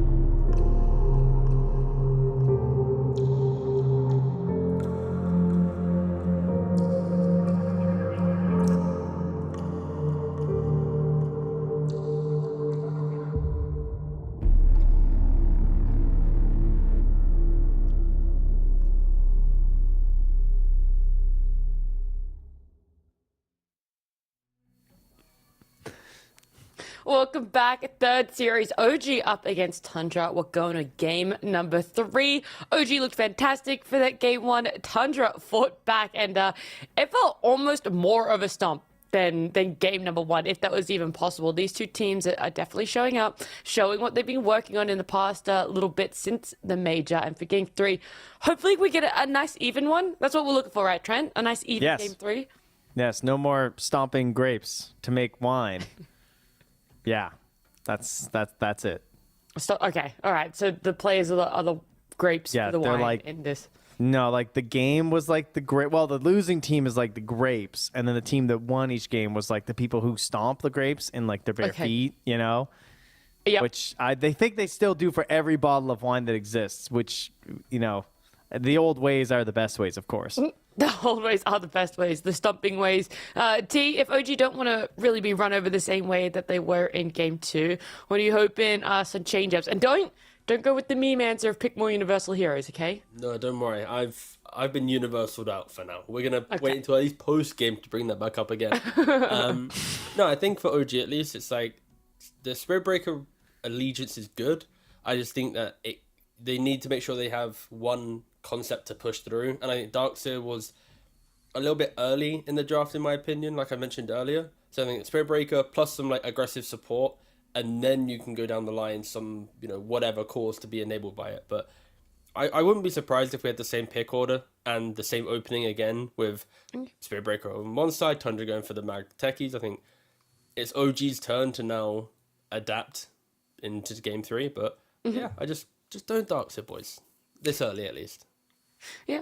Do you feel, Trent, that despite, you know, OG and Tundra losing one game each, has either team really felt lost on the map? You know, in this patch change, it's obviously gotten a lot bigger, but do you feel that they are lost on what objectives they can take, or not really knowing their limits and boundaries on what they can actually do with that lineup?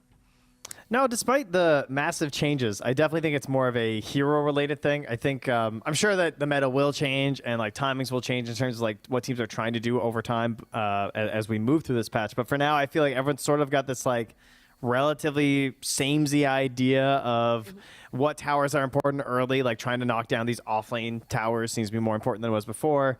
We're not like super hyper focused on these big mid pushes anymore. This idea of trying to get supports to the mid to like, try and get a little bit farm early, I've been liking that from a couple of these teams. So I think overall like map play and stuff is very similar. I think it really is just the heroes that we're trying to break down right now, and that's why the drafts seem to be leading us to some pretty different outcomes. Is just like everyone trying to figure out exactly like who they want to play and how they want to make those moves, what size groups are moving across that map right now to really like refine what we're trying to do in this patch. Yeah. Veno staying in the first phase bans their tiers. We do have a game 3 draft. Doom still being taken out as well, so that's all 3 games. It's not going to be let in at all. But we do have a change in pick order at least, so for OG's sake, they can't first pick Spirit Breaker. They could maybe, you know, second pick it. But yeah, we are going to see a slight change up. And again, I feel like for OG, their mentality of aggression is fine. We saw Entity thrive with it this morning. They just need to make sure that if they are going to have this playstyle, they don't ever concede a lane for no reason. And it's like, I think as long as they have like BZM on active hero and both side lanes have an element of we can kill you if you misplay, then OG will look pretty comfortable. And again, we didn't really see that in game 2. It was a more of a very like high mechanical, need things to go right, not feed away cheap kills and hit that one stride. So yeah, we'll see where they land on second pick. Oh, I love this choice from Tundra. Well, I kind of hate to see it, to be honest, because again, this like idea of the support bat, I wondered if maybe they might try and pull it out at some point, but having the first pick, they want a couple options open, and looking at what the heroes they don't want to deal with, they just ditch the bat for now for Tundra, and that's putting this pressure on OG as to what are we giving up for the first overall pick? Let's see, what's 100 dudes from the major? Let's double check. I was going to say, well, the Coddle is the one that's standing out, right? Like, do OG... I think that makes the most sense. Just because like they've played 2 games in a row, it's getting better. They probably have a lot of the pairings. 3-3's been playing it a lot. He has like 4 pubs over the past 2 days with it, and now 2 matches in officials. He's obviously very comfortable on it. It looks like his hero that he's really working on. So get rid of that because it seems like a really easy framework for them to build around. And we haven't even really talked about like Empower Meg, I feel like. Right now he's just Harpoon Meg, but there is still Empower Meg to consider during a lot of these constructed drafts too. Yeah, this is the issue though. Like, even though Mag is on the rise, we're seeing 3-3 get more comfortable on it. He's a notorious Beast player. A lot of people were in that sort of last patch, but Beast himself hasn't changed too much and still worthy of a first phase T. Yeah, extremely strong, especially because Beast has this like double whammy build where you can either go for the Dominator, Overlord, and push towers, or you can go for this Ags build and be potentially unkillable in the correct scenarios that lifesteal. So yeah, I think Beastmaster still holds its place. For OG at least, there's so many heroes available for them to pick up here to pressure the Beastmaster. They could flex some Monkey King if they wanted to. If Tiger was playing, I think they'd maybe rush towards it because they can foreign carry it. Don't know if Aramis plays it. Let me quickly double check his pubs. I'm predicting an Aramis Techies. I feel like they're going to do a Techies +1. Yeah, I know, I like that. But I just want to see kill threat where if this Beast walks up, it's like, guess what? We're walking to lane, and what you did to our Darkster in the previous game, we're going to replicate that as well and shut you down. Underlord Rubik. Sure, it's been a first phase hero throughout the major. Extremely strong. Even with the slight nerfs in the patch C, or it's like mana cost was like 200 now or something, it's still extremely strong. There's like global presence, ability to buy auras so easily, and also enjoy buying them unlike other heroes. So yeah, it's very strong. And super stable with the Rubik. So just really not giving anything away too. They could definitely flex this as well in terms of like the 5 or the 4 Rubik if the lanes match up right. But Classic versus the Underlord, of course, they're going to pick up a really early Ursa and just say, we are very confident that this hero is that good versus Underlord that we're going to pick it up now.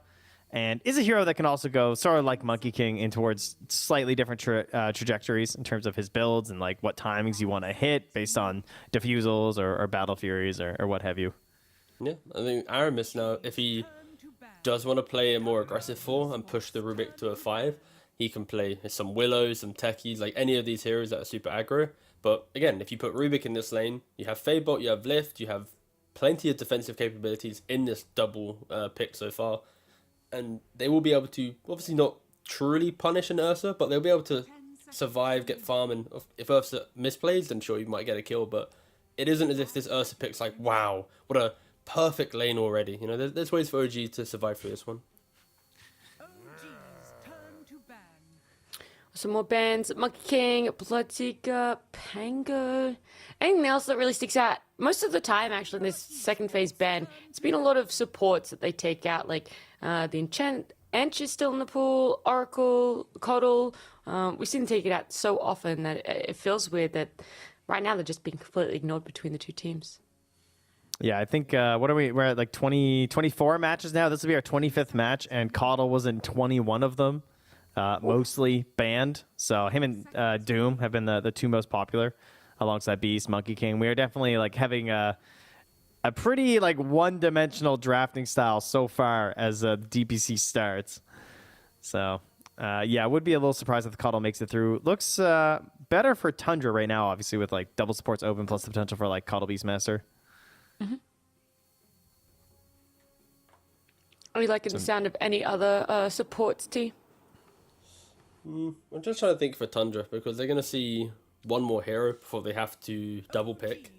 And it is rare that you often see like the face-up value of the cores from first pick, like a Beastmaster into an Ursa. It's like Tundra, they can't hide anything here. They just need to make sure they have a really stable draft.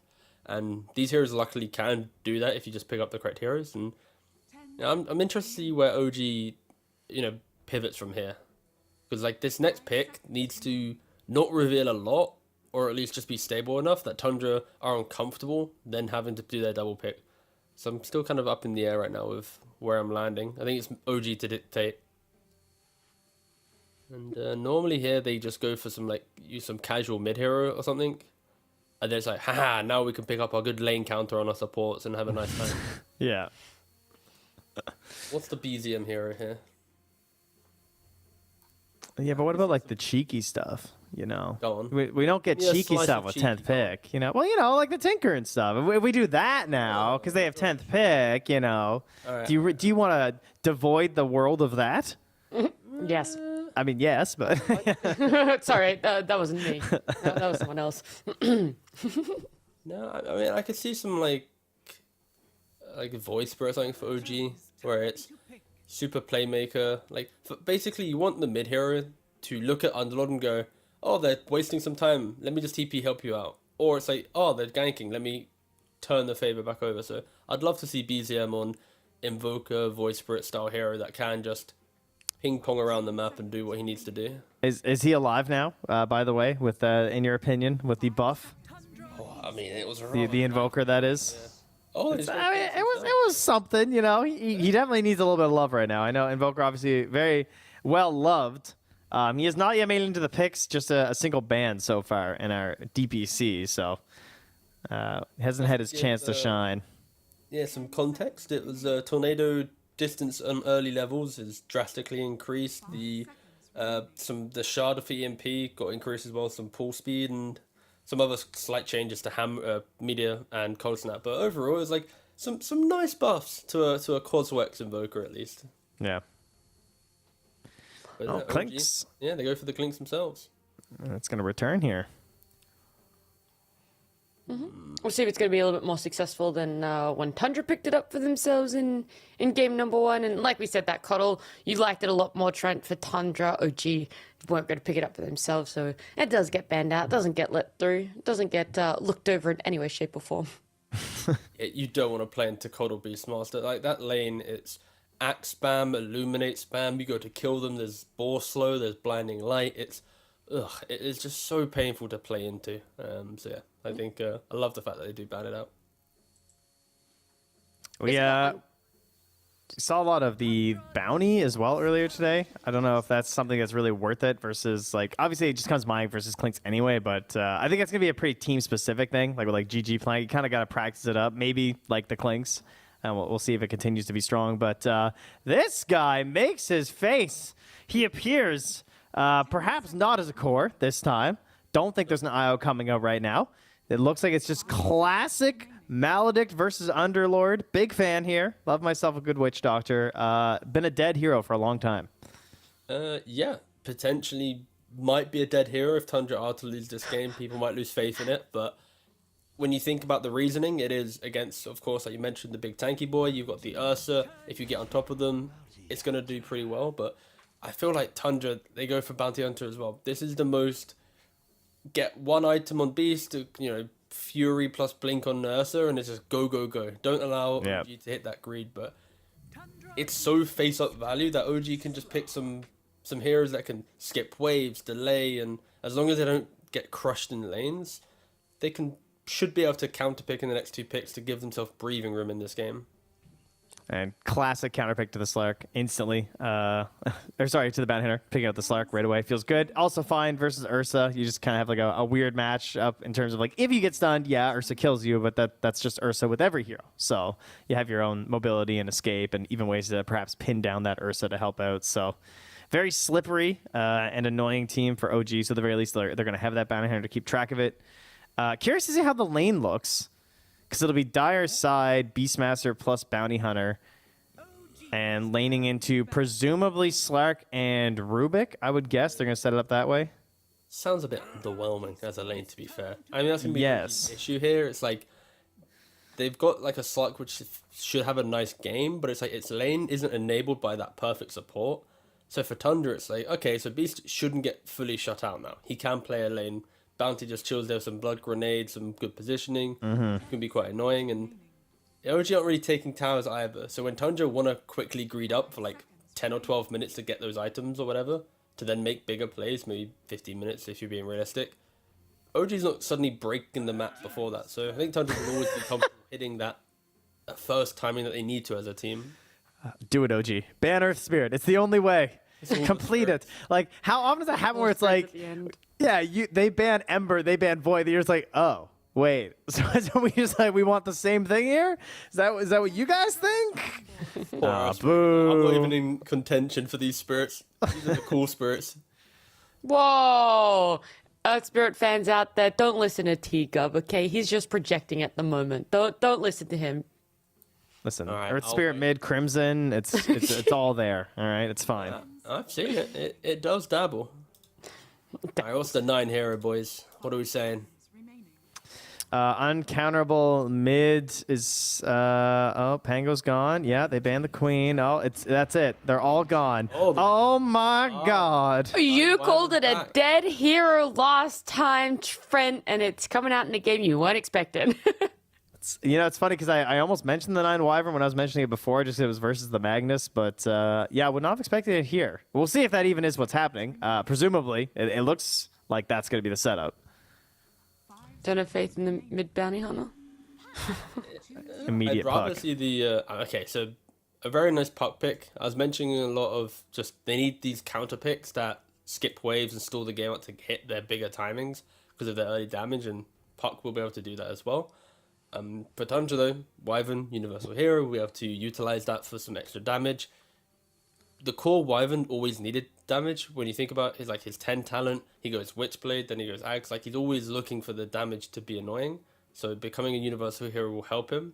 And for Tundra, like, they're always going to have Track Vision, Hawk Vision, Ursa to frontline body for Wyvern to be the carry behind it. So I think Tundra are going to be really excited to play this very aggro style of draft, but if they misplay a couple times, I can see this getting a little bit awkward. Some Wyvern just feeding to puck coils, Clink's picking off everyone. So I'm curious to see like how 9 does it, because being universal is nice because you can pick up the Atos and get damage, which is hype. But it looks like kind of a rough Atos game. That's what he tried before when he was trying to make it work in his pubs. So I'll be curious to see if he goes that route here. But yeah, I mean, we always like seeing the 9 Wyvern, so bring it back. Yeah. Outside of that, do you think the early Ursa pick is going to be punished, T? Do you think that this Skidder Ursa might not get the level of farm or the timings that they're hoping for? I think Ursa should have a pretty chill time in this game. Okay. I'm not seeing towers falling quick enough for Ursa to lose out on his map. It's more when Ursa hits his item timing and there's a Wyvern timing, do they play correctly with the bounty to keep going forward? Because as soon as they stop moving forward, it's going to be miserable playing into some Slark jumping you puck with no real CC or consistent CC or lockdown. Yeah. So I just like the fact that Tundra feels like they've just gone, you know what, OG, you were super aggressive game 1. Game 2, you know, we're just outplaying you. Game 3, we're going to be the aggressors with our quirkiness. So it's a full circle kind of play style, I guess, in this series. Yeah, and very quickly, Trent, what hero and or timing are we looking for OG to take game 3? Delay, like T said. Definitely the way I would be thinking about it. Split the map, wait, hold on, try and get this Clinks into being the nuisance that he is, and try and play off the back of solid coils. Good defensive plays will be really helpful for them. All right, we'll see if OG are able to do that, if Tundra are going to be able to have this quirky 9 mid-pick pay off. As we do jump into game 3, OG up against Tundra with Fear and T-Panda. Thank you so much, Nats, and of course, welcome back here with T-Panda and with Fear, the 2-time TI winner, the 3-time major finalist. Is that what we found on the Fear Twitter chat GPT? If you Google don't Bard, know, actually. Bard, that was the one. A wise man once said, "Hold the line." Can OG hold the line? That's a great question. Am I supposed to answer that?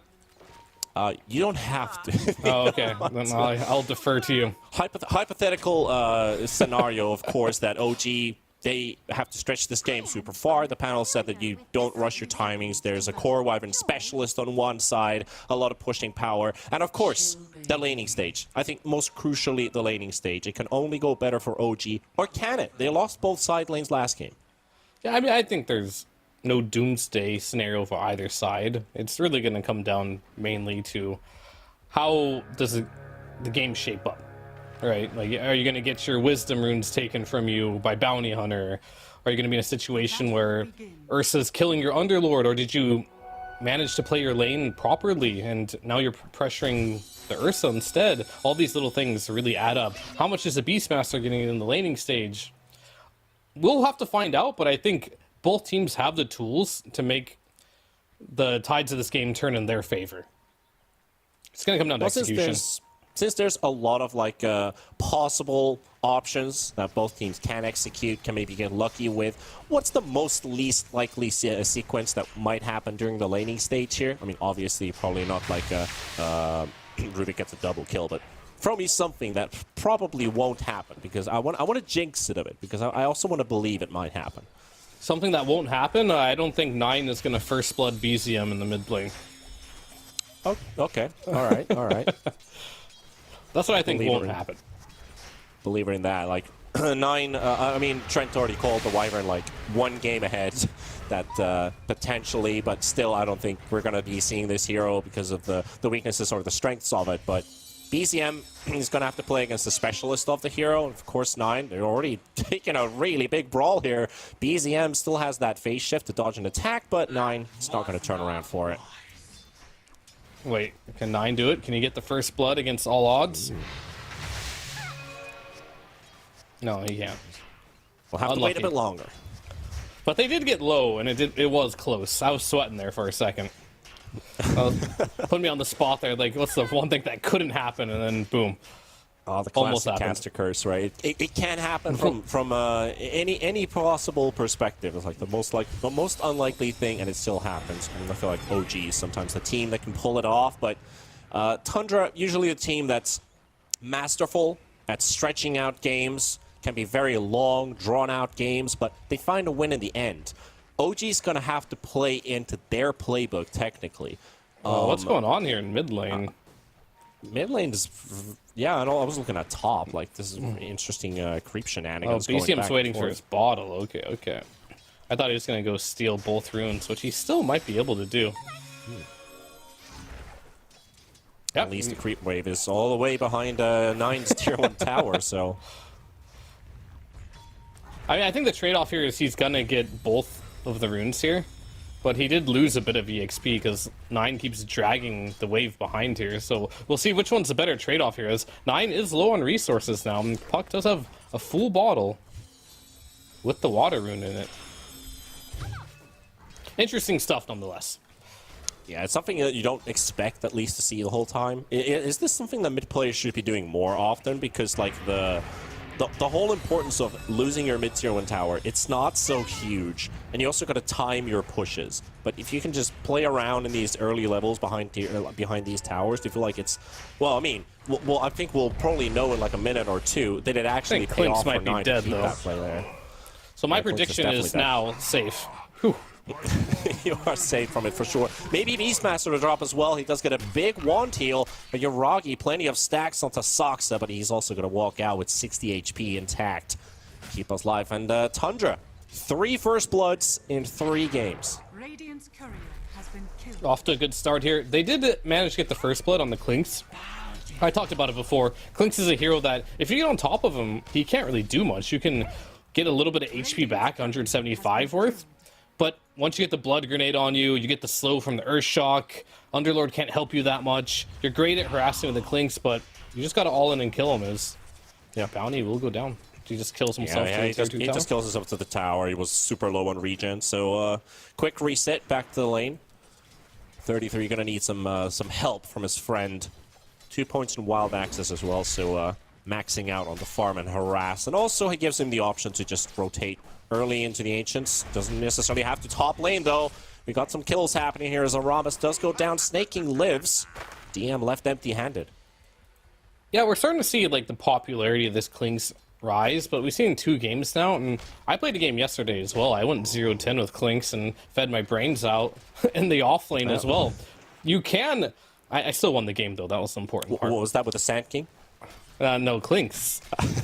No, I mean like with a Sand King playing as Clinks. Oh, I don't know who my lane partner was, but I was playing versus Slark, and so you played a +4 in a lane, but you don't know who you were with. I like where this is going. I mean, I was 0-10 that game. I blocked as much as humanly possible from my memory. Right. Okay, yeah. That even though I still won, right? But regardless, the point is that if you jump on top of Clinks in the laning stage as a +4, he dies easily. Yeah. That's a good start from 33 with the wild axes. Already dropped the Rubik low, try to bait him in for a couple hits, and 33 is just oh, the time has come. And that's already 3 kills going up their way, and these are both from the side lanes. Mid still very even, you could say. 24 to 26 CS, BZM and 9. And Rubik coming back to the lane as Yuragi is in major trouble. Socks up, low on HP. Not tanking the tower either, though, so he will be fine with that. If he did, he probably would have died. I mean, Yuragi's so dead. What can you do? As Klinks dies again in the top lane. Okay. All right, feeding the brains out of the Klinks apart here. All right, so what I was getting with this Klinks pos 4, and from my experiences and from these past 2 games that I've noticed, this hero as a pos 4 that's laning the off lane is very dangerous. However, I did play it as a pos 5 one game, too. You know, Klinks became a hero that I saw being played as support. Me, a Klinks lover myself, jumped on the train, as I'll never finish the story as BZM will be killing Sox in the mid lane. But I'll speedrun the story now. In the safe lane, Klinks can right-click and not be in trouble near his tower. So maybe I was thinking they would lane it against the Beastmaster, because you can also eat the boars too. In the early levels. I think they may have mislaned a bit here on OG. Yeah, this was the this was the one scenario that T-Gov said that if this happens, OG's going to be in major trouble. And this is exactly what's happening right now. 5 kills for Tundra. They're keeping up in CS, but DM already kind of forced away from the lane. Oh, the roar. Snaking's opened up to get a bit of rotation. And yeah, they're definitely attempting with that roar, but it's just not quite enough. At least it's a lot of harass that they're able to deal onto the Slark. He is level 4. He's just almost quarter into level 6 already. Yeah, it's just from the new patch, right? This roar lasts 2.75 seconds. He got the leap off just in time on Yuragi, and then the roar just ran out super quickly. And Tundra got double Wisdom Rune. All right. Hey, all right. So it's in the bag, right? Well, not to paint a grim picture, of course, but it is not looking very good. Always trying to look at the flip side of the book, you know. You got the happy start, even if it has a sad ending, you know. Well, BZM might try and make some. Oh, that TP versus Puck. I don't know if that'll work, but the TP from Snaking. You see if they can work it out. That's going to be death number 4 for the Klinks. However, Puck is also gone, so TP rotation for nothing. Chew also dead. Chewed up by Skitter at 33. And they found the Slark as well with that ward, so they know exactly where he is. 30 seconds for Roar. Not going to be up, though. Pounce in 3. Soxa. Can he get that one quick slap? Nope. Not going to be close enough. Slark driven out from the lane, so 8 minutes in, every lane is in peril. I'm having PTSD for this Klinks on his behalf. Because, like I said, I played a game that was very similar to this, and what do you do at this point? You're level 3, both Wisdom Runes were taken. Actually, my game wasn't this bad, but, like, you're level 3 at 8.5 minutes as a Klinks. You're supposed to win your lane as this hero. That is, like, the whole reason why this hero is even slightly viable. It's one of the more greedy supports right now. Doesn't have that much utility. You're playing versus a bounty hunter. And then you also have a Rubik who's level 4. There's an opportunity, though. Soxa walks under the ward, so they're going to get some burst damage out. Coil is also up right now, so if they don't manage to close him out, the dust's already run out. Wild Coil. Okay, there we go. They got the sentry down, giving some extra vision. But it's a 3k lead for Tundra. While all of this was happening, side lanes are farming. Everyone's pretty happy on the side of Tundra. Battle Fury coming on a pretty good timer here for the Ursa. So all is going according to plan for Tundra. But OG, how do you bounce back as soon as possible? What's the timer you're looking at to kind of corral your team together and punish Tundra? Is there timing of that anymore? Does it exist? There's no, like, obvious timing where you go as a team and make things happen, but BZM is having a good game. So you play around BZM, play around his hero, make him strong. You just have to rotate with him, get some kills, support him with the Klinks. I want Klinks to... Okay, DM's going dead. top lane. He's going to die to Maledict, but they're going to go for the turnaround. Look for some damage, at least Skitter into the high ground. Yuragi will find himself between the Bounty and the Ursa, jumping onto the Witch Doctor, finding a kill for himself. This is going to be his first perma Agi stack. BZM did not have his coil of cooldown. It was previously used on the Bounty kill in the triangle. But they're not giving up just quite yet. Skitter with Soxa. They spot Aramis. There's nowhere to go. There sure isn't. He's just going to have to end up hitting the jungle. Luckily, you do have Death Pact. It is only level 1 right now, so it doesn't give you the best avenue of farming. Not really doing himself any favors at coming back in this game as Chu gets scouted by Soxa here. Yeah, Throw him to the high ground, but he might You just already be got dead. 3 heroes farming the jungle, and they're just hunting down a poor Rubik here at the same time. Sucks, are gonna have to TP out, but you know that's a small loss for him. Yeah, I'll be real with you, rolling. T-Panda. You know, 5k gold advantage at 10 minutes. It's not pretty. So, like, I think you really do have to just rush BZM. That's not pretty for OG for sure. Tundra, I feel like they're just being handed out a game here. Soxa will drop down. Curse coming out. Aramis, death number 6. One more hit. Oh, Yeah, that's no. going to do it. Yuragi is still final right click. All calculated by 9. Yuragi doesn't even find a return onto this Winter Wyvern who's just chilling. Radiant's top tower is under attack. I'm trying to rack was my... a beauty contest, but it's super grim. Yeah, I'm trying to rack my brain here and think of, like, all the possible things that can happen. Then I just look at Klink's level 4. Yeah, I'm 11 and a half minutes in the game. Hasn't finished Medallion. All right, so Yeah, scrap I'm him. Let's also- not think about him anymore. I'm Chu- trying to think of a better way to put this game than this game is very dire. It's very dire. For the dire. Not very radiant, that's for sure. It's not very radiant for sure. Definitely not. 6K And lead DM now. is also... We haven't really talked about him very much, but he's the lowest net worth core in the game. The Slark, second. Okay, portal into mid, maybe 9 is a kill, maybe. He got the root from the Pit of Malice, but he's still flying just about. Walks into the arms of DM, but he knows he doesn't have the damage to take the kill. And they got the Witch Doctor War placed down on the ground. There's going to be a couple projectiles still connecting onto the Underlord. Let's see if he lives. No, he's dead. Oh, Snake King's got BZM. that kill. And BZM also drops. The Roar comes out, and it's just all coming apart. Oh, gee. Oh, boy. That right there felt like putting out the final candle for OG. Because, like, BZM, he was the only one having a game. He was owning. He actually was owning this game. He's still having a good game. Nobody else, except for him, has a resemblance of the game here. And that's why you see Roggy. Roggy, I think, given his circumstances, doing a good job. He's running around the map, trying to make things happen. He realizes if he just sits back and farms neutrals, they're not going to win this game. Yeah. So they're going to need to continue to find ways to make things happen on the map. BZM is going to have to continue to use his hero to make plays. But who's he going to play with? It's a big question. It's almost got to be Yuragi at this point. DM, he's level 7. I guess that's okay with the Firestorm damage. And also talking about the fact that those first Wisdom Runes were both taken away, and the next ones are about to spawn as your map is already getting smaller. It just could be that OG supports, well, at least one of them is never going to see level 6, and that just might be the Clinks. But they do find a kill at Soxa, so BZM still keeping up what he can do. I mean, this is what the puck was made for. The big damage battery early on into the game. If you don't get caught, you have free reign, you can still dictate and dominate a lot. But another death and Puck's games, fair to say, might just be over. The whole game might be over. We'll have to see. I wonder whose idea... Well, I'll hold that thought as Snaking dies. Takes the DD away from BZM. Oh, does he He's got die? a lot of Pappas healing plus and max voodoo. Oh, and a bit of a shield on top of that too, as well, from the Pavis. Here we go Ursa again. Smoked up, going on the side, and there's a portal onto the left side.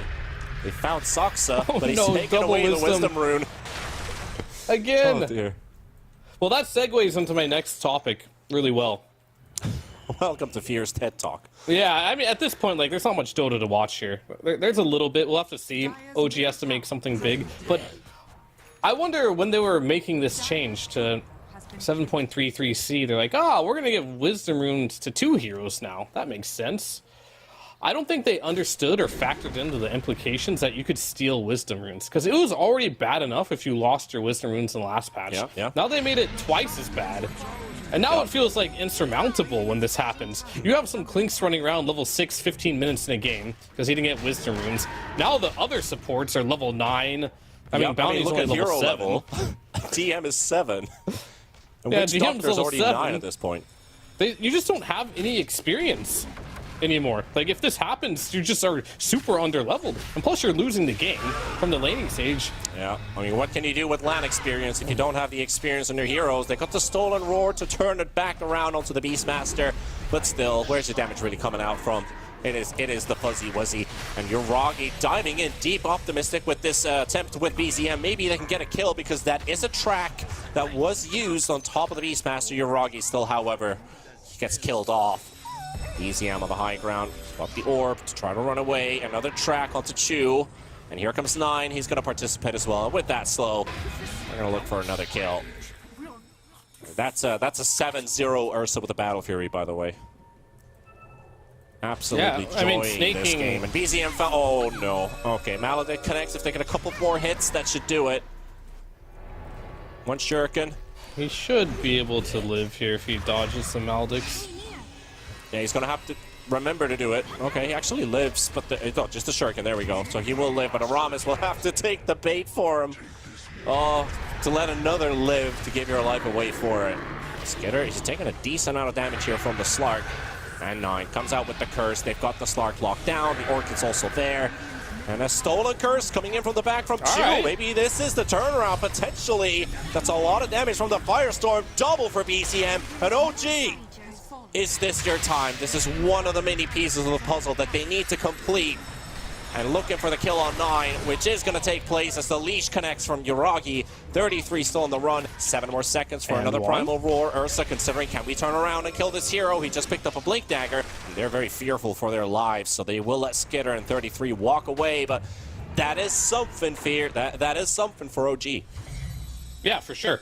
The classic situation of you're winning the game, you keep pressing forward. They didn't even kill the tier 2 yet. And somehow they're in the tier 3s. They're thinking they can kill that puck. But that's just what happens in a Dota game.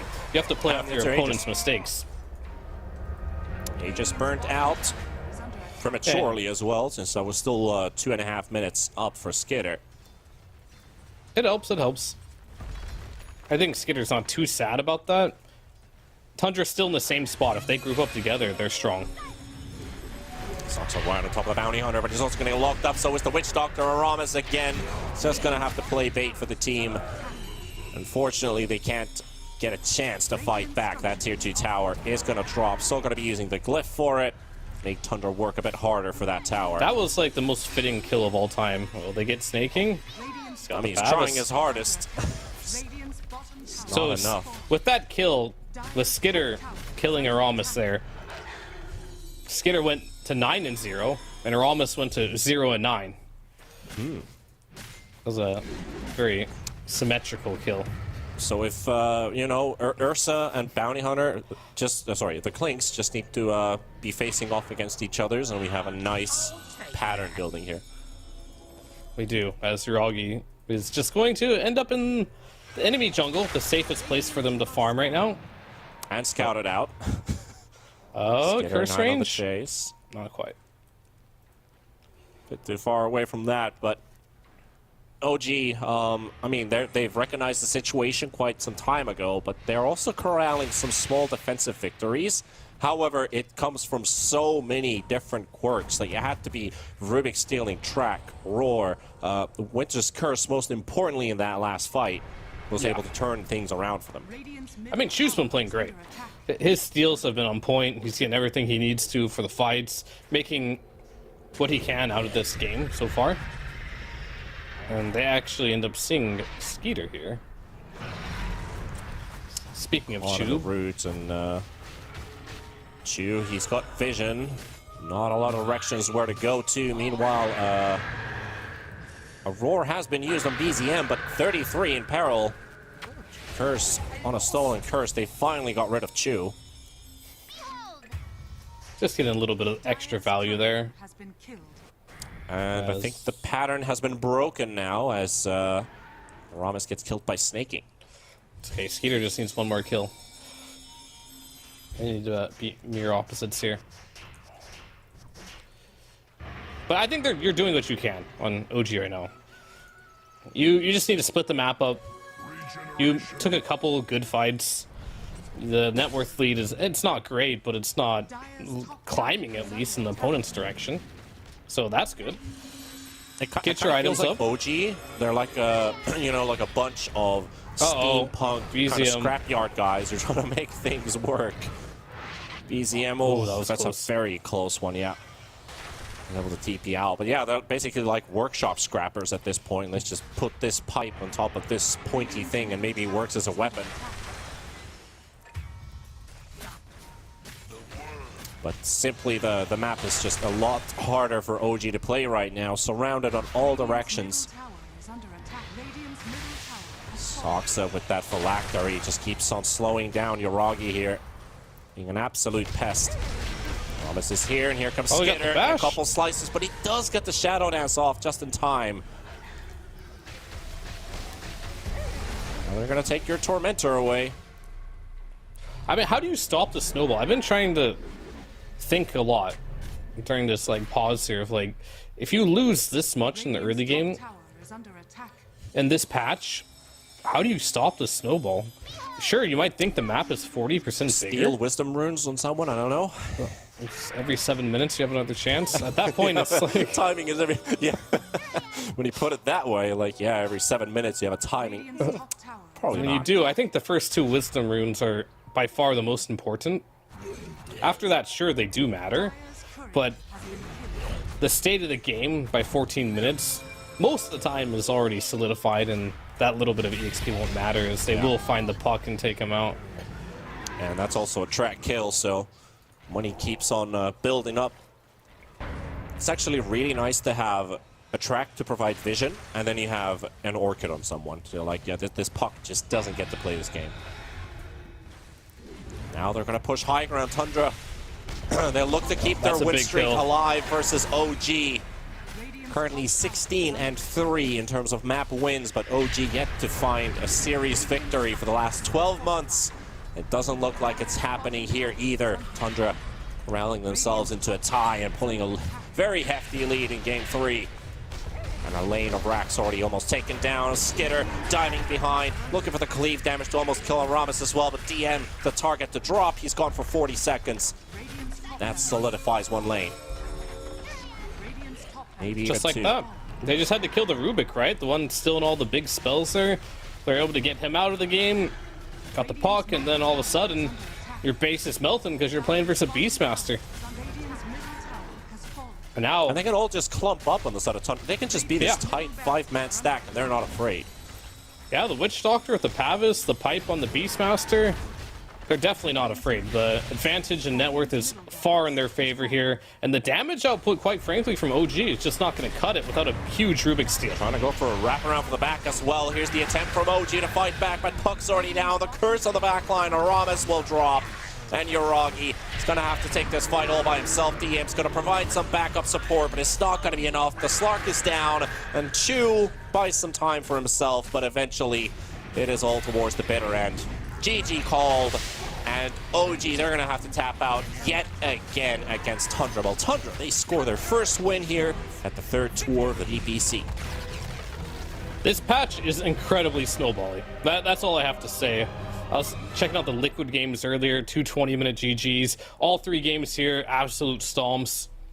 You got to get your early game in check. Your drafting, the way you do the early game rotations, prioritizing the wisdom runes, maybe perhaps picking heroes to take these wisdom runes. Your laning stage, it all matters so much. It feels like within the first 14 minutes of the game, if you don't have your stuff together, it's an uphill mountain to climb. The other team has to throw super hard, but this is just the patch we live in, so really got to back to basics here. Early game, laning stage, you got to play tight. This patch will not allow you to make mistakes. And that's a fun fact as well. It's only been out for, what, a couple weeks at this point, and teams are figuring out slowly what is the approach for this patch. What's the next big thing that will work for a period of time. In 7-3-2, it was all about if you lose your laning stage, the game is over. But that was pretty much it. There was still a lot of variables that could happen. Right now, it doesn't give a lot of mercy, and I think you're totally correct on that. But as we saw, Tundra able to get the reverse sweep against OG. OG still cannot get a win after them since Stockholm Major. Let's see what the panel thought about this series. This was T-Panda here on the cast panel. Take it over. Thank you both so much. Some interesting stats there about OG, how they're unable to defeat Tundra. And we always say Western Europe is a little bit of that rock, paper, scissors. They might be able to beat one team, but they fall to another team, which falls to Tundra all the time. And it's forever going, never ending, as they say. But Fierce did something pretty spot on there, T, how it is so snowbally. The way that this patch has sort of developed in the last few updates, it very much is heavy-handed on how your early game is going, and this game proved no different. Yeah, I mean, you can already see it here with the highlights that we're seeing, right? It's got 11 kills, 13 minutes.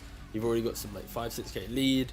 They got the wisdom runes. They're just pretty much slaughtering the map. And even before the highlight here in the laning phase, you have this kind of the same concept, which is you're the ones making the first moves, breaking the map earlier. And when you have this aggression, the kills, plus the fact that you're doing that, kind of going into farming items, and then being able to just ruin the game at 20, it's scary. Dota is in a scary place right now where if you are trying to push the envelope a little bit with a bit of greed, be a bit cheeky, no, you're gonna get slapped down, especially now teams are getting more confident with being aggressive. This post-game scoreboard here, Trent, we can look at who really had that impact. Fio was telling his little anecdote about when he went 0-10 on the Clinks, Aramis. Kind of one-upping him there, going 0-11-6, the volatility of Clinks that we always talk about. Fear washed can only get 10 deaths. Yeah, indeed. Aramis showing him, your time is over, old man. 11 deaths, yeah, but, yeah. There wasn't a whole lot outside of the lanes for that one, huh? In terms of like what I would look towards in this game, it would definitely be the opener of the Underlord and how they pressured it with the Witch Doctor, and just recognizing that if you aren't getting online, not every game's going to look like Ace or someone, picking up these Underlords and just being able to run the whole game down because of it. It's good to see that a laning hero can have such a big impact. Is it good overall for the health of the game? Where it feels like we've had a lot of games today that are over, like, between that window of like 10 to 14 minutes. Not sure. I mean, we've had patches in the past where it's been very snowbally, and without humongous changes, it has managed to slow down. But this one, we keep seeing changes, and we're still kind of on the same path. Did you have something you wanted to add there, T?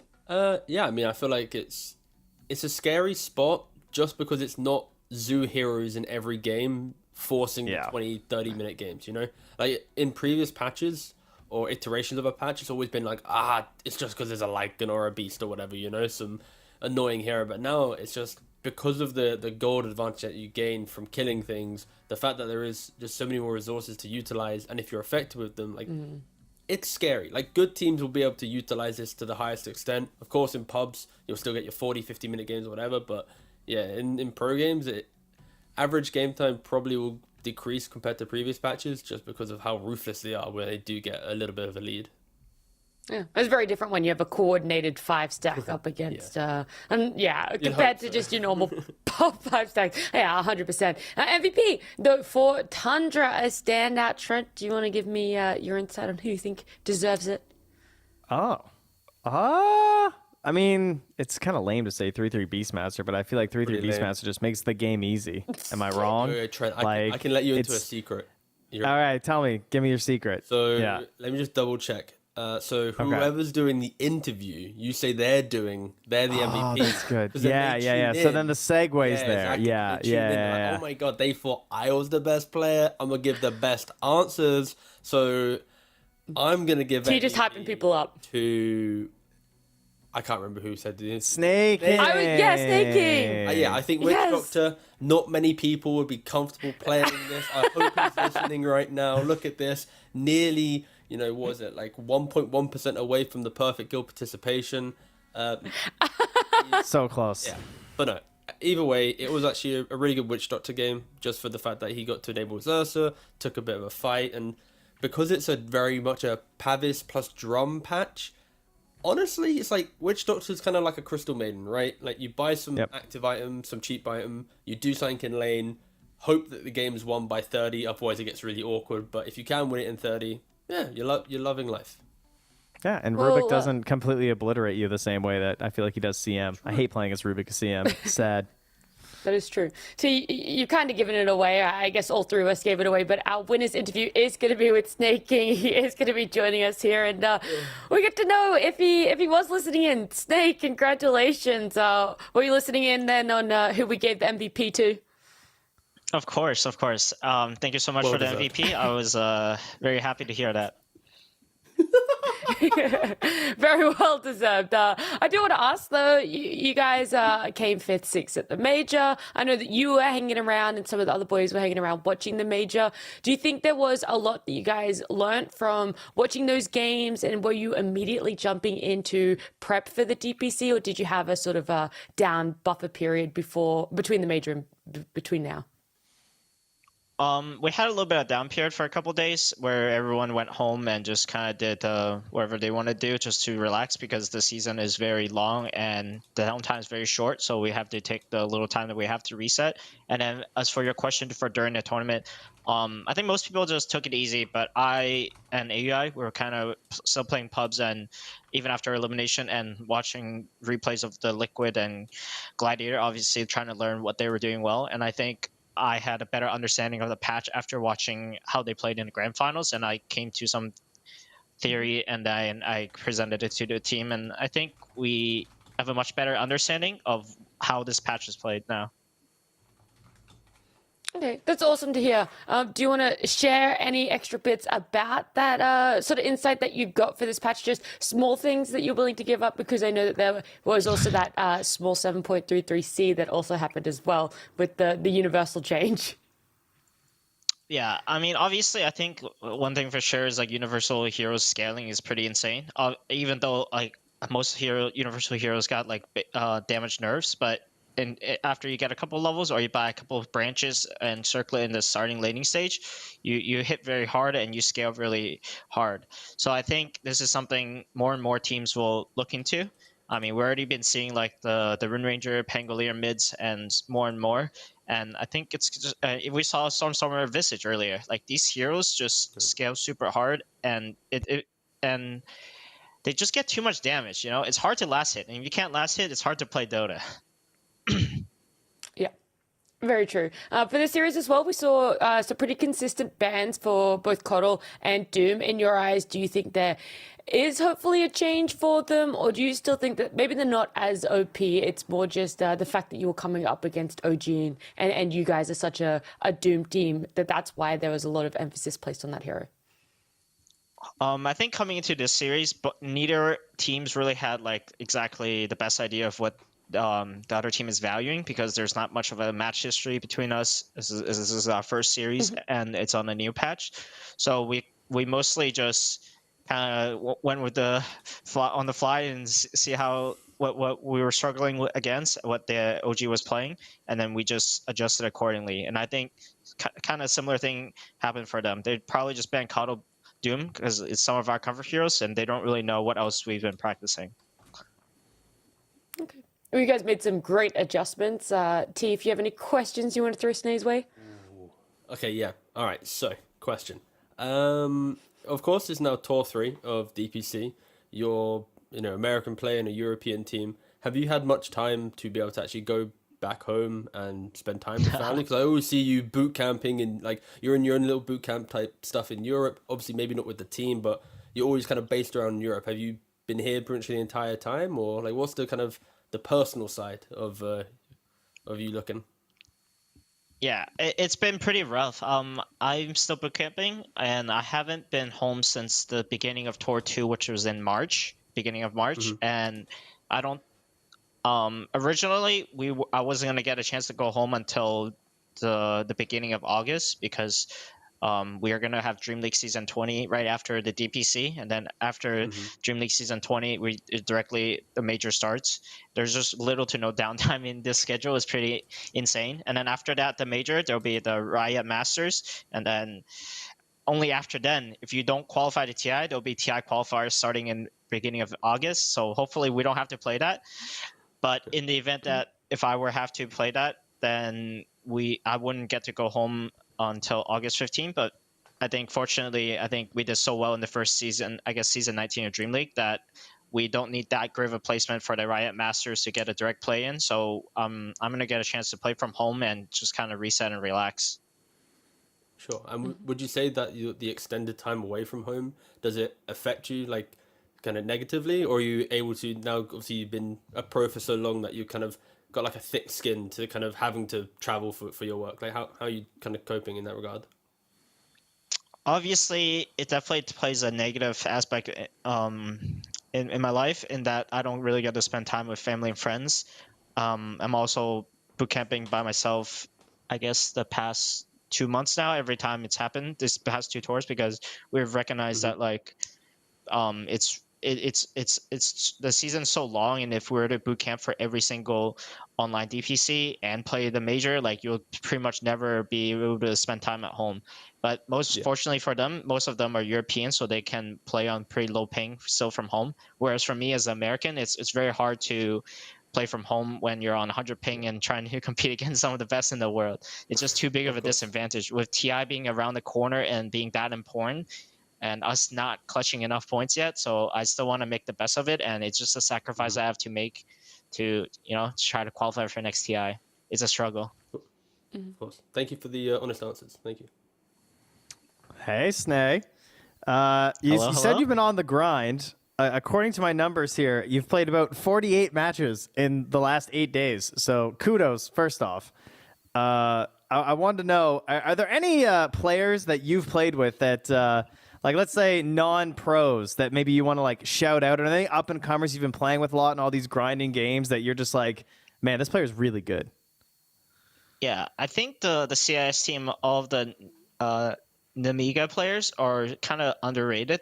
Most of them are pretty high rank, and they're actually pretty decent players and team. They're currently just got promoted to Division 1, and I think they're a team to look out for. I think they can definitely cause some harm against some of these like well-known, established Tier 1 CIS teams.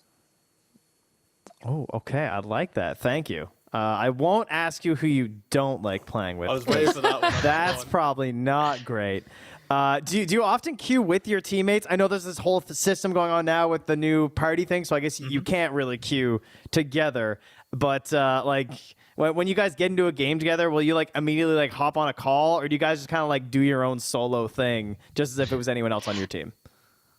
For the most part, we would just treat it as a normal pub. Obviously, we would prioritize picking our teammate if we were the ones drafting, which oftentimes or not, we like me or Skitter would be drafting, because currently we're the highest on the team. Sox is just he would be the highest if he didn't recalibrate, but he's too high MMRs for his queue time, so he just decides to recalibrate and lose 4 or 5k MMR casually.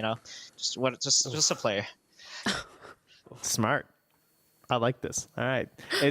I mean, I see that 4 hours ago you lost with Skitter. Can you tell me about this game? You were playing Techies. He was playing Medusa. How did you manage to lose a game with Skitter Medusa in a pub as 2 professional players versus 2 Namiga players? Now I see what's happening here.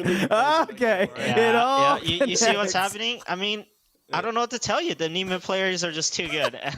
But jokes aside, I think that game was...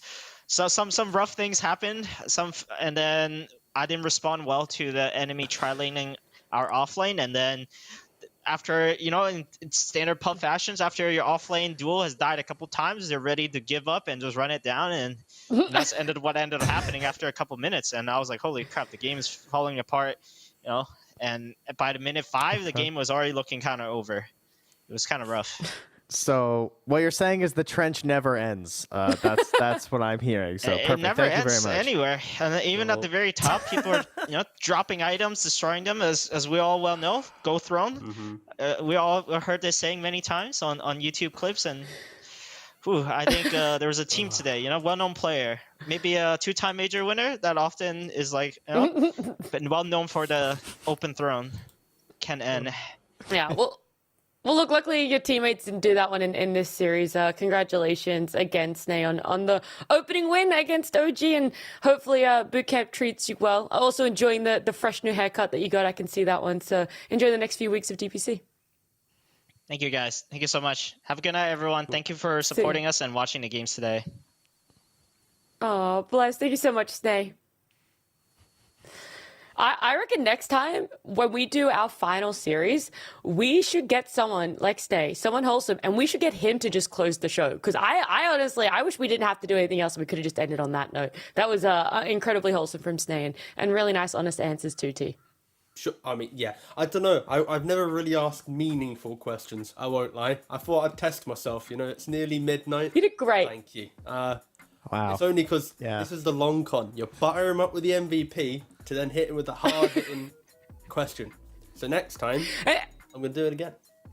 Yeah, he gives you the honest, I miss my mom, I miss my dad, I miss my family, my dog. He's like, boot camp's so hard, but he's grinding through it. Tundra are doing great. They're definitely improving their performance, and it's great to see all these teams placing importance on managing such a tightly squeezed schedule. Today, though, that wraps it up. We've got 3 series done and dusted for our day 1 of Western Europe. Let's have a look at our results because it's been quite a few hours. We started off with Liquid versus Entity, and that series was unbelievably quick. I think the first game was 21 minutes, the second game being 28 minutes or something like that. So that series completely steamrolled by Entity. Gaming Gladiators Quest Esports went a little bit longer. We had some games go the distance, and then Tundra up against OG, as you guys would have just witnessed, did go to a game number 3 as well, but in Tundra's favor towards the end of it. And apart from the Entity one, which I think everyone could safely say Trent is the upset, was there anything else about the fact that these series went 3 games on the other 2?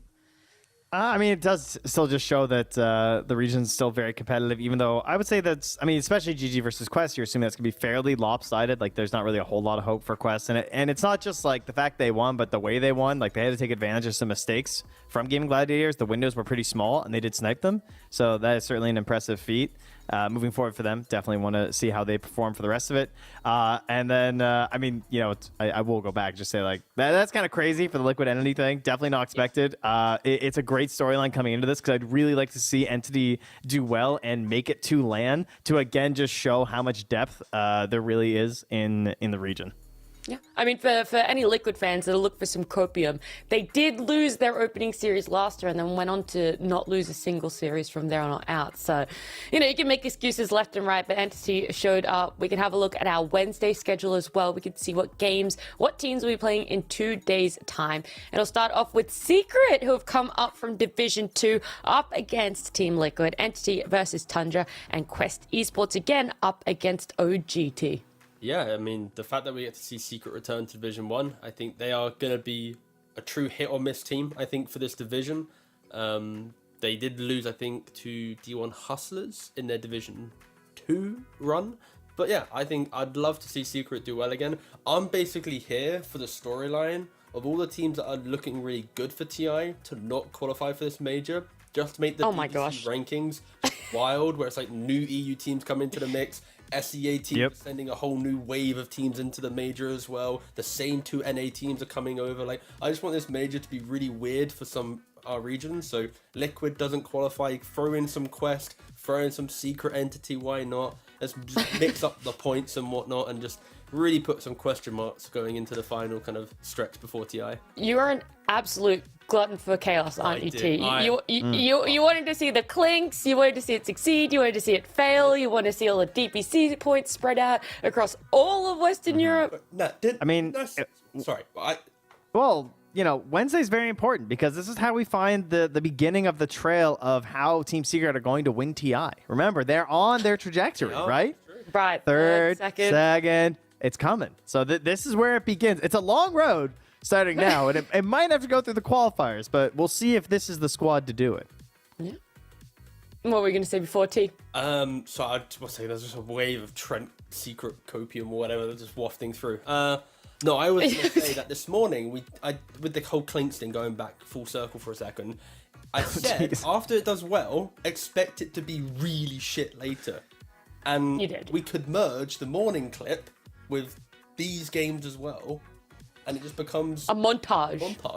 Of like, wow, hype. Watch out though, even though it's good, it's going to be bad at some point in the DPC. Only had to wait 6 hours, and we got to see it fail spectacularly. So yeah, that's awesome.